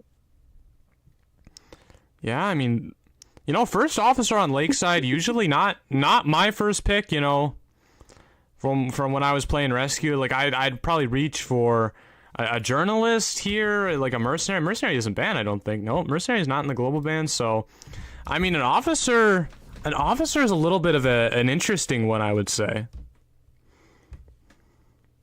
Yeah, I'm gonna have to agree. And then we obviously have that embalmer. I feel can be used very, very well on this map, as it is such a big map, and can kind of put the coffin in places that are maybe hard to get to. Yeah, perhaps especially on Lakeside Village, you know, such a big map, definitely gives Embalmer like more opportunities to gain a lot of value from that coffin. When you see him on smaller maps, maybe like Red Church, you know, the coffin has definitely, I think, diminished value just based on that fact alone. But bigger maps do yield definitely better results. Yeah. Oh my goodness! And from Ganji's mommy from CC, we are going to be seeing a hermit. Very interesting. Hermit, okay. That compels me to think that it was definitely caused chaos with this map pick, because that's the only time I've ever seen people pick Lakeside Villages when they want to play a hermit. Yeah, just Lakeside Village being a very just open map. Not many, especially in that middle area. Very interested to see how Ganji's mommy will play here. Yeah, definitely. The first officer kind of not sure where to spawn. They end up doing something. I'm not entirely sure what the idea here is. It looked like they were about to do a box there for a second. I was about to say, that'll be kind of fun. We could see like the little house, a family of survivors again, but didn't do that anyway. Yeah, and the survivor builds, we're going to see borrowed time on that first officer and Embalmer. That Embalmer running Flywheel on the first officer. You're going to be running that Tide. And then we're going to be seeing Knee Jerk and Flywheel build for Zeus, the Antiquarian, and a Flywheel Tide turn on that Magician. Yeah, I mean, definitely, like, not a lot of borrowed time, I would say, for a second round. I think probably, once again, banking on that idea of going for the draw here over anything else.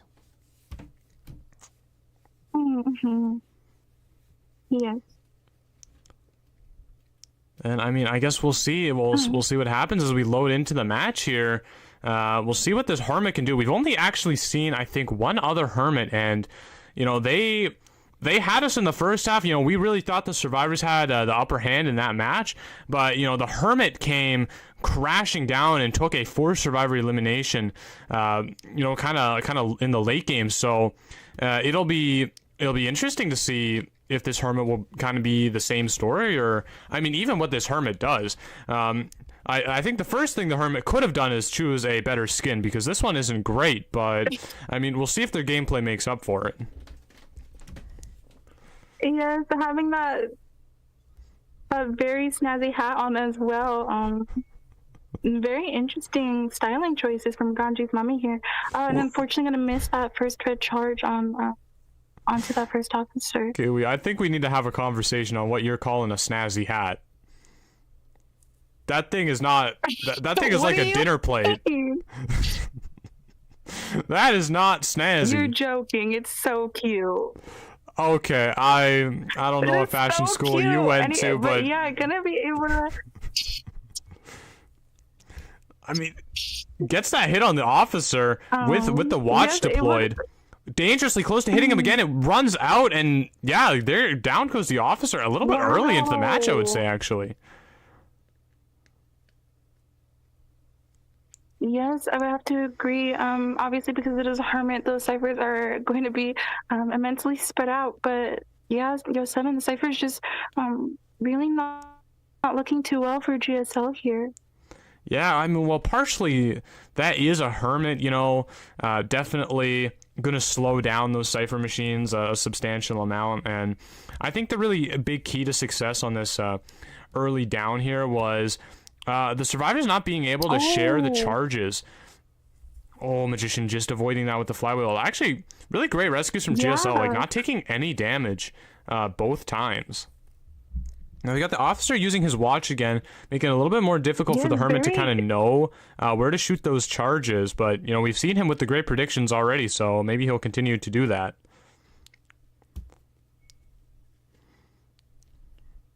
Yeah, I'm gonna try and using his air charge, and first officer gonna get sucked into that charge there, but Warp coming out, and he gets a terror shock. You know, that might help for presence, but it doesn't help to injure any other survivors. Really lucky on the side of GSL that they weren't harboring any connections to the first officer there, because that would have been a lot of damage spread out over the board. So that's a lot of damage avoided. Yeah, a lot of damage avoided indeed. And we can see Zeus in the area trying to, well, maybe just feeding Tinnitus to keep the hermit here in place.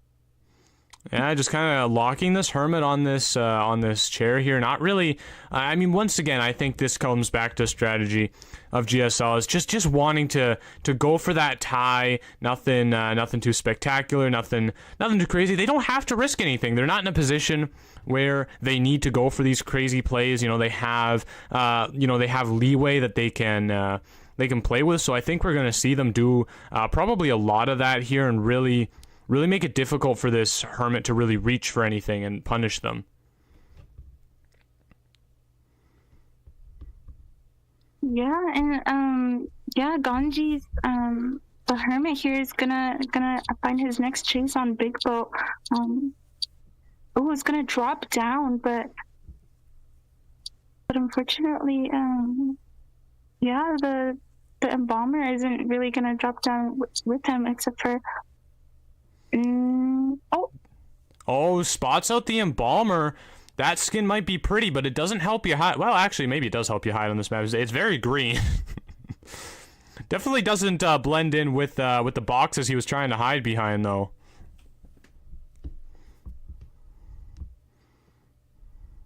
Yeah, and he is gonna use that warp as well. Yeah, warping for the second time in this match. Opting to attempt to... Wow, look at that! The flywheel. I do not understand how that canceled, because it looked like the flywheel missed, but maybe it actually didn't in reality. Capturing him again, though, with the second kind of aerial drop-down thing. But the Cypher's going to pop away, and... I mean, the Hermit left...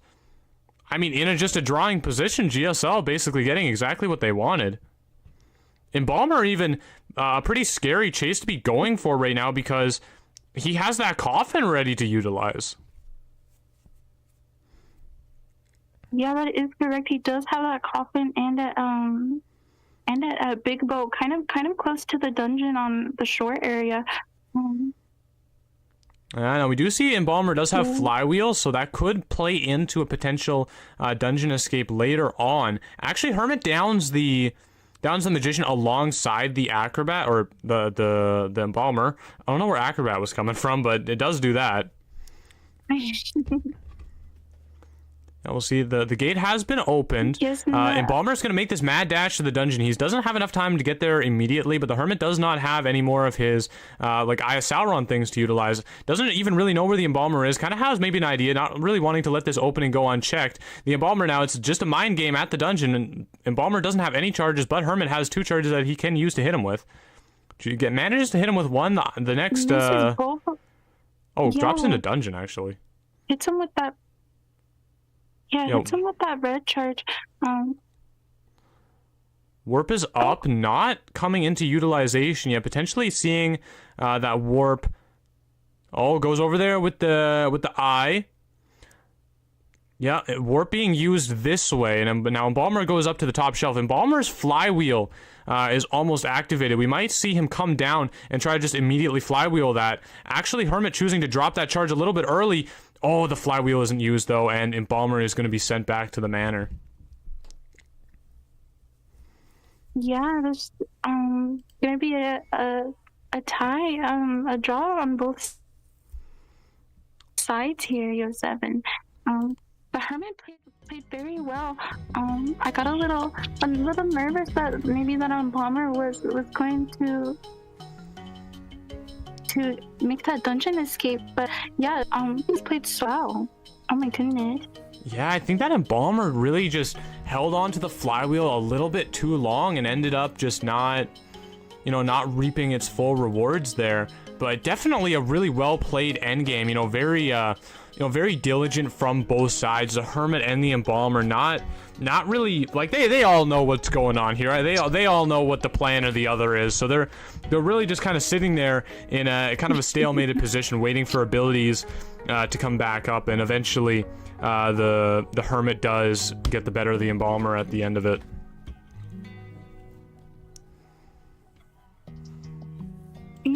Yes. I don't just seeing that Hermit on the Lakeside Village. It was just very, very fun to see how that Hermit played it out, especially. But the GSL survivors able to get that sneaky rescue, I feel was just. I feel it really just helped them on their side, keeping themselves damage free. Yeah, for sure. I mean, really, the lack of charges, the lack of spreading of the damage, I think, was, I mean, ultimately a blessing and a curse for the Hermit there, for Ganji's mommy, because, I mean, he was able to get that down on the whatever they're called, the person that they chased first. They were able to get that first down really quickly, but at the end of the day, all that damage that they didn't get during that first chase, they weren't able to kind of catch up to that. Their end game, they just they weren't able to really have a very oppressive Hermit endgame with a lot of injuries, and I think that was what eventually put the final nail in the coffin of that Hunter. Yeah, I would have to agree with that. It was just, yeah, that Embalmer having his coffin up and ready on that big boat really didn't leave Hermit many options, and just having to go chase him, as he probably he noticed the dungeon was there. So yeah, it was a very good back and forth between the two. But ultimately, Hermit being able to get that tie.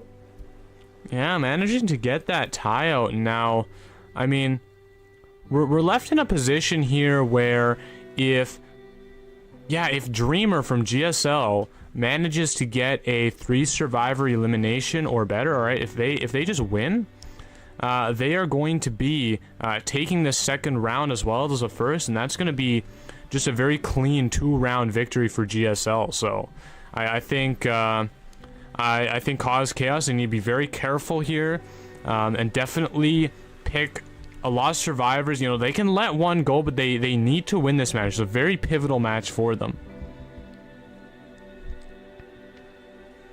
Yes, I agree. Gonna have to see CC survivors here.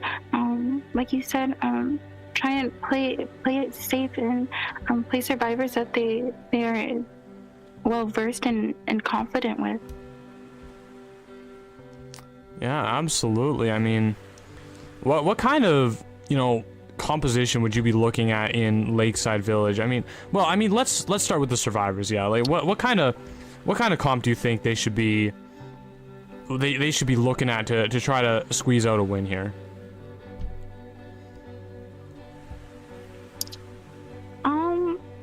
Looking at all of our bands right now, I kind of feel like if the Hunter choose not to, maybe a potential mercenary,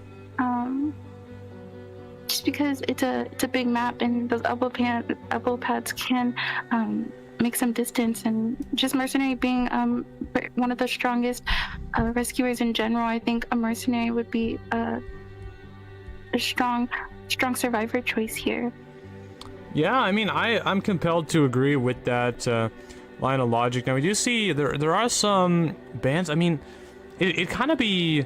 Well, you know, what would I choose? If it was me, what would I choose? I think I would choose... you know, if I could choose any survivor in the game, I would choose probably, like, journalist. I mean, priestess, I think, could actually exist here. I mean, we don't really see priestess picked or banned very often anymore, but I think priestess on a map like this can actually provide enough value to be meaningful, especially if you don't run super hard into decoding and you can maybe afford to give priestess the big boat. That could be, you know, that could be something very very beneficial in the late game. You bring one of your survivors up there and allow them to kind of get healed, or, you know, whatever it's gonna be. Yeah, no, definitely. I think priestess would be a good viable choice on this map as well. As she also does have that world portal to work with, and if able to actually get it off, I think can really change games when it comes to making hunters go across the map, especially as big as Lakeside Village itself. Oh yeah, for sure. I mean, and we actually see an explorer ban from Dreamer, which, I mean, what in the world is that indicating? I'm not too sure. I definitely understand the fear here. I don't know, just maybe not wanting to allow that explorer to just be on the map and be able to get those pages. You know, we are going to be seeing that hermit ban on the side of CC. No, this does allow a hullabaloo to actually come out, but do you think that hullabaloo is really something that Dreamer is even going to want to play on this map? It is kind of big, you know, maybe not the best for him, especially if you're looking to kind of trapeze over to a cipher and hit the abnormal button. Hey, look at that. There's the priestess I was talking about. Yeah, that's the priestess, and also along with the wilding. Very interesting. A very interesting combo. Wildling, I mean, very difficult survivor to... I mean, yeah, really difficult to really pin down a wildling and priestess as well. They're very difficult to...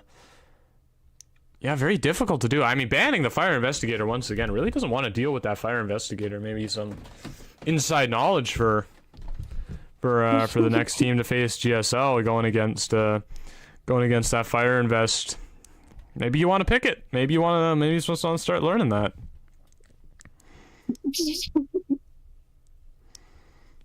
I mean, we see a weeping clown as well. Dreamer is really not a fan.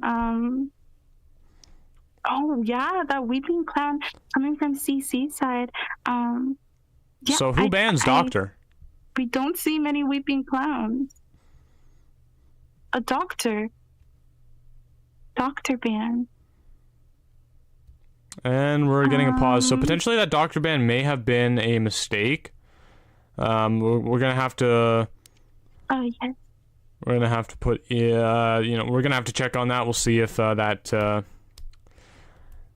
was anything. Now there is rules regarding that. You know, if a hunter or survivor, if they do make a mistake in their ban pick phase, you know, that is gonna, you know, they are gonna have to go through with that. That is gonna be something that, you know, they have to kind of live with, unless there was some sort of, you know, organizer caused issue. And like, unless the issue was caused by like the referee or staff team, then, you know, the pick, you know, whatever it is, if it was be it a mind's eye or a doctor or a lucky guy, that pick is going to have to persist. Yes. Just gonna take some time and see what the plan, the next step is.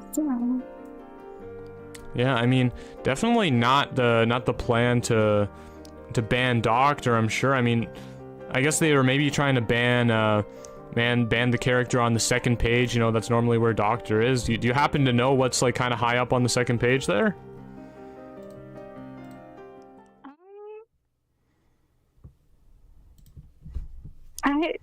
No, I know I don't.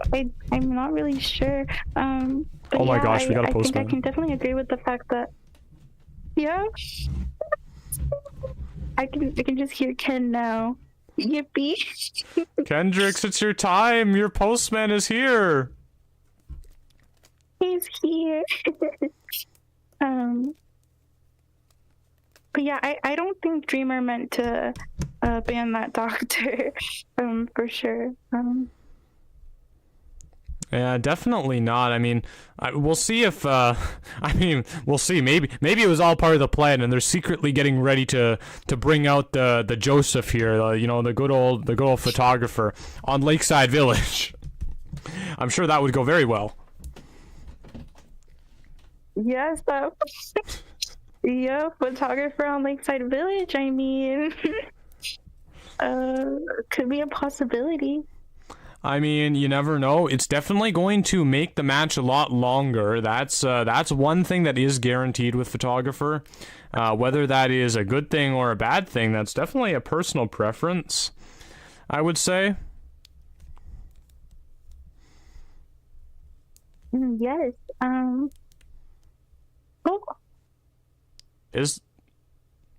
Well. All right then. Maybe the Doctor ban wasn't an accident. I could see Hellenberg actually banning Doctor.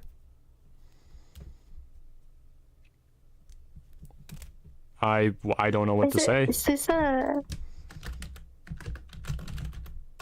Like, he actually picked Hellenberg? Because that is very exciting. Very exciting to see a Hellenberg pick from Dreamer here.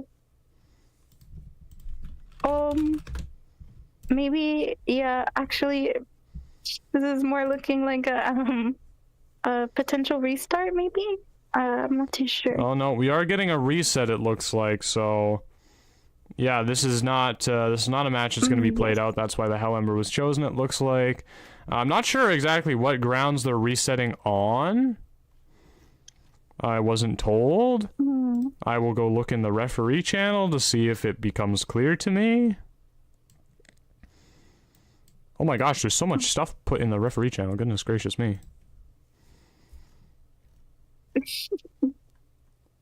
I'm not seeing anything. Alright, well, I guess it will remain a mystery for the time being.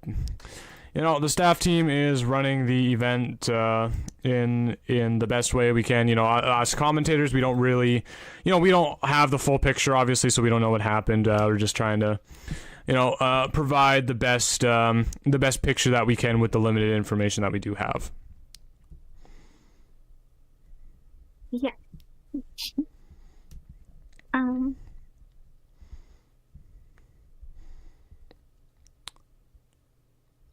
Yeah, so, I mean, we're probably just gonna expect to see the Hellember kind of surrender right away. We'll be heading back to the kind of commentary screen, and we'll head back in with, I believe, the same bans and picks as before. I don't believe the teams were allowed to change it. But yeah, we're gonna see the surrender there right away. We're gonna see the surrender, and yeah, just gonna go through the motions again, and we'll be getting into this match. Yeah, you know, I have to say, Kiwi, a lot of resets today, as opposed to what we're used to. I think. I know. I was about to say, yeah, it's just a little more common today and a little unfortunate. Yeah, I mean, I guess it's just, you know, it's a longer stream today. That's happening, but yeah, it's a longer stream today. It's you know, it's a much bigger show. We had 2 more teams playing today than we did in the previous game. So, or in the previous days. So yeah, that's or not 2 more teams, 4 more teams, but 2 more sets to kind of commentate over. So yeah, I guess it's a product of you know, a larger sample size, you're gonna get more mistakes, more resets. You know, everybody's human here. Yes.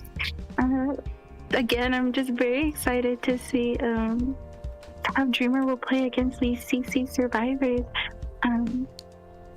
Yeah.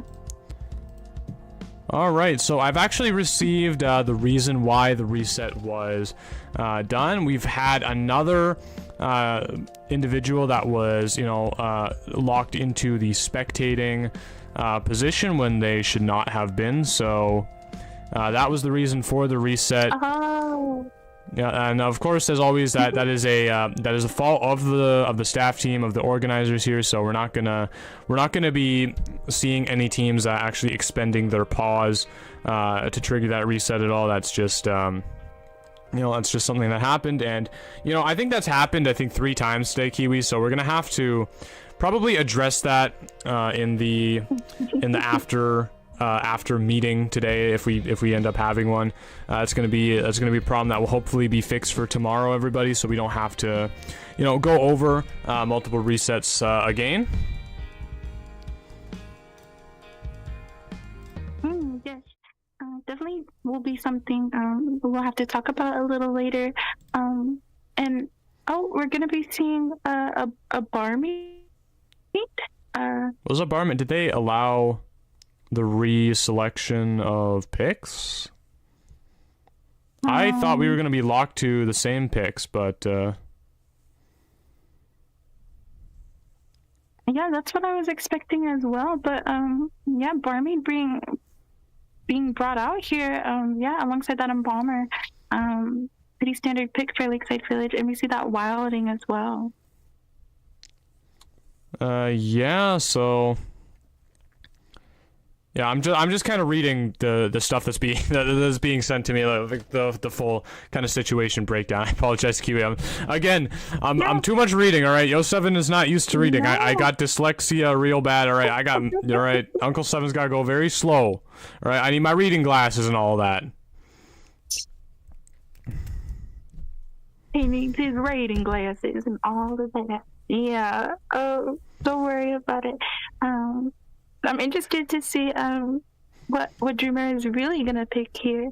But we are gonna be seeing the Postman as the last survivor there for Team CC. Yep, just waiting to see what Dreamer decides to bring out to play. I mean, maybe he'll select Mad Eyes for real this time, or not Mad Eyes, Hell Ember for real this time. You never know. It's a possibility. Truly, it's like anything. Yeah, so I mean, I guess we'll see. Yeah, so it looks like in terms of the full situation, like I said, there was a spectator, you know, in the match that was not or shouldn't be in there. Once again, you know, we don't allow anybody but the referees and the commentators to be in the spectator role because, you know, if a team coach or captain was, you know, mistakenly in that, you know, in that position, then they could be able to feed their team, you know, whatever information that, you know, is not available to you know, that party specifically at that time. So, you know, and there's no way to remove them. So that is what's been triggering the reset here. And of course, it was notified to the staff, you know, before. We'll address that in a second. But it was notified for the staff, you know, before the ban pick phase had really gone through. So the ban pick phase there was not real. It's just the survivors and hunters picking whatever to kind of get through that portion, so the match could be restarted, because there's no way to restart it on this screen. Yeah. But we are actually going to be seeing a gamekeeper from Hunter Dreamer. This is the first gamekeeper I think I've seen of this tourney, and so yes, I'm just very excited to see how this will play out. Gamekeeper kind of known for putting traps in certain areas on this map, especially around that small boat area and that shack. Just very interested to see, yeah, how this gamekeeper will play against these groups of survivors. Yeah, I mean, seeing a little bit of... Actually, I think this is the same spawn that GSL did. You know, putting... You know, kind of blocking, guarding their barmaid and postman there from that center spawn. Although I guess Dreamer's just gonna say no to that and go right next to them anyway. So that worked out not that well, it seems. I mean, I'm not even sure if that's the purpose of doing that, but... Yeah, Dreamer actually gonna spawn in the cornfield here. Yeah, I'm just gonna be really close to that postman. I'm gonna see how that goes. Yeah, I mean, the gamekeeper here I think is a good... survivors here all having borrowed time. Yeah, 4 borrowed times, of course, investing heavily into this late game from the side of Cause Chaos. Of course, they do need to get a win here, okay? Cause Chaos. Actually, no, they can draw too. They can draw. Yeah. If they get a draw or better, they can persist into the next round. However, if Dreamer is managing to eliminate more than 2 survivors in this situation, it is going to be a win for GSL on the second round. So we'll see if they're able to do that. Gamekeeper pick very strong here, I think. So we'll see what Cause Chaos does to respond to it.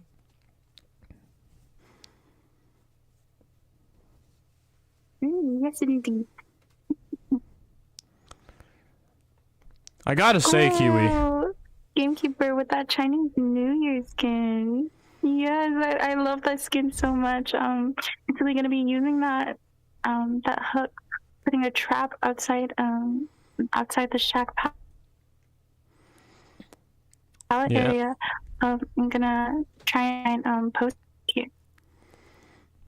Yeah, so I mean, going for the postman right away, it makes a lot of sense. You know, get rid of the postman as soon as you possibly can, of course. You know, and I must say, Kiwi, as interesting and fun as it is to see a gamekeeper, I'm a little bit disappointed there's no Leo in the match right now. Like, it just has to be said.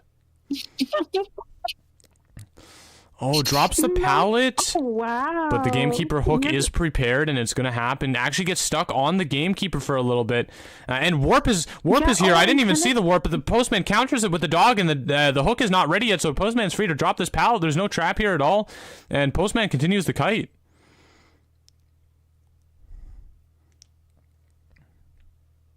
Yeah, just really nice dog from the postman there, able to buy a little bit more time.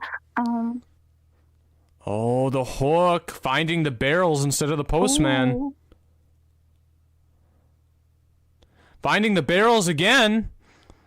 Those things are gonna start leaking out all of their contents real fast.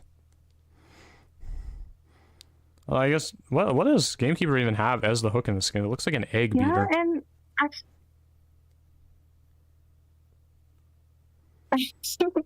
yeah, and that's gonna be Postman going on his first chair, but Cypher's looking pretty nice for the Survivor team here.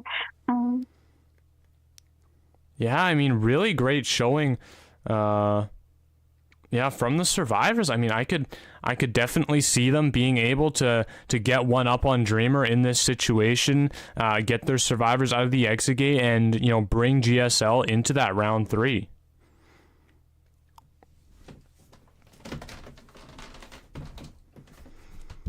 Yeah, Dreamer, just kind of looking around, seeing if anyone's gonna really come in for this rescue, but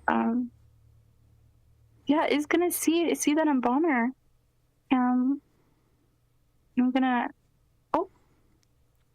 Yeah, we're gonna get that Postman rescue off. Will be a rescue on that Postman. Takes the hit for him and everything. Now, Wildling is coming into this vicinity. Now, you do have to remember, Wildling is pretty hard countered by Gamekeeper because he can go ahead and just I mean, remove the wildling from the board basically at will, so that's something that you definitely have to watch out for. And there, down goes the postman. Will we see that wildling coming into the vicinity now? We will actually missing the charge. Getting off the board right away, realizing it is now pointless to have. Missing a little unfortunate. And now, Why am I gonna hop off the board there? And yeah, really, I think that wildling support might actually cause cooldown. might cause chaos here, pretty dearly going in for that, instead of just, you know, focusing on a cipher. Yeah, I'm gonna have to agree with you with that board still on cooldown as well. Gamekeeper just kind of getting that drop down hit onto the wilding, and with his hook up and ready, he'll be able to just pull. Oh, but misses the hook. Yo7 on that wilding. Great dodge on the side. Actually goes for a teleport to the wrong cipher though. This one was not the one the survivors were on, so he's gonna have to walk over there manually, which takes a little bit of extra time. Wildling putting down the blocker on his Tinnitus, I'm not sure. I mean, he's got a pretty solid visual on the survivors, so I'm not sure if that really makes much of a difference. Barmaid getting caught out right behind the pallet. Gonna get over the shack though and probably be able to heal pretty comfortably. Yeah, just with this distance, I think Barmaid will be able to pull this heal off. Misses the fence post he was aiming for. Yeah, the trap has been successful. And now down. Oh no, the barmaid actually healed. It didn't even register in my mind. In my mind space, everybody. That barmaid was still half health.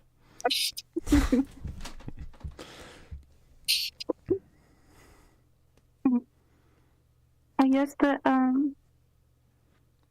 Yeah, gonna get the barmaid, although the coffin has been used. Down here. Coffin actually coming out right away, not waiting for. Gonna just yeah, their plan might be to stick all three ciphers on, or all three survivors on this cipher, and kind of just hope that Dreamer can't get over here in time. Here comes the wildling to hopefully push him away. Actually, getting pulled off the board though, going down onto the floor, and we see the cipher just not enough progress.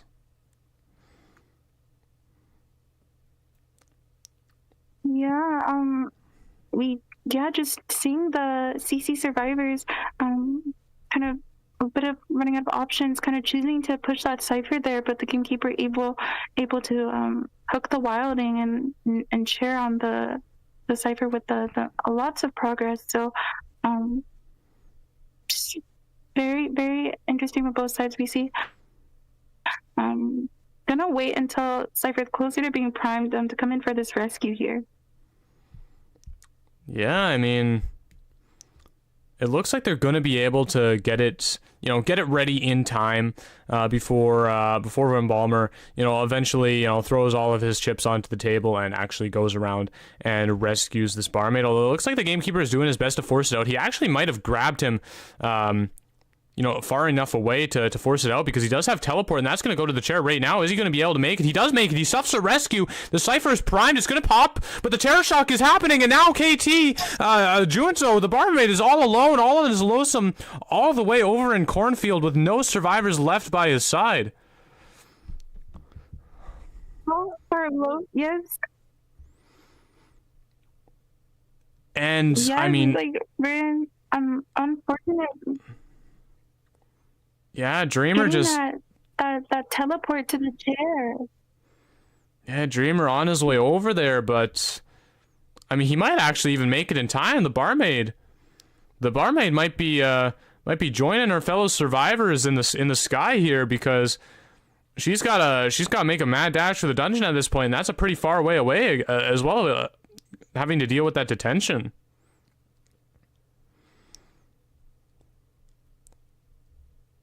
Yeah, we see the barmaid trying her best to kind of hide behind walls and stuff, trying to stop the hook and is actually able to. But just Dreamer hot on the barmaid's heels, gonna be able to knock her. Oh, yeah, actually gonna miss that hit on the barmaid there. Well, I mean, there is no trait for the gamekeeper, although it doesn't look like that's what's gonna matter. That really does look like an egg beater, you know, that hook. Like, tell me I'm wrong. No, it really.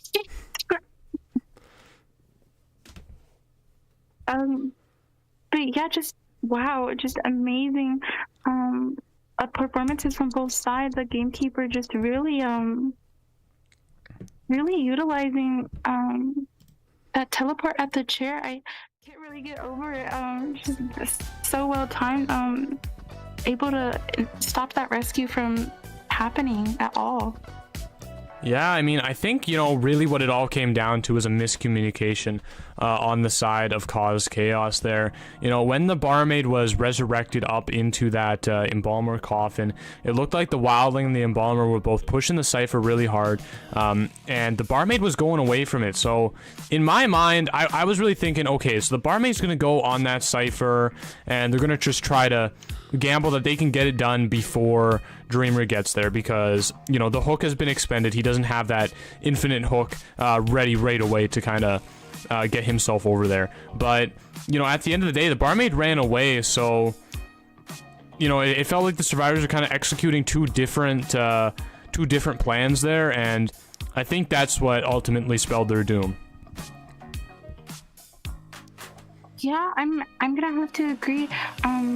To, like you said, Yo7, we could kind of see there the plan of both of those survivors pushing that cipher, but the barmaid not joining them. It's a little hard to tell. It's a little bit close, but the cipher maybe definitely had a better chance of being able to be primed.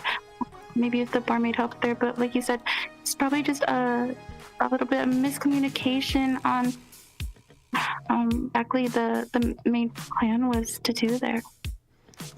Yeah, and just gamekeeper as well, being able to finesse his way all the way over across the whole map, basically, to the cornfield gate where the barmaid just was still trying to decode that exit gate all alone, and catching her out there as well, just getting that forced survivor. Didn't even need the forced survivor elimination, but got it anyway. Yes, yeah, just Dreamer just overachieving and getting that foreman for his team GSL. Yeah, well, I mean, congratulations to GSL. Winning this match means they are going to move on and face... drumroll, please, while I find them on the list.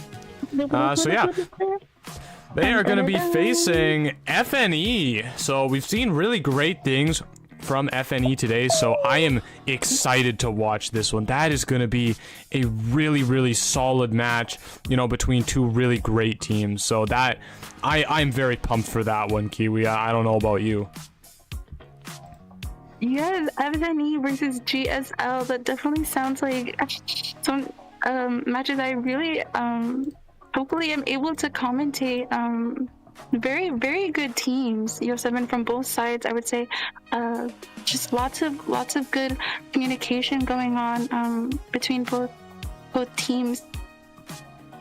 So I'm very excited to see how those matches will play out. Yeah, I mean, yeah, just great gameplay all around. I think, you know, all throughout today we've seen just really solid games. You know, I don't think we've seen a bad, you know, like a bad set at all. Like, they've all been, you know, very entertaining and very fun to watch. We ended up, I mean, let's just go over it. Do you want to just go over it, Kiwi? Yeah, let's do it. I mean, well, okay. Well, I mean, let's just start with let's start with the most memorable one, I think, which is Frogfin versus AMeY. I think definitely the most professional match that we had today. And I mean, you and Chip were commentating that one. Very high energy, very very fun. I know a lot of the chat was into it. This was actually like the one time I was able to really take a good look at chat and really focus on what was going on in the stream. And I think people were really excited for it. And it was a very good match. You know, something you would see really straight out of any like official tournament, any like competitive scene. That is what we saw there. Yes, Frogfin versus AMeY. It's just both of those teams, Yo7, having experience in that tourney scene, and also just having obviously good communication from survivors, good synergy, but Hunter specifically, Sprinter and Your Lion April both being very well-known hunters in the IDV community. It was very intense watching both teams play against each other. Yeah, I mean, running down the rest of the day, I mean, we kicked things off with BYD versus Persona, and that was a great match. I mean, and then following that up with Ez1 versus FNE. I mean, FNE had some great clippable moments, I think, in that. Like, they really outperformed in that game, I think. They were very fun to watch. You know, Ez1 did a great job, you know, giving a really good fight to a really good team. And, of course, that was really fun to watch. You know, the match just before this one, low win rate versus Prototype. It was also a great match. You know, Prototype. Excuse me. Got inhaled into the wrong passageway there, but yeah, Prototype really coming out and setting, I think, a big statement. I know myself, I have not heard of Prototype as a team before this tournament, but I've definitely heard of them now. They really set a big precedent there that they are not a team to be trifled with, and they are ready to step toe to toe with some of these, some of these very well decorated, very well known teams. And that's great. And now ending things off with GSL and Cause Chaos again, just a very great game. You know, fantastic from both sides, and all in all, just a spectacular day. And I'd have to say tomorrow is going to be more than likely just as spectacular. We got Watt versus Future starting things off at 12 p.m. We got it right at noon. And I mean, those are two amazing teams, Kiwi. They are fantastic. Wouldn't you agree? Yeah, you said it was Watts versus who? I'm sorry. Future. Watts versus Future. Yes, sounds very exciting.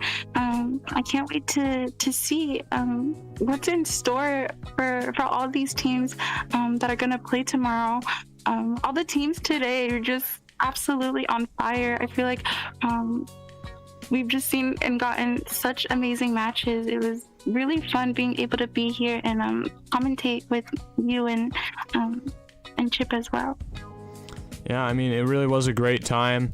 I mean, we'll go through the rest of tomorrow as well. We got CH4 versus H2O. That's going to be a really fantastic match as well, happening right after Watt and Future. Following that up, we got MSG versus WWW. Again, two very highly successful teams. They've done a lot. They're very good. And then from 6 to 8 p.m., right near the end of the day, we have Blink and Sparkle versus their opponent has actually been changed to Innovators from the Chopped House. Chopped House had to drop out, unfortunately, so there was a reserve team put into them, and that's been notified. We've given out all the information there. And then ending off the day, we're gonna have Disco Ducks versus Delulu, and that's gonna be the end of round one. That's going to be the end of the first round, and we're going to move once tomorrow is done, we're going to be moving into the quarterfinals, Kiwi.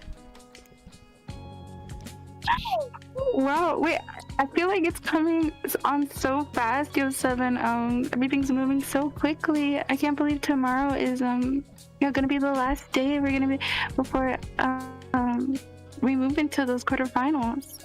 Oh, actually, I misspoke. It's round 2 after tomorrow. On the 16th is round 2. Quarterfinals is still 1 bracket away. My apologies, everybody.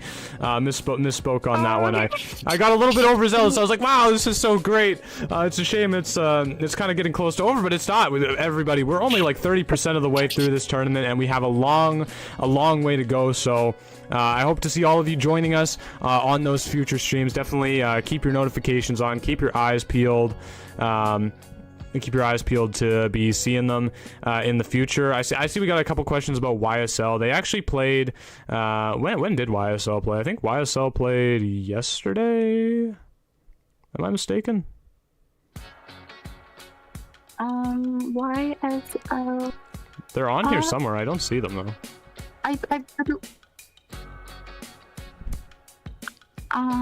Let me